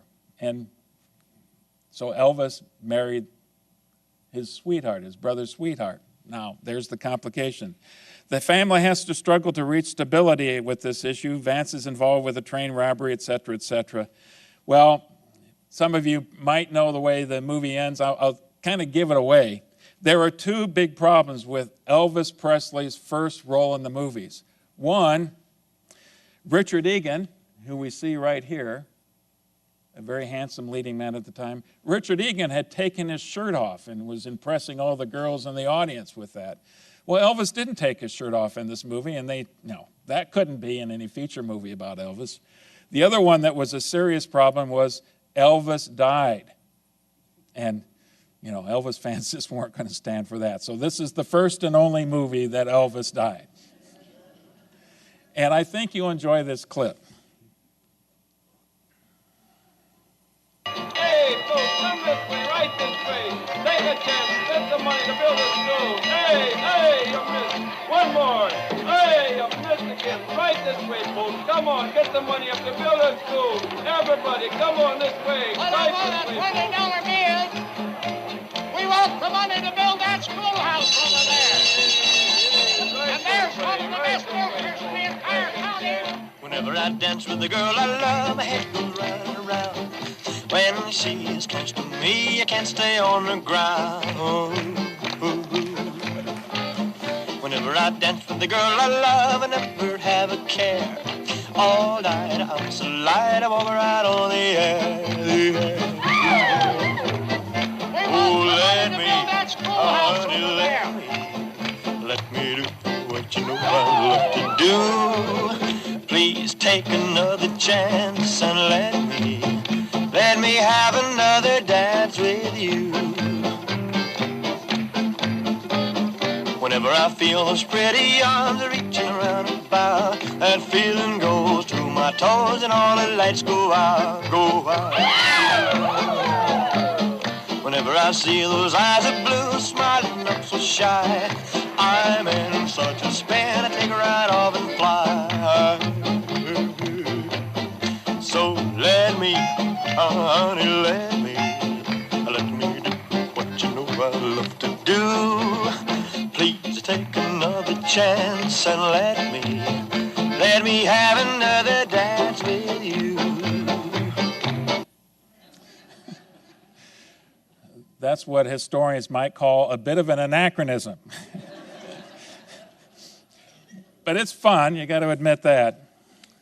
And speaking of fun, comedies have featured in the Civil War as well. I grew up watching The Three Stooges, and of course there was a couple episodes of Three Stooges. You've got Red Skelton over here playing a spy in the Southern Yankee, and you've got Glenn Ford in Advance to the Rear. And again, they've got this thin plot line that's connected with the Civil War, but it's fun, and it's good late evening entertainment, perhaps. A couple more notable entries into the story of the Civil War. Horse soldiers certainly had a northern perspective in this case. And this is the first one that I'm going to talk about that's a John Ford movie, though he had made several. And this one is the one that most deals with combat in World War II, in the Civil War. And of course, like in so many of his movies, John Wayne is the hero, playing Grierson, Colonel Grierson, but that's not his name in the movie. So they took a lot of liberties. They were able to get Constance Towers in there, even though there really wasn't a woman in that story at all. But this is Hollywood's version of the Civil War, after all. So you've got to have that in terms of the Grierson's raid. And so many of you have watched Shenandoah, maybe like myself, more than just once, and gotten captivated with that story. I struggle with whether or not to say this had a southern theme or a northern theme, because it takes place in the Shenandoah Valley, but Jimmy Stewart and his many sons certainly are reluctant to be pulled into the war, and are only pulled into the war in late stages and after their farm has been devastated by the nature of the war. So those are two of the more prominent ones by leading actors of the day, John Wayne and Jimmy Stewart. And I've got a couple clips from Horse Soldiers that I wanted to play. And here's the first one, and since I put this thing together, I can take some liberties. I'm going to play the opening credits from the Horse Soldiers. It's a good picture of the imagery that John Ford loved to incorporate in his movies.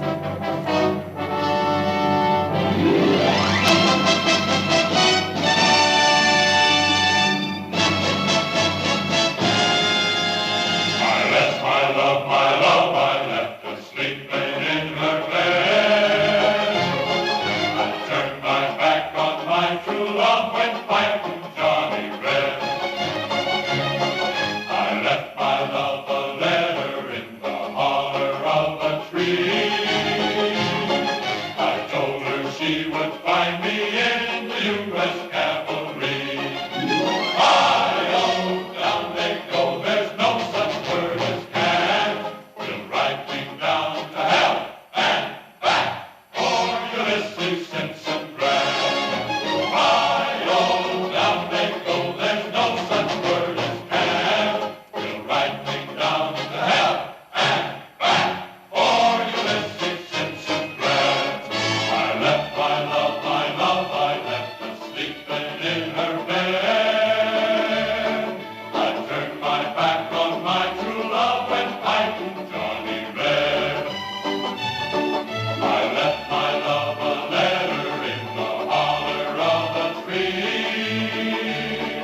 I told her she would find me in the U.S. Cavalry, in the U.S. Cavalry. I-oh, down they go, there's no such word as can. We'll ride me down to New Orleans. For Ulysses Simpson Grant. My apologies to all of you out there who aren't going to be able to get that tune out of your brain tonight. It's a catchy tune, isn't it? When the first time I gave this presentation, one of the members of the audience who had played Ulysses Grant himself as a reenactor a lot said that this was the perfect movie to illustrate the lost cause, and I thought about that, and he was absolutely right. So a couple clips now to illustrate that, this whole notion of the gallant and honorable and courageous Southerners who, against all odds, kept fighting. Rebel Colonel, sir. Yes, sir? What is the contraband in those warehouses and on those cars on the sidings? The property of the Confederate States of America is not contraband, sir. Oh? Well, let's look at it from my side, Colonel. Johnny! Johnny Miles. You know the Colonel? Why, sure, we're old friends. Last time we served together was on the Platte fighting Indians. Sorry about the arm, John. When that happened? I want neither your solicitude nor to recall our association. Have I your permission to retire, sir? Take him away.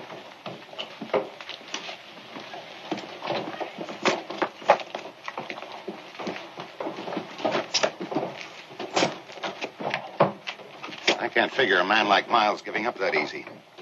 He's West Point, tough as nails. Maybe losing that arm took a lot out of him. The man I knew could lose both arms and still try to kick you to death. Poppy? Did you picket this whole area? Oh, yes, sir. Colonel, there's a Reb train coming in, sir. Seacard! Winner! Yo!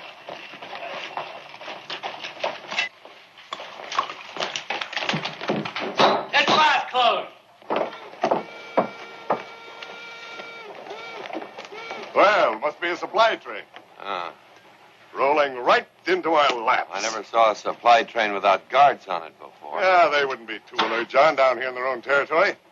Where'd you pick up that Reb Colonel? In the telegraph office. Telegraph office? Yes, sir. All right, Secord, you know what to do. Lots of John Ford touches on that. The master sentimentalist and romantic loved to really develop the stories of the male camaraderie that you see so prominently in most of them. And here is the second part of this clip that really illustrates the lost cause.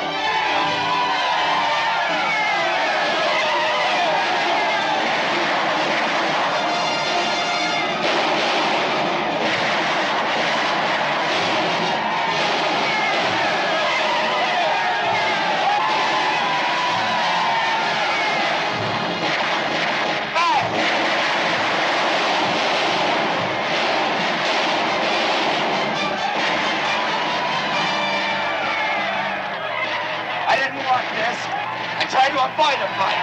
That's why I took up medicine. There you have the ragtag Confederate Army charging gallantly behind its Confederate flag against all odds. And I think a great example of what the lost cause in terms of the Southern view was really all about. That leads us to the next person, Clint Eastwood. Quite a different kind of a Western hero in his series of spaghetti westerns. And you've got two that are illustrated here, the good, the bad, and the ugly. Talk about a thin connection with the Civil War. And a little bit better one with the outlaw Josie Wales. That one was actually directed by Clint Eastwood, and it would involve his future wife. I think they ended up getting married, Sandra Locke. They're not married anymore.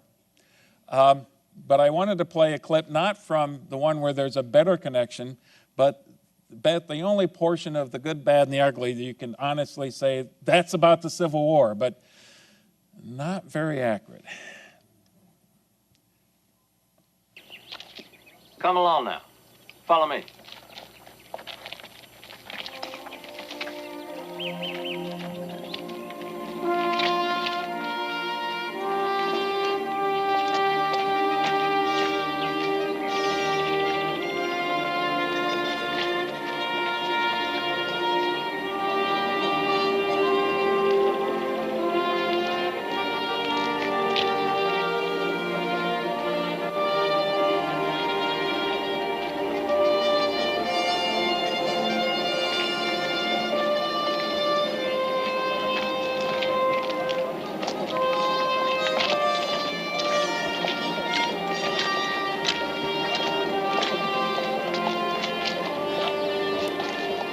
Found them near the perimeter, sir.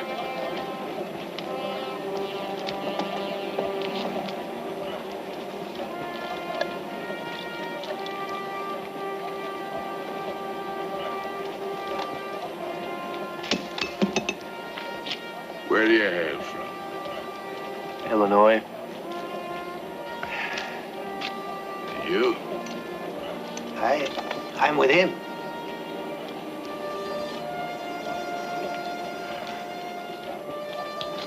Any reason for being around here? We want to enlist, General. You better learn the distinguished rank of a captain. Get the hell out. Sure as hell might be you today, so go right you will. Yes, sir.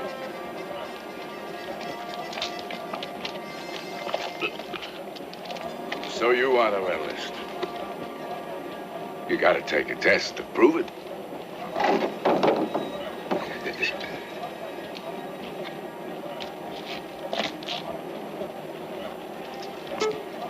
Well, show me.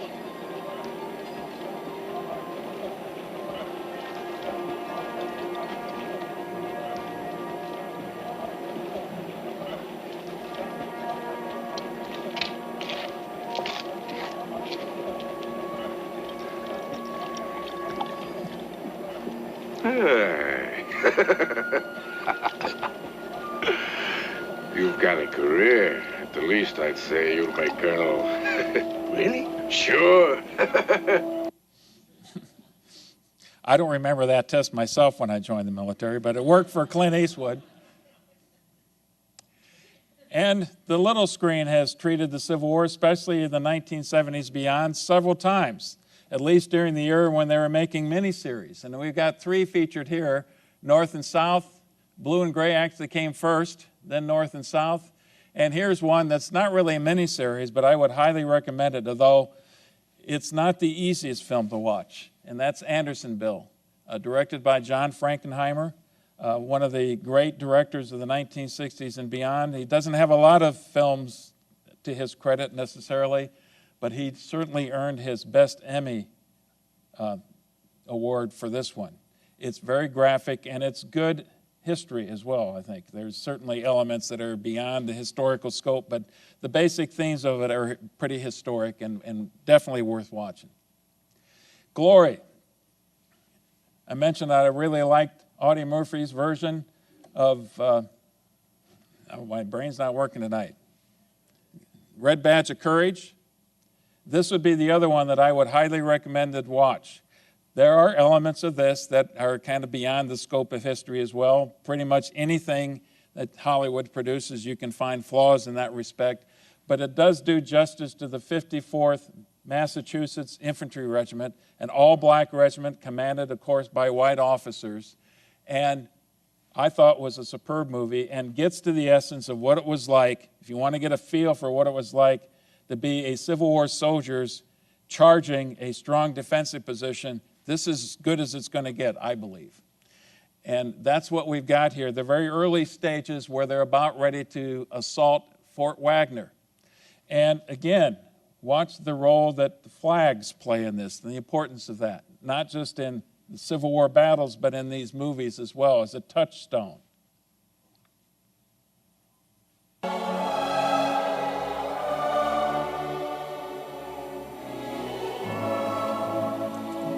If this man should fall,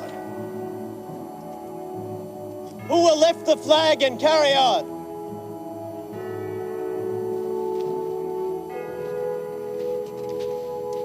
I will.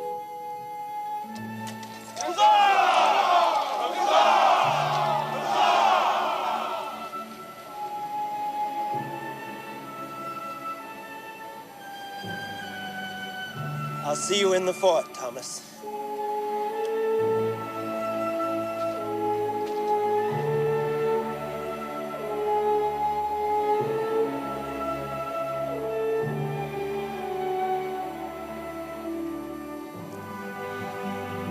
Fix!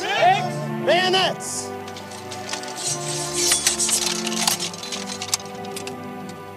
Shoulder! Arms!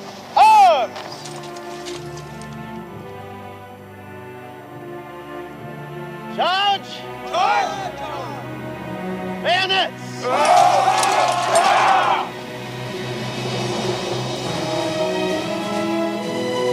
At the quick step!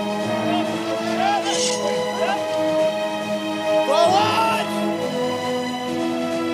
March!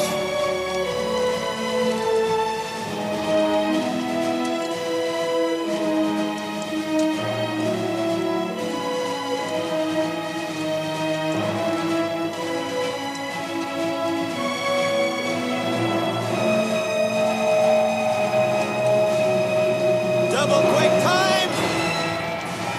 March!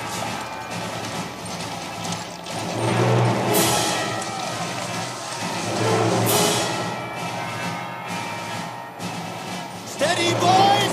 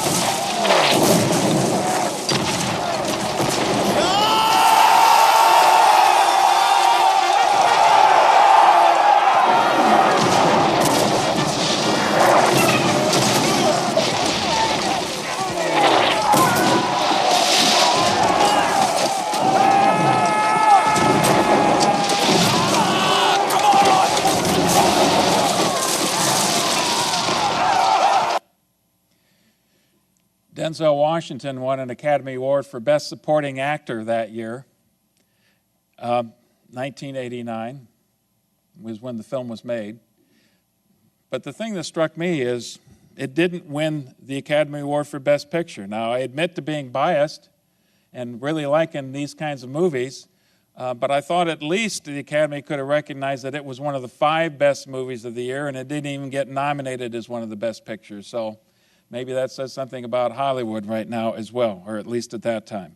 Driving Miss Daisy, admittedly a very entertaining and good movie, won for that year, and Glory didn't even get nominated. Ken Burns' Civil War. I bet there's an awful lot of you can remember when that first came out in 1990 and stayed up and watched every single night, or perhaps bought the CDs or the VHS tapes and have watched it not once, but more than once since that time. it still can speak powerfully.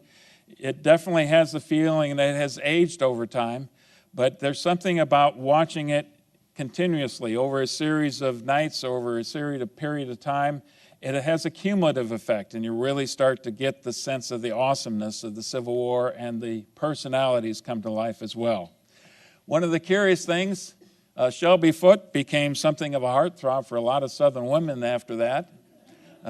Ken Burns looks terribly young at that time, doesn't he? A couple of Ken Burns, or Shelby Foote's, I think, favorite pictures from the time. And this particular song became very popular afterwards, and it wasn't even written until decades after the Civil War. Heute starten die ersten Unternehmer mit einer Kombination aus KI und YouTube-Anzeigen. In 6 Monaten haben sie einen riesen Vorsprung. In 12 Monaten wirst du sehen, wie andere mit genau dieser Strategie an dir vorbeiziehen.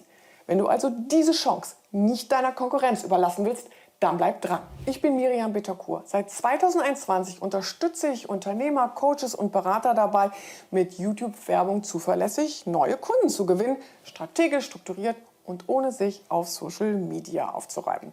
Und seit KI im Marketing angekommen ist, hat sich alles verändert.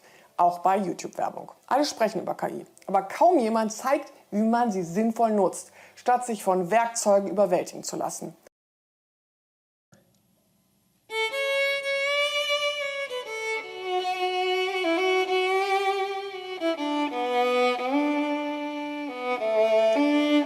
Written in 1982.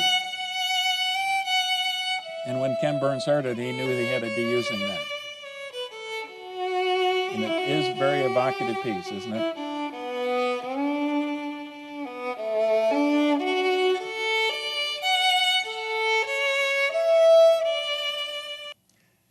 Okay, in the interest of time, we'll move on here. Ted Turner, a good Georgian, a good Atlanta, and very wealthy, and had his own TV network, had his version of the Civil War as well. And in the case of Gettysburg, he was able to use Michael Scharer's book, named Gettysburg as well, or excuse me, Killing Angels, and a very successful book, something that was being read in military academies and coursework. I read it when I went to the Command and General Staff College, and I think there was 3 or 4 times I had to write book reports on various aspects of the book. And Gettysburg is an illustration of that movie. It's Ted Turner's version of the Civil War. Gods and Generals, Jeff Sharer, Michael's son, wrote Gods and Generals as well as a couple others. You can say it's the prequel of Gettysburg. Personally, I think I like Robert Duvall's Robert E. Lee much better than Martin Sheehan's. Just works for me better. But I did want to show one excerpt out of the movie Gettysburg of what is unarguably the most famous event in Civil War history, and that's the charge, Pickett's charge at Gettysburg.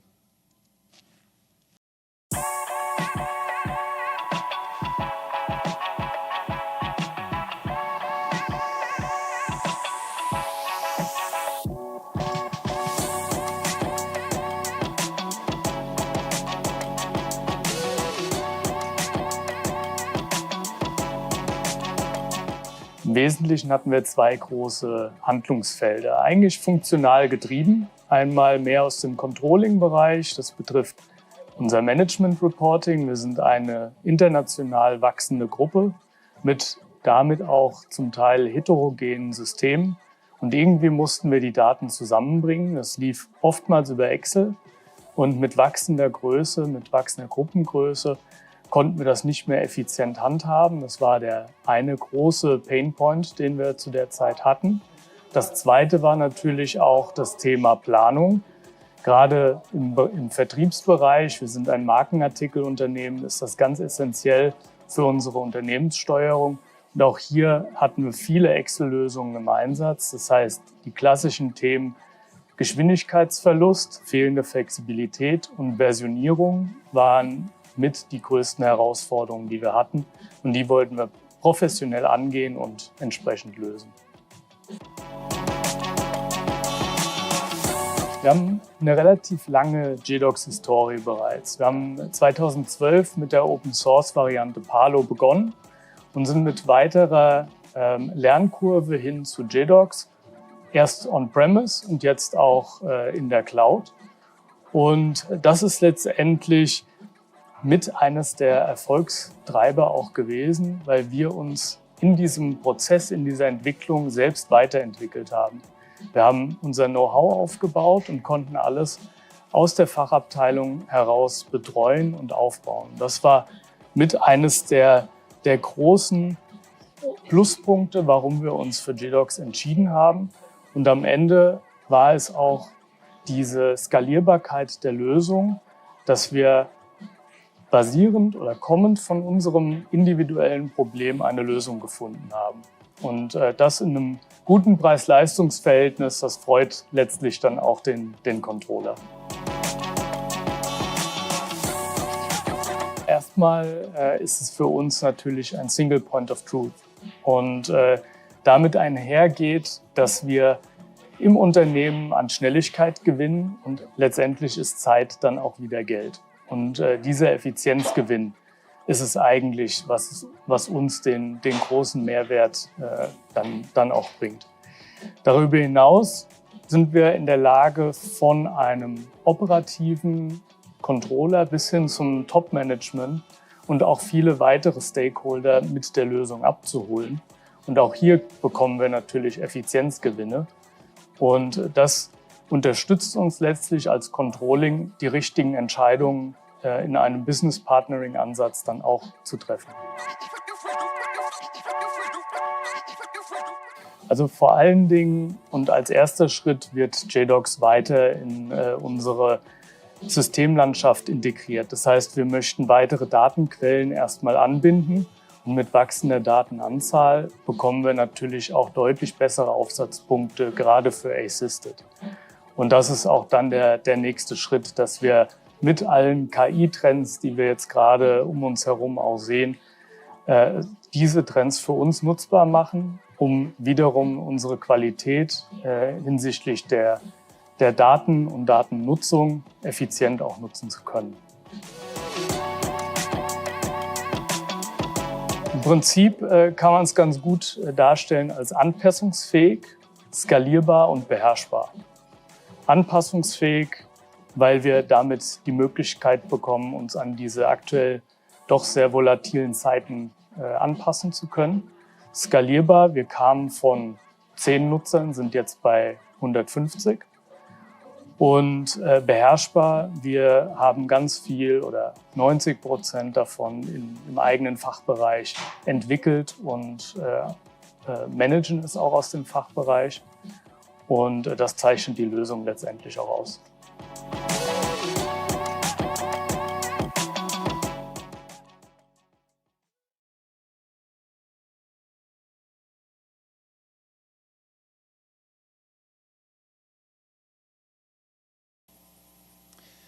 I'll let you decide whether Glory or Gettysburg does a better job of portraying a battle scene. Did you all catch Ted Turner's little cameo? He died right at the beginning of the excerpt that I played. And when it was first shown to a bunch of executives and people who were working for the Turner Company, they all began to cheer when they saw their boss, and then about 2 seconds later, they were crushed. Their boss had just died on film. Okay. Still, there are more movies that are coming out. Here's a couple of the more prominent ones that many of you, I suspect, have seen. Ride with the Devil, a good, entertaining movie.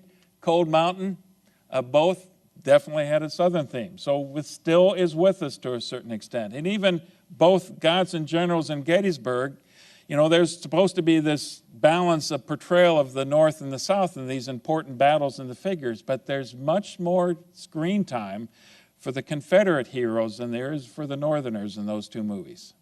So it continues on to this day. Hollywood, just a couple comments about slavery, which increasingly is recognized as the reason the Civil War was fought in the first place, although there are still plenty of people who are embracing a different notion that it was about states' rights. That argument I don't think will go away anytime in the very near future. Probably has longer legs than any of us will be able to survive and see. But it's been something now that Hollywood has taken a very different view of slavery. It's no longer about the house slaves who are loyal and happy and enjoy that relationship and that experience with their masters and are content to stay slaves. Roots kind of broke the ground back in the 1970s, and I thought about this. I mentioned the three big ones. You've got Birth of a Nation, Gone with the Wind, you've got Ken Burns' series. Those things defined our understanding of the Civil War. Roots, for a generation, defined our understanding of slavery and, by extension, what the Civil War is about. And a couple ones that have just recently come out. In 2012, Django Unchained, one that I haven't seen, but it's Quentin Tarantino, typical stuff, powerful movie, got lots of Academy Award nominations, but there's plenty of blood and gore in that movie. And then in 2013, the Academy Award winner for Best Picture, 12 Years a Slave, which is also a fairly tough movie to watch, but it's an important movie to watch and understand from the perspective what it teaches us about the slave experience for somebody who had lived in the North as a free man and then was caught up in the slavery system for 12 years. And then a few images of the way Lincoln is portrayed. And we kind of started with this. Is there anybody who's more iconic in American history than Abraham Lincoln? I think not. In this case, another John Ford movie, 1936. This one is about the doctor who had helped out the assassination attempt of Dr. Samuel Mudd, patched together John Wilkes Booth as best he could, and then was condemned and sent down to prison in the Dry Tortugas. And it's a very interesting portrayal of that. John Ford knows how to put together a very good story. And I don't know how many of you have seen this. I had to, as preparation for this presentation, watch Abraham Lincoln Vampire Hunter. And it's a different take on Abraham Lincoln, I'll admit. And I think perhaps the most interesting part of that movie is at the very end, and you're watching the Battle of Gettysburg, and in the background you hear the narration of the Gettysburg Address. And of course, you're watching the Battle of Gettysburg, and the Confederates are a bunch of zombies and vampires that are charging the Union troops. So maybe more than you wanted to know if you were anxious to go out and watch it, but that's how it ends. And Lincoln. And for these last couple, partly for copyright, but because they are so familiar to us, I don't have excerpts from those, but certainly a superb portrayal of Abraham Lincoln, and I think Daniel Day-Lewis certainly earned his Academy Award for playing Lincoln. Sally Field was nominated as well, and probably the definitive picture, although our scholars were able to find some things that they took issue with, but in general, a very honest and fairly accurate portrayal of Abraham Lincoln and what he went through while he was president. And finally, this one has absolutely nothing to do with the Civil War, but it does have an interesting Abraham Lincoln connection. So I figured, what better way to finish than I had Elvis in here. Well, let's throw in Marilyn Monroe in here as well. Bus Stop, directed by Joshua Logan, a movie that was based on a William Inge screenplay or a stage play. You've got the rambunctious and naive cowboy, played by Don Murray right here, who sees Marilyn sing a song in a saloon, in a tavern, and instantly falls in love. Now, up to this point, he'd been out in the sticks someplace and didn't have any kind of real experiences when it came to women, but that second he knew that Marilyn Monroe was the woman for him, and he was going to marry her, whether she was interested in being married or not.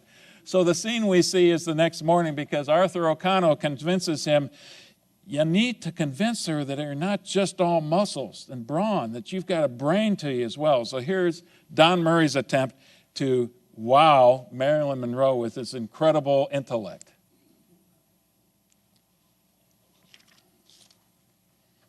You see, Cherry, the whole problem is that you just haven't had time yet to get attracted to my mind. Your mind? I know all about your mind I ever want to know. Well, do you know I can say the Gettysburg Address?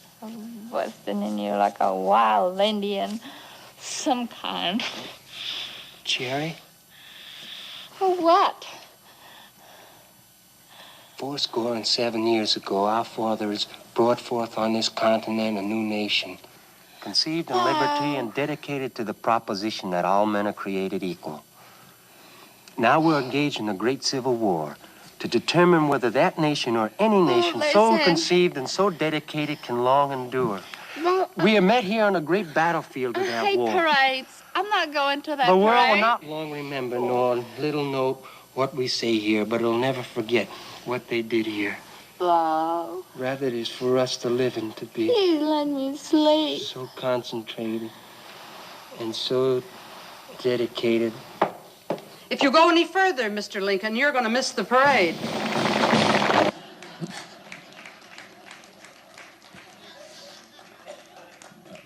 I just couldn't avoid including that clip. And that was kind of a sexy rendition of the Gettysburg Address, wasn't it? So, we finished with that. And I don't know if you've got any questions, but I certainly entertain a couple.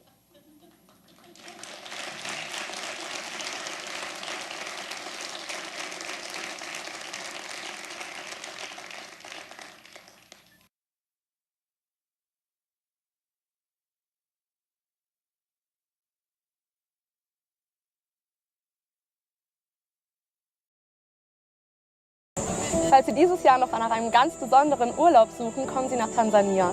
Das Land hat wahnsinnig viel zu bieten. Hier gibt es den Ngorongoro-Krater, Tarangire-Nationalpark, Lake Manyara, Kilimanjaro und ganz besonders die Serengeti mit der großen Tierwanderung. Unser Team ist spezialisiert auf Tansania. Unser Team sitzt hier, wir leben alle hier und können Sie daher ganz besonders gut beraten. Wir freuen uns, wenn Sie mit uns buchen würden. Wir haben ausschließlich private Safaris, sodass wir eine Reise ganz auf Ihre Bedürfnisse zuschneiden können. Fragen Sie jetzt Ihren Urlaub bei uns an, indem Sie diesen Knopf drücken. Innerhalb 24 Stunden erhalten Sie von uns ein unverbindliches Angebot mit einer auf Ihre Wünsche zugeschnittenen Reise. Wir freuen uns, bald von Ihnen zu hören. Karibu Sana, wir freuen uns auf Sie.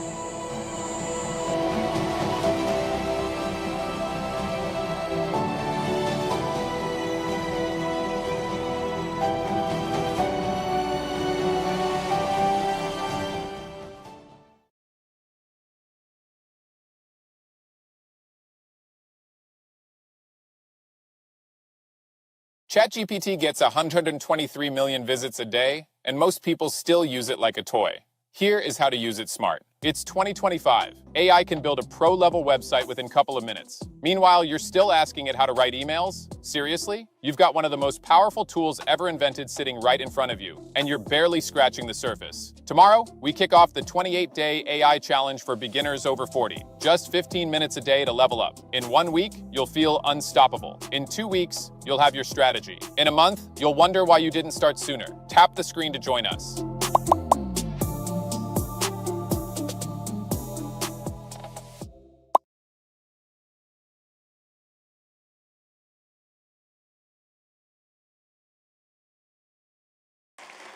Thank you, Eileen. I think you were stretching it out so I would make that 8:30 mark. I hope to be done earlier than that. I think I've got a little bit less to talk about this evening, but quite frankly, this is a presentation I've been looking forward to make for a long time, because I think when you're looking at the surrender between Lee and Grant and then the surrender ceremony itself, that is a very important piece of American history to understand. I think it's the most poignant moment in American history, of all of our history, and has an incredible impact on what's going to happen after the war. Unfortunately, it was followed by what I believe is the most tragic moment in American history, and that's obviously the assassination of President Lincoln. But that's to set up the stage here a little bit. I have two assistants with me this evening. I have Mark Floto, who started writing poetry that centered on the Civil War and especially the letters of Civil War soldiers quite some time ago, early in the whole process of doing this. I don't know to any extent that I was responsible for that, but I've been very impressed with Mark's poetry, and we're going to hear a little bit of it this evening, and you'll have a chance to see some of that poetry during the reception period as well. So we have an accomplished poet with this evening. We also have Christian McWhorter, who works with the Papers of Abraham Lincoln, but I believe for your dissertation, Christian, you wrote a book on the music of the Civil War, the hymns of the Civil War. And he'll be talking to us briefly about that aspect. So early in this presentation, while we're still in the trenches of Petersburg, we're going to be talking about the experiences of the Civil War soldier, which I think are quite universal. Doesn't matter much which side of the fighting you're on. And that's one of the things that especially strikes me about the Civil War. These soldiers on either side had so much in common, so much. And that's going to be illustrated in what they present and illustrated at the end of the presentation, I hope. I do want to mention a few other people who have really helped a lot in these presentations. I haven't been up here by myself. In the first one, on tactics and strategy, for those who are here, you'll remember Jim Leineke and Jim Patton dressed up in Civil War garb and talking about the weapons of the war, and that was a huge hit. I think it was the Fredericksburg presentation. Jack can probably correct me, but we had Jack Nevins talking about medicine and the impact of these horrendous injuries. We had Dr. Brian Andresen talking about the Emancipation Proclamation. We had Dr. James Cornelius talking about the election of 1864, and the last presentation for Petersburg, we had Robert Davis come and talk to us about the involvement in that battle of the U.S. colored troops. And you should have a flyer for the next two presentations. This is, when I initially planned this, we had 13. This is the last one, but we've squeezed in a couple more later in the year, in October. So I hope you come for those. But let's get moving.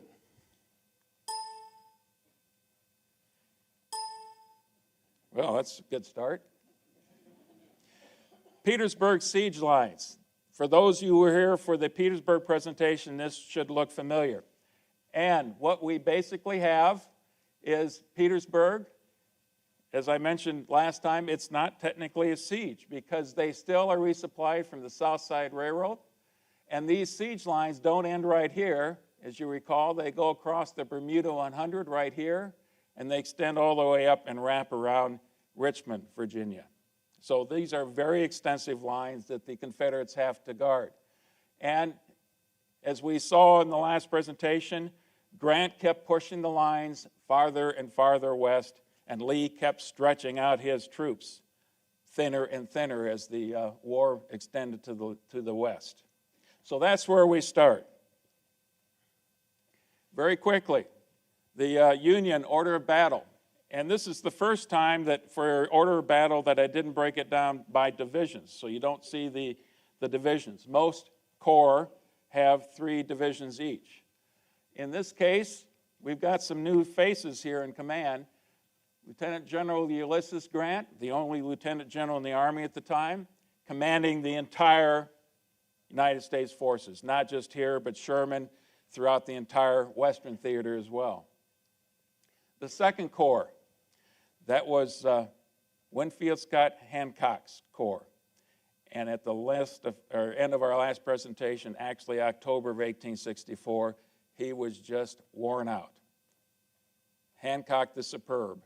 And he decided to hand in his resignation and do something a little bit more peaceful for the end of the war. So his chief of staff, General Humphrey, took over. On the opposite side, you've got the Ninth Corps, you've got Major General John Parke, and he is taken over for Ambrose Burnside. And of course, that has everything to do with the disaster of the Crater. That is not the extent of it, though. You also have the Army of the James, consisting of 2 corps and about a division's worth of forces that are currently guarding the Bermuda 100. The 15th Corps has 2 U.S. colored troop divisions. The entire divisions are U.S. colored troops. So the vast majority of that corps is made up of colored troops. And we're going to hear a little bit about them later. They performed very well in this campaign. And then you have the Army of Shenandoah. As we start tonight, the Army of Shenandoah is not in Petersburg. It's still up in the Shenandoah Valley, finishing off the rebel forces there, Jubal Early's forces.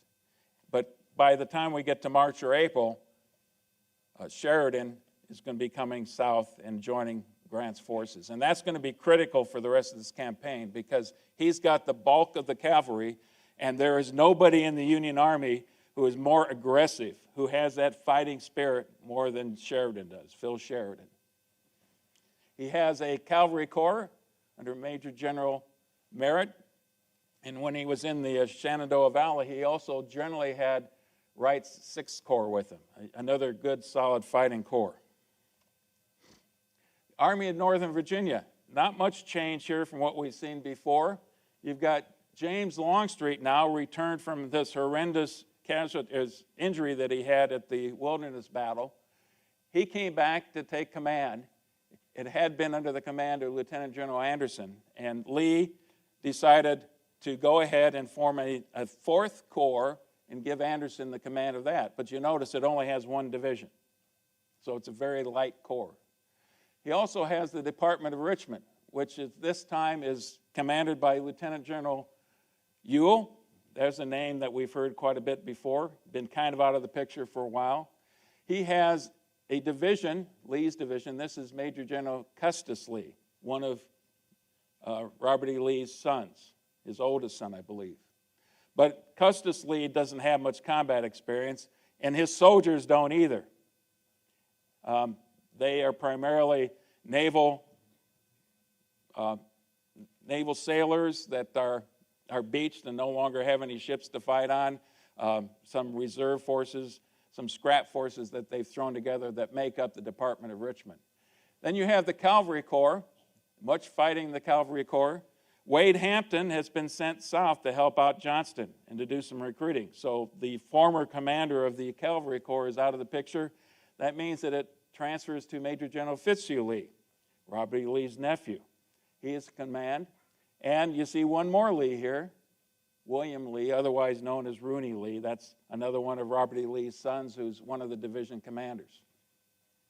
So that makes up the Confederate forces. Winter at Petersburg. Life in the trenches. So what was life like for these soldiers? It was miserable. That's the easiest way to say it. It's got rain, cold, mud, lice, and monotony.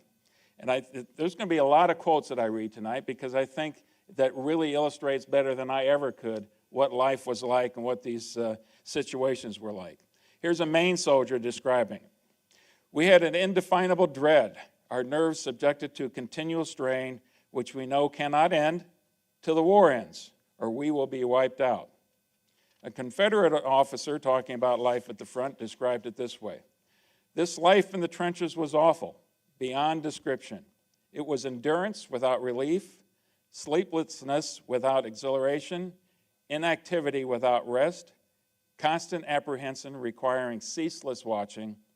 Not the least of the evils encountered was the unavoidable stench of the latrines. Now, that brings it home. Another New York soldier said, we lived and ate and looked like troglodytes. Now, getting to the issue of monotony, that's always the soldier's fate. You're either in the heat of battle and scared to death, or you are bored to tears. And here's how a couple people have described it. Dull, duller, dullest. Nothing can exceed the monotony of camp life. And here's a Confederate staff officer. We are waiting for something to explode. Killing time, for time was killing us.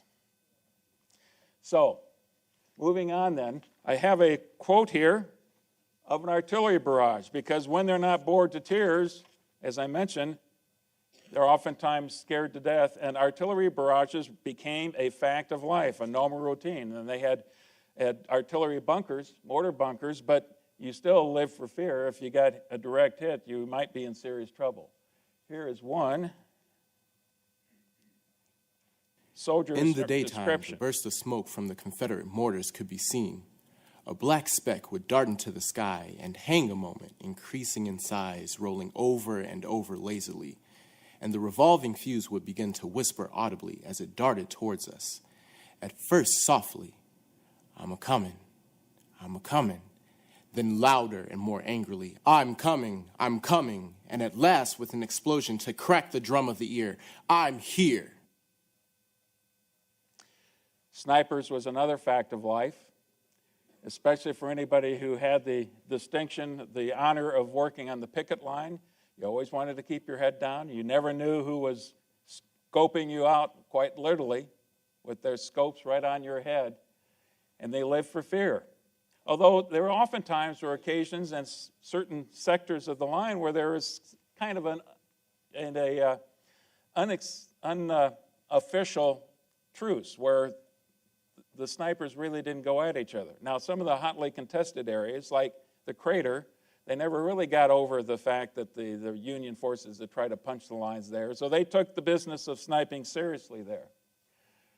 Raids for POWs was a factor as well, because you wanted to collect intelligence, much like we have during the First World War. But as I mentioned before, quite often there were unofficial truces. And here's what one soldier said about it. When we weren't killing each other, we were the best of friends. And here's something universal about soldiers in combat, regardless of the theater of war they're at. In many respects, once they've been in combat for a long period of time, they have much more in common with that guy across no man's land than they have with their relatives back home that cannot begin to comprehend what their life is like in those trenches. Finally, desertions.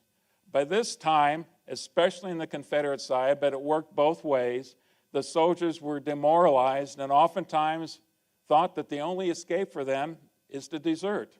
And oftentimes the only way to desert was to cross no man's land and give themselves up to the enemy. Hard to imagine, but between February 15th and March 18th, something like 3,000 Confederates made that decision. 3,000. Maybe about 55,000, 58,000 at the beginning of January that Lee could count on. He could not afford to lose those soldiers. But as I said, it worked both ways. And a couple quotes here. Both of these are Union soldiers who are quoting. Those who had simply deserted to the enemy and had been recaptured were shot, while those who, after deserting, had to avoid imprisonment, enlisted in the Confederate Army, and then again had deserted from that army into our lines, were hanged. The chief diversion, different quote, the chief diversion of the latter part of 1864 was attending of hangings in the vicinity. We were treated to a hanging exhibition every Friday, and the men had grown to enjoy the spectacle. We lose all human feeling towards such dastards and traitors. And what I've got here from William Hopkins of the 7th Rhode Island is a description of a hanging. The condemned were brought forth from the guardhouse and escorted to their fate in the following manner. A band playing a dirge, 2 coffins borne by soldiers, the 2 culprits, good-looking and apparently intelligent, with wrists handcuffed behind them, 2 chaplains, an infantry guard on either hand, and a cavalry guard surrounding all. The army overcoats buttoned about their shoulders were not removed, but they could not conceal their violent, though ineffectual efforts to free their hands, the drawing up of their feet, the heaving of their chests, or the spasmodic tremors that frequently darted through their frames, but constantly becoming weaker and more infrequent until they finally ceased. In other words, for either side, there was just no escaping the fact of death. But there were distractions. Soldiers throughout eternity have looked for various ways to entertain themselves, and they generally found their own entertainment, included theatrical groups, card games that time. Euchre was one of those games. I'm sure there were plenty others. Poker, no doubt. Musical ensembles. Many of the regiments or brigades had their own bands that they used quite often. and they were regaled with the music, although I understand from Christian that didn't happen nearly as much at Petersburg as it had early in the war. Horse races and letter writing, but I'm going to let Mark talk more about that. I do want to mention one of the social occasions of the year for the Confederates. Hetty Carey was the belle of Petersburg society, and she was courted by all of the eligible bachelors, and finally General John Pegram won her hand, and they were married on January 19th, 1865. And one of those who saw the wedding writes this about Hetty. There was a murmur of delight at her beauty, her complexion of pearly white, the vivid roses on her cheeks and lips, the sheen of her radiant hair, and the happy gleam of her bright brown eyes seemed to defy old sours.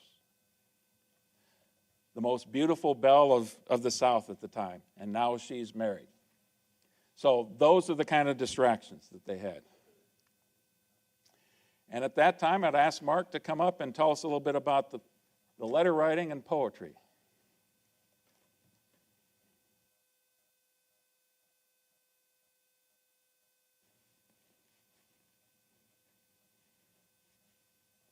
Thank you, Mark. Good evening, everyone. Good to see you out here on a somewhat interesting weather night.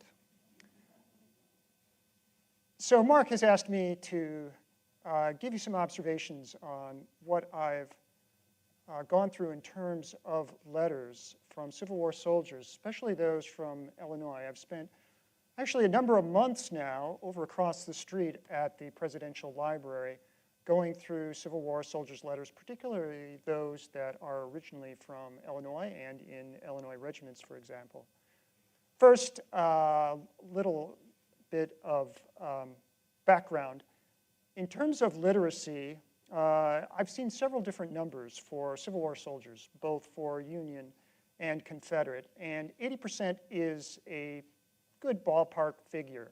It may be a little higher in some states, perhaps New England states, and a little lower in others. So in other words, 4 out of 5 Civil War soldiers could read and write.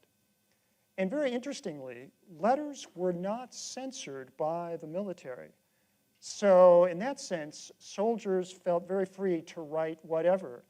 They could write about Lincoln's administration and the prosecution of the war, about their own military commanders and generals, good or bad, about the Copperheads, perhaps, back in their home state in the North, and even regimental activities and movements and maybe where they would march next. Now, of course, in later wars, that, of course, would be like classified information, but back then, no, it wasn't. But it is wonderful for us as historians to read some of their unvarnished opinions. Few topics were seemingly off limits. So again, in some ways, it is almost like us as historians doing an oral history, in that the question is, so soldier, what is on your mind today, and what would you like to tell the folks back home? Well, all those thousands of letters, for example, are just across the street for us to explore and to learn more about history. Now, if you would go over and start looking at some of those letters in the manuscript reading room across the street, first thing you might notice, as we have here, is that it's in cursive writing. Now, those of us over 40, 50, and so on, that's no problem for us. I don't know that they teach cursive writing in grammar school, but that's the first thing that you would notice. The other thing, as you get into it, you would notice there's often very sparse punctuation. Not all sentences certainly do not end in a period. Commas are sparse.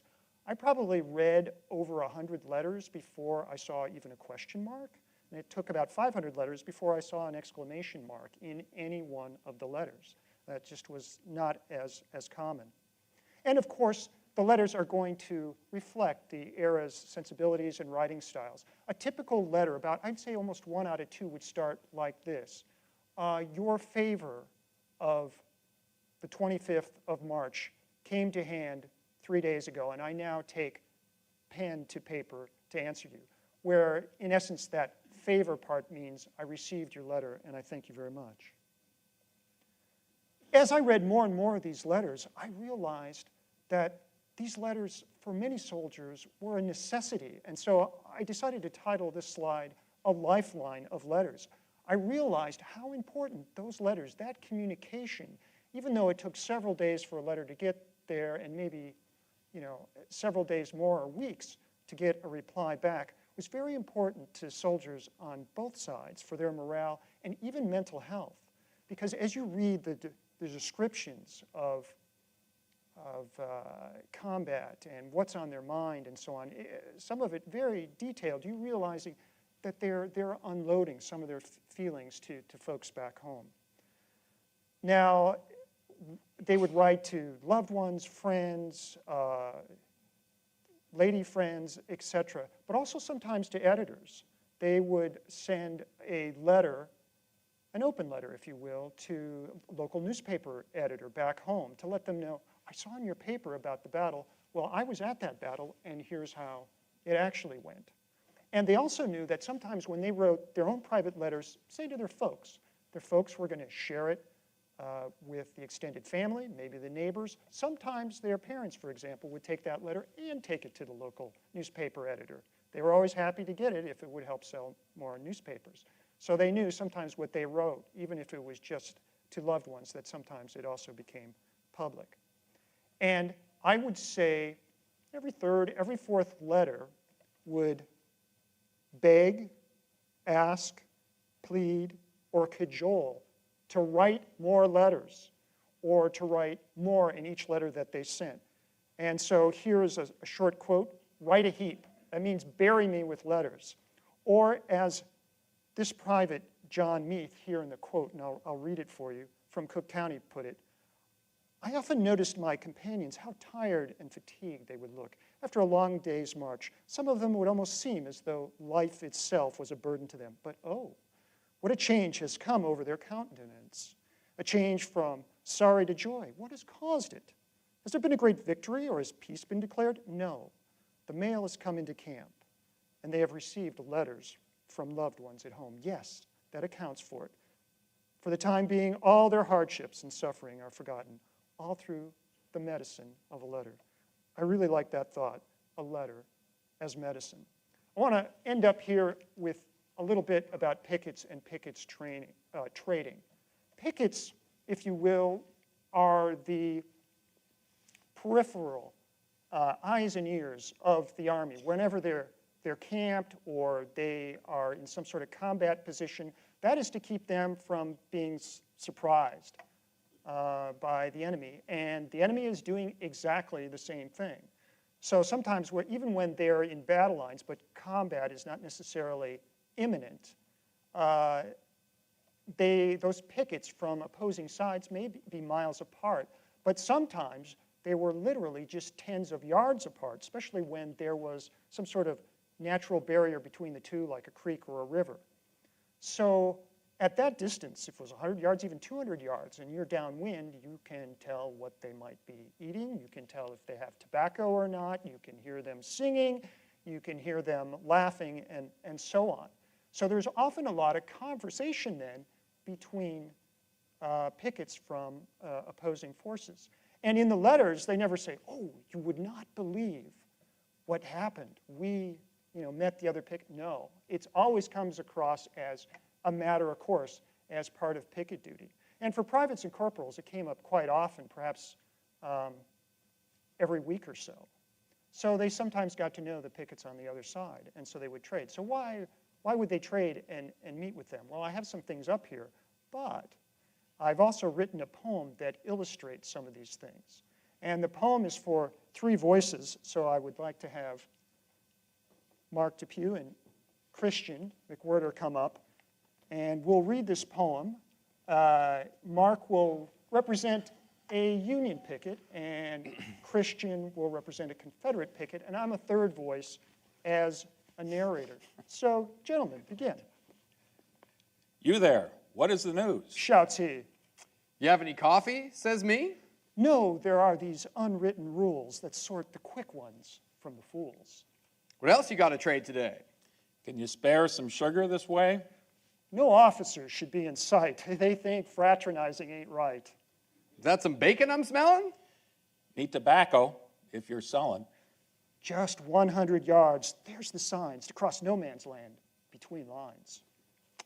Have here some preserved pies, top shelf. That hardtack you keep to yourself. Military talk not allowed, nor politics among this crowd. Here are newspapers from last week. John has a story. Let him speak. That's how we learn current events and make this war business less tense. Quit taking all the euchre tricks. What you got for whittling sticks? Being neighborly beats bereft or mulling dark thoughts about death. Any back home news from your wife? Let's see again that pocket knife. Peaceful commerce. Don't interrupt. A cannon shot makes us sit up, picked up quick as a deck of cards. Give your general our regards. They are parting words made on the trot, with giving as good as we got. Thank you, gentlemen. Christian.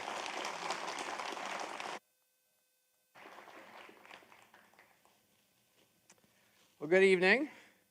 As we've already said a few times, I'm Christian, and thank you all for coming tonight, and thanks for Mark for giving me the opportunity to speak.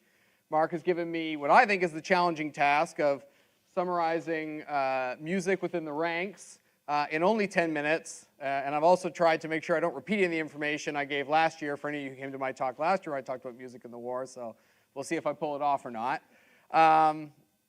Anyway, I wanted to begin by saying I thought it was very fitting, for those of you who some of you may already know this, but today, the anniversary of Appomattox, this very special anniversary, I think, was commemorated by 4 minutes of bell ringing across the country at 2:15 Central Time. They rang for 4 minutes to represent every year of the war. And personally, I found that was very fitting because the Civil War was a particularly musical war, and music was a quintessential part of the lives of Civil War soldiers. Furthermore, Civil War soldiers knew this. The Civil War was special because music was played all the time. Almost every aspect of camp life was somehow influenced by music, and this heavily experienced their memory of the conflict for years afterwards. The soldiers, the men, they brought their love of music with them into the ranks, both in the Army of the Potomac and the Army of Northern Virginia. They brought songs with them that they'd already known from home, songs they would sing with their families, songs they would sing with their friends, minstrel songs, sentimental songs like Home Sweet Home, probably the most popular song in America at the time, Annie Laurie and Lorena. But the martial spirit that imbued them when they first enlisted in 1861, and yes, I'm jumping way back before Petersburg, but I'll catch up, don't worry. When they first enlisted in 1861, the songs they heard at that time, these new martial songs, these anthems that conveyed to them what the war was about and resonated with them, those were the songs that I found they carried with them and that they performed most often and that after the war had the most meaning for them. Each side adopted 2 anthems that they carried with them through the war. I'm going to see if this music works. In the South, those 2 anthems were Dixie and the Bonnie Blue Flag, and I've got a medley of both those songs here.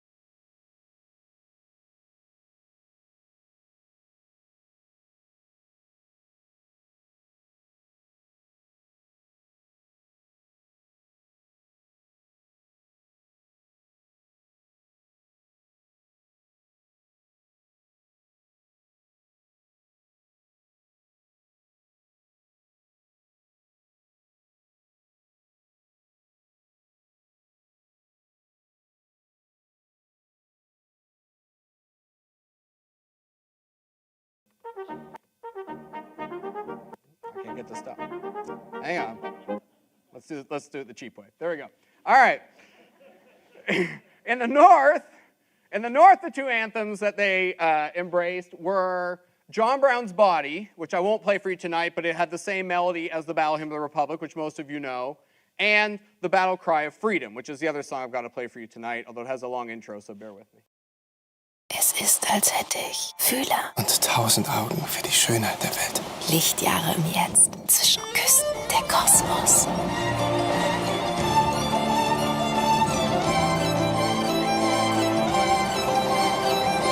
Mit allen Sinnen unvergesslich. Hapag-Lloyd Cruises.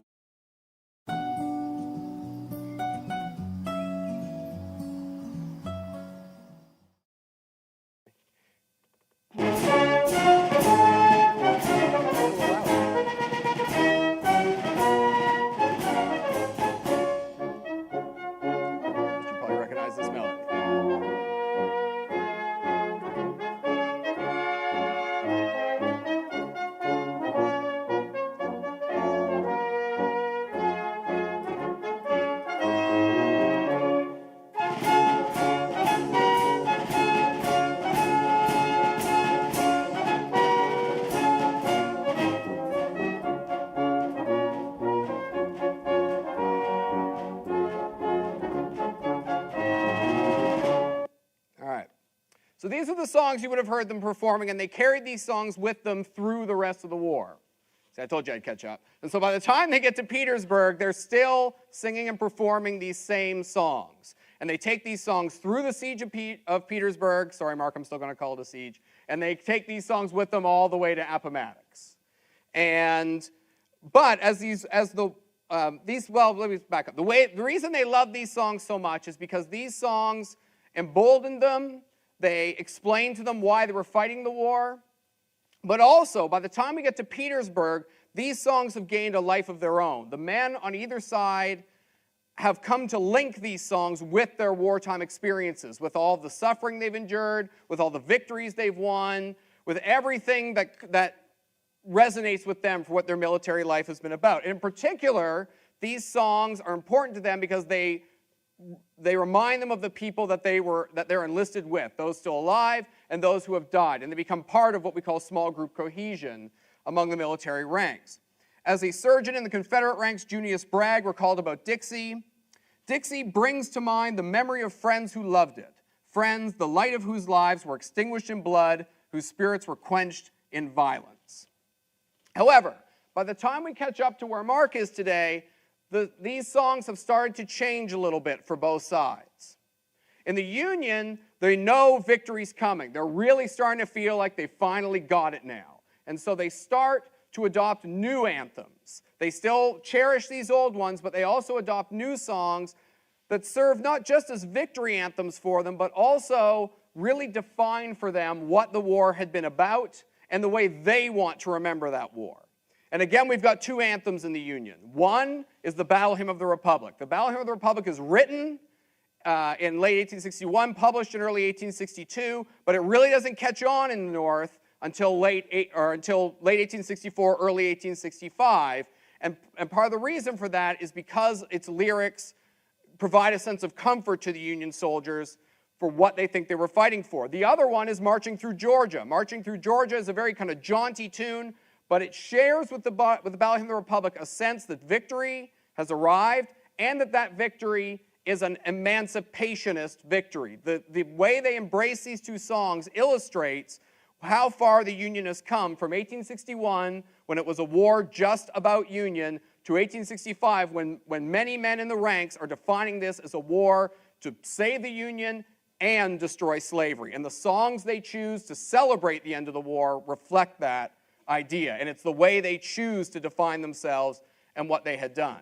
In the South, the opposite is the case. In the South, many Confederates, both in the ranks and on the home front, start to abandon Dixie and the Bonnie Blue Flag.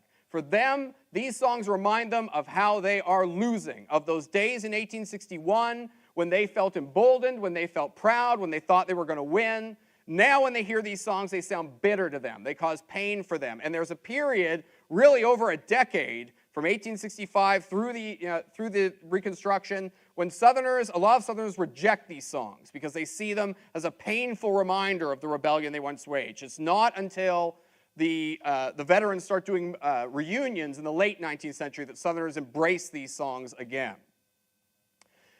But regardless of how these songs evolved and their preferences and beliefs, these soldiers always kept music close by. And the last thing I'll talk about today is a little bit about the kind of music these soldiers had, the way they played music for each other. Many literally carried their music with them in little books like this one. This is from our collection. These little books are called songsters. They are very small. This one we put this one in hardback for preservation purposes. Most of them were softcover. And most of them do not include any notation, although this one does. You can see, I don't know if you can see from here, but there's a little bit of notation here. But most of them just had the lyrics and would just give you the melody that you were supposed to sing it to. So for instance, the Battle Hymn of the Republic, if it appeared in a book like this, it would have the lyrics that would say, "To the tune of John Brown's body." And soldiers kept these. They're perfect size to put in your pocket. Soldiers kept these, and they carried them with them through the whole war. And there's tons of them all over this country in libraries everywhere, just like this one, which is, from what I see, a testament to how cherished these things were, because the soldiers kept them. And they kept them throughout the war, and their families kept them, and they donated them to libraries. However, they also carried the means of making music with them. Their voices, of course, they had with them all the time. Group singing, for any of you who've seen me speak before, group singing was extremely common in the 19th century, so they were perfectly comfortable singing around each other, but they also knew how to play instruments. Soldiers brought along guitars, banjos, fiddles. They did the string instruments in particular. They brought into the ranks with them. These weren't professional musicians for the most part, but if they brought an instrument from home, it tended to be a string instrument, and these would be used mainly in camp. But there was also a large class of professional musicians attached to the Civil War ranks. The first class of those is field musicians. Field musicians had long been a part of military tradition throughout the Western world. These were fifers, drummers, and buglers. And their primary function was to issue orders by performing certain calls and certain rolls on the drums. And there were 2 for every company on average. They were paid pretty well. We generally think of them today as being children, but they really weren't. Some of these guys have been in the Army their whole lives. And as a result, they became a kind of part of military culture and Civil War military culture. This is a sketch from the Civil War. This is of field musicians. This is a field musician in front of that camera on the bugle playing reveille. And these are 4 field musicians playing tattoo.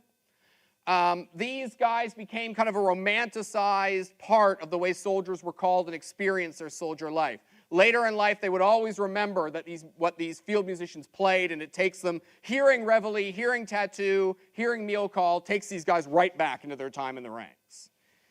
However, they also kind of hated these guys because they hated getting up in the morning and they hated going to sleep. And so a lot of the soldiers made up joke lyrics for these calls. And I'll read a couple to you here from my book, available on Amazon, and in the gift shop, now in softcover. Reveille has long been made fun of by soldiers, right up to World War II. And the lyrics Civil War soldiers had it were very typical of what you hear today. I can't wake him up, I can't wake him up, I can't wake him up in the morning. I can't wake him up, I can't wake him up, I can't wake him up at all. The corporal's worse than the private, the sergeant's worse than the corporal, the lieutenant's worse than the sergeant, and the captain's worst of all. I can't wake him up, I can't wake him up, I can't wake him up in the morning. One of my favorites was meal call. Soupy, soupy, soupy, without any bean. Porky, porky, porky, without any lean. Coffee, coffee, coffee, without any cream. And my personal favorite, sick call. Are you all dead? Are you all dead? No, thank the Lord, there's a few of us left. There's a few left yet. So you can see a certain kind of soldier's gallows humor and snarkiness behind these lyrics. All right, but what really made the Civil War special in the history of American warfare in particular was the preponderance of another class of professional soldiers, the regimental bands. The regimental bands were almost every unit in the Civil War when they first enlisted tried to get a regimental band to accompany them. The Civil War came at a critical moment in the history of band music in the Western world. The Germans had started developing these brass bands. They were usually attached to military units. They became really popular during the Crimean War in the French army. And when America started its civil war, these bands had started to permeate the United States. And so every guy who enlisted, North and South, wanted a regimental band with his regiment. And there were tons of these guys. These bands could be as big as 24 members attached to a single regiment. Some regiments had a band for every company. I mean, these were phenomenal numbers of guys enlisting in these bands. Some of them were very good. Some of them were professionals. Some of them, not so much. One guy complained that he wanted his band to stop playing near the mess tent because it was souring the milk. All right, these guys had various opinions about these bands. But like the field musicians, they became a quintessential part of Army life in the Civil War. Robert E. Lee famously remarked, "I don't believe we can have an army without music." And he was saying this to a regimental band. So these bands were just quintessential. The commanders like Lee believed these bands were good for morale. Future President Rutherford B. Hayes remarked that a regimental band is better than food and clothing to give spirit to the men. That's how advantageous he felt these bands were. And so, like I said, there's a ton of these bands. In fact, there's so many of these bands that by 1862, there are literally tens of thousands of bandsmen enlisted in the Union Army. There are so many of them that the Union Army cannot afford them. And so in the summer of 1862, after the Union suffers several defeats on the peninsula, the Congress actually outlaws regimental bands. They take the best of these guys and they put them in a brigade band, and the rest of them they try to discharge. They estimate this will save up to $5 million. This is in 19th century dollars, $5 million. What's amazing about this isn't that they had to do this, it's that the soldiers love these bands so much they ignore this order. The bands remain, they hide them in the rosters, they pay a personal tax to keep them enlisted. Of course, the guys who don't like their band don't mind sending their bands home, but the rest of them keep their bands around. And after a while, these officers just give up. There's all these stories about officers encountering regimental bands going, well, you know, these are illegal. And the leader of the band going, well, you know, these guys could go play at your tent tonight. And the officer goes, oh, wait, I didn't see a band. And he walks away. These things happen all the time. So these bands are phenomenally important to these guys. On the Confederate side, however, though, it's a different story. The Confederates quickly realized they don't have the manpower for these bands. And there's no Congress, the Confederate Congress never takes any action against them, but these guys lay down their instruments, most of them do, and eventually take up muskets. And there are stories, as we just talked about with these picket lines, there are stories that by the time you get to Petersburg, Confederates are actually crowding the picket lines to listen to the Union bands because they've lost their own bands because they don't have them anymore. So all of this is to say then that music was quintessentially important to these Civil War soldiers. It gave them a sense of humanity, especially near the end of the war when conditions were becoming particularly inhumane. It gave them a connection to home. They would listen to this music, and in these letters that Mark mentioned, they would write home about the music. I was amazed how often I found soldiers writing home about the music or sending music home. And so this music was part of what kept these guys feeling like they were alive and from fighting off the real kind of despair that they could feel within the trenches. And it lasted throughout the war. It didn't dissipate, and it made Civil War camps one of the most musical camps, I think, in the history of warfare. So thank you, and I'll hand it back to Mark.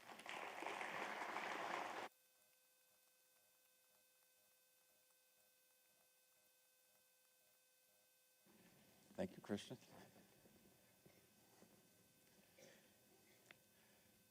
I suspect I wasn't the only one who was tapping my feet as I was listening to that music there. This is probably the most photographed, or maybe almost the most photographed place in the Civil War. It's Lookout Mountain overlooking Chattanooga, and everybody who was there wanted to have their picture taken there. But now we have to move from the lighthearted and the fascinating world of letters and music to combat again, I'm afraid. But first, as they mentioned before, by the time you get to January, February timeframe during the war, most people recognized it was just a matter of time. And there was already talk of peace. Get a few slides forward here.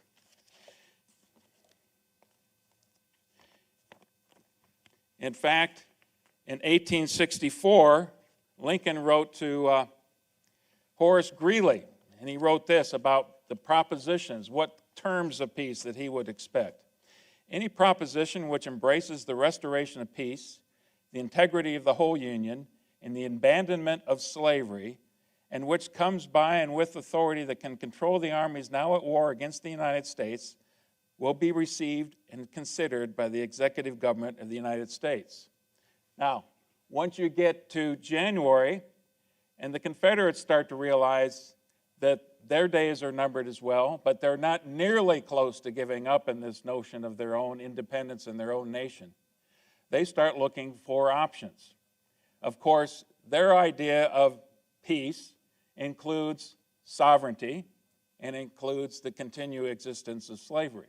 And that is obviously the 2 points that are not, they're never going to be able to find agreement. But President Davis writes a letter to Lincoln, says, why don't we have Lee and Grant get together and talk? Lincoln rejects that notion, but they do agree to send peace commissioners to start negotiations again. And on January 29th, 3 Confederate peace commissioners crossed the lines at Petersburg.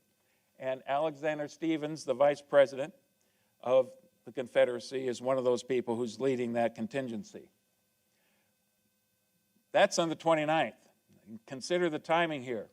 On the 31st of January, the U.S. Congress, the House of Representatives, passes the 13th Amendment. The U.S. Senate had already done it many months before, but now it's a fact, and it goes out to the states for ratification by the states. And of course, if the Confederacy was to come back in the Union at that very point in time, there would be quite a few states that would not have accepted that particular amendment to the Constitution. But we all know that that was not going to be the case. The actual conference occurs on February 3rd on the River Queen, which is Grant's floating headquarters, if you will, on the James River. And they talk about several things. They start by talking about an alliance between the Confederates and Union. Imagine this. The Union and the Confederate soldiers fighting together in Mexico against the French, who are at that time, you've got Emperor Maximilian, who's the puppet emperor of Mexico. Why don't we do that? Well, of course, that's roundly rejected by Lincoln. The next one is the future of slavery. And we know that that's not going to go anywhere. So there wasn't really much to talk about in that respect. But this third one came up. How about monetary compensation for slaves? You know, if you're not willing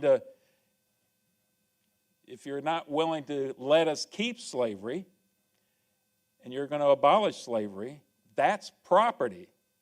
And so we should be compensated for that. And Lincoln actually recommended that perhaps as much as $400 million in Civil War dollars, $400 million could be set aside to repay Southern slave owners. But these first two, these right here, that was a killer. That just was not going to happen. So the only thing that they could essentially agree on was the exchange of prisoners. And that seemed pretty straightforward. Always a big concern in any kind of peace negotiations that you have. If the war is going to continue then, and it obviously was, what is the strategy of the two commanders in theater? In Grant's case, he wants to continue to stretch the lines, just like he did all of the fall of 1864. Keep pushing the lines west, farther west. As you do that, you're stretching out the Confederates with much smaller numbers. Eventually, that line is going to break. It's going to be vulnerable someplace, and you're always trying to pursue that. It's not just a matter of stretching the lines. You want to get to the point where you can finally impose a siege. And to do that, you've got to cut the South Side Railroad, the Boynton Road. Those are the two main routes into Petersburg. And then obviously there's routes on the north side of the Appomattox River as well. But the big goal in Grant's mind, you do those things because what you really want to do is to get Lee and his forces out in the open field, away from entrenchment someplace, where if you're attacking them, you know that it's 3-1, and then you still have a tough time of defeating an enemy that's entrenched. If you got open terrain, then you can maneuver again, and perhaps you can have that decisive victory. That's what Grant wanted. For Lee's case, he was a realist. He knew that in his heart of hearts, he knew that the Confederates' days were numbered, but he was always audacious, always aggressive, looking for something to do. His proposal, his thought was, if you have to leave Petersburg, and that's obviously the goal that Grant has in mind, then to move his army west until you get to the Richmond-Danville Railroad. And once you get to the railroad, then you can put your army, much of it on the railroad, and drive down to Danville, which is in southwestern Virginia. And once you get there, you can move the army south into the Carolinas, link up with Johnston, Joseph Johnston's army that's trying to keep Sherman at bay at the time. Once you've joined up between between Johnston and Lee, then they can unite against Sherman, defeat Sherman, and then move up and take on Grant. That's a tall order. It's a very ambitious order, but that's where the Confederates were at the time. And I'll be talking about General Mahone's plan here in just a minute, kind of a corollary plan for that. Hatcher's Run. This is Grant's next attempt to stretch the line.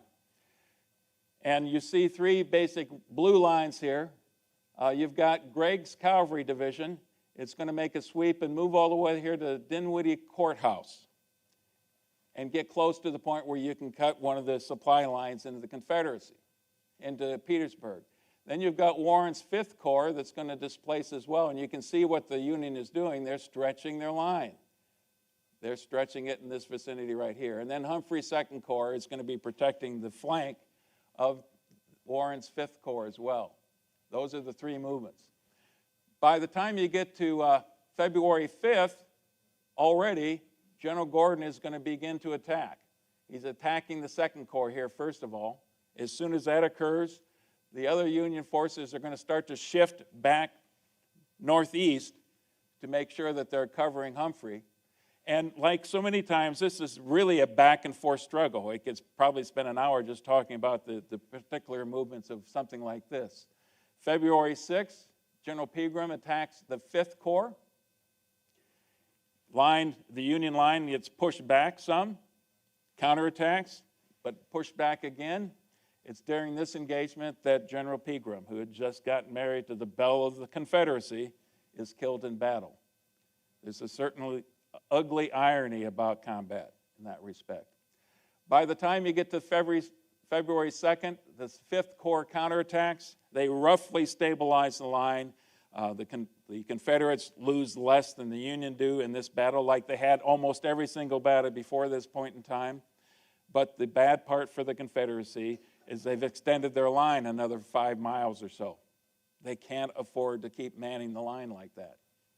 But that's typically how it's gone for half a year. And by this time, the siege had been going on for about 7 or 8 months. Fort Stedman, going to General Mahone's plan, one of the division commanders. In this case, Lee knows that he's in a predicament. It's just a matter of time. And General Mahone comes up with a significant plan, and it somewhat plays into Lee's grander scheme of things. Mahone's plan, I need to take a look at this in detail here for you. His plan is to make a concerted attack on the right wing of the Union Army. It's very close to the Appomattox River before it takes a western turn. At this part of the line is basically north-south. That's where the attack is supposed to be. At night, in the midst of the night, special squads will go out and clear paths in front of the Confederate line so that the Confederate troops can move forward. Then they will have picked men who advance quietly up to the Union pickets and take some of the pickets out. Then they will cut pathways through the Union abatis. You remember these cross sticks that they were preventing, kind of today's version of concertina wire. They had to take axes out to cut their way through those. Then they would have 3 100-man storming parties that would rush through in these three locations here and capture Fort Stedman, which is right here, and 3 artillery batteries, the 10th battery, the 11th, and the 12th. And all of this is happening in the pitch of night, in darkness, if you will. Nothing more confusing than when you're moving around in that kind of terrain, that kind of condition. Once those 3 100-man parties are through, then another 3 100-man parties come through, and their job is to reach the high ground, the significant terrain behind the front lines, and to seize that so they can control movement, prevent the Union from reinforcing. Once that occurs, then the rest of Mahone's corps comes through, peels off to the left and right, and start working their way down the trench lines. That's the plan. If it works that way, and the reason that that Lee accepted was that would disrupt what the Union was probably attempting to do, cause the Union to contract their lines, which might give Lee enough breathing room to head his army west and then south and link up with Johnston, to give him enough time to do that. Risky. So, the attack begins, and it's at night, as I mentioned, and the first few phases of the attack go like clockwork. In fact, one of the interesting things was, here's going back to what Mark especially was talking about with the pickets. The Union pickets are hearing all this noise. It's 2 o'clock, 3 o'clock in the morning. Something's going on over there. What are you doing over there, Johnny? Never mind, Yank, lie down and sleep. We were just gathering a little corn. You know, rations are mighty short over here. Now, in the honor of the day, when they did get close to the attack, and this one, and maybe this is an apocryphal story, but this is one that was preserved, one of the Confederate pickets yelled out, "Hello, Yank, wake up. Look out, we're coming." So that's the way the attack began, but again, it went very smoothly for the first hour or so. But things start to turn. And even before you get to daylight, things are turning. You've got a couple Union commanders who have their heads screwed on straight and know how to react. They are seasoned soldiers by this time. And much of the Ninth Corps now is going to seal this penetration and basically blunt it. The other part is that you've taken 3 of these artillery batteries, but there are other artillery batteries on either side, and now you have the situation of enfilading fire. In other words, you're firing right down the throat of the Confederate forces sitting in here. Right down the throat. Now this is Gordon's position right here, but eventually they're going to be back in the trenches. So these lines right here are a little bit later in the battle. In other words, finally the battle turns. It's not going to be a success. The Confederates just don't have enough soldiers to make it happen. And Lee, at about 5 a.m., decides to call it all off. And by 7 o'clock, the Confederates are running back across the lines. And one of the soldiers describes that experience of returning back across no man's land, now in daylight. "I only escaped capture by running as hard as I could a quarter of a mile through open fields swept by their fire, expecting every moment to be knocked over as the dead lay in long line, being killed attempting to get away as I did. And I can assure you, I drew a long breath of relief when I jumped into our works, for it was a miracle almost that I got through it safe." Casualties. Union suffered 2,134. They could be that precise. The Confederates, by this time in the war, were never precise, but the estimates ranged anywhere from 2,618, that's the official count on the Confederate side, but others thought it was as high as 4,000. That's soldiers Lee cannot replace. Grant can replace his troops. Lee cannot. So this was not a success. About that time, March 28th, a few days later, there is a council of war, so to speak. It wasn't officially called that, but once again, it's on the River Queen. And in this case, you've got 4 of the most famous commanding generals of the Civil War. Sherman, Grant, here's Abraham Lincoln, of course, and here's David Porter, the commander of the the naval fleet in that region, and also very well acquainted with the rest of these gentlemen. They talked about two things primarily: the rest of the war, and then what's going to happen after the war is over, because it looks like it's just a matter of weeks or months. In the respect to the war, Grant was announcing that Sheridan's cavalry was just about ready to join his army, and that was going to make a big difference. It gives them a movement factor that they just didn't have before. And that once they've got Sheridan's cavalry, they're going to go after cutting that rail line again and trying to force Lee out in the open country. Lee would attempt to flee, and then Meade and Ord would pursue aggressively. That was the plan. And here's what Lincoln said. And I think, again, I'm going to be using a lot of quotes because it's so important to get the flavor, the attitude that these people had. Must more blood be shed? Cannot this last bloody battle be avoided? And then he goes on with this comment. Can't you spare more effusion of blood? We have had so much of it. That's Lincoln talking to his three top commanders. Later, Admiral Porter quotes Lincoln as saying this as his desire for what kind of peace terms to have. And this is also important. Get the deluded men of the rebel armies disarmed and back to their homes. Let them once surrender and reach their homes, and they won't take up arms again.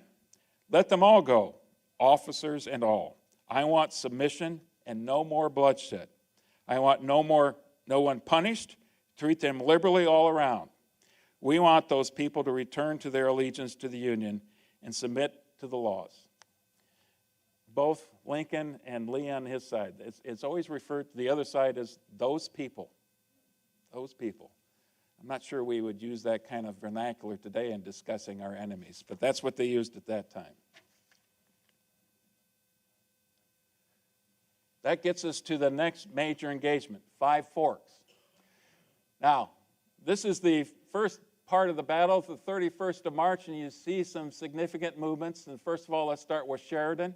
Obviously, the cavalry can move much more quickly, and they're going to try to outflank. And here's Southside Railroad right here. That's the target. So Sheridan's moving out. You also see Warren's 5th Corps moving out and extending the flank even more. And Humphrey's 2nd Corps and extending the flank. So you've got these flanks right here protected, but Sheridan is out here by himself.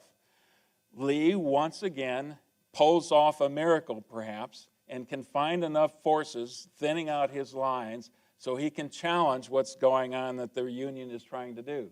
And he sends Pickett with his division and another division and Fitzhugh Lee's cavalry to respond to this. And they first attack Sheridan in the flank on here on the 31st of March. You can see the route that Sheridan takes. This is another seesaw battle between the 31st, that first day or so battle.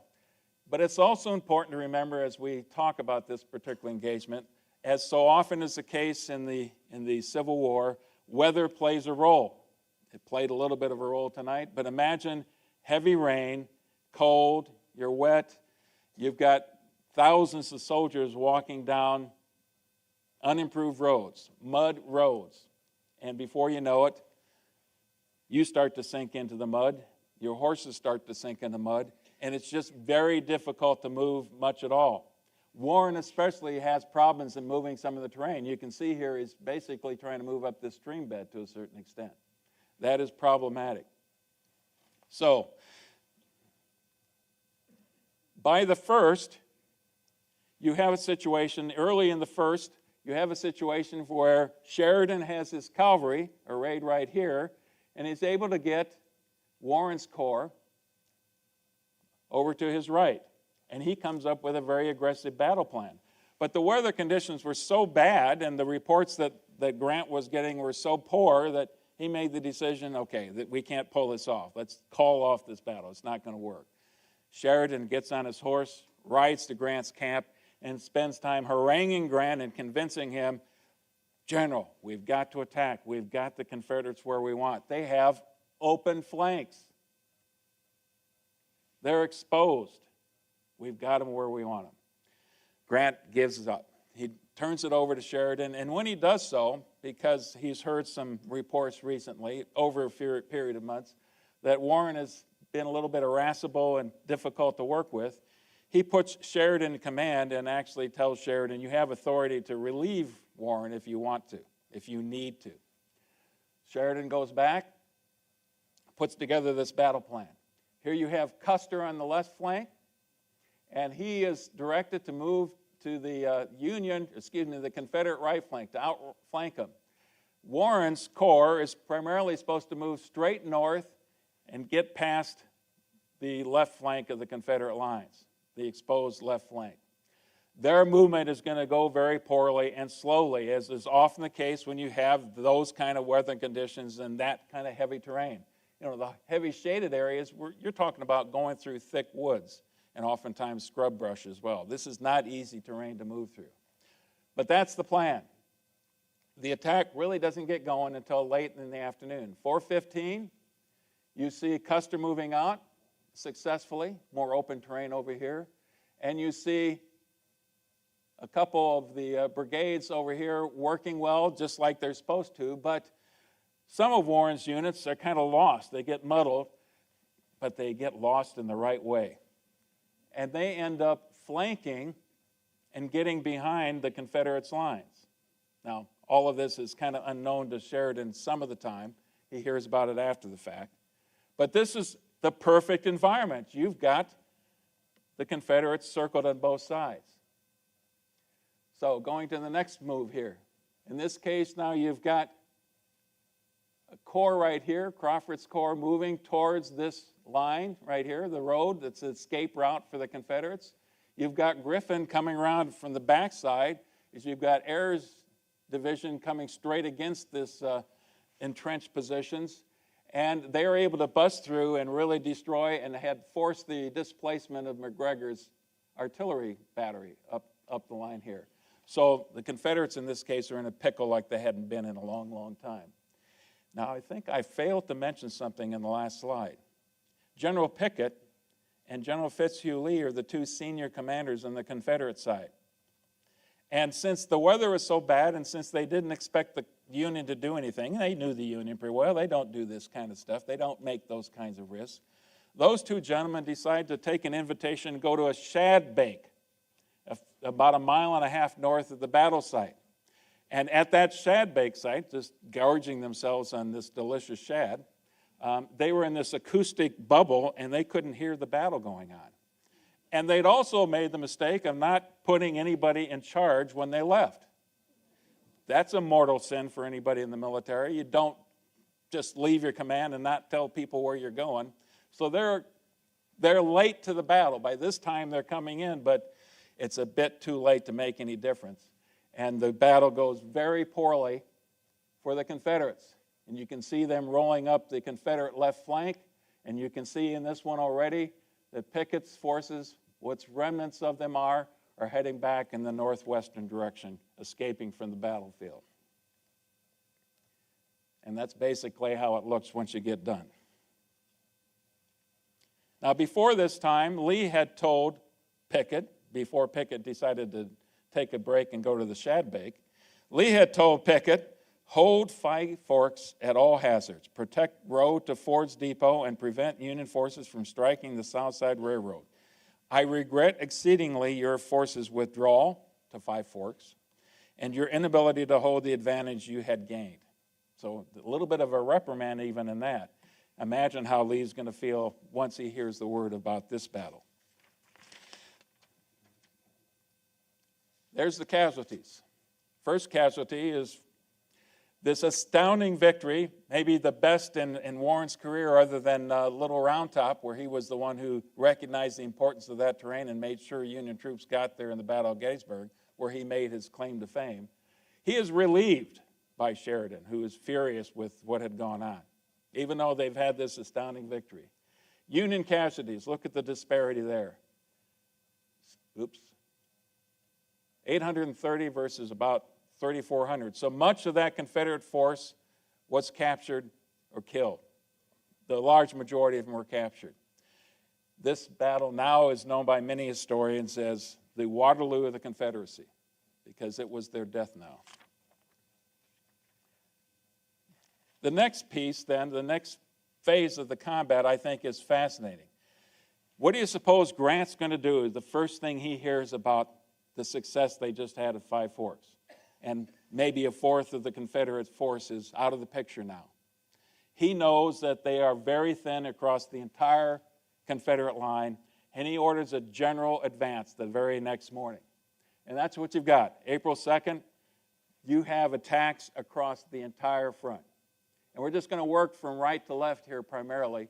Park's 9th Corps, you can see that the lines are closest there. It was roughly in this territory right here where Fort Stedman was. They have initial success as they move out, but Gordon is one of the best commanders the Confederates have. Another one of those seesaw battles, but eventually the Union is held at bay. Then you get to Wright's 6th Corps. They've got a long chunk of the terrain right here, and a couple portions of the 6th Corps attack. It's right here, in this part of the line against A.P. Hill's forces, that the Union has success. And again, it's primarily because these lines have been so thinned out. They're just not manned like they need to be anymore. In the respect that just like Mahone had done before, Wright's troops, they go forward with selected axemen, they chop through the barriers that they've got, and then they push through. And now here's what's especially interesting in this particular camp. Once these elements get through here, they basically go right down the Confederate trenches, cause them to kind of peel out, and then they get close to the Boynton Road, and they head back northeast again and head towards a line that Lee now is very hastily trying to assemble, moving Longstreet from the north side of the Appomattox over here to try to protect Petersburg, the core of their defense. So that's what the 6th Corps has done to great success. Then you've got the 24th Corps under General Ord. And his forces, now you can see it's going to take a similar route. They can kind of almost, with minimal resistance, walk through these defenses because Wright has eliminated those to a certain extent. And now they go against Fort Whitworth and Fort Gregg, and especially Fort Gregg. The battle there, the Confederates send a couple regiments, select regiments forward, some really hard-fighting units to hold those forts. It's, in some respects, later in that battle, it's hand-to-hand combat, very bloody. And here's a comment from a Louisiana soldier who was there. Fort Gregg raged like a crater of a volcano, emitted its flashes of dead fire, enveloping our flag of honor in flame and in the smoke of death. It was a terrific struggle and slaughter. And a Union soldier talking about the same place. The interior of the fort was a pool of blood, a sight which can never be shut from memory. The rebels had recklessly fought to the last. These are determined men by that time. They are seasoned soldiers and the best that either side had to offer. So they do fight to the last in many cases. But it's a tremendous defeat for the Confederates, and Lee now has little choice but to look for an evacuation of Petersburg. And that's the next step. Casualties. 3,900 for the Union, roughly 5,000 for the Confederates.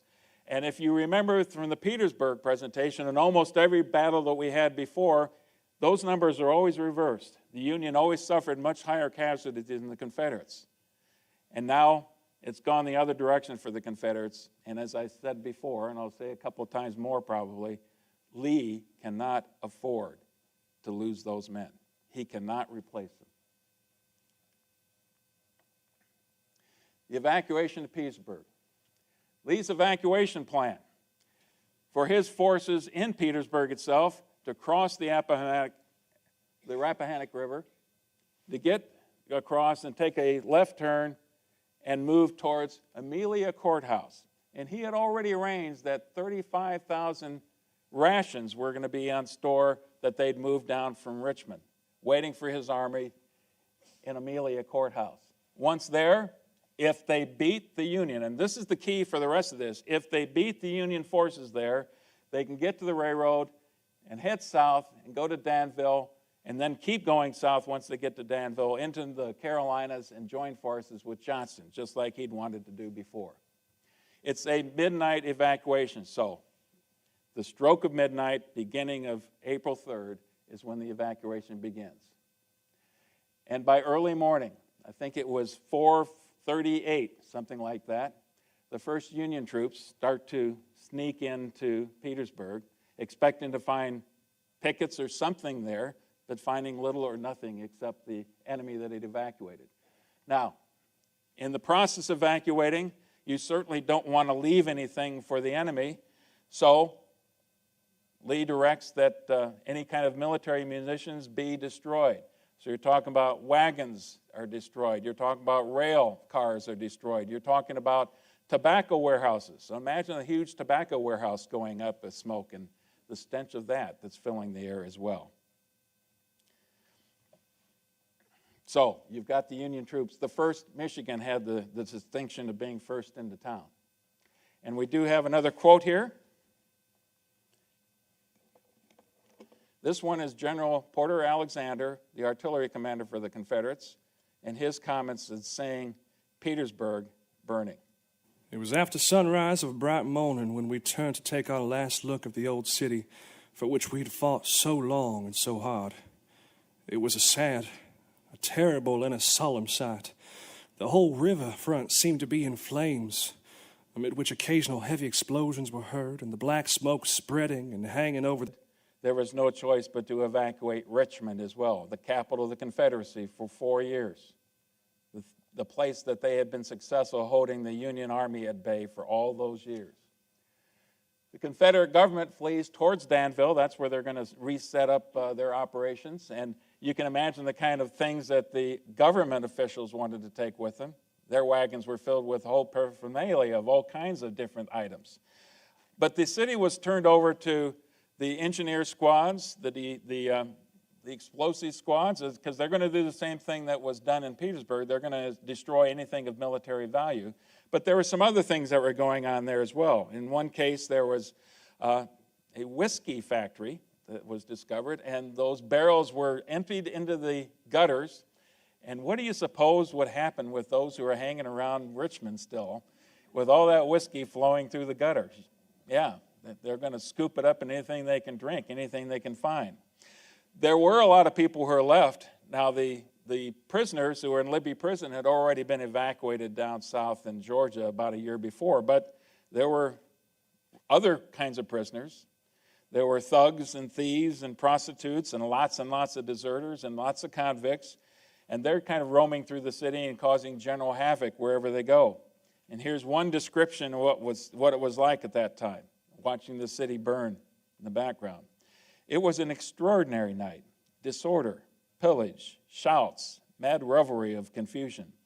Mobs were seen besieging the commissary stores, destroying liquor, intent perhaps upon pillage and swaying to and fro in whatever momentary passion possessed them. The sidewalks were encumbered with broken glass. Stores were entered at pleasure and stripped from top to bottom. Yells of drunken men, shouts of roving pillagers, wild cries of distress filled the air and made the night hideous. So that's the evening of 3 April.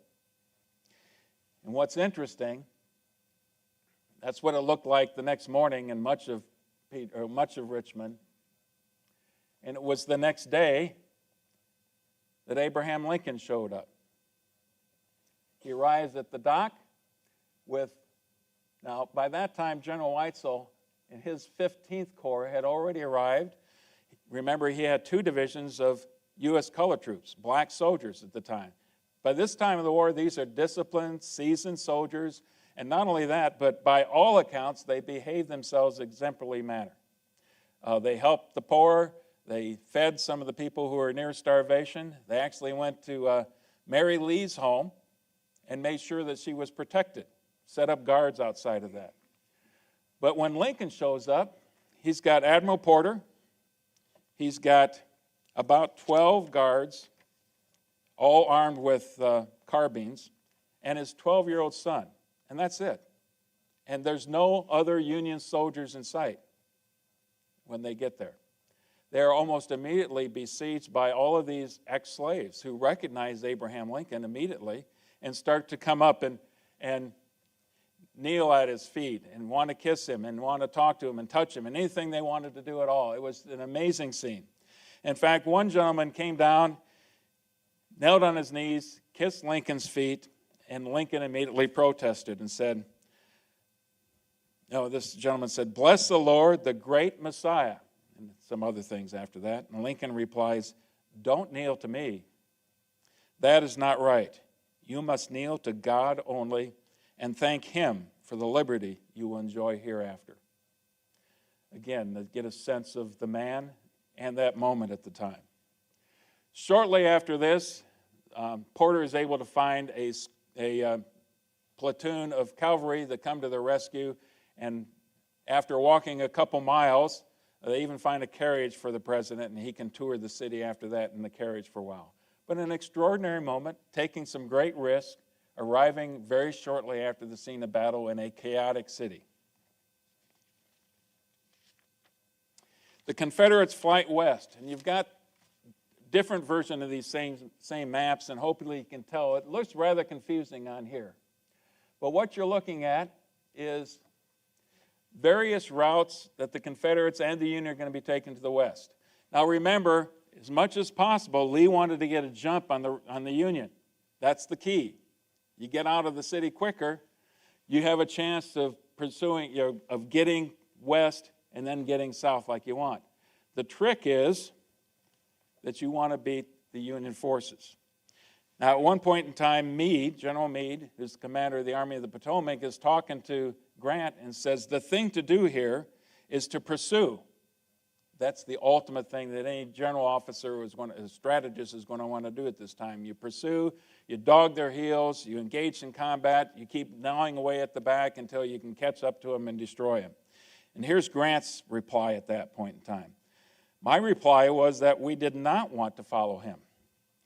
We wanted to get ahead of him and to cut him off. Pretty simple. And he had the perfect tool to do that. Phil Sheridan and his cavalry. You want to get ahead of him and cut him off. So here's the routes that they had. And several routes to begin with. You've got, first of all, Pickett's forces at the 5 forts that are defeated. They're going to take this route and move south of the Appomattox River to Amelia Courthouse, where again they're all hoping that they're going to run into some supplies, because almost all of these soldiers on the Confederate side are starting this journey, most of them on foot, with no food. They're already close to starvation, and they've got no rations to take with them. So that's Pickett's forces. The main force in Petersburg, Longstreet, Lee, and Gordon's forces are on the north side of the Appomattox River. I said Rappahannock, it's the wrong river. Appomattox River, and moving towards Amelia Courthouse there. Then you've got the troops that were in Bermuda 100, and you've got the forces that were in Richmond. Ewell and a wagon train, and much of that wagon train in this case are civilians, government officials, and you can imagine the hodgepodge of vehicles that they would have had on that route, all trying to converge in Amelia Courthouse. They get there, lead forces get there on April 4th. Union, with Sheridan in the lead, and very quickly, as much as possible, the Union infantry following close behind. And to a certain extent, by this time in the war, they know the gig is up. If they can march fast, if they can keep up a pace, they can beat the Confederacy at their own game. And for those who've been to many of these lectures before, you know that the Confederate Army was superb at being able to march fast and exceeding anybody's expectations of how far a soldier can march in one day. So the Union forces, they said, okay, we might even get ahead of our supply lines. It's worth doing. We'll be hungry, but we're better fed and better shape than they are. We'll get there first. That's their goal. Grant's pursuit of the rebels, I already talked about the importance of doing the pursuit correctly. You've got rebel soldiers who are relieved, finally, of being out of the trenches. After something like 10 months in those trenches, even though they're starving, they're not in the trenches anymore. They're on the move. They feel like they're doing something. But they're near starvation, and they are totally exhausted. And now they're expected to march day and night.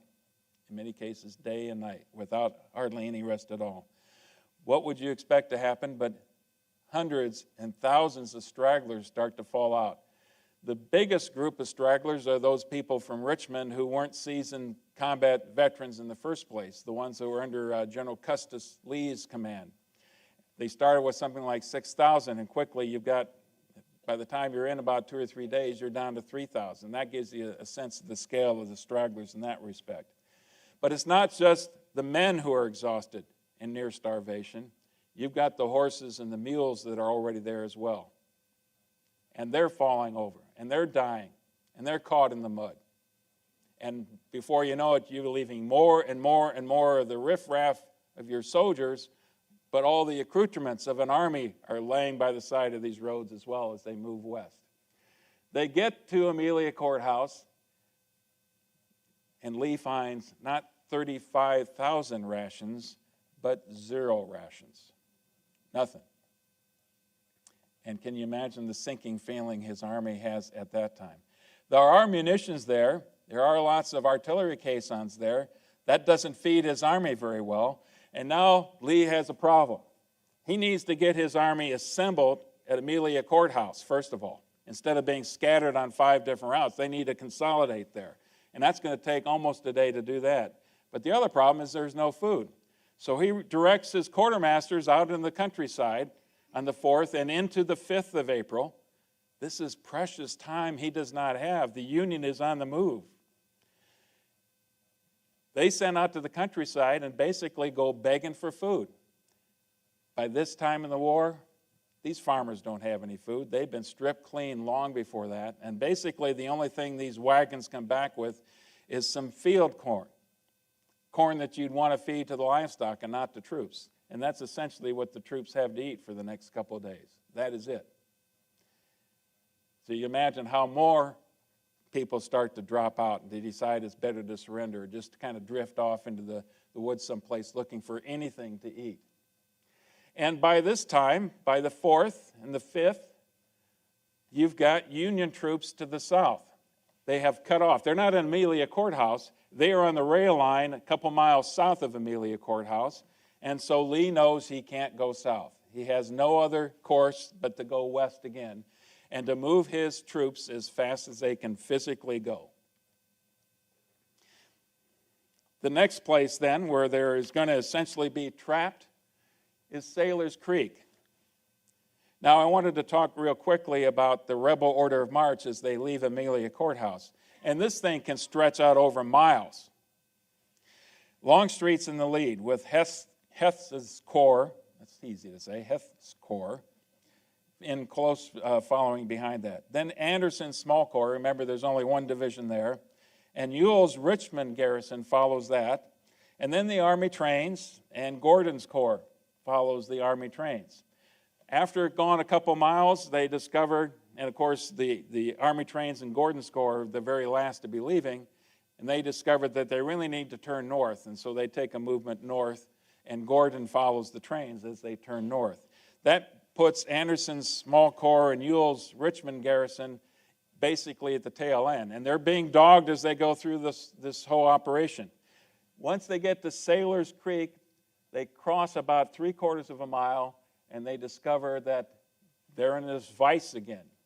To the south is a division under Merritt, right here.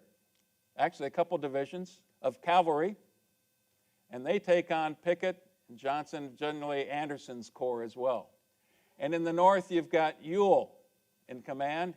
He's got 1 division, a seasoned division with Kershaw here, and then he's got this hodgepodge of forces. And again, you've got some combat that's going on where the Confederates in some cases are holding their own and proving themselves to be every bit as good as they ever were in the past, but they're overwhelmed by the numbers. And it quickly turns to the Union side, and you have once again the remnants of Pickett's forces, the remnants of Ewell's forces, but especially Pickett's forces are able to escape. Ewell, something like 8 other general officers and 6,000 others are casualties. The vast majority of those are captured. So General Ewell and 8 other generals and 6,000 soldiers are removed from the ledger of the Confederate Army at that time. So you can see how Lee's forces are whittled down day by day as they move west. What's after that then? Lee has to make more adjustments to the plan. The next fight is going to be at High Bridge.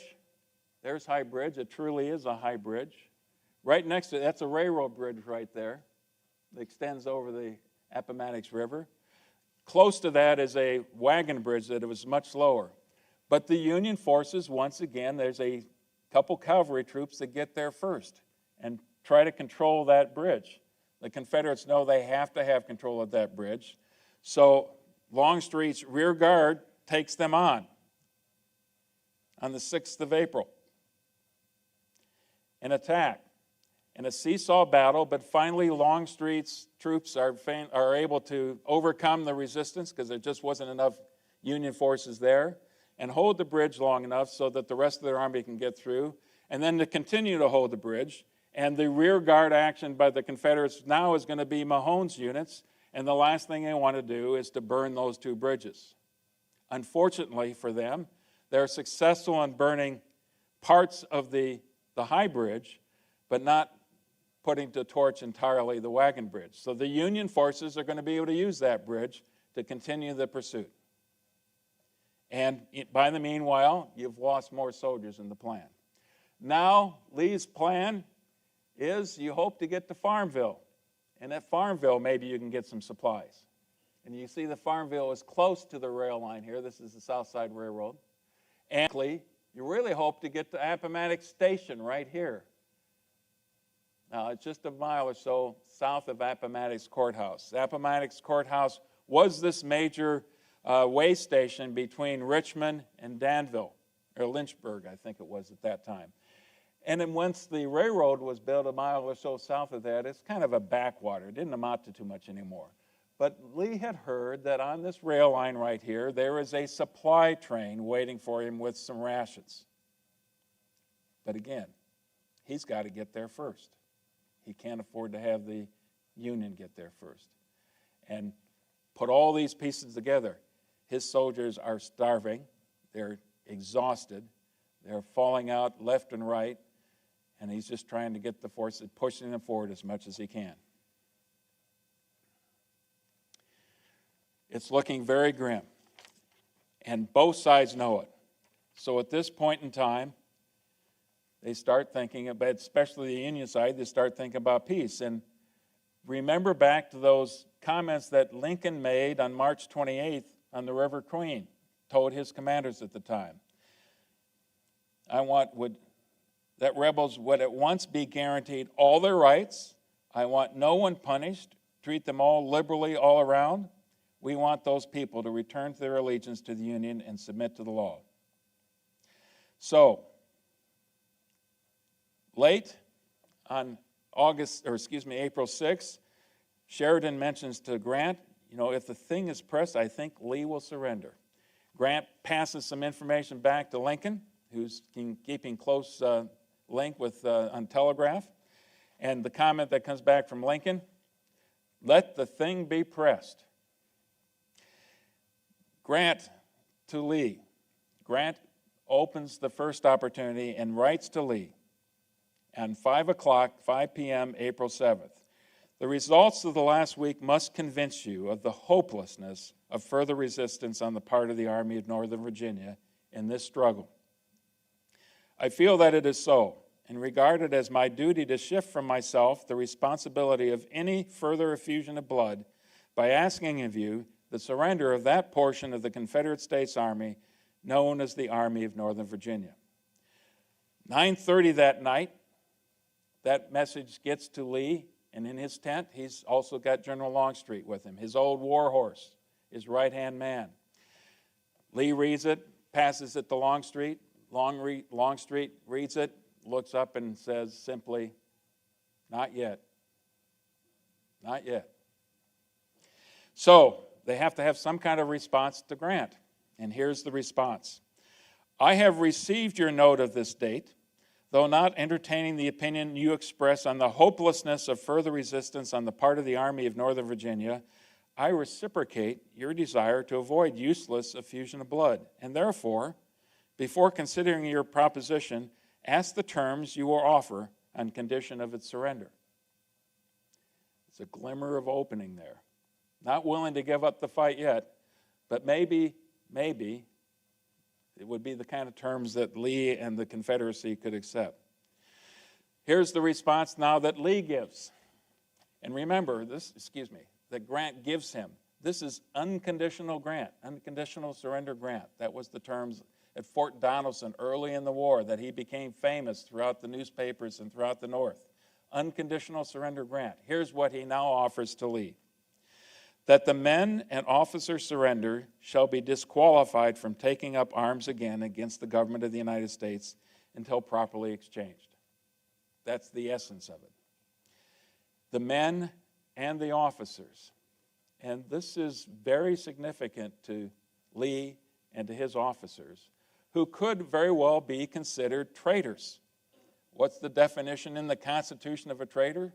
Anybody who takes up arms against the United States, a citizen who takes up arms against the United States. They fit the classic definition. There is absolutely no hint of this in Grant's statement. There was no hint of that in what Lincoln was telling his officers. But this is in the midst of both these armies moving back and forth, so communication is a bit spotty, to say the least. And Lee now says, to be frank, I don't think the emergency has arisen to call for the surrender of this army. And when Grant hears that, his only comment is, it looks as if Lee still means to fight.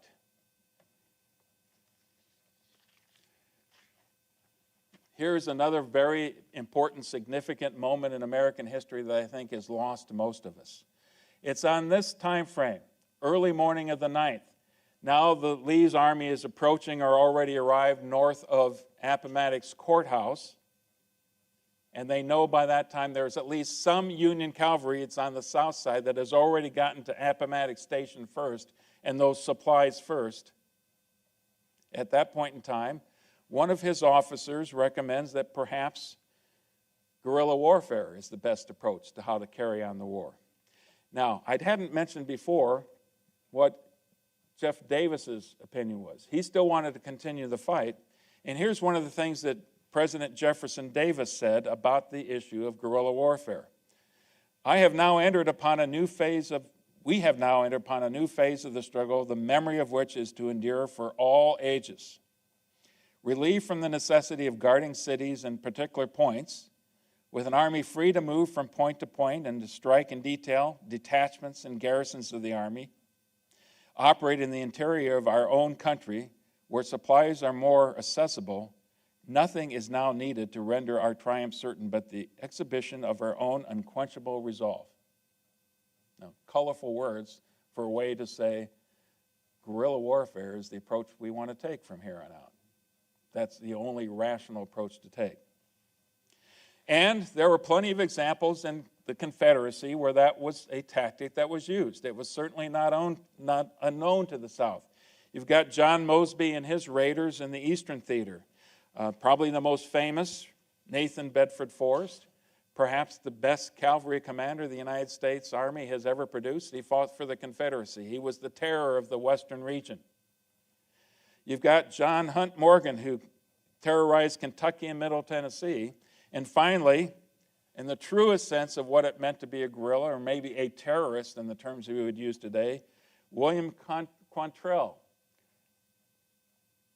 His most infamous raid is on Lawrence, Kansas, in I think 1863. Yes, in 1863.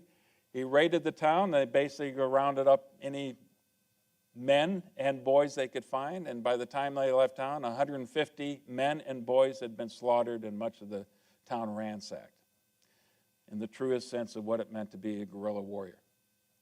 So there was examples of this, but this was not what Lee had in mind. When Alexander recommended it to him, Alexander says, "We would be like rabbits or partridges in the bushes, and they could not scatter to follow us." And Lee's response, perhaps the ultimate soldier who understood his own notion of what honor meant, We must consider its effect on the country as a whole.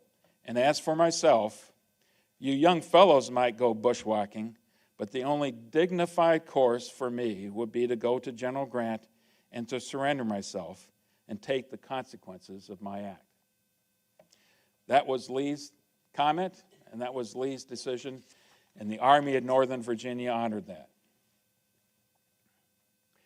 So, after 4 years, at least for the Army of Northern Virginia, there's one more battle to be fought.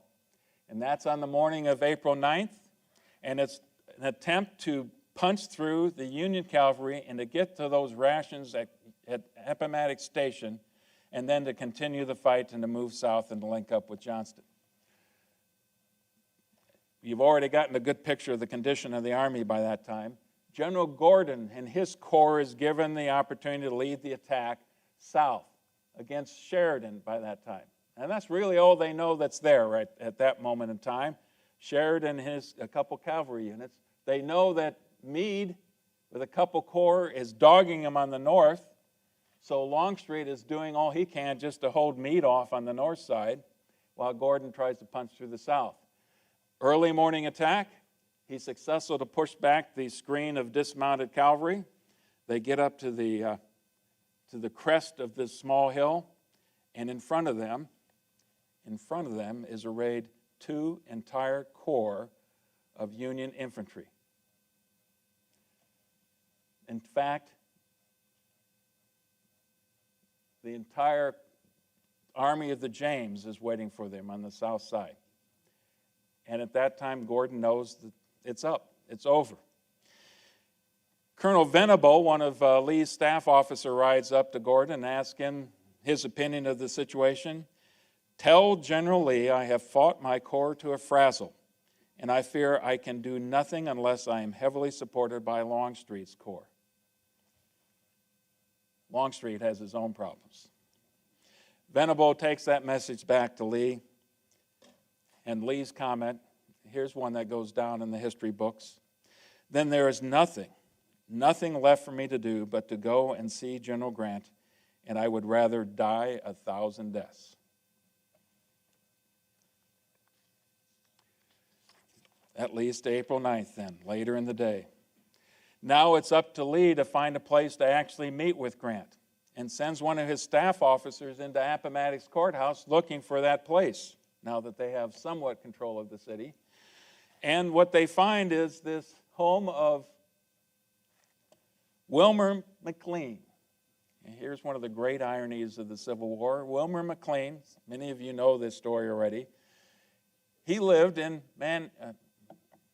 Manassas, Virginia at the beginning of the war. His house was actually used by General Beauregard as Beauregard's headquarters during the Battle of Manassas, the first Battle of Bull Run. And McLean said, I am tired of this nonsense. I'm going to move someplace else away from the war. They can't bother me anymore after that. And now, one of Lee's staff officers has selected his home for the surrenders.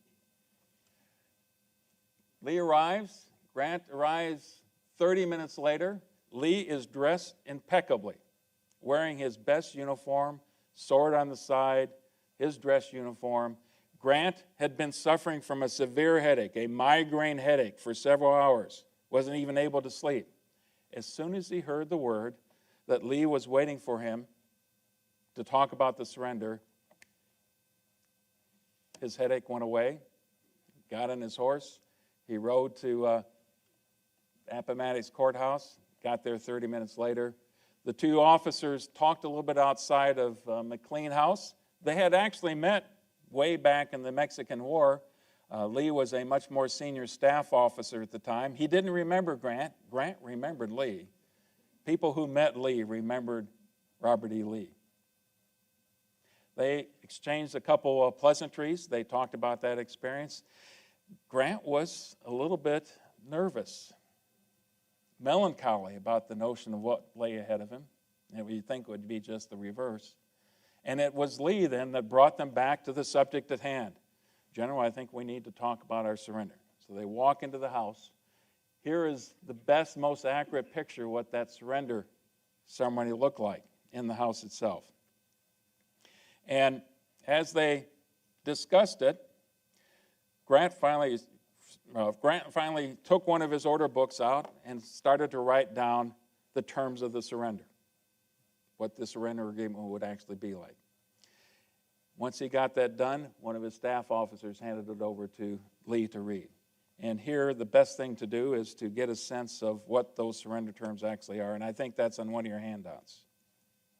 In accordance with the substance of my letter to you on the 8th, I propose to receive the surrender of the Army of Northern Virginia on the following terms, to wit, rolls of all the officers and men to be made in duplicate, one copy to be given to an officer to be designated by me, the other to be retained by such officer or officers as you may designate.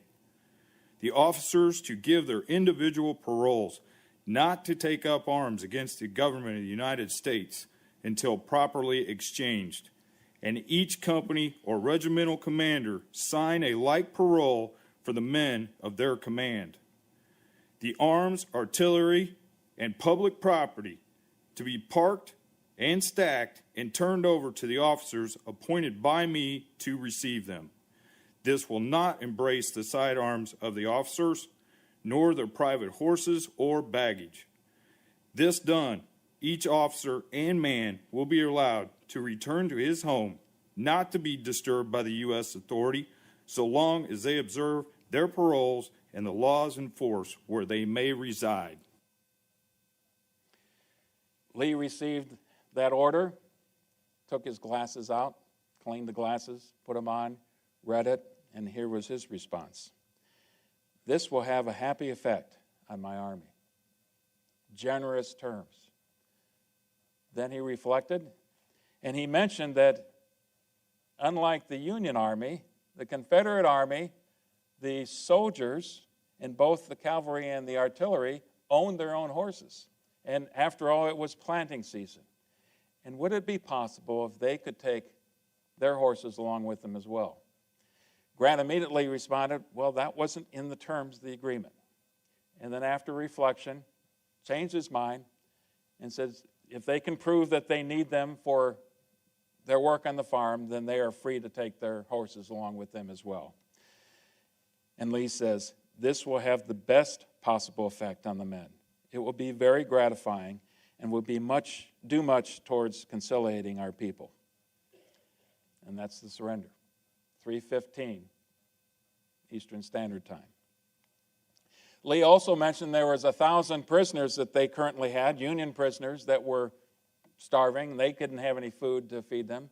So Grant said he'd be happy to take over those prisoners and also to feed the Confederate Army as much as possible. After the surrender, the two men go outside. Lee goes out first. As he approaches his horse, the officers take off their hats and render a salute. And Lee, very unconsciously,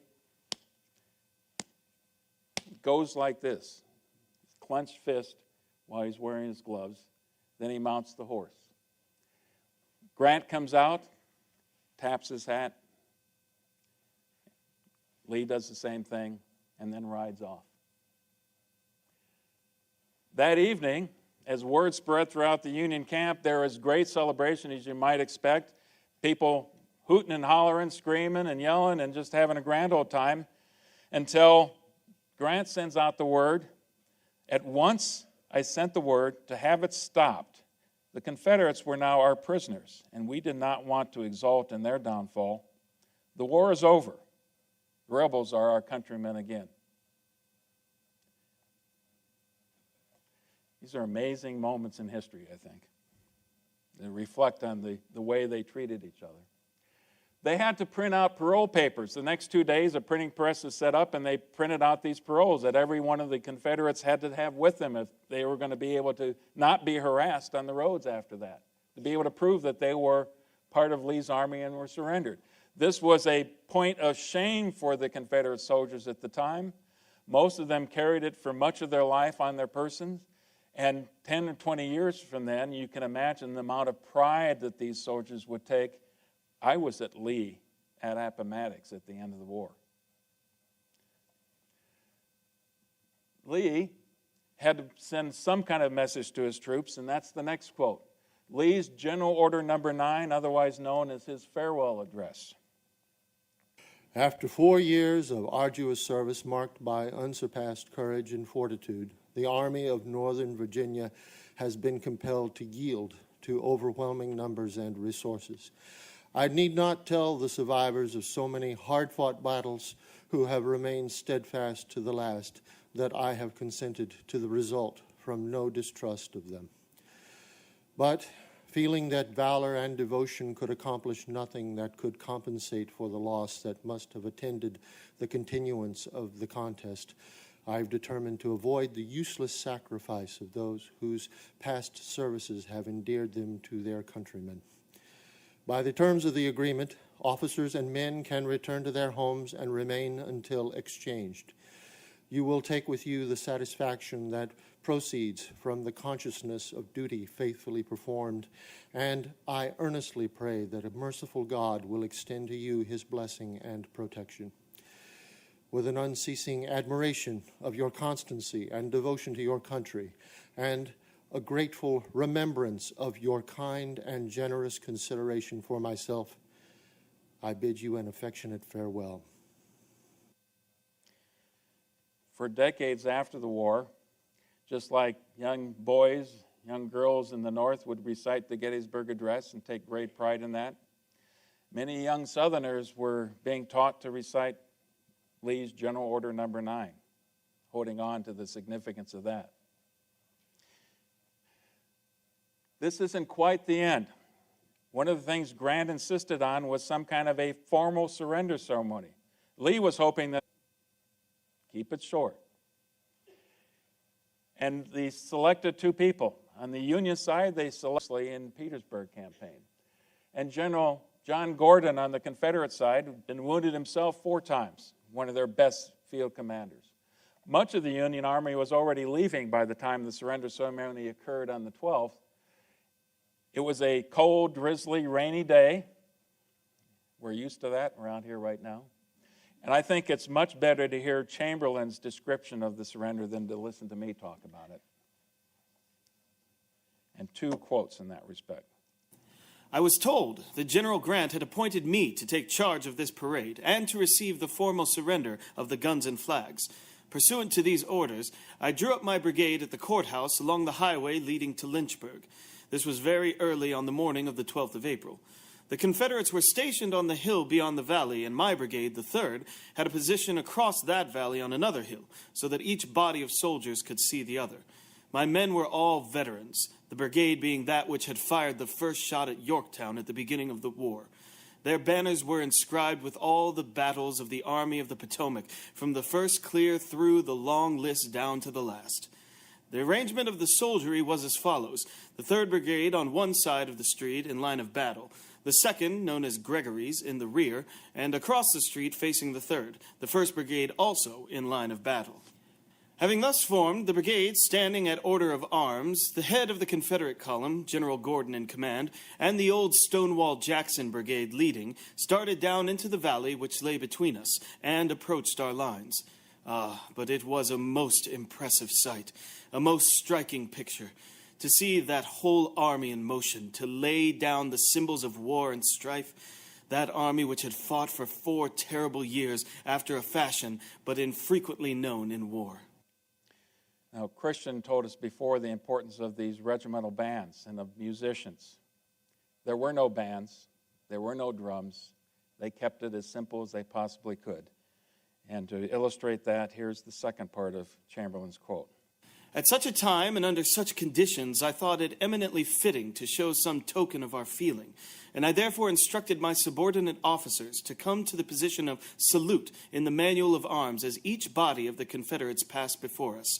At the carry arms, as it was then known, with musket held by the right hand and perpendicular to the shoulder.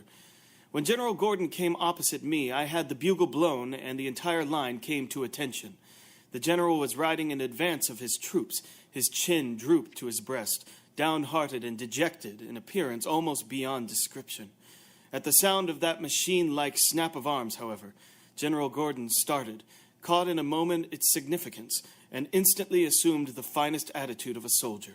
He wheeled his horse facing me, touching him gently with the spur, so that the animal slightly reared, and as he wheeled, horse and rider made one motion, and horse's head swung down with a graceful bow, and General Gordon dropped his sword point to his toe in salutation. At a distance of possibly 12 feet from our line, the Confederates halted and turned facing toward us. Their lines were formed with the greatest care, with every officer in his appointed position, and thereupon began the formality of surrender. Bayonets were affixed to muskets, arms stacked, and cartridge boxes unslung and hung upon the stacks. Then, slowly and with a reluctance that was appealingly pathetic, the torn and tattered battle flags were either leaned against the stacks or laid upon the ground. The emotion of the conquered soldiery was really sad to witness. Some of the men who had carried and followed those ragged standards through the 4 long years of strife rushed, regardless of all discipline, from the ranks, bent about their old flags, and pressed them to their lips with burning tears. And it can well be imagined, too, that there was no lack of emotion on our side, but the Union men were held steady in their lines, without the least show of demonstration by word or by motion. There was, though, a twitching of the muscles of their faces, and, be it said, their battle-bronzed cheeks were not altogether dry. Our men felt the import of the occasion, and realized fully how they would have been affected if defeat and surrender had been their lot after such a fearful struggle. I think Chamberlain does a wonderful job of painting the picture. You don't even need to have this picture to look at to see exactly what's happening. And the other thing that strikes me listening to this and trying to comprehend it, it's that this moment again, as Grant had talked before, that they're all Americans again, that they're going to try to put the war behind them and recognize the things that they shared in common. That's why I think this is the most poignant moment in American history, and it gives me goosebumps even to think about it. Unfortunately, 2 days later, as I mentioned before, the most tragic event in American history, and I don't need to lay out too many of the details. You all know the details of Lincoln's assassination. He and Mary decided to celebrate, go to Ford's Theater on the evening of the 14th to see My American Cousin, a nice relaxing comedy. They take a young couple along with them, an engaged couple, to enjoy the scene. They get to the theater a little bit late. The orchestra sees them enter, strike up Hail to the Chief, and they settle in and relax. What I wanted to do, rather than to tell you the rest of the story, is to tell you the story from this person's perspective. This is George Sizer, formerly of the 24th Iowa Volunteer Infantry, had fought with Grant at Vicksburg and Champions Hill, had gotten banged up quite a bit, and then went down to Louisiana and got a serious case of malaria, so he was considered unfit for combat duty and put into the Veterans Reserve Corps. That's why he's on patrol in Washington, D.C. the night that Lincoln was shot, because he's no longer fit for frontline duty. But during the whole war, he wrote to Tamar Bates, his sweetheart, back in Iowa, something like 140 letters. And he wrote rather extensively about his memories of that night while he was on patrol. And 20 years later, I suspect, writing this synopsis again so he could give a speech to either a Remembrance Day, maybe the 4th of July celebration, he wrote this: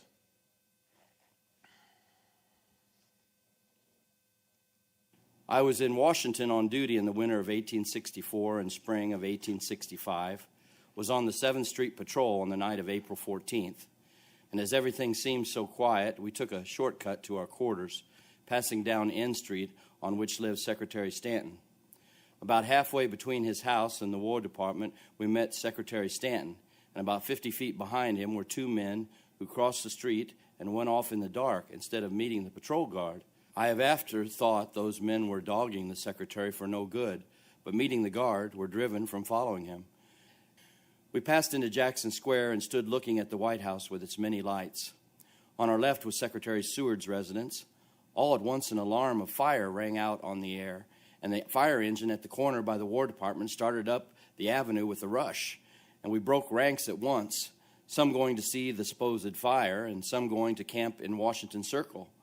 We had scarce arrived there 5 blocks away ere a mounted orderly dashed into the camp and cried, fall in, President Lincoln is murdered at Ford's Theater." The long roll was beat. The men rushed out into the circle half-dressed, but carrying their rifles, into which they were ramming down the cartridges and with groans both fierce and deep, threatening dire vengeance on the murderers and declaring they would burn the theater to the ground. The officers got the men together as best they could, and forming a guard, at once marched to the theater, allowing no one to come near it. We were there told that as the president was sitting, his eyes fixed on the stage, someone came to the rear of the box in which sat the presidential party. Then all at once a pistol shot rang out, and the president fell forward. A man sprang out of the front of the box on the stage, catching his spur in the curtains as he did so. As he crossed the stage, he said, "Sic semper tyrannis," the motto of Virginia, meaning, "Thus be it ever to tyrants," also adding, "The South is avenged." The people saw it was John Wilkes Booth, and as he passed out the rear door, they turned to look at the president and saw he was shot in the back part of the head, and the lifeblood of the President of the United States dyed the theatrical robes of the actress, Laura Keene, on whose lap his head rested. The president died in the morning, and his body was conveyed to the White House and laid in the East Room, where I and many others saw him lay. Yes, there lay our martyred president in the hour that his armies had triumphed over the rebellious South, the man whose Emancipation Proclamation had freed 4 million slaves and made them free men and women, lay now before us in death, stricken down by the hand of an assassin. George Sizer and Tamar Bates are my great-grandparents. So maybe that explains my fascination with the Civil War.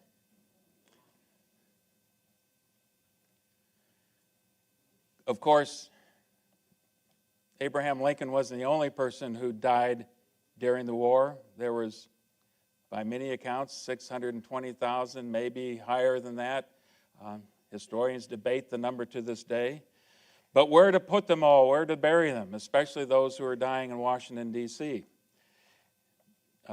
Early in the war, Robert E. Lee, actually Mary Custis Lee, owned an estate, 11,000 acres, right across the river from Washington, D.C., in Arlington. Arlington House, a grand house. She had to flee and move to Richmond for the duration of the war. The Union Army occupied the land. And after a couple years, Quartermaster Montgomery Meigs said, you know, that would be an ideal place to bury Union dead. And he was able to convince Stanton rather quickly to make that decision. And by 1864, they were starting to bury people there. And by 1865, the numbers were quite high.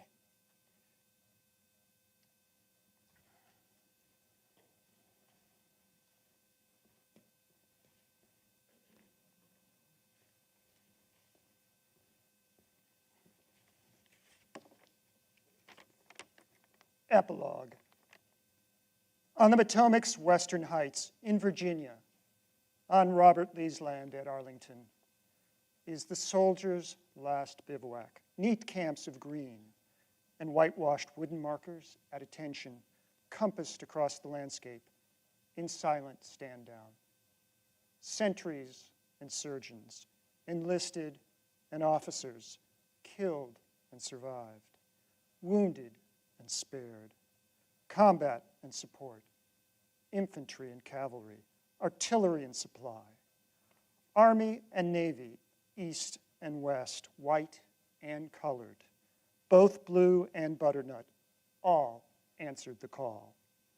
All invaulted underground, all mortal under God, all to be remembered, all so we remember.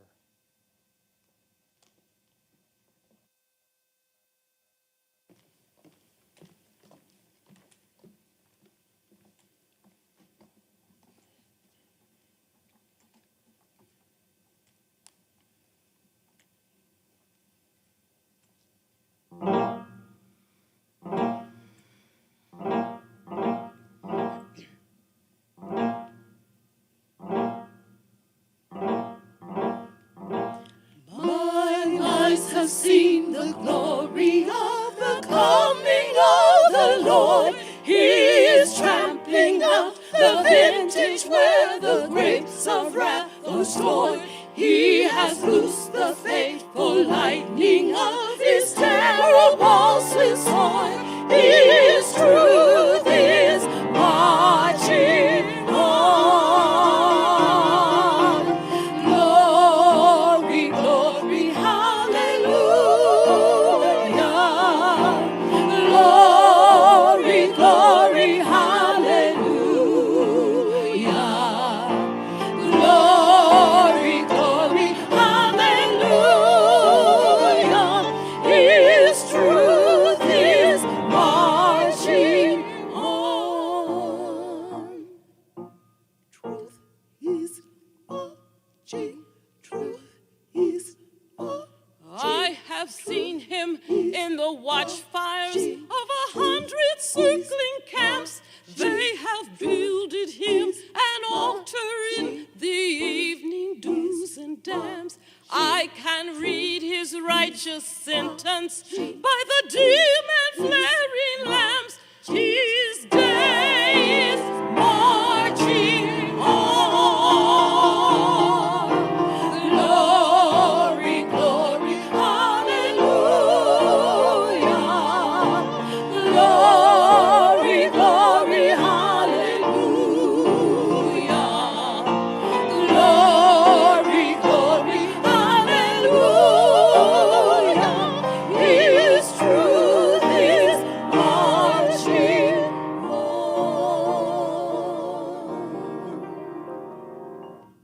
In the beauty of the lilies, Christ was born across the sea with the glory in his bosom that transfigures you and me. As he died to make men holy, let us live to make men free. While God is marching on. Glory, glory, hallelujah. Glory, glory, hallelujah. Glory, glory, hallelujah. His truth is marching on. Glory, glory, hallelujah. Glory, glory, hallelujah. Glory, glory, hallelujah. His truth is marching on. Is marching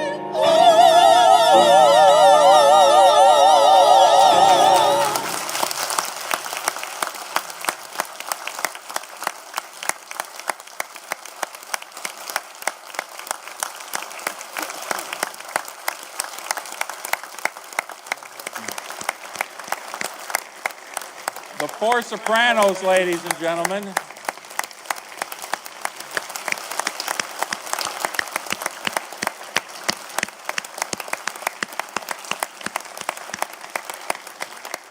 Please join us for refreshments. Whatever questions or comments you might have, you can take it up with us out there. Thank you very much for coming.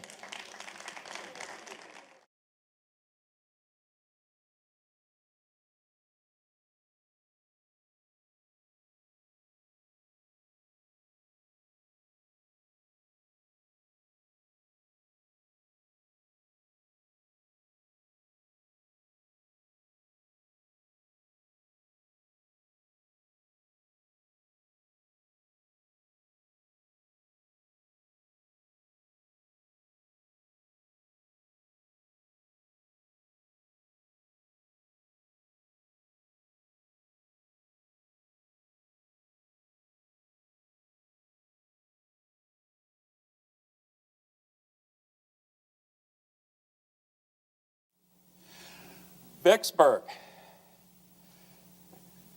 I'm thrilled to have such a good crowd here tonight. The change of venue, it's a little bit more challenging for the folks in the back. I apologize for that, but if you know anything about warfare, and obviously you're interested in the subject, you understand a couple things. One, logistics. It always boils down to logistics, like where you can do these things. And the other thing is always have a contingency plan. And like Eileen mentioned, in this case, Grant just kept trying at it, and that's one of the things that most fascinates me about the whole battle. And it is a very interesting battle.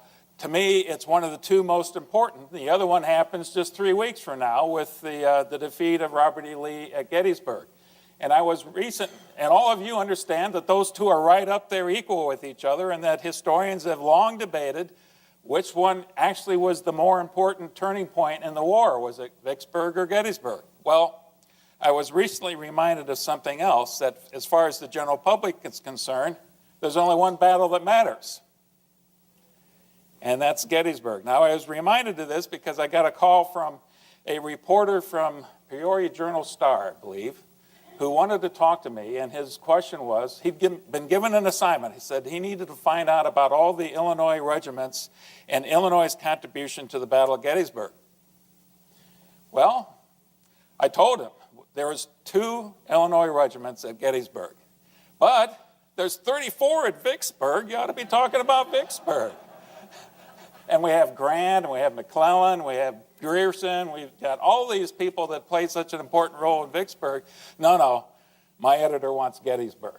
So there you go. So come 3 weeks from now, I want to hear all about Gettysburg. But let's talk about Vicksburg tonight. And this is going to have to move pretty quickly because this is a long campaign. And we're going to start from right at the beginning of the war, 1861. And, of course, that's Winfield Scott there, Chief of Staff of the Army that time, Senior General of the Army. And his plan that he laid out right at the beginning of the war was this, that we want to encircle the Confederacy, blockade all of the important ports to include Mobile and New Orleans down here, and then drive down the Mississippi River. And once you control the Mississippi River, you slice off a significant portion of the Confederacy. And as you slowly tighten this grip, the Confederacy will collapse, and you won't have to expend a lot of blood in the process. Well, a big problem with that was the American public on both sides of the equation were much too impatient for that kind of plan to succeed. So they started, of course, in the Virginia area, in the Virginia theater. Now, one other thing I want to point out in this map before we move on. If you look at this, there's essentially 2 theaters. You can divide it up into lots of sub-theaters beyond that point. But as far as the Confederacy is concerned, there's this theater right here, and that's the Virginia, maybe into North Carolina. But look at all the combat that was fought in Virginia, Maryland, and Pennsylvania. And those are the battles that we seem to know quite a bit more about. And then there's the entire rest of the Confederacy. And look at this. This is an area that's much larger than France. So if you think about it, the scale of the operations here are mind-boggling. And what in recent human history had prepared these people to fight this kind of a battle? So, one other thing we want to look at here. The Mississippi River is a close-up. And we're going to see some other maps that talk about once you get down to the Mississippi. But this map shows a pretty good job, too. It's not just the Mississippi. It's 1,000 tributaries and backwaters and bayous and everything else that you've got. As a very young man, as a teenager, Abraham Lincoln got a chance to see what this looked like firsthand, floating down the Mississippi River. He saw slavery firsthand. He also saw things like these commanding bluffs at Vicksburg. And we'll look at some maps that really detail that a little bit better. But I wanted to give you a sense of this from Lincoln's perspective right from the beginning. Now, this is a quote that David Porter, Admiral David Porter, recorded, several years after the war in a meeting that he attended. So he must have either had an incredible memory, but maybe he took a little license in quoting Lincoln at length, but I think it's the kind of quote that illustrates the point. See what a lot of land these fellows hold, all of which Vicksburg is the key? Here is a Red River, which will supply the Confederates with cattle and corn to feed their armies. There are the Arkansas and White Rivers, which can supply cattle and hogs by the thousand. From Vicksburg, these supplies can be distributed by rail all over the Confederacy. Then there is that great depot of supplies on the Yazoo.